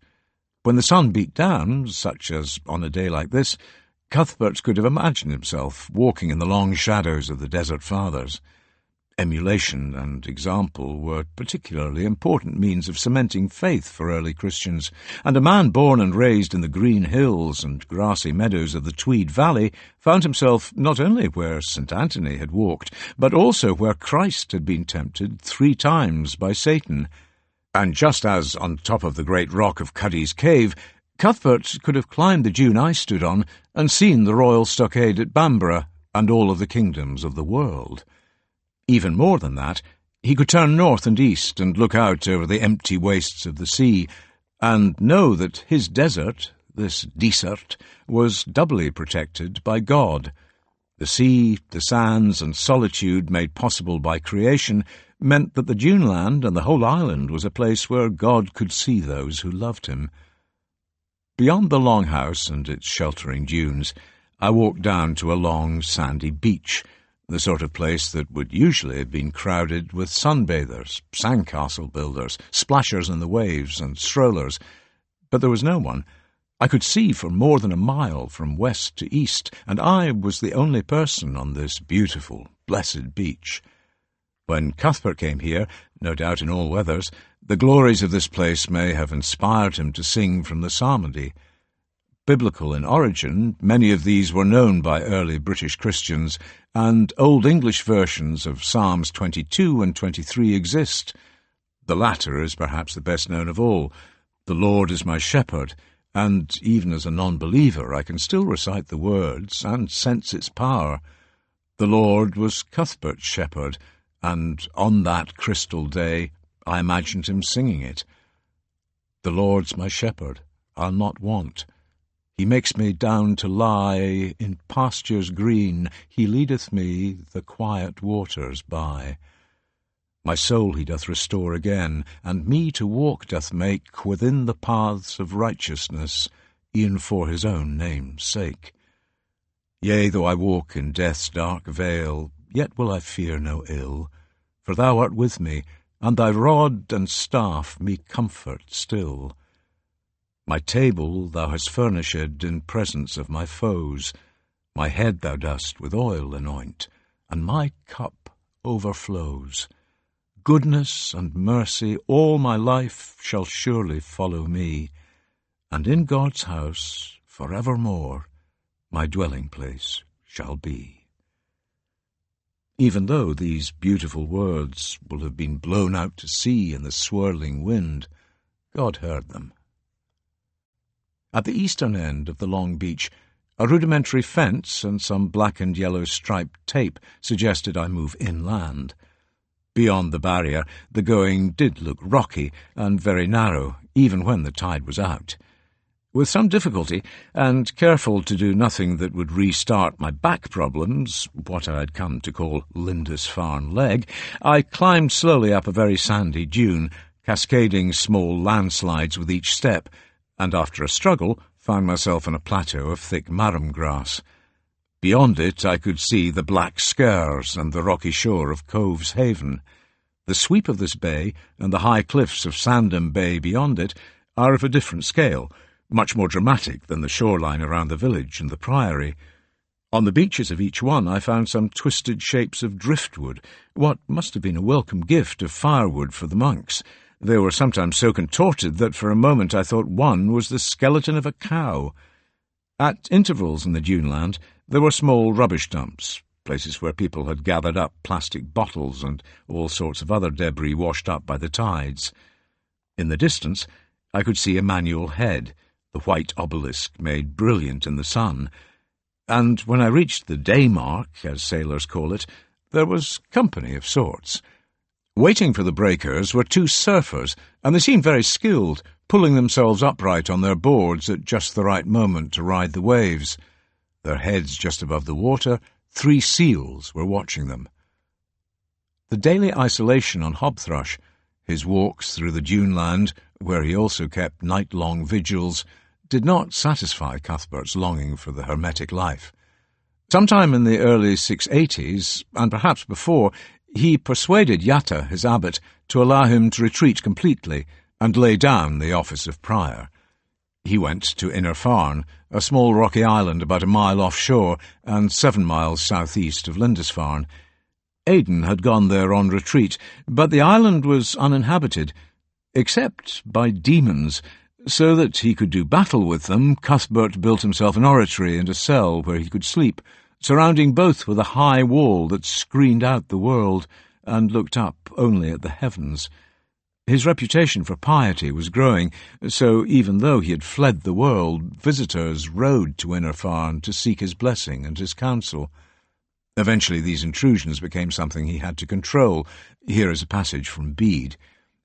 Then, when his zeal for perfection grew, he shut himself up in his hermitage, and, remote from the gaze of men, he learned to live a solitary life of fasting, prayers, and vigils, rarely having conversation from within his cell with visitors, and that only through a window. At first he opened this, and rejoiced to see and be seen by the brethren with whom he spoke, but as time went on he shut even that, and opened it only for the sake of giving his blessing, or some other definite necessity, and for the sake of the sweetness of divine contemplation, Cuthbert resolved to be silent and hear no human speech. Walling himself up in his hermitage, Cuthbert must have depended on the brethren on Lindisfarne supplying him with food and other things like firewood, but despite the extreme austerity described by Bede and in the anonymous life, the hermit did not withdraw entirely. Edgefrith was king of Northumbria, and his sister, Elflide, was abbess of Whitby, and she persuaded Cuthbert to cross the sea and meet her at Coquet Island, a monastic community further down the Northumbrian coast. And in a journey that sits oddly with the life of an anchorite, whose vow is not to leave his self-confinement, he went on board a ship with the brethren and came to the island to talk to the king's sister.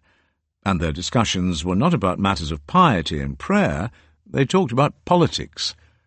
Keenly interested in the survival of her dynasty, Elflide tested Cuthbert's gifts of prophecy and asked him how long her brother would live, and, more importantly, who would succeed him.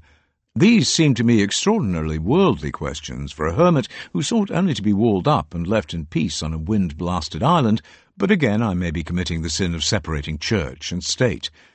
In both the anonymous Life and Bede, Cuthbert's response to the question of Edgefrith's longevity reads as more than a little equivocal, but on the second question he appears to have been more precise. Edgefrith and his sister were descendants of Ethelfrith, but Cuthbert proposed that Aldfrith, a descendant of the Deiran dynasty of Aella, would be king. To avoid assassination, he had gone into exile on Iona, but Cuthbert seemed certain that he would take the throne of the Twin Kingdoms after Edgefrith's death. And it turned out he was right. Perhaps in return for his prophecy, or to ally him and his exemplary reputation with the interests of King Edgefrith and the descendants of Ethelfrith, Elflede then told Cuthbert that her brother had it in mind to make him Bishop of Hexham. Here is Bede's fascinating account. Now, she knew that Edgefrith proposed to appoint Cuthbert bishop, and wishing to learn whether this proposal would be carried into effect, she began to ask him in this way, "How the hearts of mortal men differ in their several purposes. Some rejoice in the riches they have gained, others who love riches always lack them. You despise the glory of the world, although it is offered, and although you may attain to a bishopric, than which nothing is higher amongst mortal men, will you prefer the fastness of your desert place to that rank?" But he said, "I know that I am not worthy of such a rank. Nevertheless, I cannot escape anywhere from the decree of the ruler of heaven. Yet, if he is determined to subject me to so great a burden, I believe that after a short time he will set me free, and perhaps after not more than 2 years he will send me back to my accustomed rest and solitude. But I bid you in the name of our Lord and Saviour not to tell anyone before my death what you have heard from me." It is difficult to know what to make of this. No doubt it would have been awkward to refuse to meet the sister of the king, but she could have come to Cuthbert on Lindisfarne. Others did. Why did Cuthbert feel compelled to re-enter the world of politics and exert himself to do so? The consequences of the meeting on Coquet Island were far-reaching and relatively immediate. In 684, King Edgefrith did not summon Cuthbert, but instead went to Lindisfarne with Bishop Trumwyn and a considerable retinue to persuade him to become a bishop. He had been elected at a synod held on the Northumbrian coast at Arnmouth, but when told of his elevation he refused to take up office. This feels like another trope, a little like the traditional reluctance of popes or speakers of the House of Commons. Persuaded further, Cuthbert made some conditions. The original offer was the bishopric of Hexham, but the hermit insisted that he become Bishop of Lindisfarne and that Yatta transfer to Hexham. Amidst all the rituals of reluctance and unworthiness, some hard bargaining appears to have taken place on Lindisfarne. Cuthbert will have understood that Edgefrith wanted to associate his great reputation for piety with his kingship. He also knew perfectly well that Aldfrith was waiting in the wings, and had the community founded by the saintly Columba on Iona to back him. Edgefrith needed his own living saint. Nevertheless, the contradictions were sharp. Cuthbert had long sought the solitary life of a hermit because he feared the love of wealth, and yet the Northumbrian Church had been endowed with so many gifts of land that it had grown extremely wealthy. The hermit would become a prince of the church, and his beautiful pectoral cross, made from gold and garnets, is a glittering symbol of his new status. And as he walked the dune land and sheltered from the wind and rain in Cuddy's cave, like Christ, Cuthbert had rejected the kingdoms of the earth. Yet here he was, becoming one of the most powerful men in Northumbria, and indeed all Britain. On the 26th of March, 685, Cuthbert was consecrated Bishop of Lindisfarne by Theodore, Archbishop of Canterbury, and 6 other bishops at York, and for 2 years he immersed himself in politics. Motivation can be difficult to deduce, particularly at a distance of 14 centuries. Perhaps in his long, shivering night vigils on Lindisfarne, Cuthbert believed that God had spoken to him and directed that he take up the office of bishop. In Bede's account of the meeting with Abbess Elflede, there are clearly some retrospective adjustments, particularly over matters of timing. 2 years is not long to hold high office unless there was some specific task that Cuthbert wanted to achieve, but there is no evidence of that. In reality, he behaved much as 7th-century prelates did, progressing around his see and all its possessions, and preaching to all who gathered. He also took up the role of royal counsellor, offering views on military matters of all things. Against Cuthbert's advice, King Edgefrith led an army north in May 685 to confront the Picts. At Danychen, near Forfar, he was defeated and killed. At the same time, Cuthbert was in Carlisle with Queen Ethelthryth, and when he had a premonition that disaster had occurred, he sent the Queen back to Bamborough for her safety, behaving like a responsible, worldly counsellor. After Danychen and the rollback of Northumbrian power in the north, the exiled Aldfrith became king, as Cuthbert prophesied, and a few months later he decided to lay down the office of bishop. After Christmas 686, Cuthbert returned to Lindisfarne to resume the hermetic life. The contrast with his short career in politics must have been stark. It may be that, according to Bede and the anonymous life, Cuthbert was ill and believed he was nearing death. Or equally, it may be that the new king wanted a new bishop. These 2 years at the centre of Northumbrian power sit uncomfortably with the rest of Cuthbert's life, but then no one behaves with unwavering consistency. Throughout my journey to Lindisfarne, I'd thought a great deal about this saintly man. Had he been an icon, someone who was unbendingly perfect and remote, then I would not have found him so attractive. There are contradictions in all of us. Who has not said one thing and done another? Near the end of the Crooked Lonan, I found the bridge well. Peeping out from a tangle of thick grass and withered stalks of cow parsley, it was easy to miss. The water trickled from under a capstone that looked old, as though it had been there for many centuries. Wells can be disrupted, but it is likely that Cuthbert knew this one. It used to serve St. Coomb's farm, whose name, cognate to Columba, suggests that there might have been a chapel nearby, and perhaps in the 7th century the little well was venerated. On my long walk I had met no one, and by the time I reached the village only a scattering of people walked the streets, the tide having shut a few hours before. The day was drawing to its close, and lights twinkled in kitchen windows. To watch the sun go down behind the Kyloe hills, I climbed up the Hugh.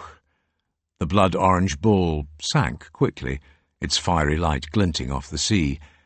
After the sun had slipped behind the hills, the edges of the cloud were gilded against the fading blue of the evening sky.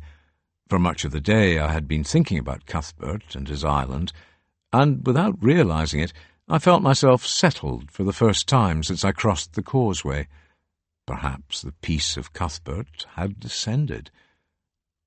When I sat down on the stone bench, I saw 2 big tankers far out to sea, travelling in opposite directions. The next time I looked up, they had disappeared. Without realizing it, I had spent time turning over my thoughts. On my journey to Lindisfarne, it had occurred to me more than once that my efforts to concentrate on issues were mostly fleeting. I'm easily distracted. But up on the Hugh I did manage to focus for once. Perhaps the island and its silence were working on me, though, in truth, my feelings were more negative than positive. Nearing 70, I'm past caring what other people think of me, except for family and close friends. I've come to a simple, even simplistic view that what I think of myself and my actions is what matters. On my way to supper, pondering my advancing years, thinking that the years raced past, faster and faster, I remembered an old friend's analysis of the stages of later life. Ricky DeMarco built a reputation in the 1960s, 70s and 80s as a gallery director and gifted cultural entrepreneur in Edinburgh, and the last time I saw him he told me he was 80. Using a football analogy, surprising for Ricky, he said that we might all reasonably expect to fulfil the biblical 70, but anything after 70 was extra time, and after 80 it was the penalty shootout. Chapter 11. When God Walked in the Garden. I woke to wind-driven rain being flung against the window-panes, and immediately thought of our old horses. 4 of them, the old boys, live out through all weathers, well rugged and fed, but wind-driven rain is a bane for them since it is so penetrative. By pointing their hindquarters into the direction of the wind, sometimes standing close to each other, and where the undulations of the east meadow take the edge off the cold blast, they try to weather the worst of it. All are big horses who were ridden by my daughters and my wife to high competitive standards, but now they're in their 20s. Jem, a crossbred Dales pony, will be 30 this year. In the terrible snows and rains of 2017 we lost Murphy, a lovely, big, elegant chestnut I sometimes rode. Slipping on a slope in the meadow, he went down and could not get up again, his rickety, arthritic legs having no purchase in the mud. When the vet came to put him to sleep, I dislike euphemism, but cannot bear to write anything else here, Lindsay gave him a bowl of hard feed, and he amazed us by finishing it, down to the last crumb. His will to live was not extinguished, but we had no alternative, and in what my wife calls the last act of kindness, he died a peaceful death. We covered him with old rugs and weighted them with stones to keep the foxes off him overnight, before the mechanical digger came to bury him. I think often of the horses and the other animals who have died. Tears sometimes come, but I know that they had good lives and we loved them. There should be no regret in that. They were lucky to be with us, and we were lucky to have them. As the wind whistled and the rain spattered, it was no day for walking, although Cuthbert and the more austere brothers may have seen it as another God-given opportunity to mortify the flesh. Their thick homespun woolen robes will not have kept out rain like this, no matter how much lanolin had been left in the yarn. Once they were wet through, they would not have been dry for days. No need for hair shirts on wild Lindisfarne. Instead, it was a day for a book, not the sort to be read in an armchair in front of a crackling fire, but one of the most famous books in the world. The Lindisfarne Gospels were written and painted on the island, a blaze of glorious colour against the background of the grey North Sea. There is a facsimile copy in St. Mary's Church, and I had brought with me an excellent commentary, Painted Labyrinth by Michel P. Brown. Sadly, the real thing, the Gospels themselves, are in the British Museum in London, something that strikes me as a national disgrace and a waste. Objects acquire much more meaning if they are seen in their place of origin, rather than as one of 1,000 treasures in a vast museum that has no connection with them. If they were shown where they should be, in a bespoke building dedicated only to them, on Lindisfarne, the presence of the Gospels would be transformative, bringing visitors all year round, even in weather like today's, to look at this stunning work of art in precisely the place where it was created. Visitor numbers for the British Museum would suffer no ill effect, there is so much else to see, but the island economy would prosper. And more than that, this remarkable book would be better understood, and its artistry relished all the more, in the place where its creators walked their lives 13 centuries ago. The facsimile is very good, a gift to the church, and it sits close to the monochrome wooden sculpture of the monks carrying Cuthbert's coffin. That is pleasing, because it was the power of the saint which prompted the creation of this work of art. The Gospels were written and painted by one man, probably over a 2-year period, sometime after 698, the year Cuthbert's body was found to be uncorrupted, and he was elevated to sainthood. The Bishop of Lindisfarne, Yadfrith, is credited with authorship in a colophon appended to the Gospels in the 10th century by a priest called Aldred. Yadfrith, Bishop of the Lindisfarne Church, originally wrote this book, for God and for St. Cuthbert, and, jointly, for all the saints whose relics are in the island. And Ethelwold, Bishop of the Lindisfarne Islanders, impressed it on the outside and covered it, as well he knew how to do, and Bilfrith, the anchorite, forged the ornaments which are on it on the outside, and adorned it with gold and with gems, and also with gilded-over silver, pure metal. And Aldred, unworthy and most miserable priest, glossed it in English between the lines with the help of God and St. Cuthbert. Aldred translated the Latin Gospels into Old English at Chesterley Street, where the Lindisfarne community built a church in the 10th century before moving on to Durham. Aldred also noted that the book was bound by Ethelwold, who succeeded Yadfrith, and he makes the point that he well knew how to do it. Clearly, this was not the first illuminated manuscript either man made, such is the richness of their skills and experience, but it is the only one that survived. The skill of Billfrith has been lost, probably looted in the Viking raids on Lindisfarne. Surprisingly, he was an anchorite, a hermit who had himself walled up, although clearly not permanently. Metalworking, such as he did, needs practice, and also the Gospels are unlikely to have been his only work. It seems a strange combination. Anchoresis and the skills of a jeweller, and perhaps it should qualify our views of these ascetics. Their privations are unlikely to have been constant, and were probably periodic, perhaps like going on retreat. The Gospels are a stunning artistic and spiritual achievement that show an apparently small and marginal island community at the centre of Western European cultural life. For the main text, Yadfrith used a southern Italian gospel book and consulted other works copied around the shores of the Mediterranean. Celtic and German styles of metalworking are imitated in the illumination, and the carpet pages that come between each gospel are like oriental rugs.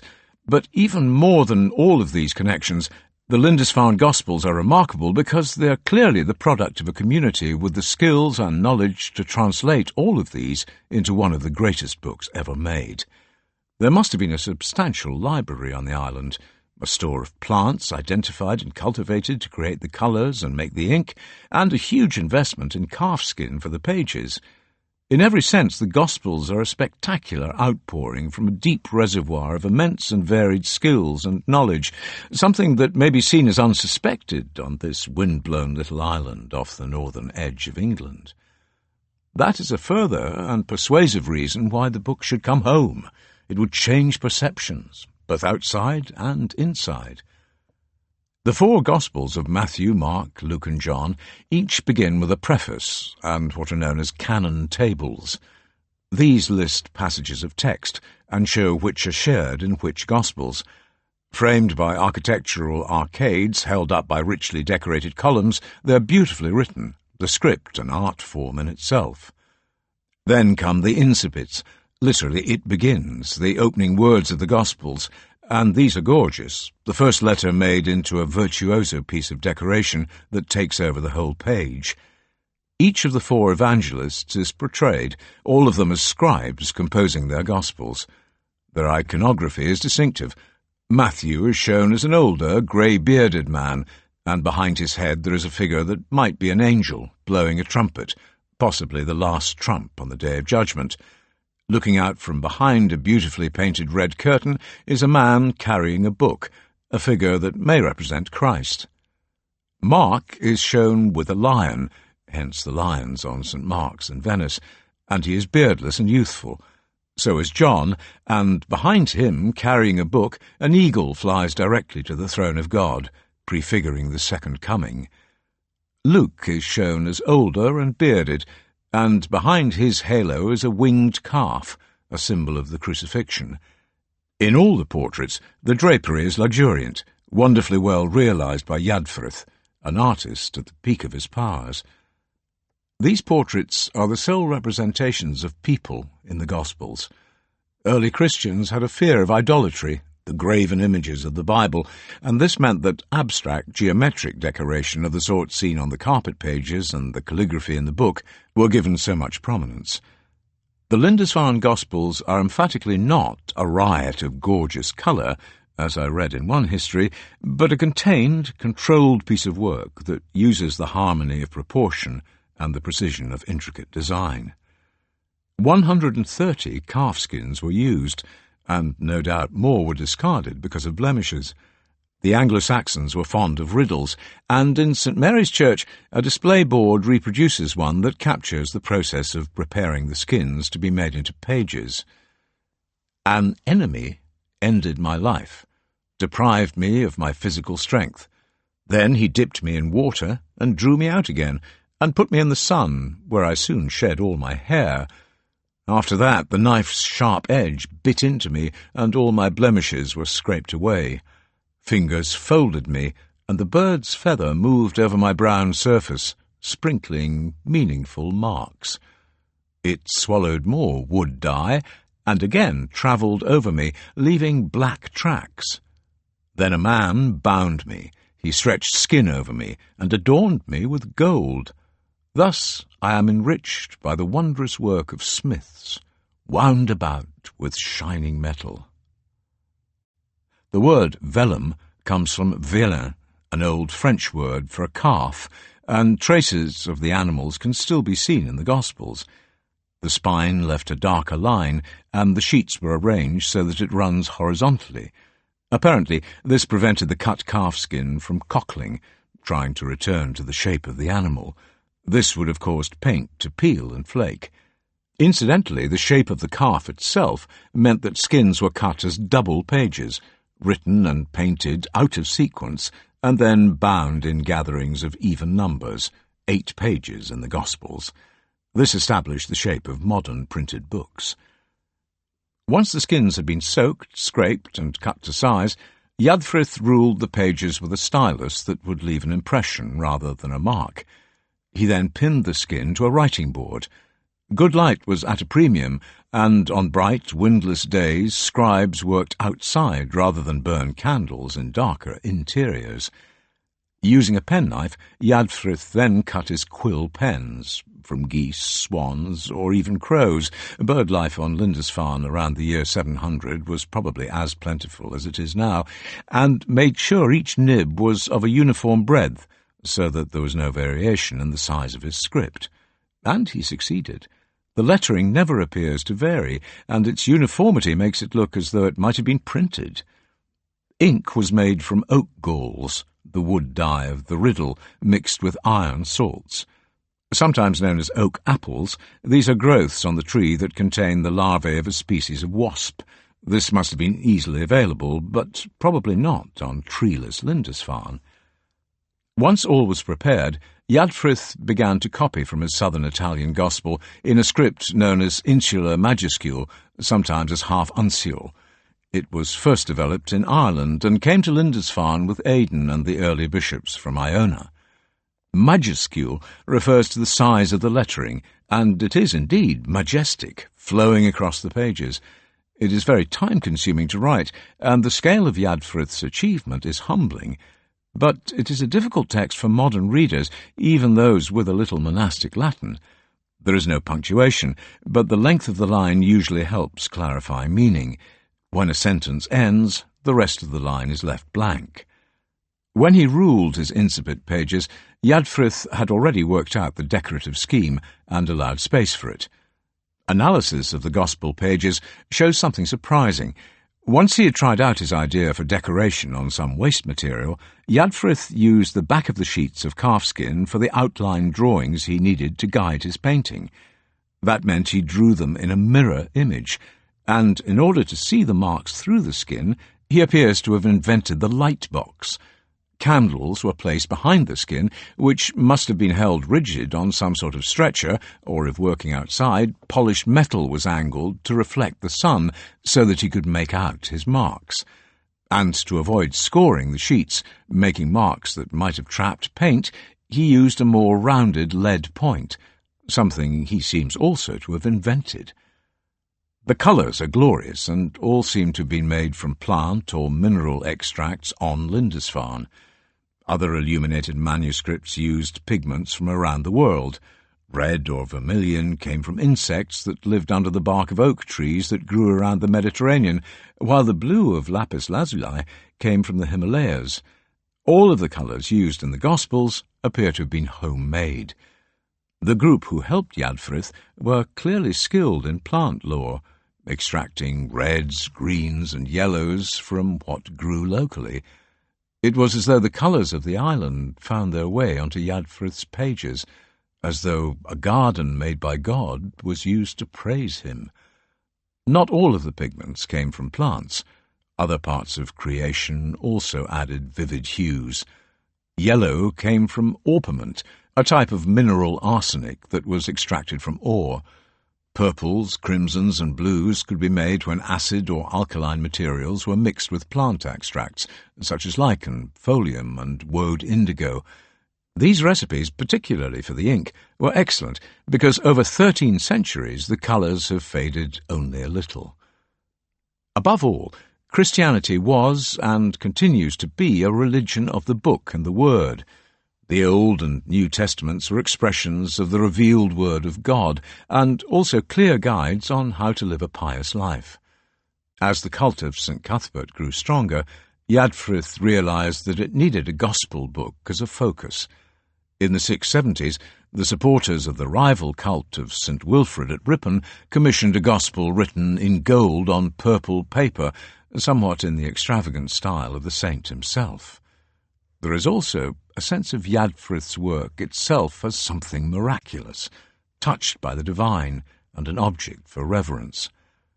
Much later, the Lindisfarne Gospels were chained to the high altar in Durham Cathedral, and into the pages of the Holy Book records of gifts given to the prince-bishops and their see were inserted, perhaps to sanctify them.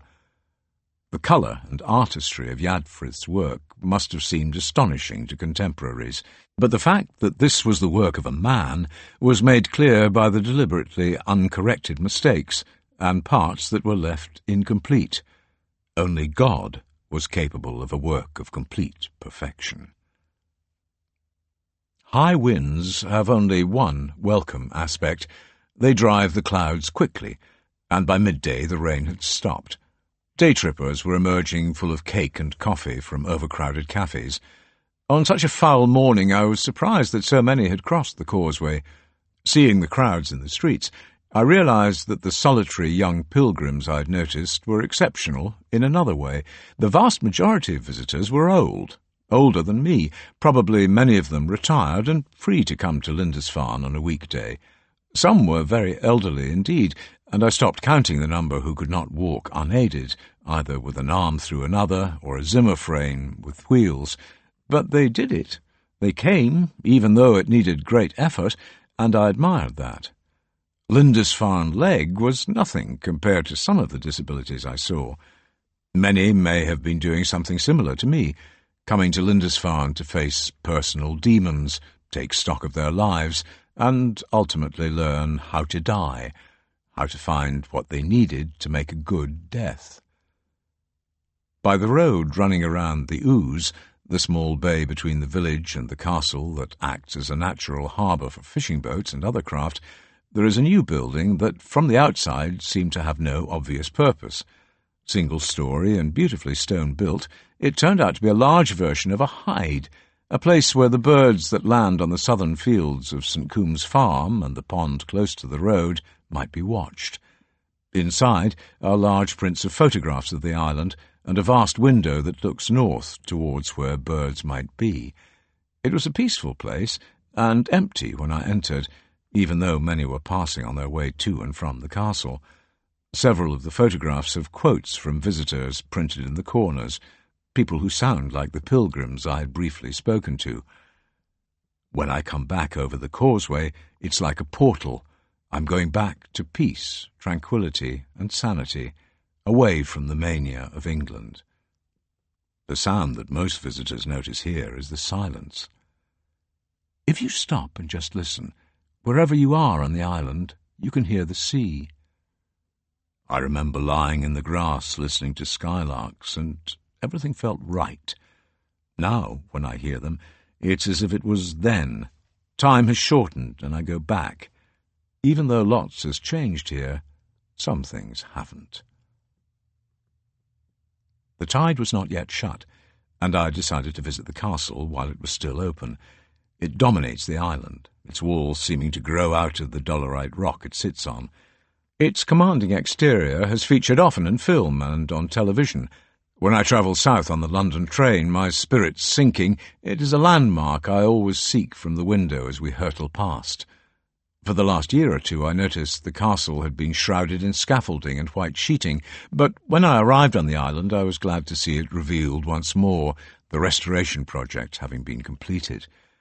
In a lovely shop fitted inside the hull of an upturned boat, I later discovered that it was one used in the dangerous and clandestine North Sea traffic of the Second World War with occupied Norway, I bought my ticket and sought out one of the English heritage guides.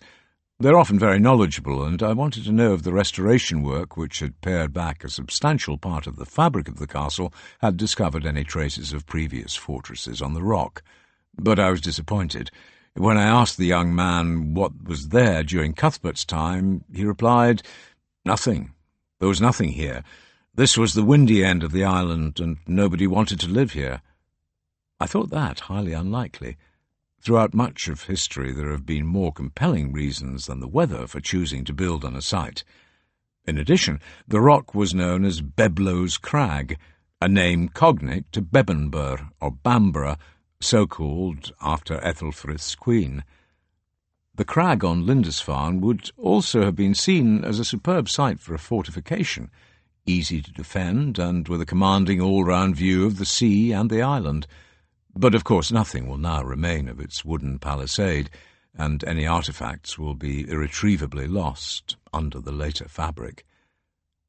The castle first comes securely on record in 1548-9, but close to the volatile border with Scotland, it is likely that the crag was fortified during the medieval period.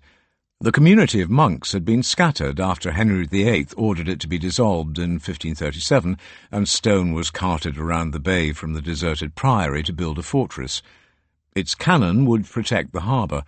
England and Scotland had been at war for much of the first half of the 16th century, and Lindisfarne had become a strategically important naval base. In 1543, the island was heavily garrisoned, and warships lay at anchor in the Ouse. To guard the western end of the natural harbour, 3 earth and timber forts were thrown up, and in 1670 a stone fort known as Osborne's Fort was built. In those days, the harbour reached farther inland, close to the eastern walls of the priory, and as far as the foot of the Marygate. The Union of the Crowns of 1603 and the Parliaments in 1707 made most of these defences redundant. By 1820, the castle had become a coastguard station, but by the end of the 19th century it had been abandoned, and the weather was destroying the fabric. Edward Hudson had made a great deal of money from Country Life, a magazine he founded, and in 1902 he bought the much-dilapidated Lindisfarne Castle. Sir Edwin Lutyens designed many country houses. The cenotaph in London was instrumental in the planning and architecture of New Delhi and had been the architect of the head office of Country Life. Hudson commissioned him to rebuild the castle, and after 9 years the exterior was beautifully realised, especially the western and southern facades. And work also went on off the site. From the northern windows a new garden could be seen. Walled on 3 sides, it was designed and planted by Hudson and Lutyens' friend Gertrude Jekyll, and it is a miracle of persistence. Having to take into account frequently hostile weather, she succeeded in creating a garden with a simple shape and planted in it many brilliantly and subtly colourful and hardy flowers and shrubs. Her scheme to have alpine and other varieties planted directly into the castle rock itself was dramatic. A boy was lured down from the walls in a basket, and into the crevices he shoved earth and bedded in young plants. Very few survived the salty winds and rain. The young guide I spoke to said he would be giving a talk in the ship-room, but I had time to look around the interior of the castle first. All of the rooms had been emptied of their furniture during the 2-year restoration, and in its place there was an exhibition of modern art. Even though they looked stark and cold without furniture, the interiors of the castle were a surprising contrast with the drama, completeness and warmth of the exterior. They seemed frankly dismal, poky and badly lit, with tiny windows. Winter supplies enough darkness in my life, and I like interiors to be bright and full of all the different sorts of light our climate gives us. I sat down on a stone window seat in the ship-room to listen to the young guide's talk, and he seemed nervous. Running quickly through the early history of the castle, he came to the period of Hudson and Lutyens. There was one interesting nugget I didn't know. Lutyens had thought the original tall chimneys were ugly, and reduced them by half. This meant that the open fires did not draw properly, and the guide pointed out how blackened with smoke the stone mantel in the ship-room was. It occurred to me that smoke probably also leaked into the rooms themselves, to say nothing of clothing, furniture, fabric, and curtains. Something of a design fault, Sir Edwin. As I was deciding Lindisfarne Castle was not a place I would like to live, another guide rushed in to say that because of the wind, the tide would shut earlier than the advertised times, and because, once again, the staff lived on the mainland, the castle would also shut. As the visitors fled to their cars, I walked down to watch the tide refloat the boats anchored in the Ouse. Fortified earlier by an excellent crab salad with extra chips at the Ship Inn, I sat down on the bench with the cable-tied messages under it. The long views south to Bamborough and the rocks of the Farne Islands are very soothing, little changed from when Cuthbert walked around the bay, and in the warming sun and the brisk wind I felt settled. I came to the Ouse because I wanted to think about Lindisfarne's long past, and a turning moment in Britain's history, something that took place precisely where I sat. I have often found that walking where Roman soldiers marched, or being in old churches where pilgrims came, can make time collapse on itself. Sitting on the edge of the Ouse, terrifying wraiths raced past me, with murder and plunder in their ghastly hearts. On the 8th of June, 793, what medieval chroniclers called a shower of hell burst over Lindisfarne. The entry in the Anglo-Saxon Chronicle wrote of fell portents. This year came dreadful forewarnings over the land of the Northumbrians, terrifying the people most woefully. These were immense sheets of lightning rushing through the air, and whirlwinds and fiery dragons flying across the firmament. These tremendous tokens were soon followed by a great famine, and, not long after, the harrowing inroads of heathen men made lamentable havoc in the Church of God in Holy Island by rapine and slaughter. The Vikings had sailed into history. Blown westwards across the North Sea by greed and a need for adventure, their dragon ships, the Drekki, were seen by the monks off the island coast. They looked different from the ships that usually plied the coasts. Roared on by their sea lords, the Viking oarsmen rowed hard for the stony beach to rasp up their Drekki above the tide line. And as the monks scattered, these pagan worshippers of Odin, Thor, Freya, and Chu did not hesitate to break down the doors of the church and steal everything of value that they saw. Any monks who stood in their way were cut down, and others no doubt fled to the dunes. It may be that Billfrith's jewel-encrusted cover for the Lindisfarne Gospels was ripped off the great book in a Viking raid. It is a miracle that the Gospels themselves survived. In the Priory Museum, what is known as the Doomsday Stone shows warriors attacking, their swords and axes raised above their heads, ready to strike. It may be part of a memorial to those whose blood spilled over the shrine and Cuthbert's coffin on that terrible day. Shockwaves reverberated throughout Western Europe. The monastery and its treasures were undefended. There had been no need. According to Bede, Lindisfarne was the very place where the Christian religion began in our nation, and God and the saints protected it. When news of the raid and its devastation reached Alcuin of York, a scholar who had gone to the court of Charlemagne and was considered by contemporaries the most learned man anywhere, he was stunned. His letters to Higbold, Bishop of Lindisfarne, have survived, and they reflect shock and recrimination. The church of St. Cuthbert is spattered with the blood of priests of God, stripped of all its ornament, exposed to the plundering of pagans, he wrote. More than shocked, Alcuin could not understand why God and the saints had allowed the Vikings to pillage the monastery. There had to be a reason. Here he asks Higbold to examine his conscience. Either this is the beginning of great tribulation, or else the sins of the inhabitants have called it upon them. Truly, it has not happened by chance, but it is a sign that it was well merited by someone. But now, you who are left, stand manfully, fight bravely, defend the camp of God. Alcuin may have had a point. Chroniclers recorded a conspiracy in 788 against King Elfwald of Northumbria led by a nobleman called Sika. The king was killed, but the coup d'etat appears not to have succeeded. Faction fighting continued, and 5 years later, Sika perished by his own hand. But on the 23rd of April, 793, only a few weeks before the Viking attack, this regicide and suicide was buried on the holy ground of Lindisfarne, presumably because his family had given gifts to the church. The incident appears to have been well known, the occasion of disapproving comment, and it may be that when Alcuin wrote to Higbald that the attack was merited, he might have had Sika in mind. The summer after the raid on Lindisfarne, Viking dragon ships were seen in the Hebrides, and the Dysert founded by St. Donan on the island of Egg was raided. In 1795, Iona was attacked, and many of the treasures of St. Columba were stolen.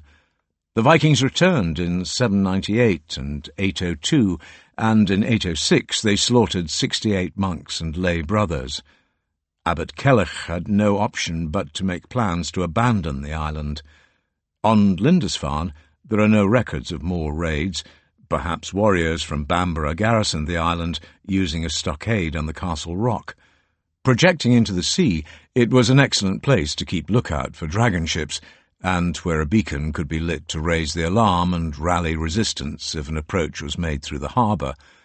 Used to undefended monasteries and easy pickings, the Vikings may have thought it too much trouble. Raids around the coastal communities continued throughout the early decades of the 9th century as fleets began to cross the North Sea. Some established Longforstan, ship camps where they had dragged the Drekki inland or upriver and built a stockade so that they could overwinter and resume raiding in the spring. It was the beginning of colonization. One of the earliest ship camps was set up at the mouth of the River Liffey, what became Dublin, and it was there the Vikings established their most lucrative activity. The early attackers stole portable loot, whatever glittered on the altar tables of monasteries, but they also took whoever could be abducted, bound and bundled onto the open deck of a dragon ship.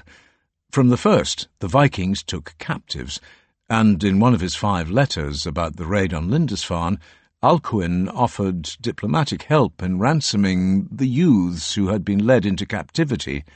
At Dublin, a busy slave market was established, and rather than jewelled crosses or gospel book covers, it was human trafficking that made Viking sea lords wealthy.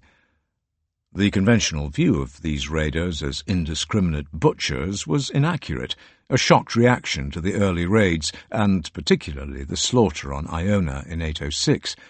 Monastic scribes called them the sons of death, and, like a bolt of Thor's lightning, they seemed to appear out of nowhere, sailing through the sea mists and trailing devastation in their wake. In reality, the Vikings wanted captives, not corpses. Merchants sailed from Muslim Spain and the North African coast to buy Christian slaves at the Dublin slave market. Fair-headed men and women were sold at a premium, and sometimes customers requested that they be castrated. Aristocratic captives also fetched high prices. Evidence from an analysis of ancestral DNA shows a scatter of Scottish markers in the modern population of the western seaboard of Norway. This may be a legacy of the slave trade, the descendants of captives brought back across the North Sea. For the year 841, the Anglo-Saxon Chronicle reported a resumption of raiding down the East Anglian coast and the old kingdom of Lindsey, now North Lincolnshire. Bishop Edgered of Lindisfarne may have felt uncomfortable at how close the threat of attack was creeping, and anxious that the sails of a fleet might be seen offshore rather than 2 or 3 ships. With his prior and chapter, he made plans to abandon the island. The traditional date for the departure of the monks is 875, but there is evidence that it took place 30 years before. In 655, King Oswy of Northumbria had gifted land to Lindisfarne at Ubbenford on the lower reaches of the Tweed. This place became known as Norham, originally the northern settlement, and it watched over the first ford upriver from Berwick. A wooden church was established, and soon after he became bishop, Edgered had a stone church built on its footprint and dedicated to St. Ceolwulf. It has disappeared, its site thought to be under a stand of yew trees to the east of the large medieval church. Around it, there is a good deal of evidence to suggest that something more than a church was built there during Edred's time. The very large churchyard hints at a monastic precinct, and on the village green there is a preaching cross, possibly a successor to something older. In the medieval church there are individual fragments of cross shafts. Clumsily cemented together in a column are many other fragments, including a carving of an angel that came from other crosses around an earlier church. For more than a century, Norham had also been the mother church, the matrix ecclesia, as well as the administrative centre of Norhamshire, an extensive and early royal grant to Lindisfarne. As the threat of Viking attack edged closer, Bishop Edred led a sad exodus across the sands, and the holy island of Lindisfarne was abandoned. The wanderings of the congregation of St. Cuthbert had begun. All of his relics and those of other saints, such as Oswald and Aidan, were loaded onto carts. Cuthbert's coffin may indeed have been carried by relays of bearers, as suggested by the sculpture in St. Mary's. It is also thought that Aidan's original wooden church, itself a sacred relic, was dismantled and brought to Norham.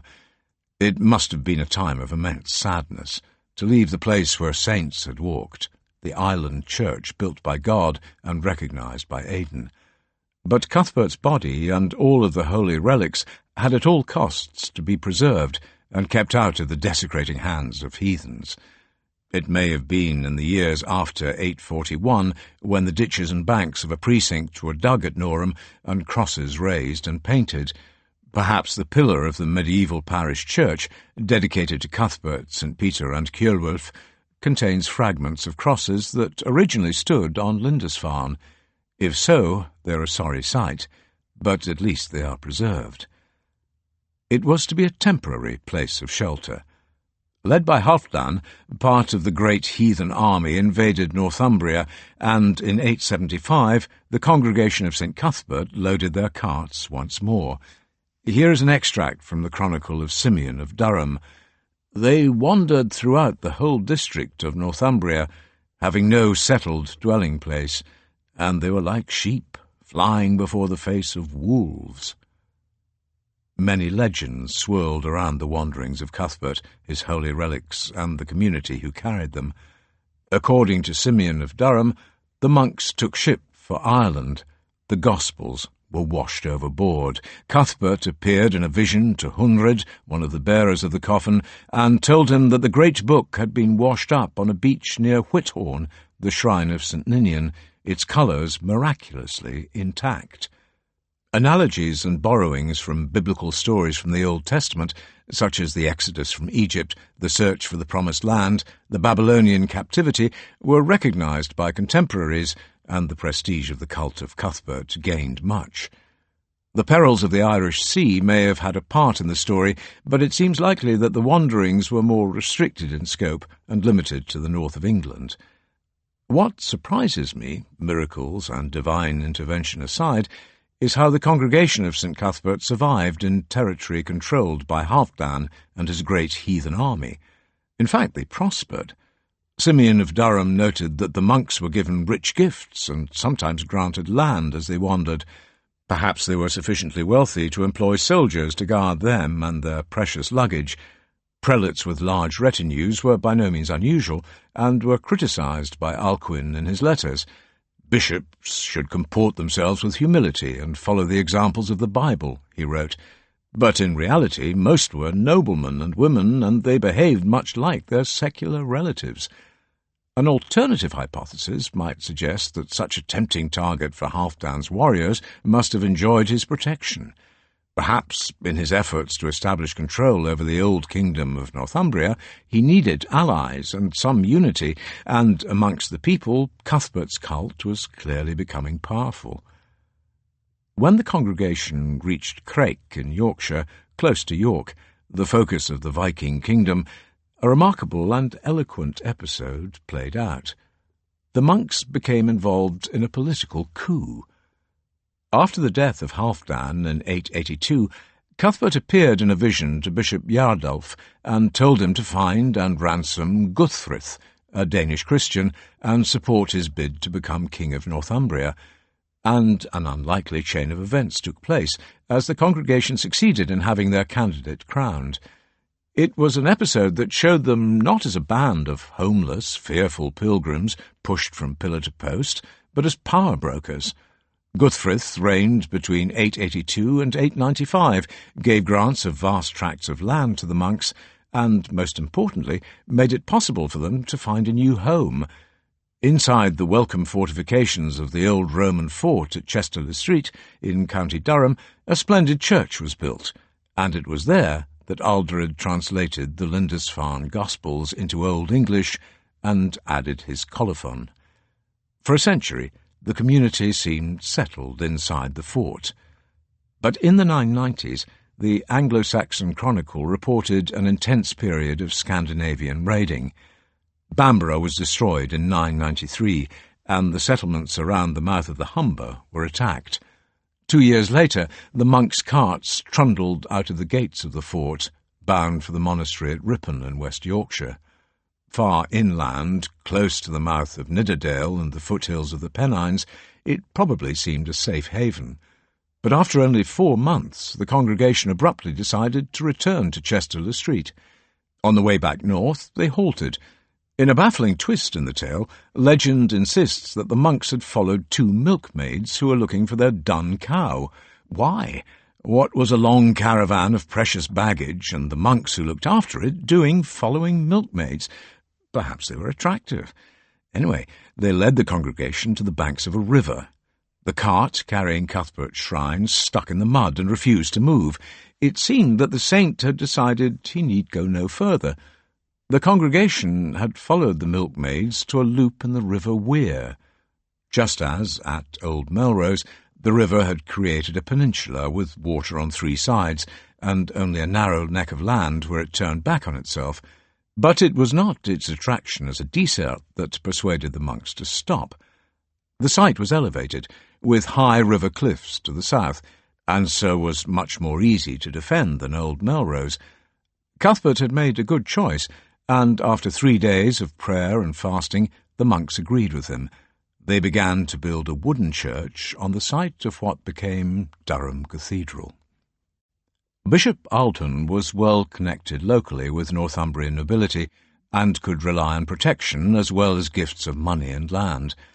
The wooden church was quickly replaced by the white church of stone, and after it was consecrated in 998, Cuthbert's coffin and his shrine had at last found a home, and the monks had found an income. The white church was completed in 1018, and one of the earliest of many pilgrims who came to the River Peninsula at Durham was King Canute. Ruling over what amounted to an empire of the North Sea that encompassed not only England but also Denmark and Norway, this immensely powerful and capable man both endorsed the cult of Cuthbert and was endorsed by it. Pilgrims began to come to Durham in large numbers, and the bishopric became extremely wealthy and widely landed.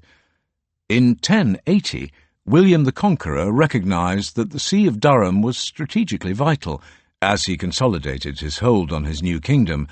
Needing a bulwark in the north against the Scots, he appointed William de Caerleff as the first Bishop Palatine, what became known as a Prince Bishop. In addition to governing the Church's lands up to and beyond the Tweed, the Bishop Palatine was given extensive secular powers, both military and civil.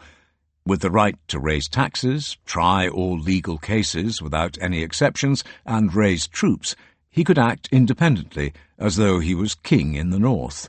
Speed of reaction to invasion was the reason why the king in the south created the bishopric Palatine to hold the north. At that time, the building of the present cathedral began in earnest, and a great deal of money was needed. When Ranulph Flambard, a successful civil servant and courtier, was made bishop, he paid little attention to spiritual duties.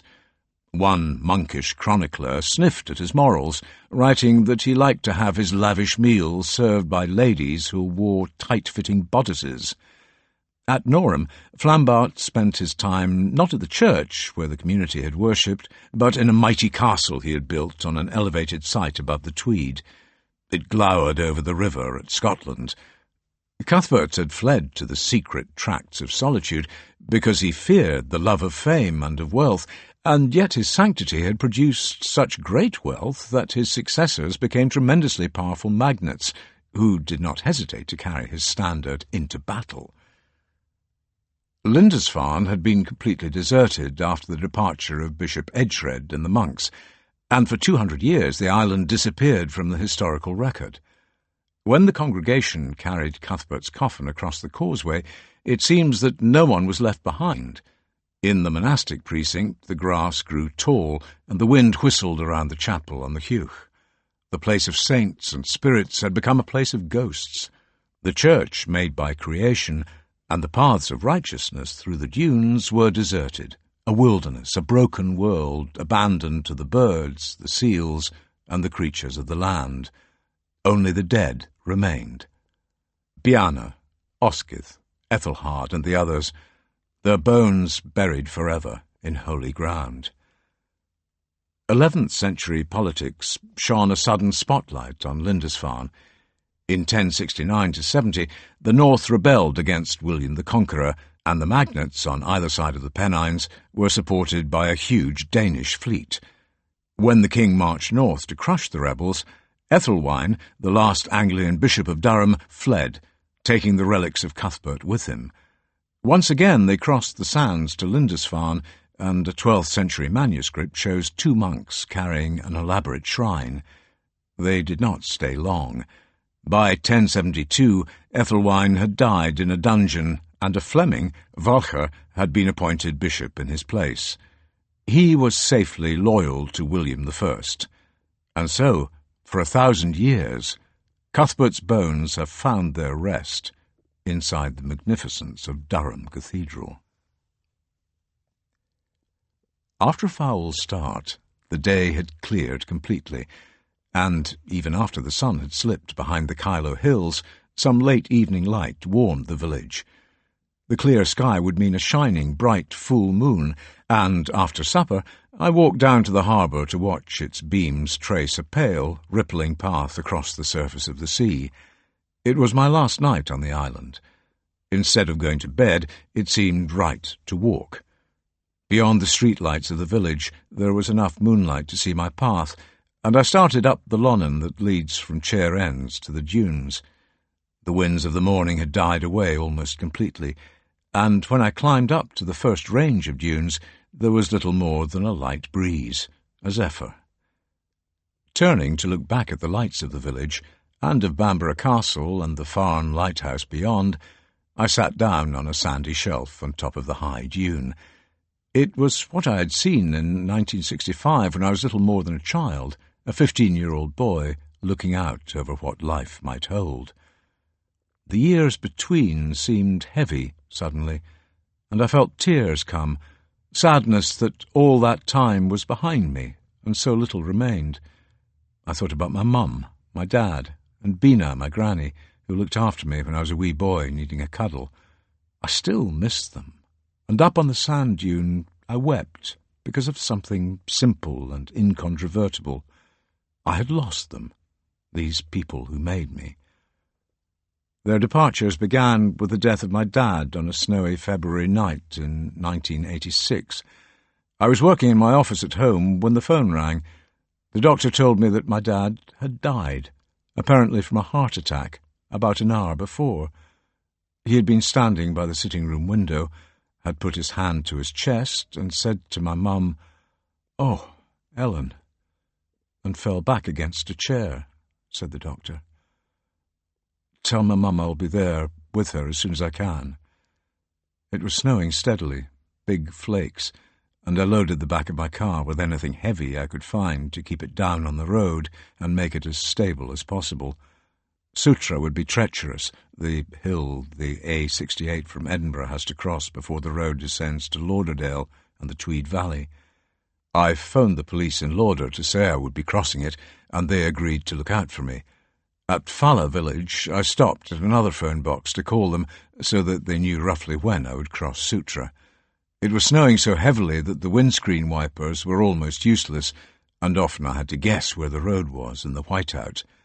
But I made it, keeping focus by playing music very loud, driving everything out of my head except the thought that I must be with my mum.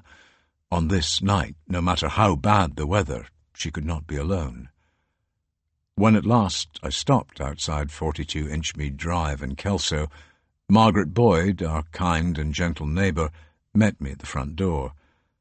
My mum was hunched by the fire, staring at it, in shock, and when I embraced her she felt limp, exhausted. Adam, Margaret's husband, was an immensely strong man, and he had carried my dad's body upstairs to the bedroom. When I went up, I lay next to him for a while, holding his cold hand. After a time, Margaret knocked on the door. "Alistair, your engine is still running." When I went out to turn the key, I looked down the road, its yellow street lights only just visible through the falling snow, and I thought that one day my son would make this journey. I stayed on the dune for a long time, watching the moon move slowly across the sky, thinking about the dead and about my children and grandchildren and their lives to come. Cuthbert had a powerful faith, and no doubt it was much tested, especially towards the end of his life.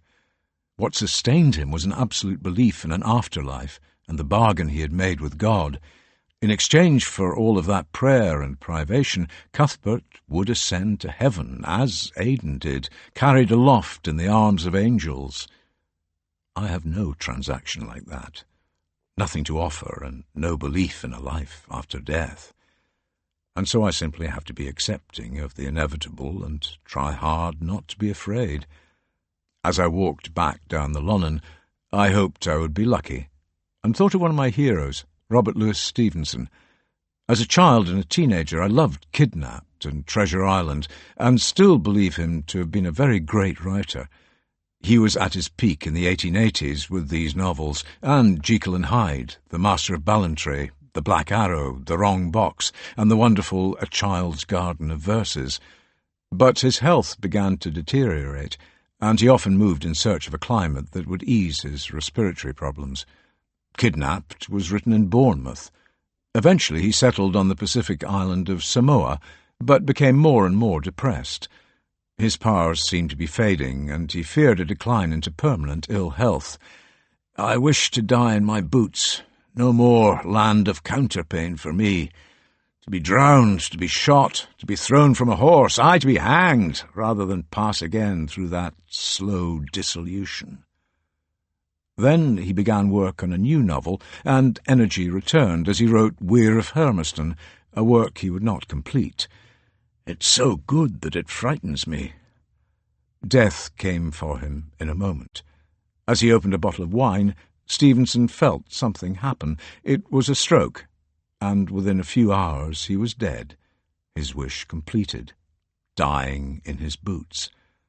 He wrote a requiem to be inscribed on his tombstone, and I love its sentiments very much. "Under the wide and starry sky, dig the grave and let me lie. Glad did I live, and gladly die, and laid me down with a will. This be the verse you grave for me. Here he lies, where he longed to be. Home is the sailor, home from the sea, and the hunter, home from the hill." That is what I hope for, some years of decent health and good work, and an increasing sense of acceptance and perhaps peace. With all the medical advances of the last century, we are living longer and longer, and I believe that we spend too much time denying death, frantically postponing it and consequently not thinking about what we'll do when it comes, not making preparations. If my time on the island had taught me anything, it was to come out of that sort of denial. In any case, age need not be seen as a continuing series of losses. Perhaps wisdom of a modest sort can be gained. For me, there is also the joy of my children, Adam, Helen, and Beth, my grandchild, Grace, and I hope her cousins to come. That is not the eternal life, so devoutly wished for by Cuthbert, but it is a version of it.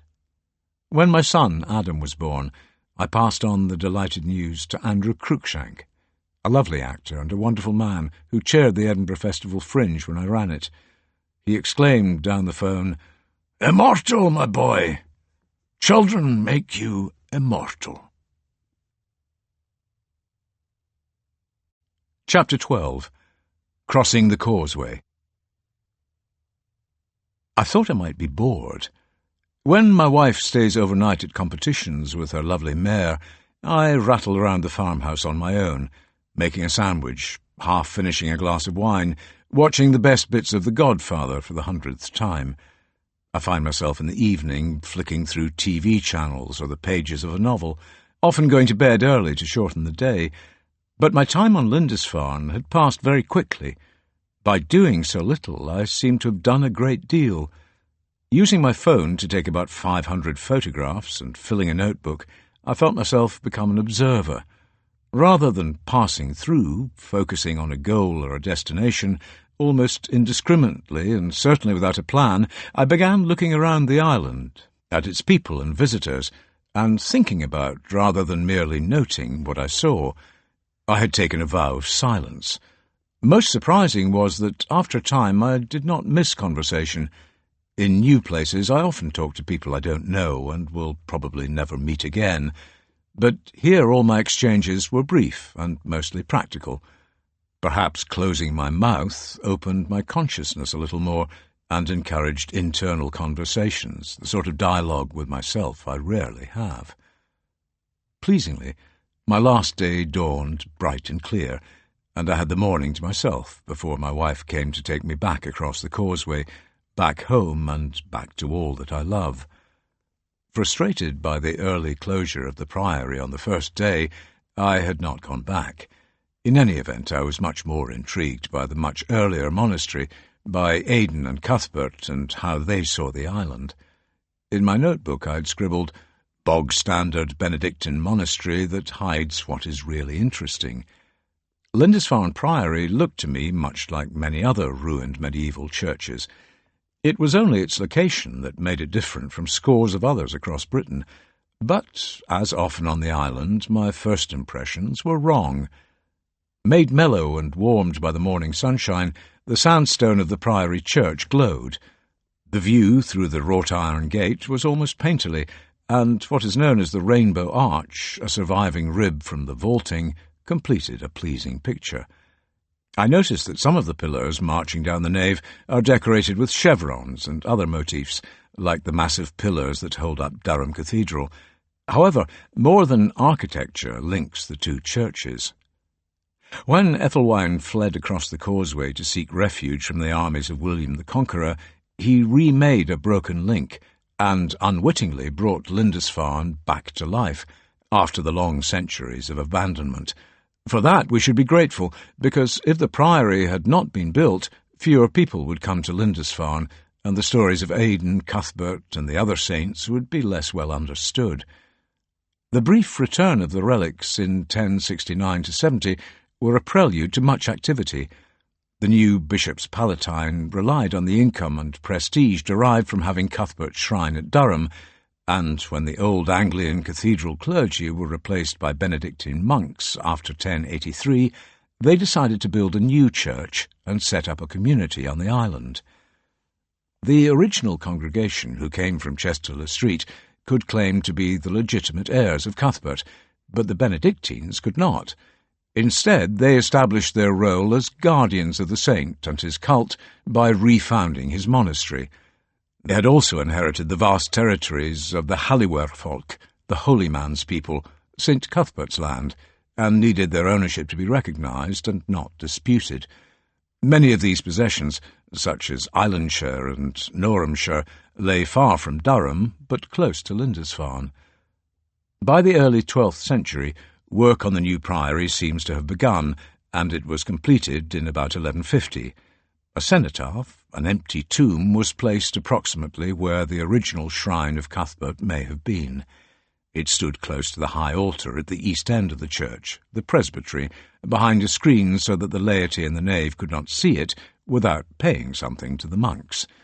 This was set up partly to encourage pilgrimage and provide income, but also to make clear the close links with Durham and its guardianship of the Shrine of Cuthbert. The fact that the church was built first, and not, as was usual, the accommodation for the monks, underlies the importance the bishops palatine placed on securing their legitimacy as heirs of Cuthbert's legacy.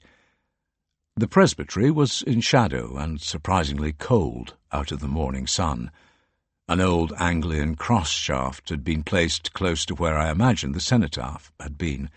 I wondered how anyone could know the location of the original coffin after 2 centuries, and indeed, as the excavations on the Hugh have suggested, the saint's body may have rested in the chapel known as St. Cuthbert's in the Sky.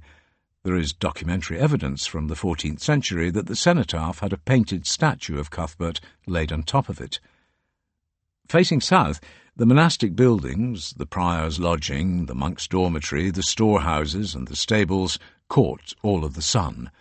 There seems to be no cloister, but a large hall, and also the remains of a Barbican gateway with a narrow cobbled roadway running through it. This was a part of a series of defensive works made necessary by the outbreak of the long, intermittent war between Scotland and England that began in the late 13th century.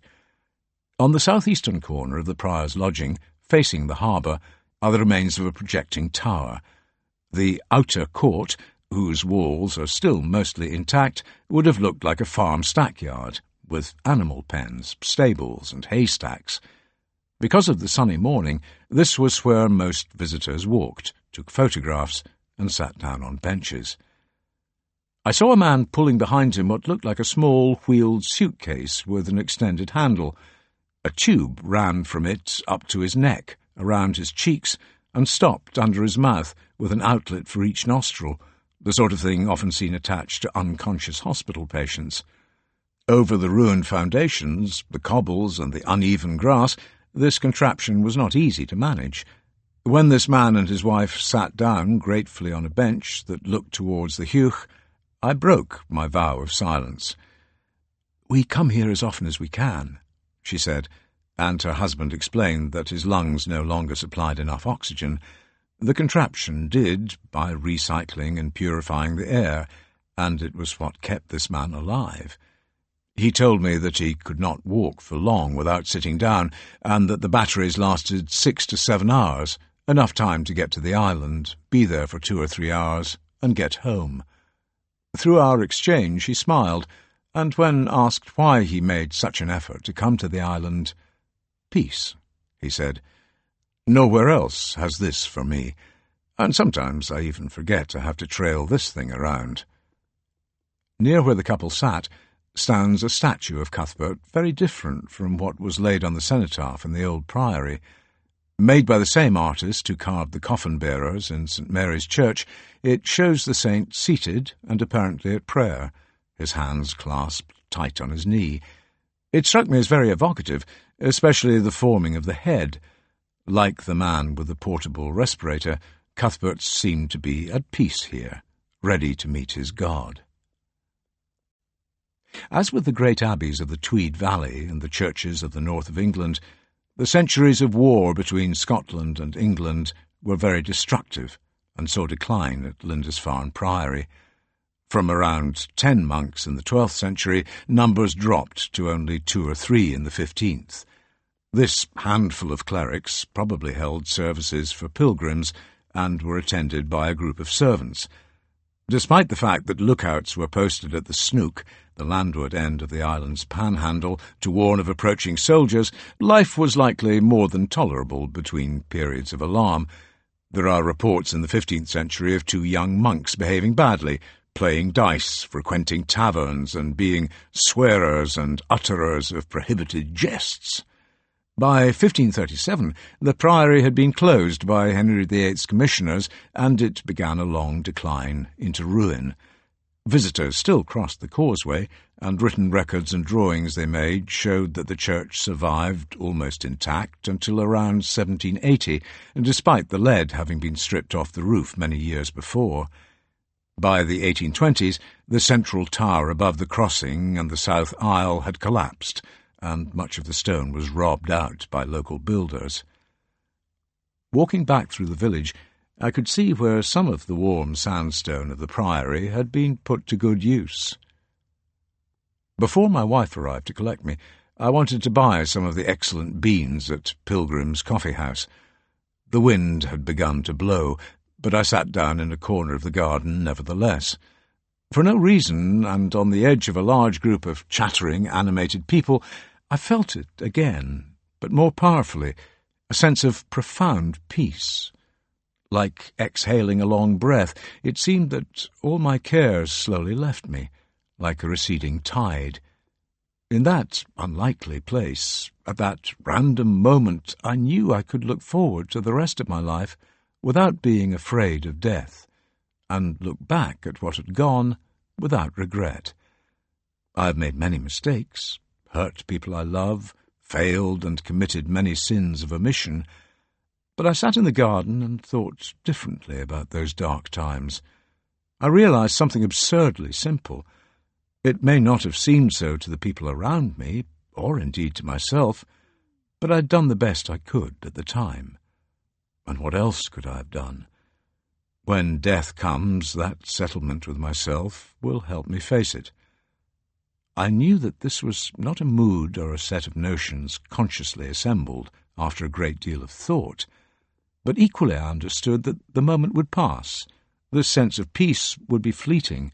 Something would happen to blow clouds over the sun, and my attitudes would darken once more. But I knew at last that it was possible to come to an accommodation with the past, and have real hope for a bright future.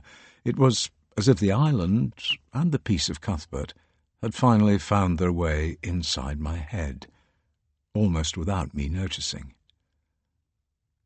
I can only ponder more profound matters for a short time. I can't seem to consider life, death, and everything for longer than about 10 minutes. Perhaps that is because, unlike Cuthbert, Dritham, Boysel, and the other ascetics, I don't force myself to pray, stand up to my neck in freezing water, or fast, using that effort of will to force out everything except the need to know the mind of God. The starlings and predatory sparrows circled and hopped on the table, but I only had coffee, so they moved on to other, better prospects, with plates of scones or bacon rolls. Just as Cuthbert felt with the sea otters, the birds of Lindisfarne, and the eagle, this closeness was not an irritation to me, as it was 4 days ago. It felt good. Birds' behaviour, except when there are crumbs and titbits about, is difficult to read. These descendants of dinosaurs are enigmatic. From the bench at Emmanuel Head, I'd watched eider ducks flying very fast, straight out to sea. Where were they going, and what was the urgency? Birds were everywhere on Lindisfarne, and I wished I understood more about them. Thinking about my time on the island, it occurred to me that the daily, weekly, monthly, annual, eternal battle to do good work, to take care of my family, to solve problems, or at least mitigate their effect, does not seem to allow many breaks. That is where my stay in Lindisfarne had been different. By isolating myself, at least when the tide was shut, with no transport except my legs, I could do little about anything. I just had to let things go. Over the past days, I had become better and better at that, and while the whole journey from Old Melrose had not been an epiphany, I don't believe in instant conversions or blinding lights, so much as a good beginning, I could see it as the first few faltering steps in learning how to die. Now I knew it was possible to find Cuthbert's peace, and I had discovered where it could be found. I decided I needed to keep coming back to the Island of Tides. Chapter 13. The Rock. 4 weeks after I left Lindisfarne, I set out on the last part of the broken journey that had begun on Brotherston Hill 2 months before. I wanted to go to Lindisfarne, the tiny island that lies offshore Bamborough Castle. Cuthbert died there on the 20th of March, 687, and I thought it right to see where his story ended before this one did. Boat trips run from sea houses until the end of October, and if I was to spend more than an hour or so on the island, I needed to catch the earliest sailing at 10 a.m. That meant an even earlier start for me, up at 5:30 a.m. to see the dogs and take Maidie, my little West Highland Terrier, out for her morning walk in the dark. A month after the moon had shone bright on Lindisfarne, it was full again and high in a clear sky. When I switched on the lights in the kitchen to make tea and feed the dogs, I heard an insistent tapping and scratching. It was the time of year when wood mice try to find a way into the warmth of the farmhouse, and I wondered about one causing chaos somewhere in the cupboards, but the dogs made no fuss. Then I saw it, a tiny goldcrest, its yellow-streaked head visible in the light by the window. Hanging onto the frame, it was tapping at the wood to flush out the tiny insects that had taken refuge there. The moon shadows behind the hedges and woods were black dark, but the tracks were bathed in a monochrome light. Maidie and I had no trouble finding our way. The open sky and a stiff north wind made the early morning bitterly cold. Once out of the lee of the trees that line our track and onto the old road that leads down to the valley floor, we both shivered and walked more briskly. The light came first from the west, but the high, pale moon against a grey sky was slowly matched by a gathering of pink in the east as the sun began to climb. I thought of rushing around the bay to watch it rise at Lindisfarne Castle. From the old road there are long views down our little valley, and I saw dark morning lights, a searchlight sweeping over the high ground, perhaps someone out early, lamping for foxes. There were headlights moving up the Thief Road. About 3 miles away, and once a track used by cattle thieves, it leads up into the hills to the south. A few moments later, the headlights swung across the moorland plateau and disappeared. By the time I hung up my jacket in the porch and went to make some breakfast, the colours of the land were slowly coming alive, the sun's first rays lighting up the tops of the trees around the farmhouse. After turning off the A1, south of Berwick, the road quickly finds the coast and climbs up past a links golf course before a stunning reveal takes place. Around a corner, the breath-catching, mighty mass of Bamborough Castle suddenly comes into view. Towering over the little village at its foot and looking out over the sea beyond, it is epic in its scale and setting, surely a fortress that reflected the power of the kings who built it. Enhanced by the restoration and remodelling commissioned by William Armstrong more than a century ago, it must be the most dramatic castle in Britain, even more impressive than Edinburgh. History seems to seep out of its stones. 3 miles further south lies an eye-watering contrast with all that grandeur. From a former life as a fishing port and safe harbour, Sea Houses has been rebuilt as a miniature Blackpool. On 3 sides of its central roundabout are chip shops, with seating for hundreds, and long takeaway counters, an amusement arcade whose dark interior winks with lights, a bargain clothing shop, a crazy golf course round the corner, more chip shops, and, masquerading as a gift shop, an Aladdin's cave that seems to defy every rule of the retail trade. I love it all. Billy Shiel's boat trips sail from the end of the harbour pier, and, despite the sunny, windless day, there seemed to be only 3 passengers boarding the St. Cuthbert II.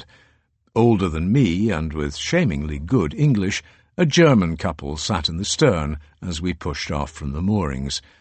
Most people make these trips to see the bird life, especially in the breeding season, and the seals, but the puffins and the other migrating species were long gone. My plan was to be put ashore on Inner Farne and be picked up by a later sailing. I wanted to spend as much time on Cuthbert's Island as I could. But first we were to make our way out to the farthest islands in the little archipelago. Depending on the tides, there are either 15 or 20, some of them little more than rocks peeping above the waves. As we nosed slowly out of Sea Houses harbour, past the high concrete signs of the pier, I felt a familiar frisson of fear. The pier rises sheer and monumental out of the harbour, like a bulwark against the deeps of the sea. I swim like a brick, and if I fell overboard I would surely drown. I noted where the lifebelts were stowed. Mercifully it was flat calm, and when we cleared the harbour entrance to plough out into the open sea, the low rocks of the Farnes came into view. They look deceptive. As we sailed closer, the southwestern cliffs of the tiny island of Lindisfarne rose up out of the water, high and jagged. Parts were vertical stacks, almost detached from the cliff face. The skipper took us past Cuthbert's Island to sail through a very narrow channel between Little Skarkar and Big Skarkar, two rocks that must have been singular undersea crags with very steep sides, invisible under the water. If the boat had had wing mirrors, they would have scraped against the low cliffs. Several cormorants perched above us, and the German couple took photographs. The birds reminded me of Graculus, the talking messenger bird from Noggin the Nog, a TV cartoon I loved when I was a child. The German man rarely removed his arms from around his wife's shoulders or her waist, and while it looked like genuine affection, I wondered if she was as nervous a sailor as me. In the distance I could see Brownsman Island, the site of the original, relatively primitive, Longstone lighthouse. Beyond it is the modern version, on top of its characteristic red and white tower, the light I saw from Lindisfarne. The lighthouse features in a very famous and dramatic story. At about 4 a.m. on the 7th of September 1838, tremendous seas and gale-force winds drove the steamship Forfarshire onto the deadly rocks of the Farnes. The ship foundered on Big Harker, between Brownsman and Longstone, and immediately broke in two. 43 of those on board were plunged into the deeps to their deaths. As dawn broke through the storm clouds, Grace Darling, the daughter of the keeper of the Longstone lighthouse, saw the outline of the wreck and searched through the swirling mist with a telescope for any signs of survivors. At about 7 a.m, she saw some movement on the black sea-lashed rocks, and in an open boat with her father, she rowed out into the mountainous seas to attempt a rescue. Taking a lured and lengthy course, they made 2 trips, and 9 people were saved. A week later, the Newcastle Journal carried a full account of the episode, which stressed that it was Grace who had persuaded her father, William Darling, to put to sea in the storm. The story was picked up by the London Times, and its report asked, "Is there, in the whole field of history, or of fiction even, one instance of female heroism to compare for one moment with this?" Grace Darling immediately became the object of hysterical admiration. Tourists came to the Farnes to see her, to beg for a lock of her hair. Offers of marriage poured in, awards, decorations. A London theatre offered her a starring role in Wreck at Sea for £50 a week. William Wordsworth was moved to write a eulogy, and she was made National Heroine of Japan. There is now a Grace Darling Museum in Bamborough. The museum is also a monument to a story that spun out of control, a very early example of how newspapers can create a perception that obscures much of the truth. What really happened as the sea boiled around the deadly rocks was buried under all the adulation. As with many jobs in the 19th century, lighthouse keeping involved the whole family, although only one man was paid. When the Forfarshire struck Big Harker at 4 a.m, Mrs. Darling was on watch while her husband slept. The day before, Grace had helped her father to lash their rowing boat safely before the coming storm. Her brother, William Darling Jr., was also part of the family business. And so it was by no means unusual for Grace to be scanning the seascape with a telescope. In Grace Darling, Her True Story, written by her sister, Thomasin, and Mr. Daniel Atkinson, it is made clear that William Darling Sr. made the decision to attempt a rescue because he believed that neither the Sea Houses or Bamborough lifeboats would launch in such a fierce storm. Darling's rowing boat was the only chance for the survivors of the Forfarshire, and since his son was away, only Grace was available to row with him. What she did was indeed heroic, but not quite as heroic as the newspapers made out. In fact, Grace seems to have been embarrassed at all the fuss, and it may have contributed to her early death in 1841, 3 years after the rescue. The seabed around the Farnes is littered with the hulks of hundreds of wrecks, and the bones of thousands of sailors who drowned, thrashing and struggling in the icy waters. These were not thoughts to comfort a nervous sailor. On a day of bright sunshine and flat calm, the Farne Islands looked very different from the night of the fatal storm that drove the Forfarshire against the rocks almost 200 years ago.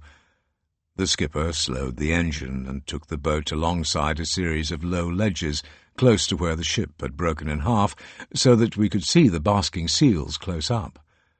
Unlike the howling choir on the sandbanks off Lindisfarne, these were much bigger North Atlantic seals, rather than the common or grey seals.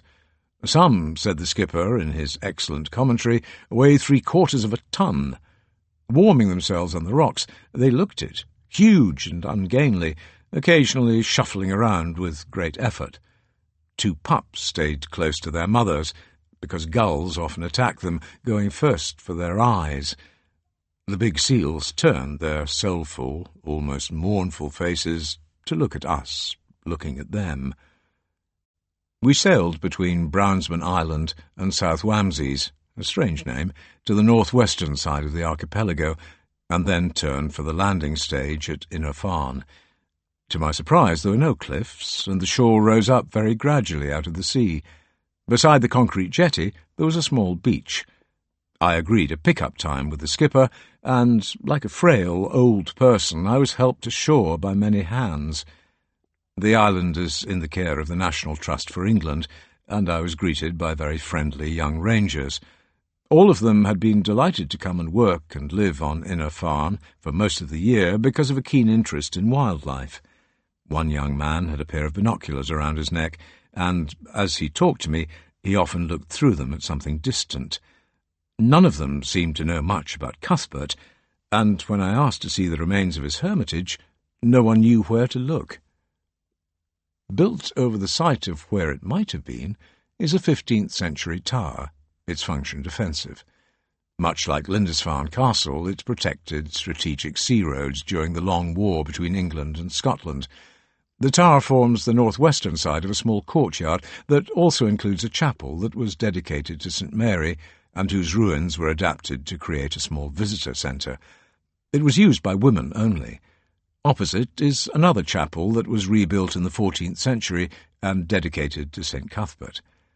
Inside I found elaborately carved wooden pews that would not have looked out of place in a cathedral, and a tripartite stained-glass window with a portrait of Cuthbert holding the head of St. Oswald, flanked by St. Aidan and St. Ethelwold, a later hermit on Inner Farne. There is also a monument to Grace Darling, with some overwrought lines below her name that begin, "Oh, that winds and waves could speak of things that their united power called forth from the pure depths of her humanity." On the floor were some carved stones that were medieval in style, but in and around the courtyard, in the places where I was allowed to venture, I could find no sign of Cuthbert.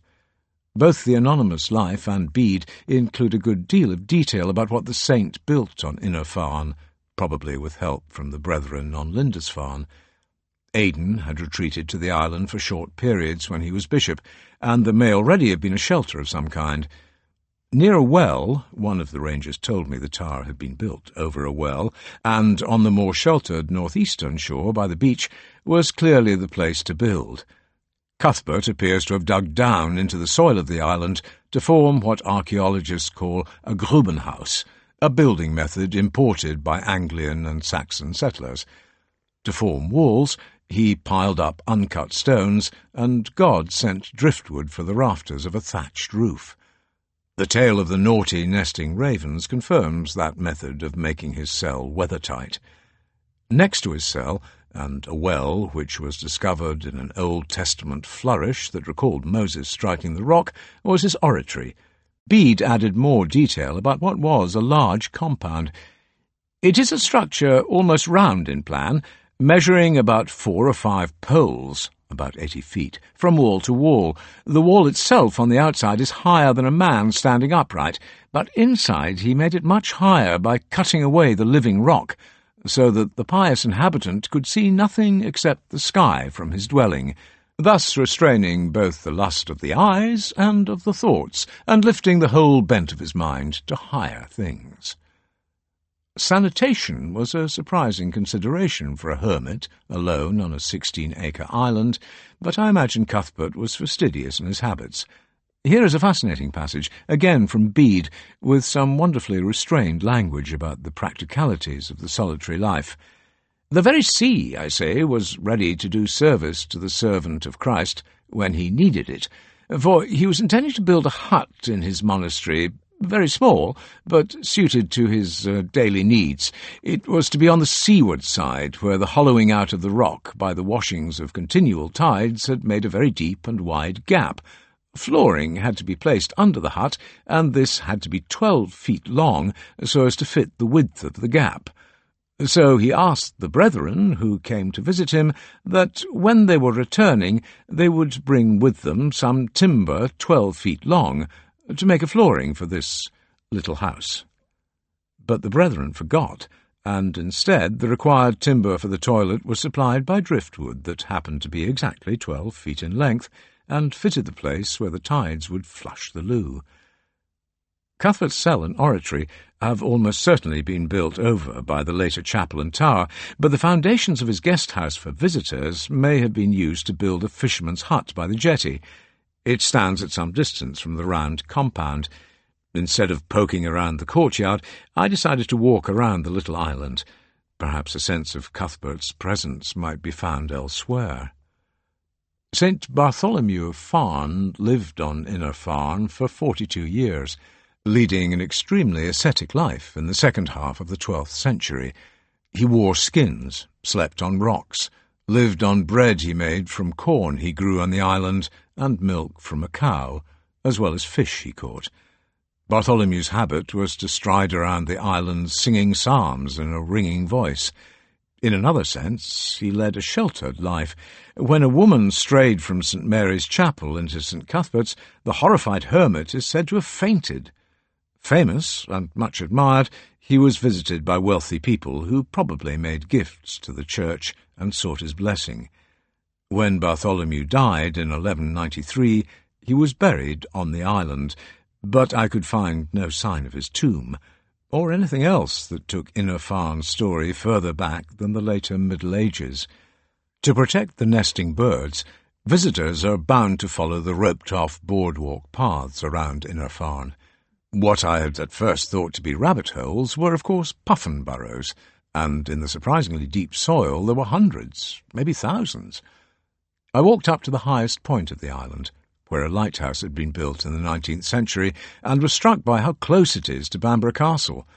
The Northumbrian kings who looked out to sea could not miss Inner Farne, the place where, according to the anonymous life, Cuthbert did battle with evil, and a place where, before this, almost no one could remain alone for any length of time on account of the various illusions caused by devils.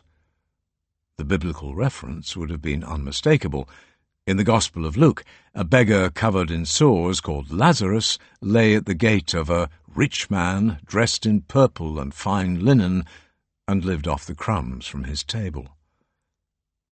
Beyond the lighthouse was a sheer drop to the sea, and the stacks I had seen from the boat were very dramatic. I wondered if there were prayer holes in the cliff, like those on the Heuch on Lindisfarne. Amongst the shelved rocks where I stood was a beautifully formed natural basin where rainwater had gathered, similar to what I had seen on top of Cuddy's Cave. Swimming offshore were 2 eider ducks, known locally as Cuddy's ducks. When he lived on Inner Farne, the saint insisted that the birds not be attacked or their eggs taken. This very early conservation initiative was something the young rangers did know about the hermit. Neither the anonymous life nor Bede's note the date when Cuthbert laid down the cares of office on Lindisfarne and came first to live alone on the island, but his last period of only a few months is well documented. After Christmas 686, and despite what seems to have been a worsening, debilitating illness, Cuthbert sailed the winter seas to Inner Farne. His trust in God must have been absolute. In the place where he had prayed, sung psalms, and fought devils, he wanted to meet his Maker. From Bede's account, it appears that he was often not alone. In the last week of his life, Herefrith, who became abbot of Lindisfarne, came with other brethren, and much of what Bede wrote is his verbatim recollection. As Cuthbert's condition deteriorated, and the stress of his sickness took from him the power of speech, he retreated to his oratory. Herefrith remembered, "I entered into him about the 9th hour of the day, and I found him lying in a corner of his oratory, opposite to the altar. So I sat down by him. He did not say much, because the weight of his affliction had lessened the power of speech." After Cuthbert had passed a quiet day in the expectation of future bliss, his condition worsened once more. On the night of the 20th of March, 687, he died.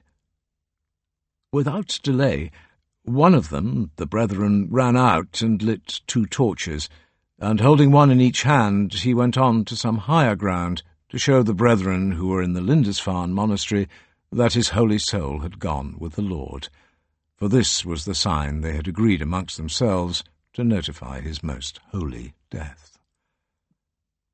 When the watcher on the Hugh, 5 miles to the north, saw the pinpricks of flaring torchlight on Inner Farne, he may have lit an answering beacon. Cuthbert had told Herefrith that he wished to be buried on Inner Farne, where, to some small extent, I have fought my fight for the Lord, where I desire to finish my course, and where I hope I shall be raised up to receive the crown of righteousness from the righteous judge. He was also anxious about pilgrimage, showing a keen awareness of how cults develop, and about the influx of fugitives and guilty men of every sort to Lindisfarne. Eventually, Herefrith managed to persuade him to allow his body to be taken back to the monastery. The earlier anonymous life makes no mention of Cuthbert's reluctance, whereas Bede spends a page rehearsing the discussion, and in it there is a powerful sense of reading history backwards. By the time he wrote his account, the cult of Cuthbert had flowered. The Lindisfarne Gospels were complete in all their glory, and no doubt many pilgrims were making their way to his tomb and contributing gifts to the monastery and the church in general. It probably appeared seemly to Bede for Cuthbert to have shown reluctance to accept in death the fame he feared in life. Here is the succinct passage from the anonymous life on the day it became clear that Cuthbert had been elevated to sainthood.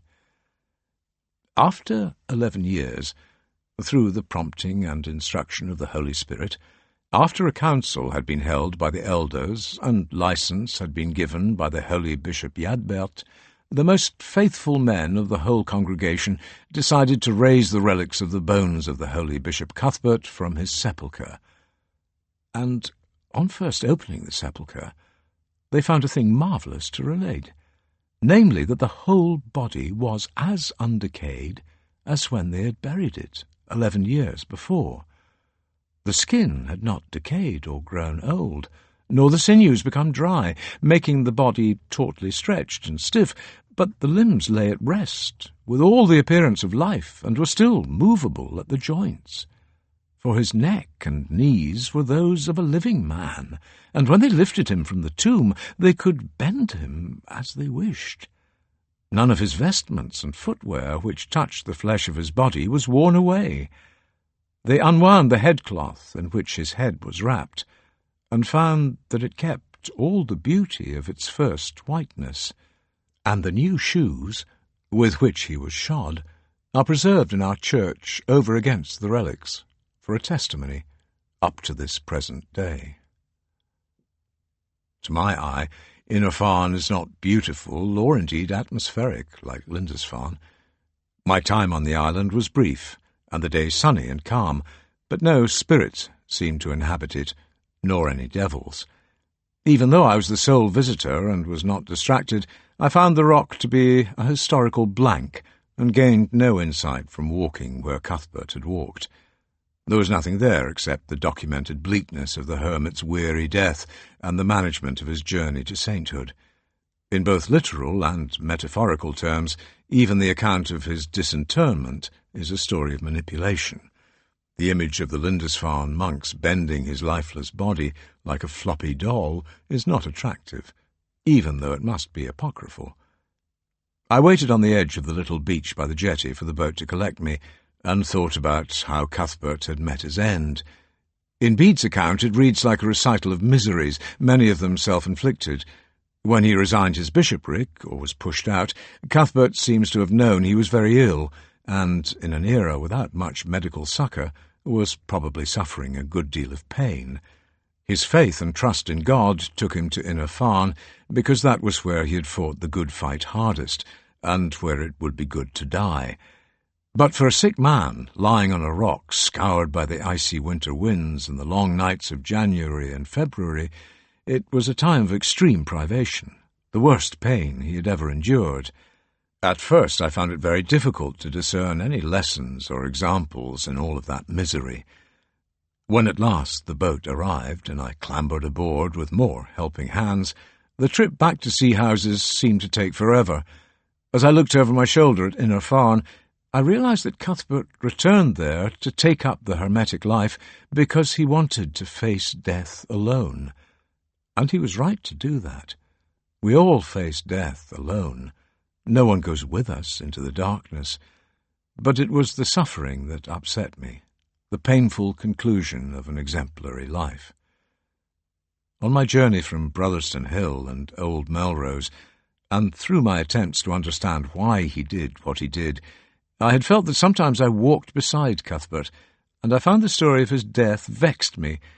What I seek is not something philosophically complex. I'm no philosopher. I want to be at peace with myself when I come to the moment of death, and I hope that illness will not make it painful.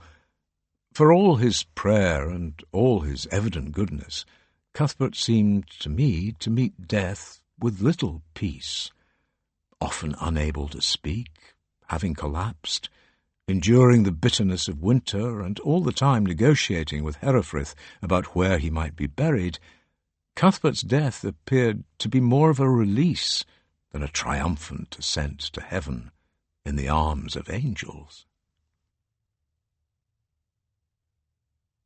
Epilogue. Godless.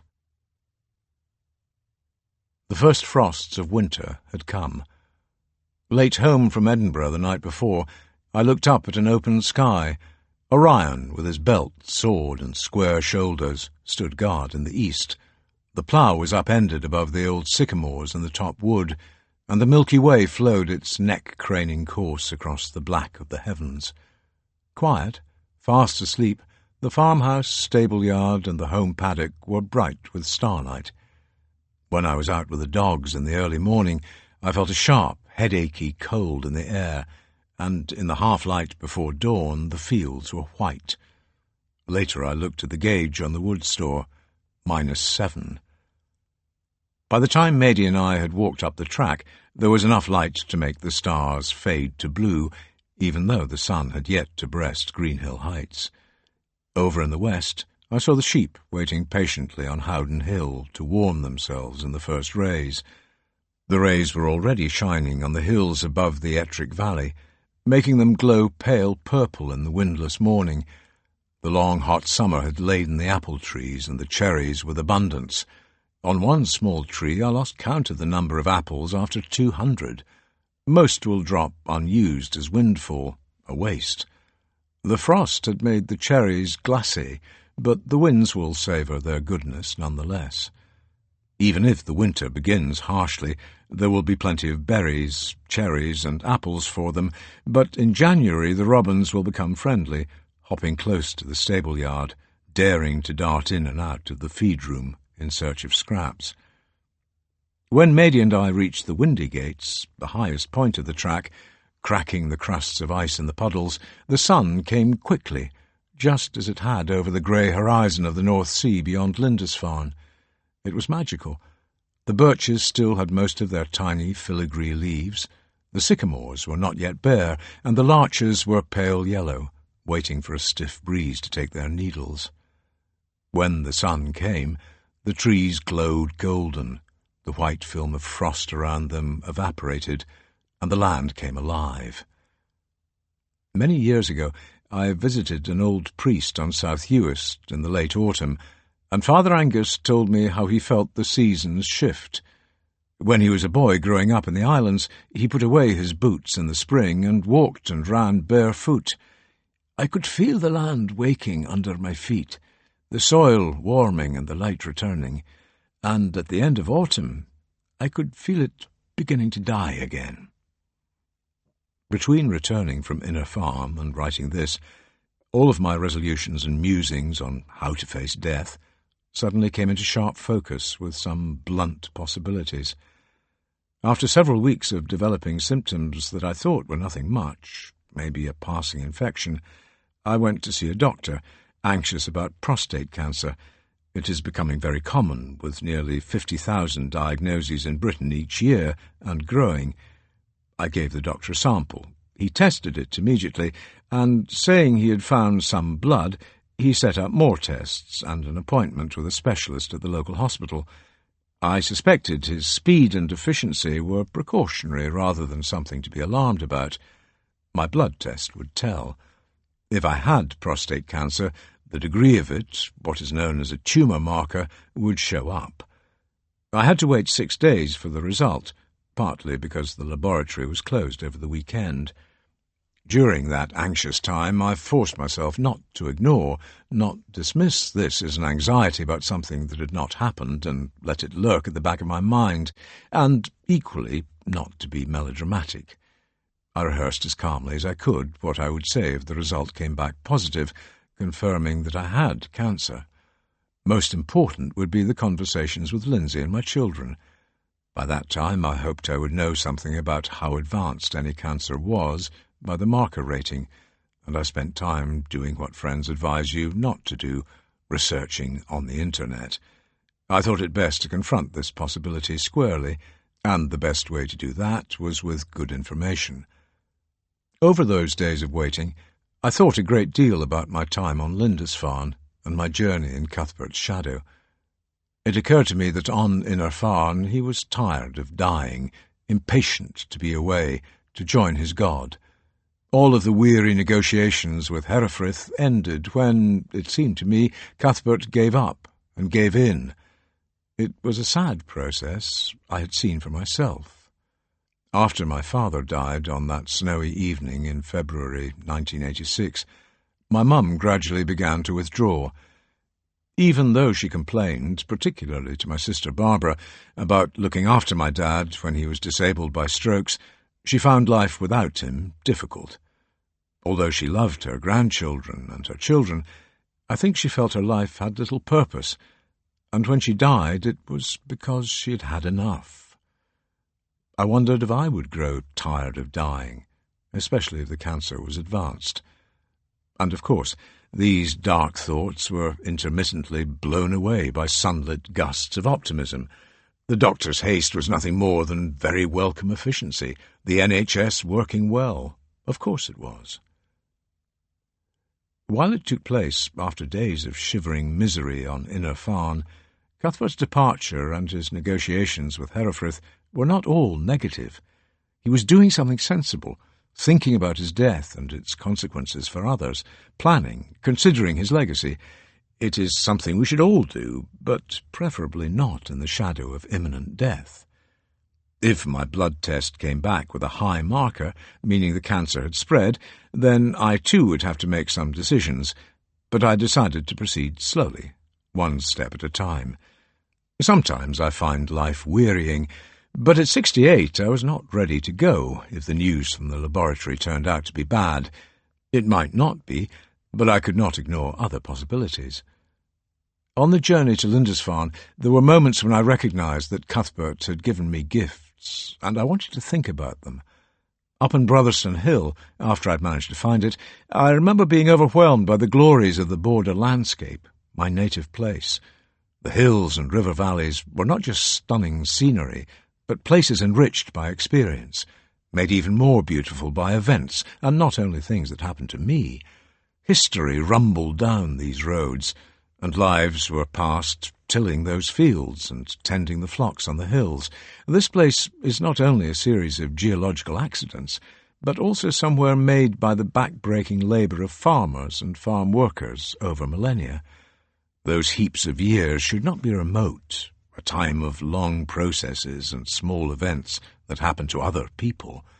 My family has been in the Tweed Valley for many centuries, their lives unremarked by historians, and they and countless others made the land look the way it does. Long before I walked its roads and tracks, they walked them too. For me, history is not something found in books or in TV programs. It is deeply personal. Up on Brotherston Hill, I understood that. As I walked the banks of the Tweed and Till, and across the moors and the Kyloe Hills, I looked at the changing landscape, but also noted how little its essence had altered since Cuthbert's time. History is about change and loss, but also about continuity. There were times I saw sights Cuthbert had seen, and often I felt I could reach out across the centuries to take his hand. He has achieved immortality of a sort, living on through the pages of history, his exemplary life inspiring many pilgrims to keep his memory bright. Mine will fade much more quickly, probably dying with the generation after my grandchildren's, but it is enough to know that my children and theirs will remember me and understand something of the continuity I cherish as the generations unfurl after them.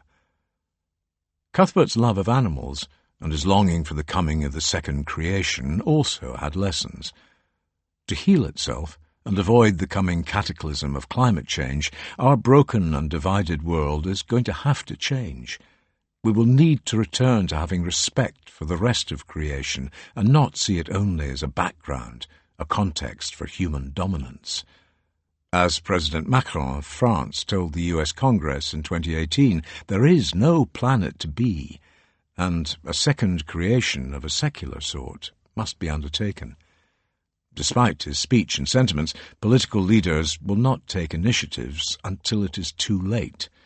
The atavistic chaos in the United States and elsewhere means that communities and individuals have to begin the necessary process of change from exploitation to respect for our world. Cuthbert loved it because it was God's creation, and we should love it because there is no alternative. The central difficulty is the disunity of purpose and policy across what seem like impossible and impassable divides. While building vast cities that are the toxic engines of pollution, the Chinese appear to be bent on growth at all costs, on dominance even, while other Asian economies are expanding at dangerous and poisonous rates. The president of Brazil seems poised to sanction attacks on the Amazonian rainforest. All of these nations want the standard of living the West has long enjoyed, and are unlikely to listen to lectures on climate change and its causes. This is nothing less than the greatest crisis in the world's history, and all we as individuals can do is live simpler, less consuming lives. Throughout his adult life, Cuthbert craved solitude so that he had no distractions in his endless quest to move closer to God. He went to extraordinary lengths to achieve a hermetic life. By comparison to the cold and hungry years he spent alone, my time on Lindisfarne was piddling, but it did teach me something important. I have never in all my life spent such a long time alone and largely silent. To my surprise, I not only became comfortable in my own company, but I also enjoyed the peace that descended when I sat alone on the Hugh or out at Emmanuel Head.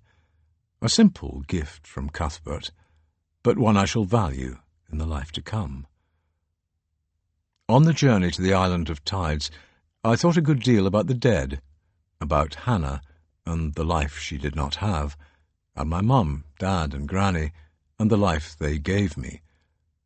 Instead of shedding more tears, all too easy for me, I found myself learning another lesson.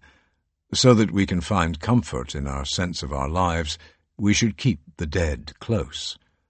They live on in us, just as we shall live on in the lives of our children and grandchildren.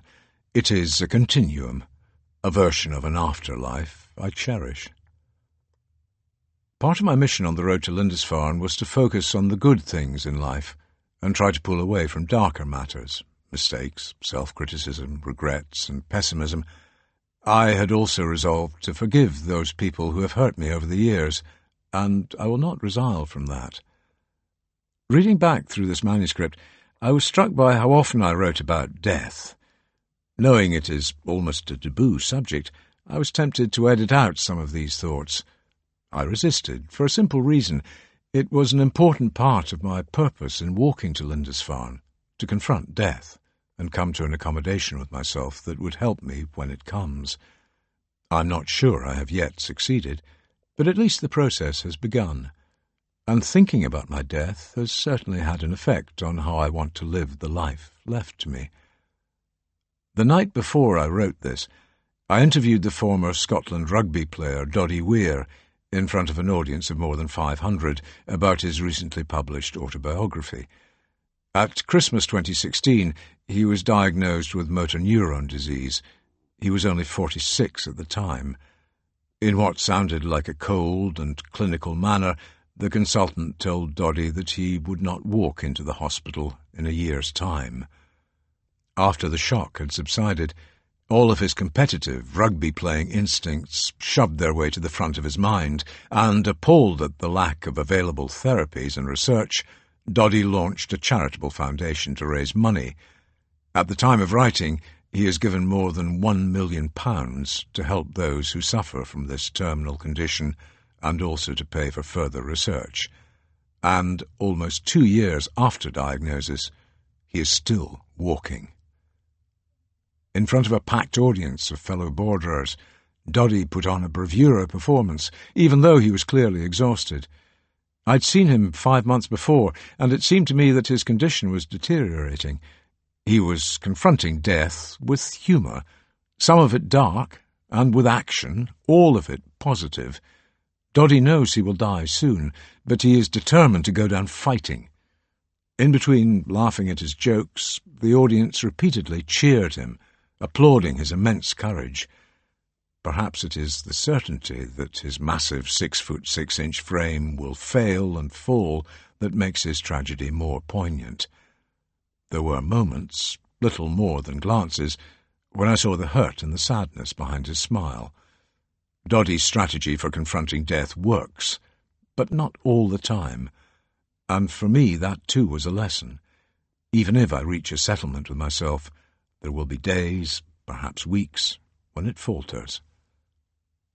On the same day I met Doddy, I had news of my blood sample.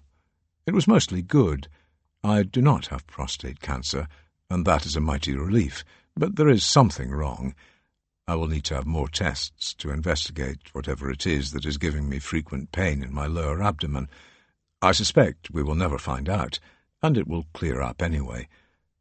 When I shook Doddy's hand at the end of the evening, I almost felt guilty that I had had a reprieve, and that there would be none for him.